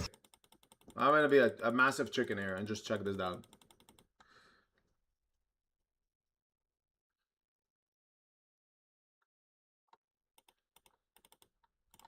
I am scared.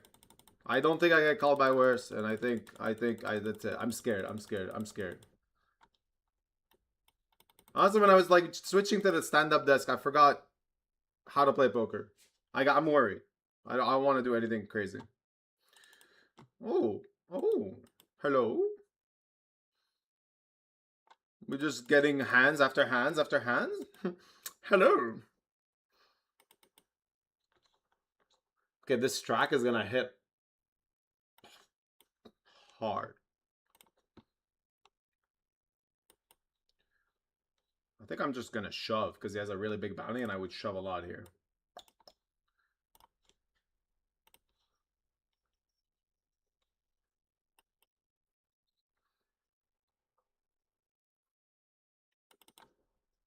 Is there a pay jump? No, there's no pay jump. Yeah, you're gonna call. No! How dare you fold? I want your 1300. Boo.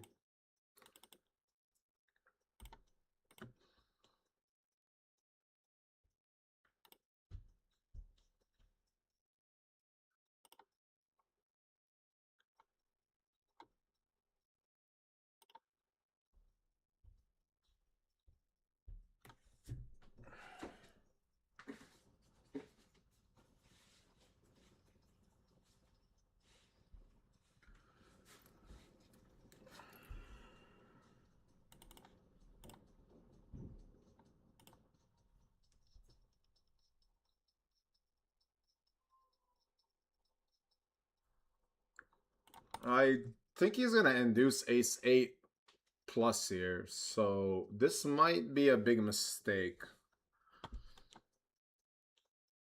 I don't know. I feel like I really think he would induce ace 8 0.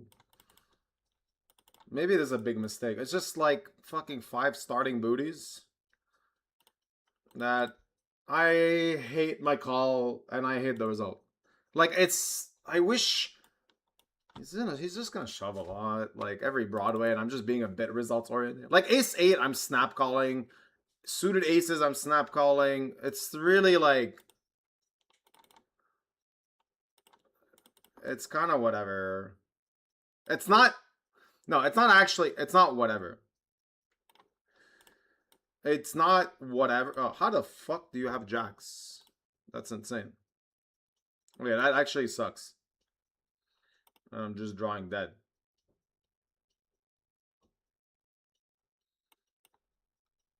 Good game.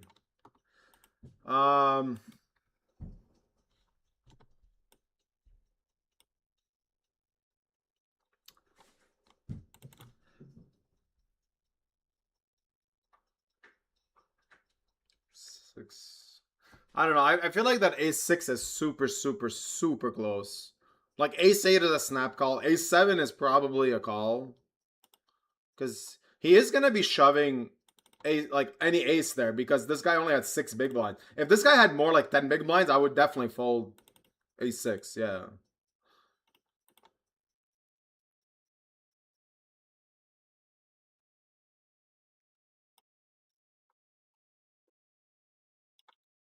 Okay, well, this guy's basically all in, right? So, man, if this guy shoves, I'm gonna cry call. Like, not a great spot, but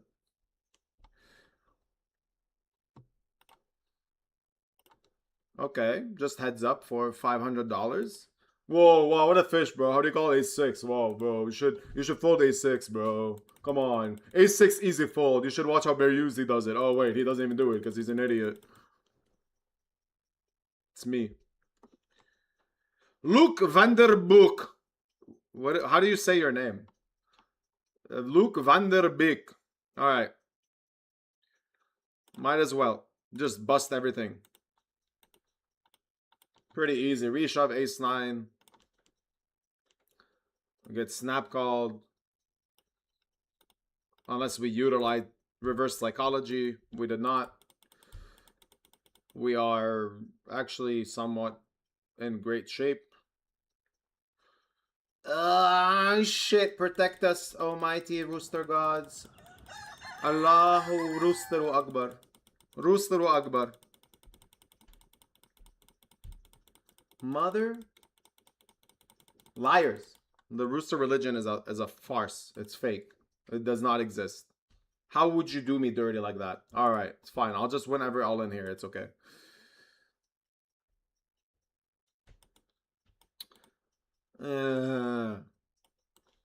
Alright, I'm literally just one tabling. That sucked. That ace-6, I'm like still kind of self-disappointed for not folding it. Maybe I should never fold it. I feel like if we were deeper, like maybe like 25, 30 left, I would fold.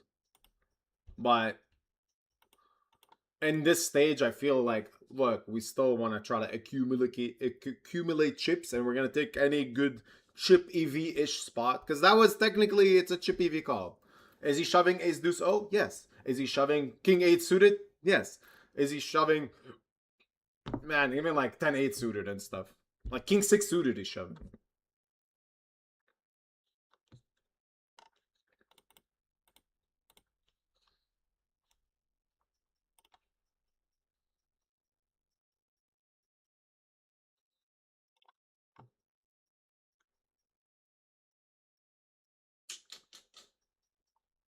Alright, I need to win this. We sold action. We got how many people? 12 people seriously sweating this because they can make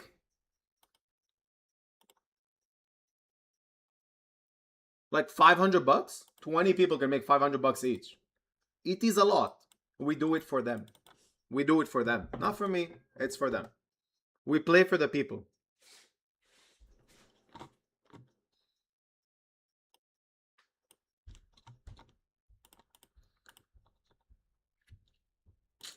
I'm still like I gotta move on. I gotta let go. Let go of the ace-6 offsuit terrible call, Ryan. Just it's okay. It's okay. Let it go. Make better calls. Make terrible calls on a different day when you're not streaming. That's okay too. I'm very, very weird when I don't stream. If I don't stream, I'm either literally playing a game, the best to my ability ever, or just the biggest spazzy punty idiot moron on the planet. How? And sometimes it's both at the same time. How do you find out? You cannot. I don't even know how to control it. I'm not able to control it. Bro, come on. Fold ace-6. Come on. Are we getting trolled by GG? They're just going to give everyone ace-6.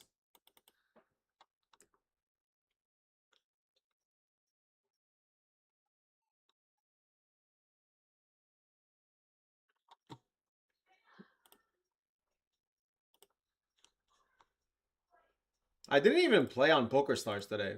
This might be the first time I ever do that.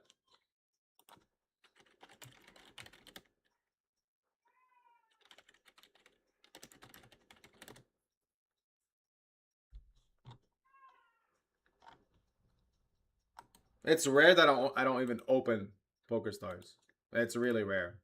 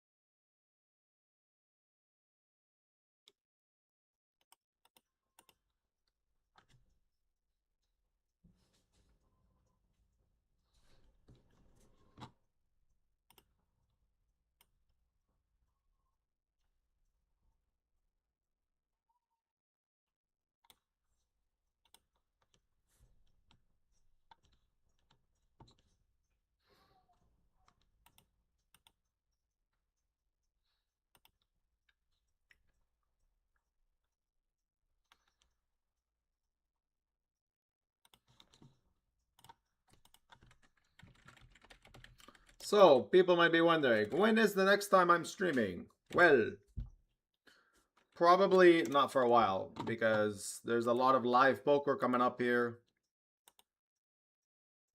And I'd like to play it live more than online right now. And I'm not going to stream Sunday because it's just dumb. It's just dumb.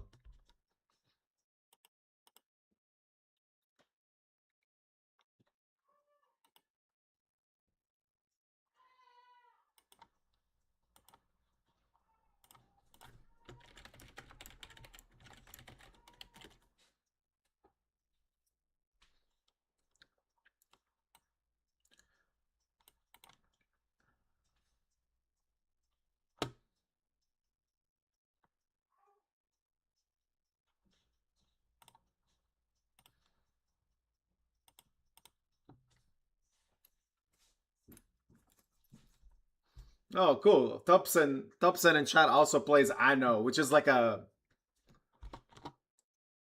It's a nerdy game. It's like a... Like...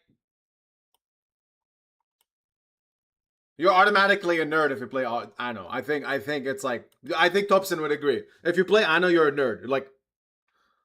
Gary, like, let's say... The coolest motherfucker on the planet that has like whatever, like trophy wife and like the best, like an astronaut, just the absolute most chilled, awesome dude ever. If he accidentally opens Anno and plays it for 5 minutes, he's like honestly, instantly Omega nerd, like Omega nerd.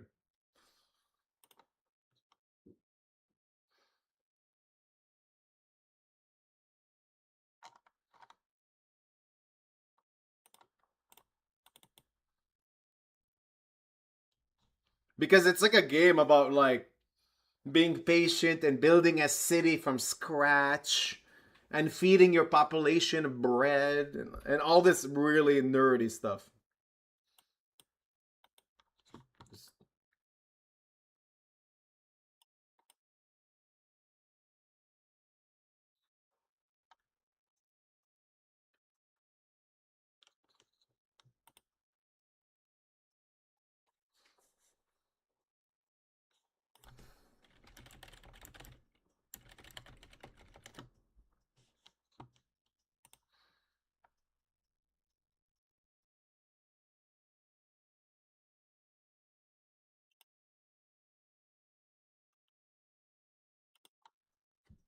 You notice how last time I folded a6? I have learned. I have learned.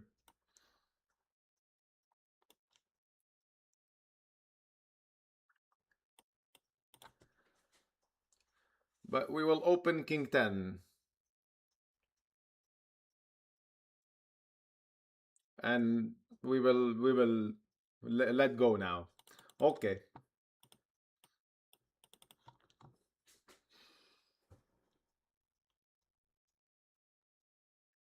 Kind of feel like putting.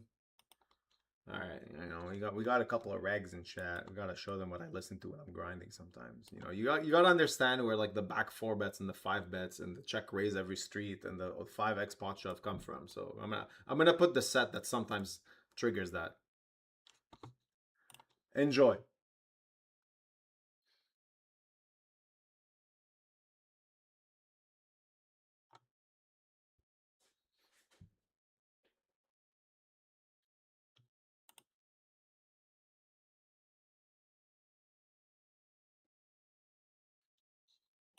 Can you feel where the 4 bet comes from? Like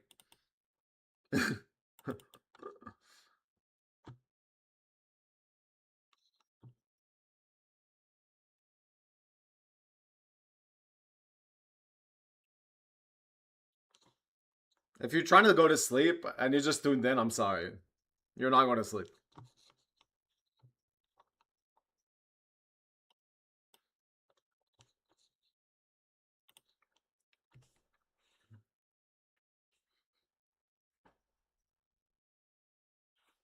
All right, let's just start looking at how much up top. 38,000. Very nice with bounties. We're talking about like 65, 70k. Very good, very good.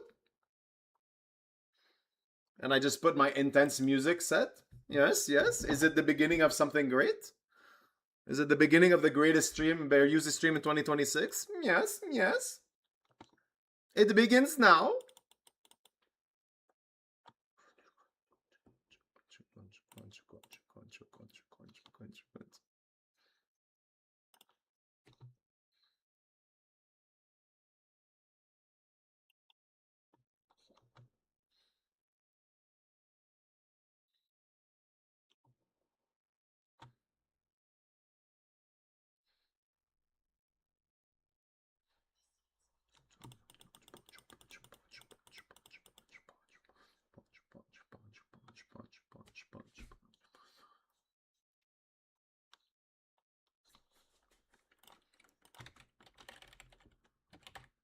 I might play this set on Sunday if you guys play against me. And you see me just donate a gazillion chips to you, you'll know why. You'll understand fully why. It's exactly when this music is playing.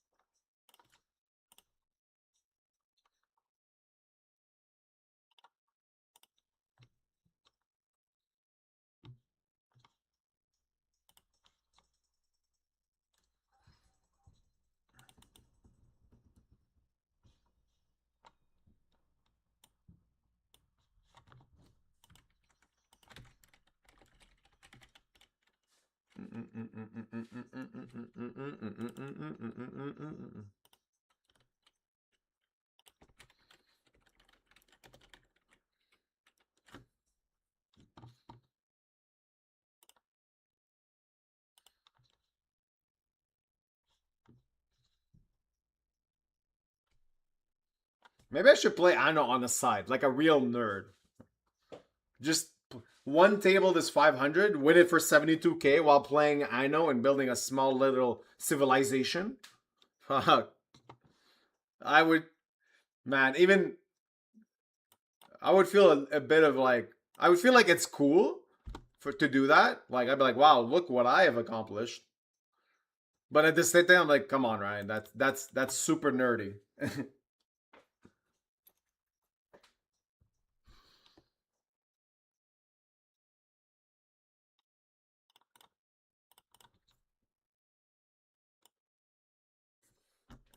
Not great. Not very great.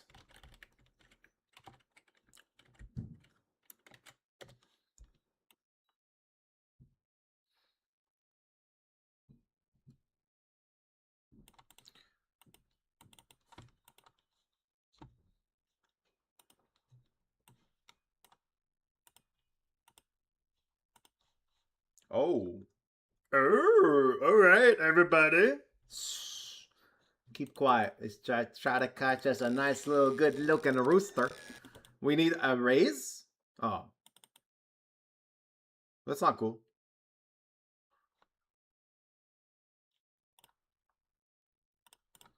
That's not cool. We wanted like a raise from him, an all-in from him.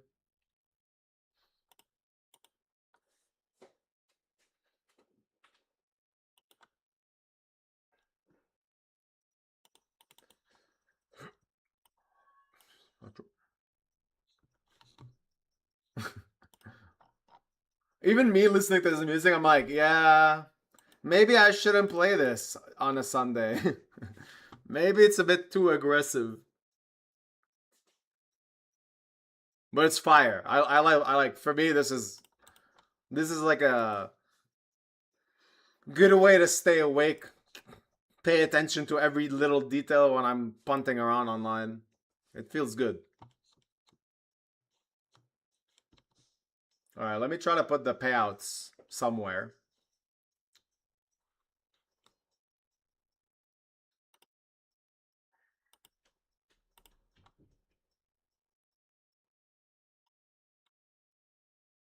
All right. Let's see how good of a streamer I am. I feel like I can actually pull this off. Uh-huh. Uh-huh. Uh-huh. Uh-huh. Look at this guy. Live editing pro. All right. So how do we show it like this? Yeah, this looks...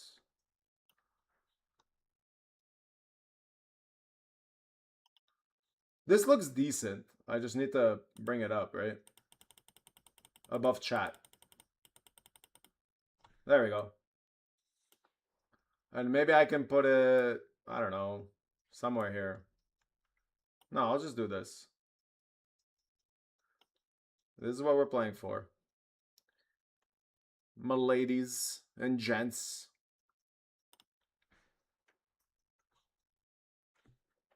Oh, we moved back to this table. Holy crap. This guy has all the chips now.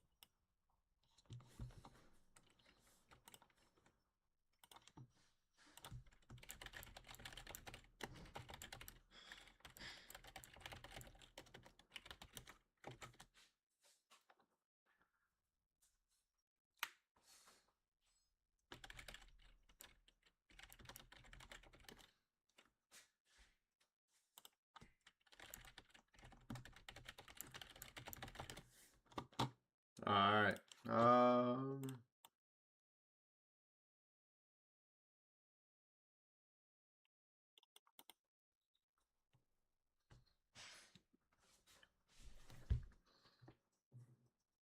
Heads up for Ano.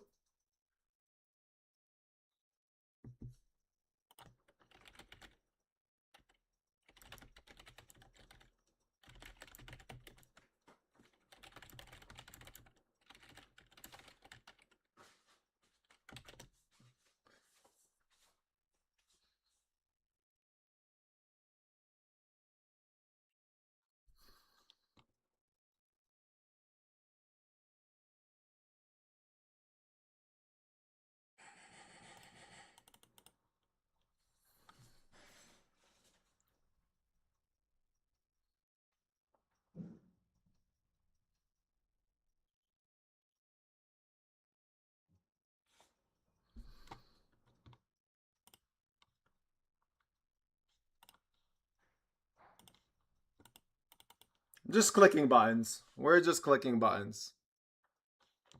Alright, break time. I could explain why I did what I did, but I will not. Where do we put... I gotta go check on my wife. Let's put something... Since we got regs here, they're gonna... If regs are watching, they're gonna like this one, because we mentioned some legends in it. Alright, enjoy.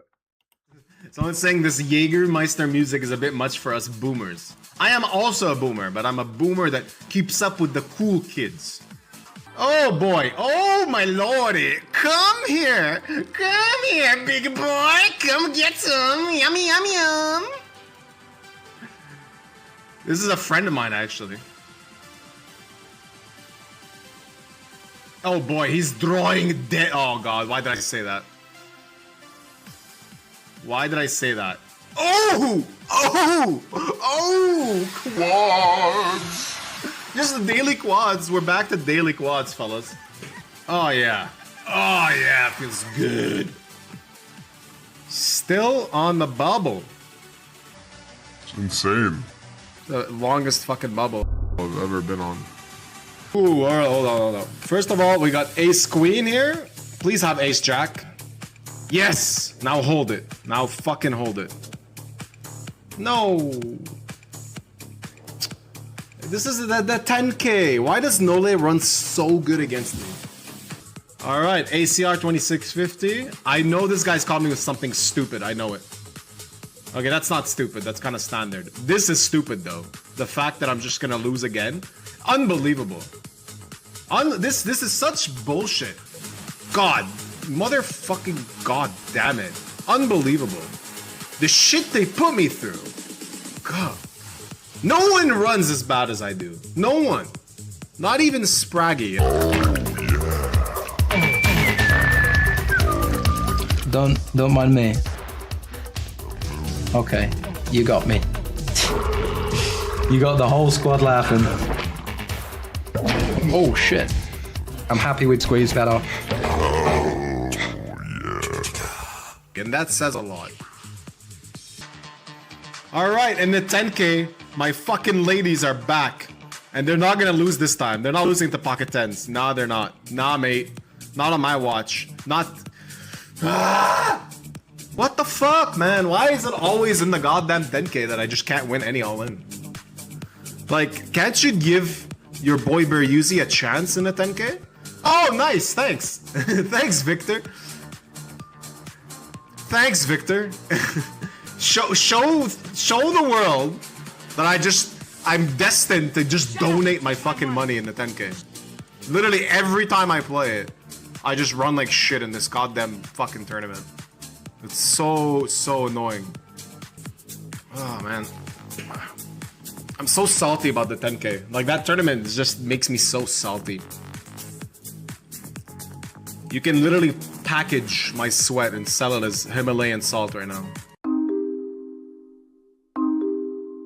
Salt, it has something magical, you know. I mean, it's a magical product. Its beauty and its pureness, it's very, very appealing for a creative to work with.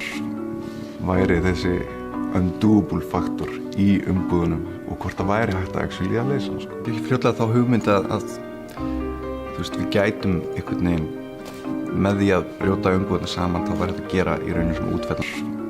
Væri þessi undoable faktor í umbúðunum og hvort það væri hægt að actually að leysa hann, sko. Ég fljótlega þá hugmynd að þú veist, við gætum einhvern veginn með því að brjóta umbúðuna saman, þá væri þetta að gera í rauninu svona útfellanlega, sko. Væri þessi... We didn't want to make just another box, you know.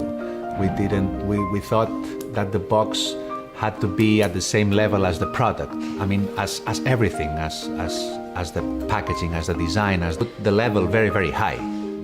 It's an extraordinary salt, so everything that it's close to it, it has to be the same level of greatness.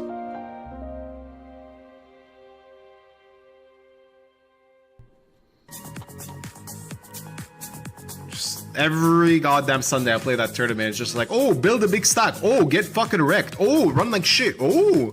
And they're like, oh, make it a final table. Oh, get fucked in the ass again. Like, oh, this one is the special one that's like 10 million guaranteed. It's 1 million up top. Oh, how about you final table bubble that 3 times? Yeah. But everything else is pretty good, so I can't complain. Someone's saying this Jägermeister music. Alright. Welcome back. Apparently the payouts are not big enough, so I will do it like this. There. No complaints.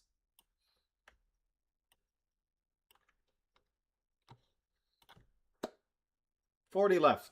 And we got a nice stack. Not the greatest table, but it's not too bad.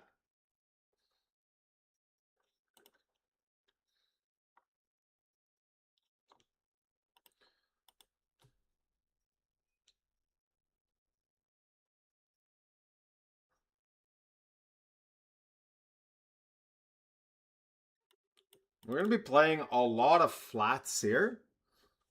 Even like aces, ace king, to be honest, is probably like we have a lot of value in keeping in smaller stacks because they have big bounties. But yeah, also like he might reship really wide against the shove from the small stacks, and then we get to play for chip leader pot with like a very protected range. So we don't really want to be playing a lot of like 3 bets. Because he's opening so wide that he's just going to raise fold a lot anyway. Wait, what the hell just happened? Oh, there. Payouts, yes.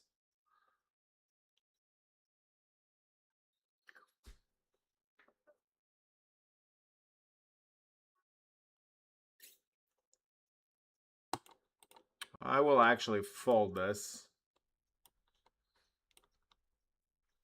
Not great. Still to the act.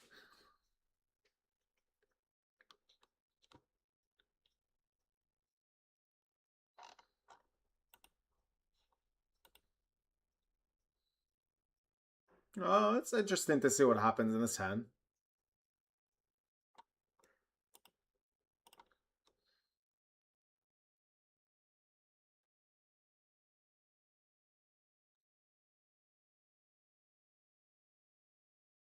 Hey, Giraffe with the raid.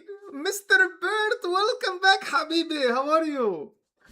Welcome, everybody. Welcome to my punty high stakes poker stream. If you don't know me, that's fine. I'm Giraffe's little cousin, if you want to call it that. That's one way to put it. I'm his less winning player, but more punty cousin. Best way to describe me. Welcome to the stream. I play high stakes poker. I don't know, man. Dude, you go on my YouTube, you'll see a lot of stuff. I made a documentary. I made a movie. All my highlights about poker. I've battled in the biggest tournaments. I've played 100K live. I played a 10K every week. Really, really awesome, great stuff. Now, we're trying to win this tournament for 68K or so. Because I complained earlier today that I never make a final table on this in this tournament. And now, magically, I will win it. This is how it works. Foreshadowing. You know, this is how you tell a story. You complain about something like, man, I never win the main event World Series 2027 of poker. I never do. And then next year, you're going to revisit this clip and be like, oh shit, he did tell us. But yeah, welcome. I hope Bird had a good stream. We've done some duo streams together. He's an awesome dude. Awesome dude. He's the best. He's the actual best. We get drunk every time we see each other and have a blast. Hope he had a good session. I'm not sure. I think he just came back, so.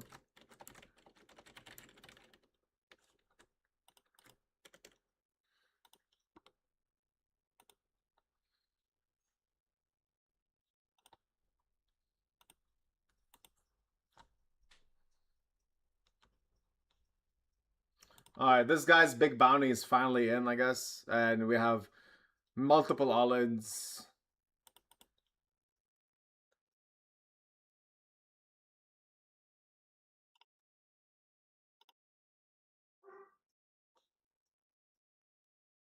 To be honest, we want Ace Jack to win because we want this bounty. I want $1,300 in my pocket. I sold action to this, by the way, to like, let's see, how many people?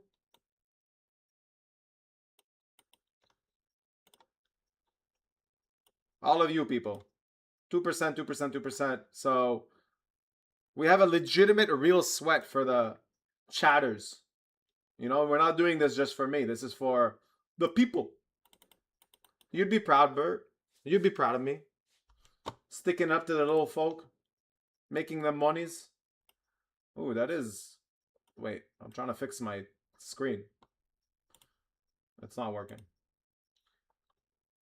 That is indeed a flop.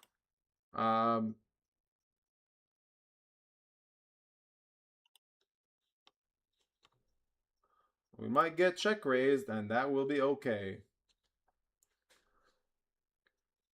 Huh. It's a lot of equity on the turn.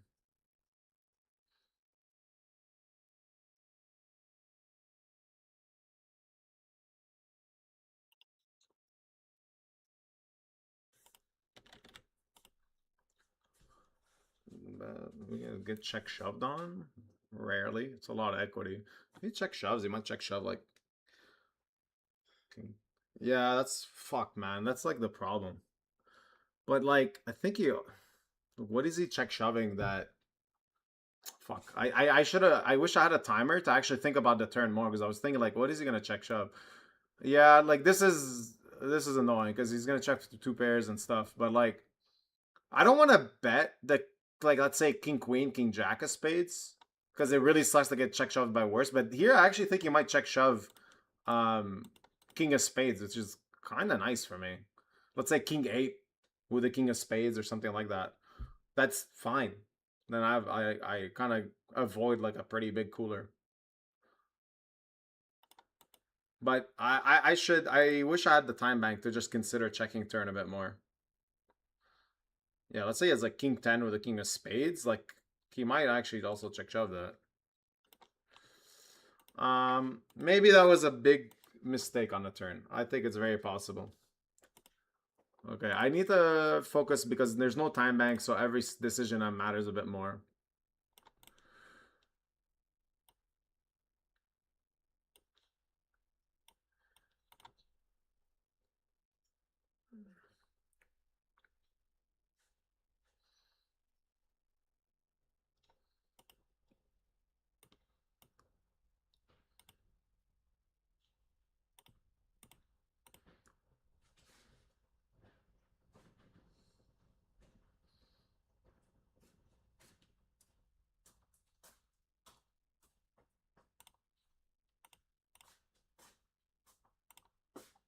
I mean, we're just gonna check it in. Oh. My wife is here for me to open a jar. Man! Yeah! Strong. Strong man. Yeah, if he has an overpair or a better jack, I'm fucked, right? I'm just shoving a lot of draws here. So I have like 9-7 with a club. Such a nice turn for me. What does he do with like 10s? He cries. But he might still call it. Okay, he has 10s. He has 10s. He has 10s. I fucking knew it. I fucking knew it. My lady. My ladies. Ladies and gents, give me that 625. That's the beauty of being an aggro spastard, is that everyone knows I have every 9-7 combo here. And it's beautiful. It's beautiful. Okay. We made up for the small mistake earlier with the queen jack. We got queen jack again and we did better this time. That's nice. And I opened the jar for my wife at the same time. Wow. What a big boss I am. Okay, I'm just... for the new ones in chat, I'm just like... I'm joking. I'm not being serious here. Don't take me too seriously right now. I know I'm coming off like a total douche. I kind of am. but like not this type of douche. I'm more of a trolly douche. We like to troll. All right, 10 out of 38.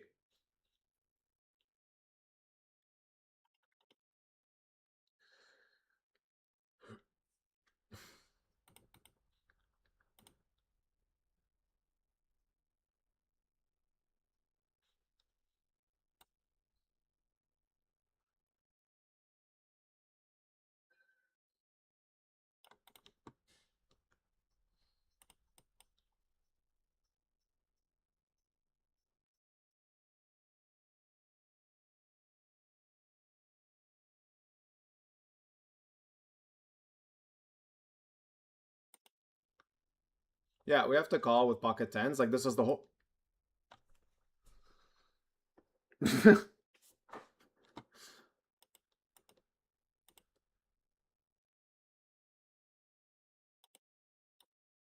I'm actually fucking retarded. I thought I was strapping with pocket tens. I got excited.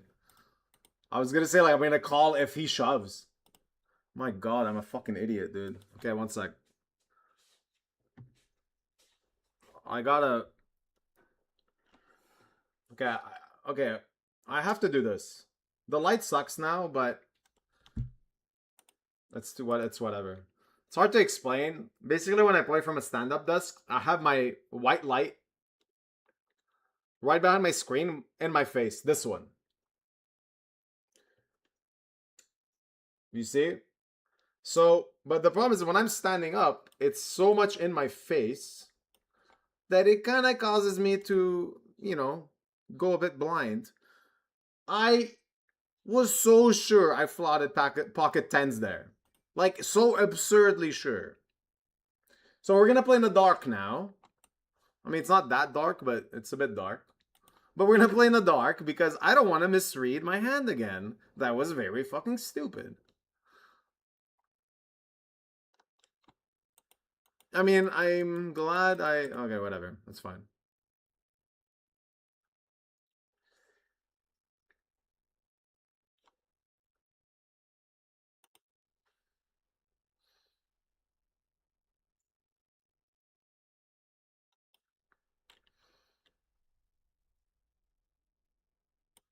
This is different. This is also a lot of flatting. Like I said, this guy's going to be opening a lot. We're going to be flatting a lot. We want to play in position against them.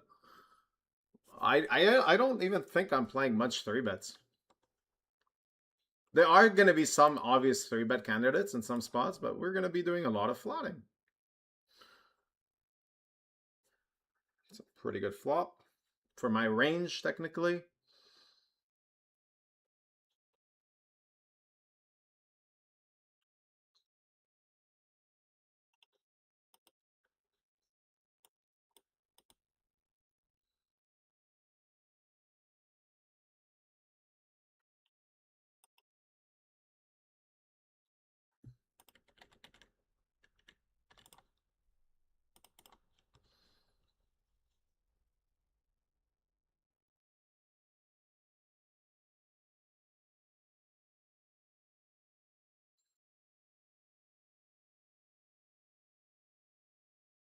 I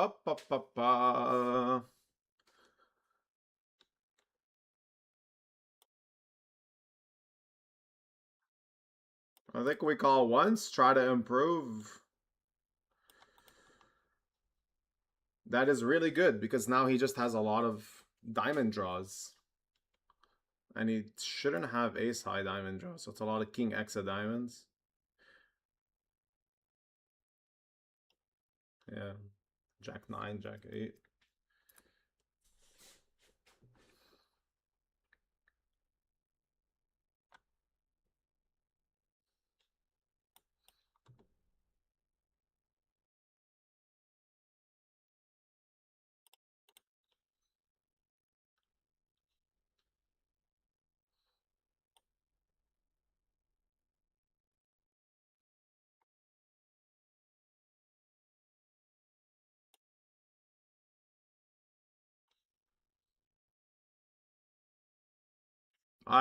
This guy's insane. I actually want to call. I really think he's bluffing.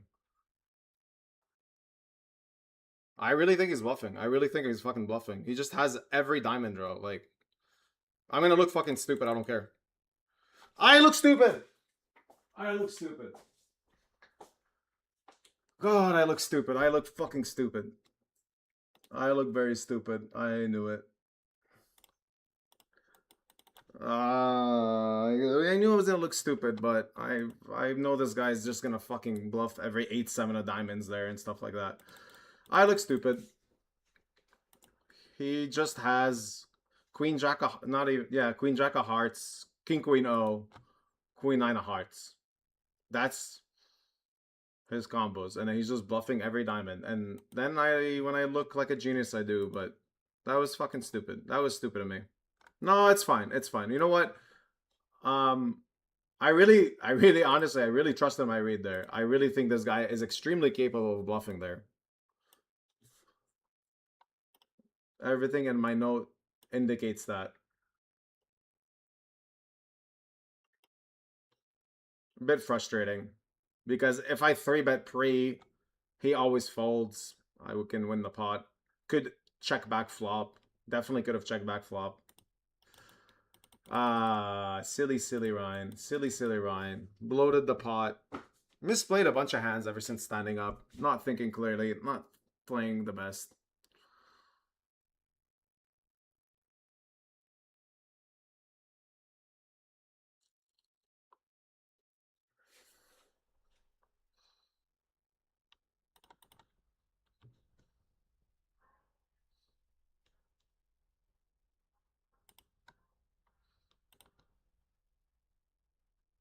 Yeah, like, okay, he just 4-bet 10-9-0. Like, I just want to, like, it's nice. It's actually kind of nice to see this, just to explain. He opened and snapped 4-bet 10-9-0. This guy is wild. He's a madman. I really think he was going to bluff all his diamonds on a river and never ace high. It would be dumb. It would be dumb to be wrong there like I did, and I said I'm going to look fucking stupid, but my plan was to call turn, call river. As long as the river wasn't like an ace or like a 9 or an 8, because I think he might still shove a 9 or an 8. But still, should just 3-bet pre.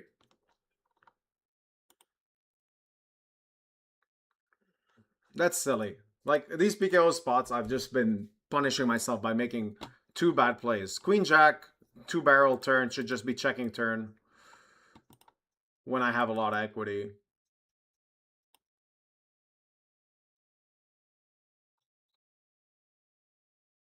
And then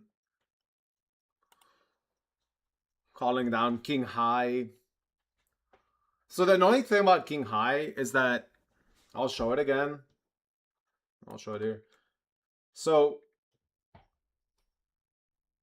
it looks wild. It is kind of wild. But the thing is, if I think he has every King X a diamond, which I think he does, I literally think he flats King Deuce of diamonds plus. When he's bluffing King 5 of diamonds and stuff, like I actually still win with King Jack. And I know he's bluffing all the King X of diamonds. I know he's bluffing every like Jack 7, Jack 8, Jack 9. This guy is very, very capable. And with that in mind, I feel like I had a very good blocker because I blocked Queen Jack O, King Queen O. And he's not shoving, he's not playing a 10 that way, by the way. Like, never. It's basically just a queen or a bluff. And I was wrong. I thought it's a bluff. But I don't mind looking like an idiot on stream. It's fine. I look like an idiot without a stream, on a stream, all the time. I make the craziest plays all the time. Sometimes they work, sometimes they don't. But I want to look back and just basically trust my read always. Wow. Okay, there's a pay jump of $300, so I guess it is worth me taking absolute maximum time.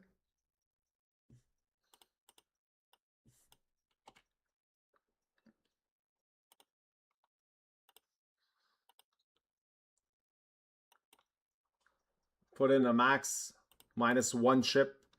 I have a big bounty, so very possible that we see like multi-way all in.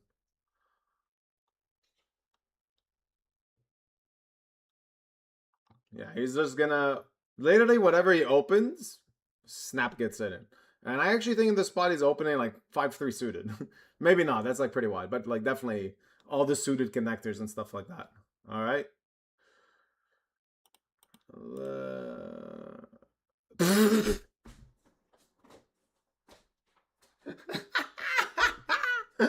That is a funny joke. We're gonna give it a good haha. That he actually just has kings there. That is actually a very funny joke, and we don't make the pay jump. Oh well. Feels silly, feels like a punt. I actually don't regret any of the plays except Queen Jack. So this I don't regret. I know everyone's gonna be like, "You're a clown, bro. How do you call with King High? You're an idiot." Like, go on my Twitter, find the 3x pot shove I did in a call with 3x pot. I mean, fuck it. I'll just show you. I guess this is why we stream. Just like I trust my read. It's not always the best thing. Sometimes trusting my read can be, very, very wrong. And sometimes it's very, very right. But there was a hand in a 5k 6 max a couple of days ago where I was planning to call King High all in. And I did improve to a pair, but it was this hand. This one, I put it on Twitter, like, if you want to see it. But, well, I'll just show you now. But I defend King Jack. It gets 2.2x. Check call min bet on ace 10 3. Check call overbet like 150% on the turn 6, and then river like I if the river was like a 3 or 6 or not a deuce is bad because he has every 5-4 suited, but like brick-ish like 3 6 10 ace, I was gonna check call all in on King Jack, and then the river came at Jack and I check called 3x pot. So, and I trusted my read there. Like I called King High against an overbet on the turn because I was like, I'm pretty sure this person is capable of bluffing. Similarly here, I've played enough with this guy to know he is definitely capable of just losing his absolute mind with every diamond draw here and like probably every Jack 9, Jack 8 suited. I just felt like he's not gonna just like check fold Jack 8 of clubs here. He's not gonna just check fold Jack 7 of diamonds or just check call. He's always gonna check raise them. Then he's gonna do a baby bet on the turn because he wants to see a river, and then the river is an absolute brick and he's gonna shove. Feels stupid, feels crazy, but I went with my read and I was wrong. What I do regret, and I do really, really regret, was this hand. Yeah, I didn't really think about this as much. This I regret because I think I should be just pure checking turn. I think flop c bet is fine because we can easily bet call and call turns, and then we want to keep very high equity draws along with our like knotted hands here. Like we can obviously bet every ace X with a good spade. And the only thing is on the turn we should really avoid barreling with my combo because we will face some check shoves from hands that feel like they need to. Like, and depends how the player views what I do, but like sometimes you'll see people just like literally check shove. I've seen like 9-8 with the 8 of spades check shove, King 10 with the King of spades, even though they should be like a lot of pure calls. Like they'll just go for the shove route, and in that case, then it becomes really bad for me to bet. So I actually really regret this bet. Like I think this play was way worse than calling down King Jack. Yeah. This was the bigger mistake, in my opinion. Oh well, still nice run. I mean, I had a good day technically. Won a 10k seat. Had a bunch of big stacks. Did punt off the 1500 right on the bubble, and generally made some mistakes like every now and then, which I knew would happen when I stream, but that's fine. Like I can't blame just streaming. Like I think in general I'm not playing the best sometimes. I feel much more comfortable on the days I'm not streaming, but like still, it's not an excuse for me to like be like, oh bro, the chat is getting to my head. Like no, I mean like just fucking take my time, think about the spot more, realize a few things here there. But yeah, I think a lot of other hands were pretty decent. Oh well. Maybe this is why I never final table this and I always bunt it off, because I make some silly plays like that. Obviously, the final hand is kind of sick, losing with queens, but what can you do? I'm not playing much anymore. I think I just want to take it easy. I do have a daughter that I kind of have to take care of. But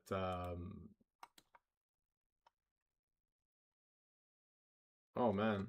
Wait, hold on. Wait. Before I leave though, we do have to laugh at a very, very sad attempt of trolling. You know, like if people troll, we gotta troll them back. I think it's the right thing to do. It's the wholesome thing to do. If someone's a cunt, you cunt them back.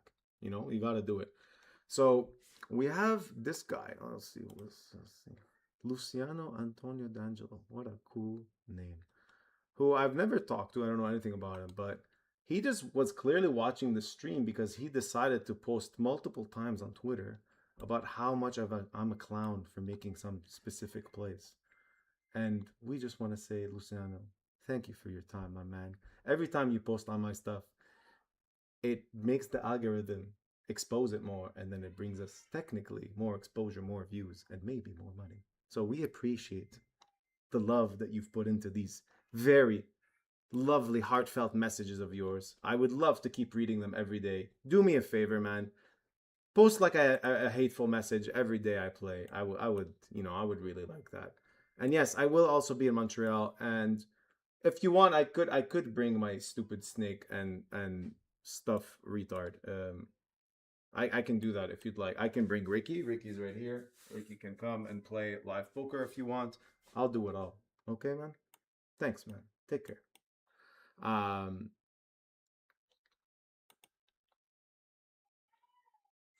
Yeah, other than that, kind of stream over. I just wanted to troll this guy because I think it's a bit funny. Thanks for watching today. I've been streaming for quite a while. I wanted to play Dota on stream, and like I could technically sort of do that because like what else am I gonna do? But I think right now there's a couple of people streaming that I can maybe raid, and I would prefer raiding someone. Let me just check. If I see someone that I know that I really, really like, I'm gonna just decide to raid them, and if not, maybe actually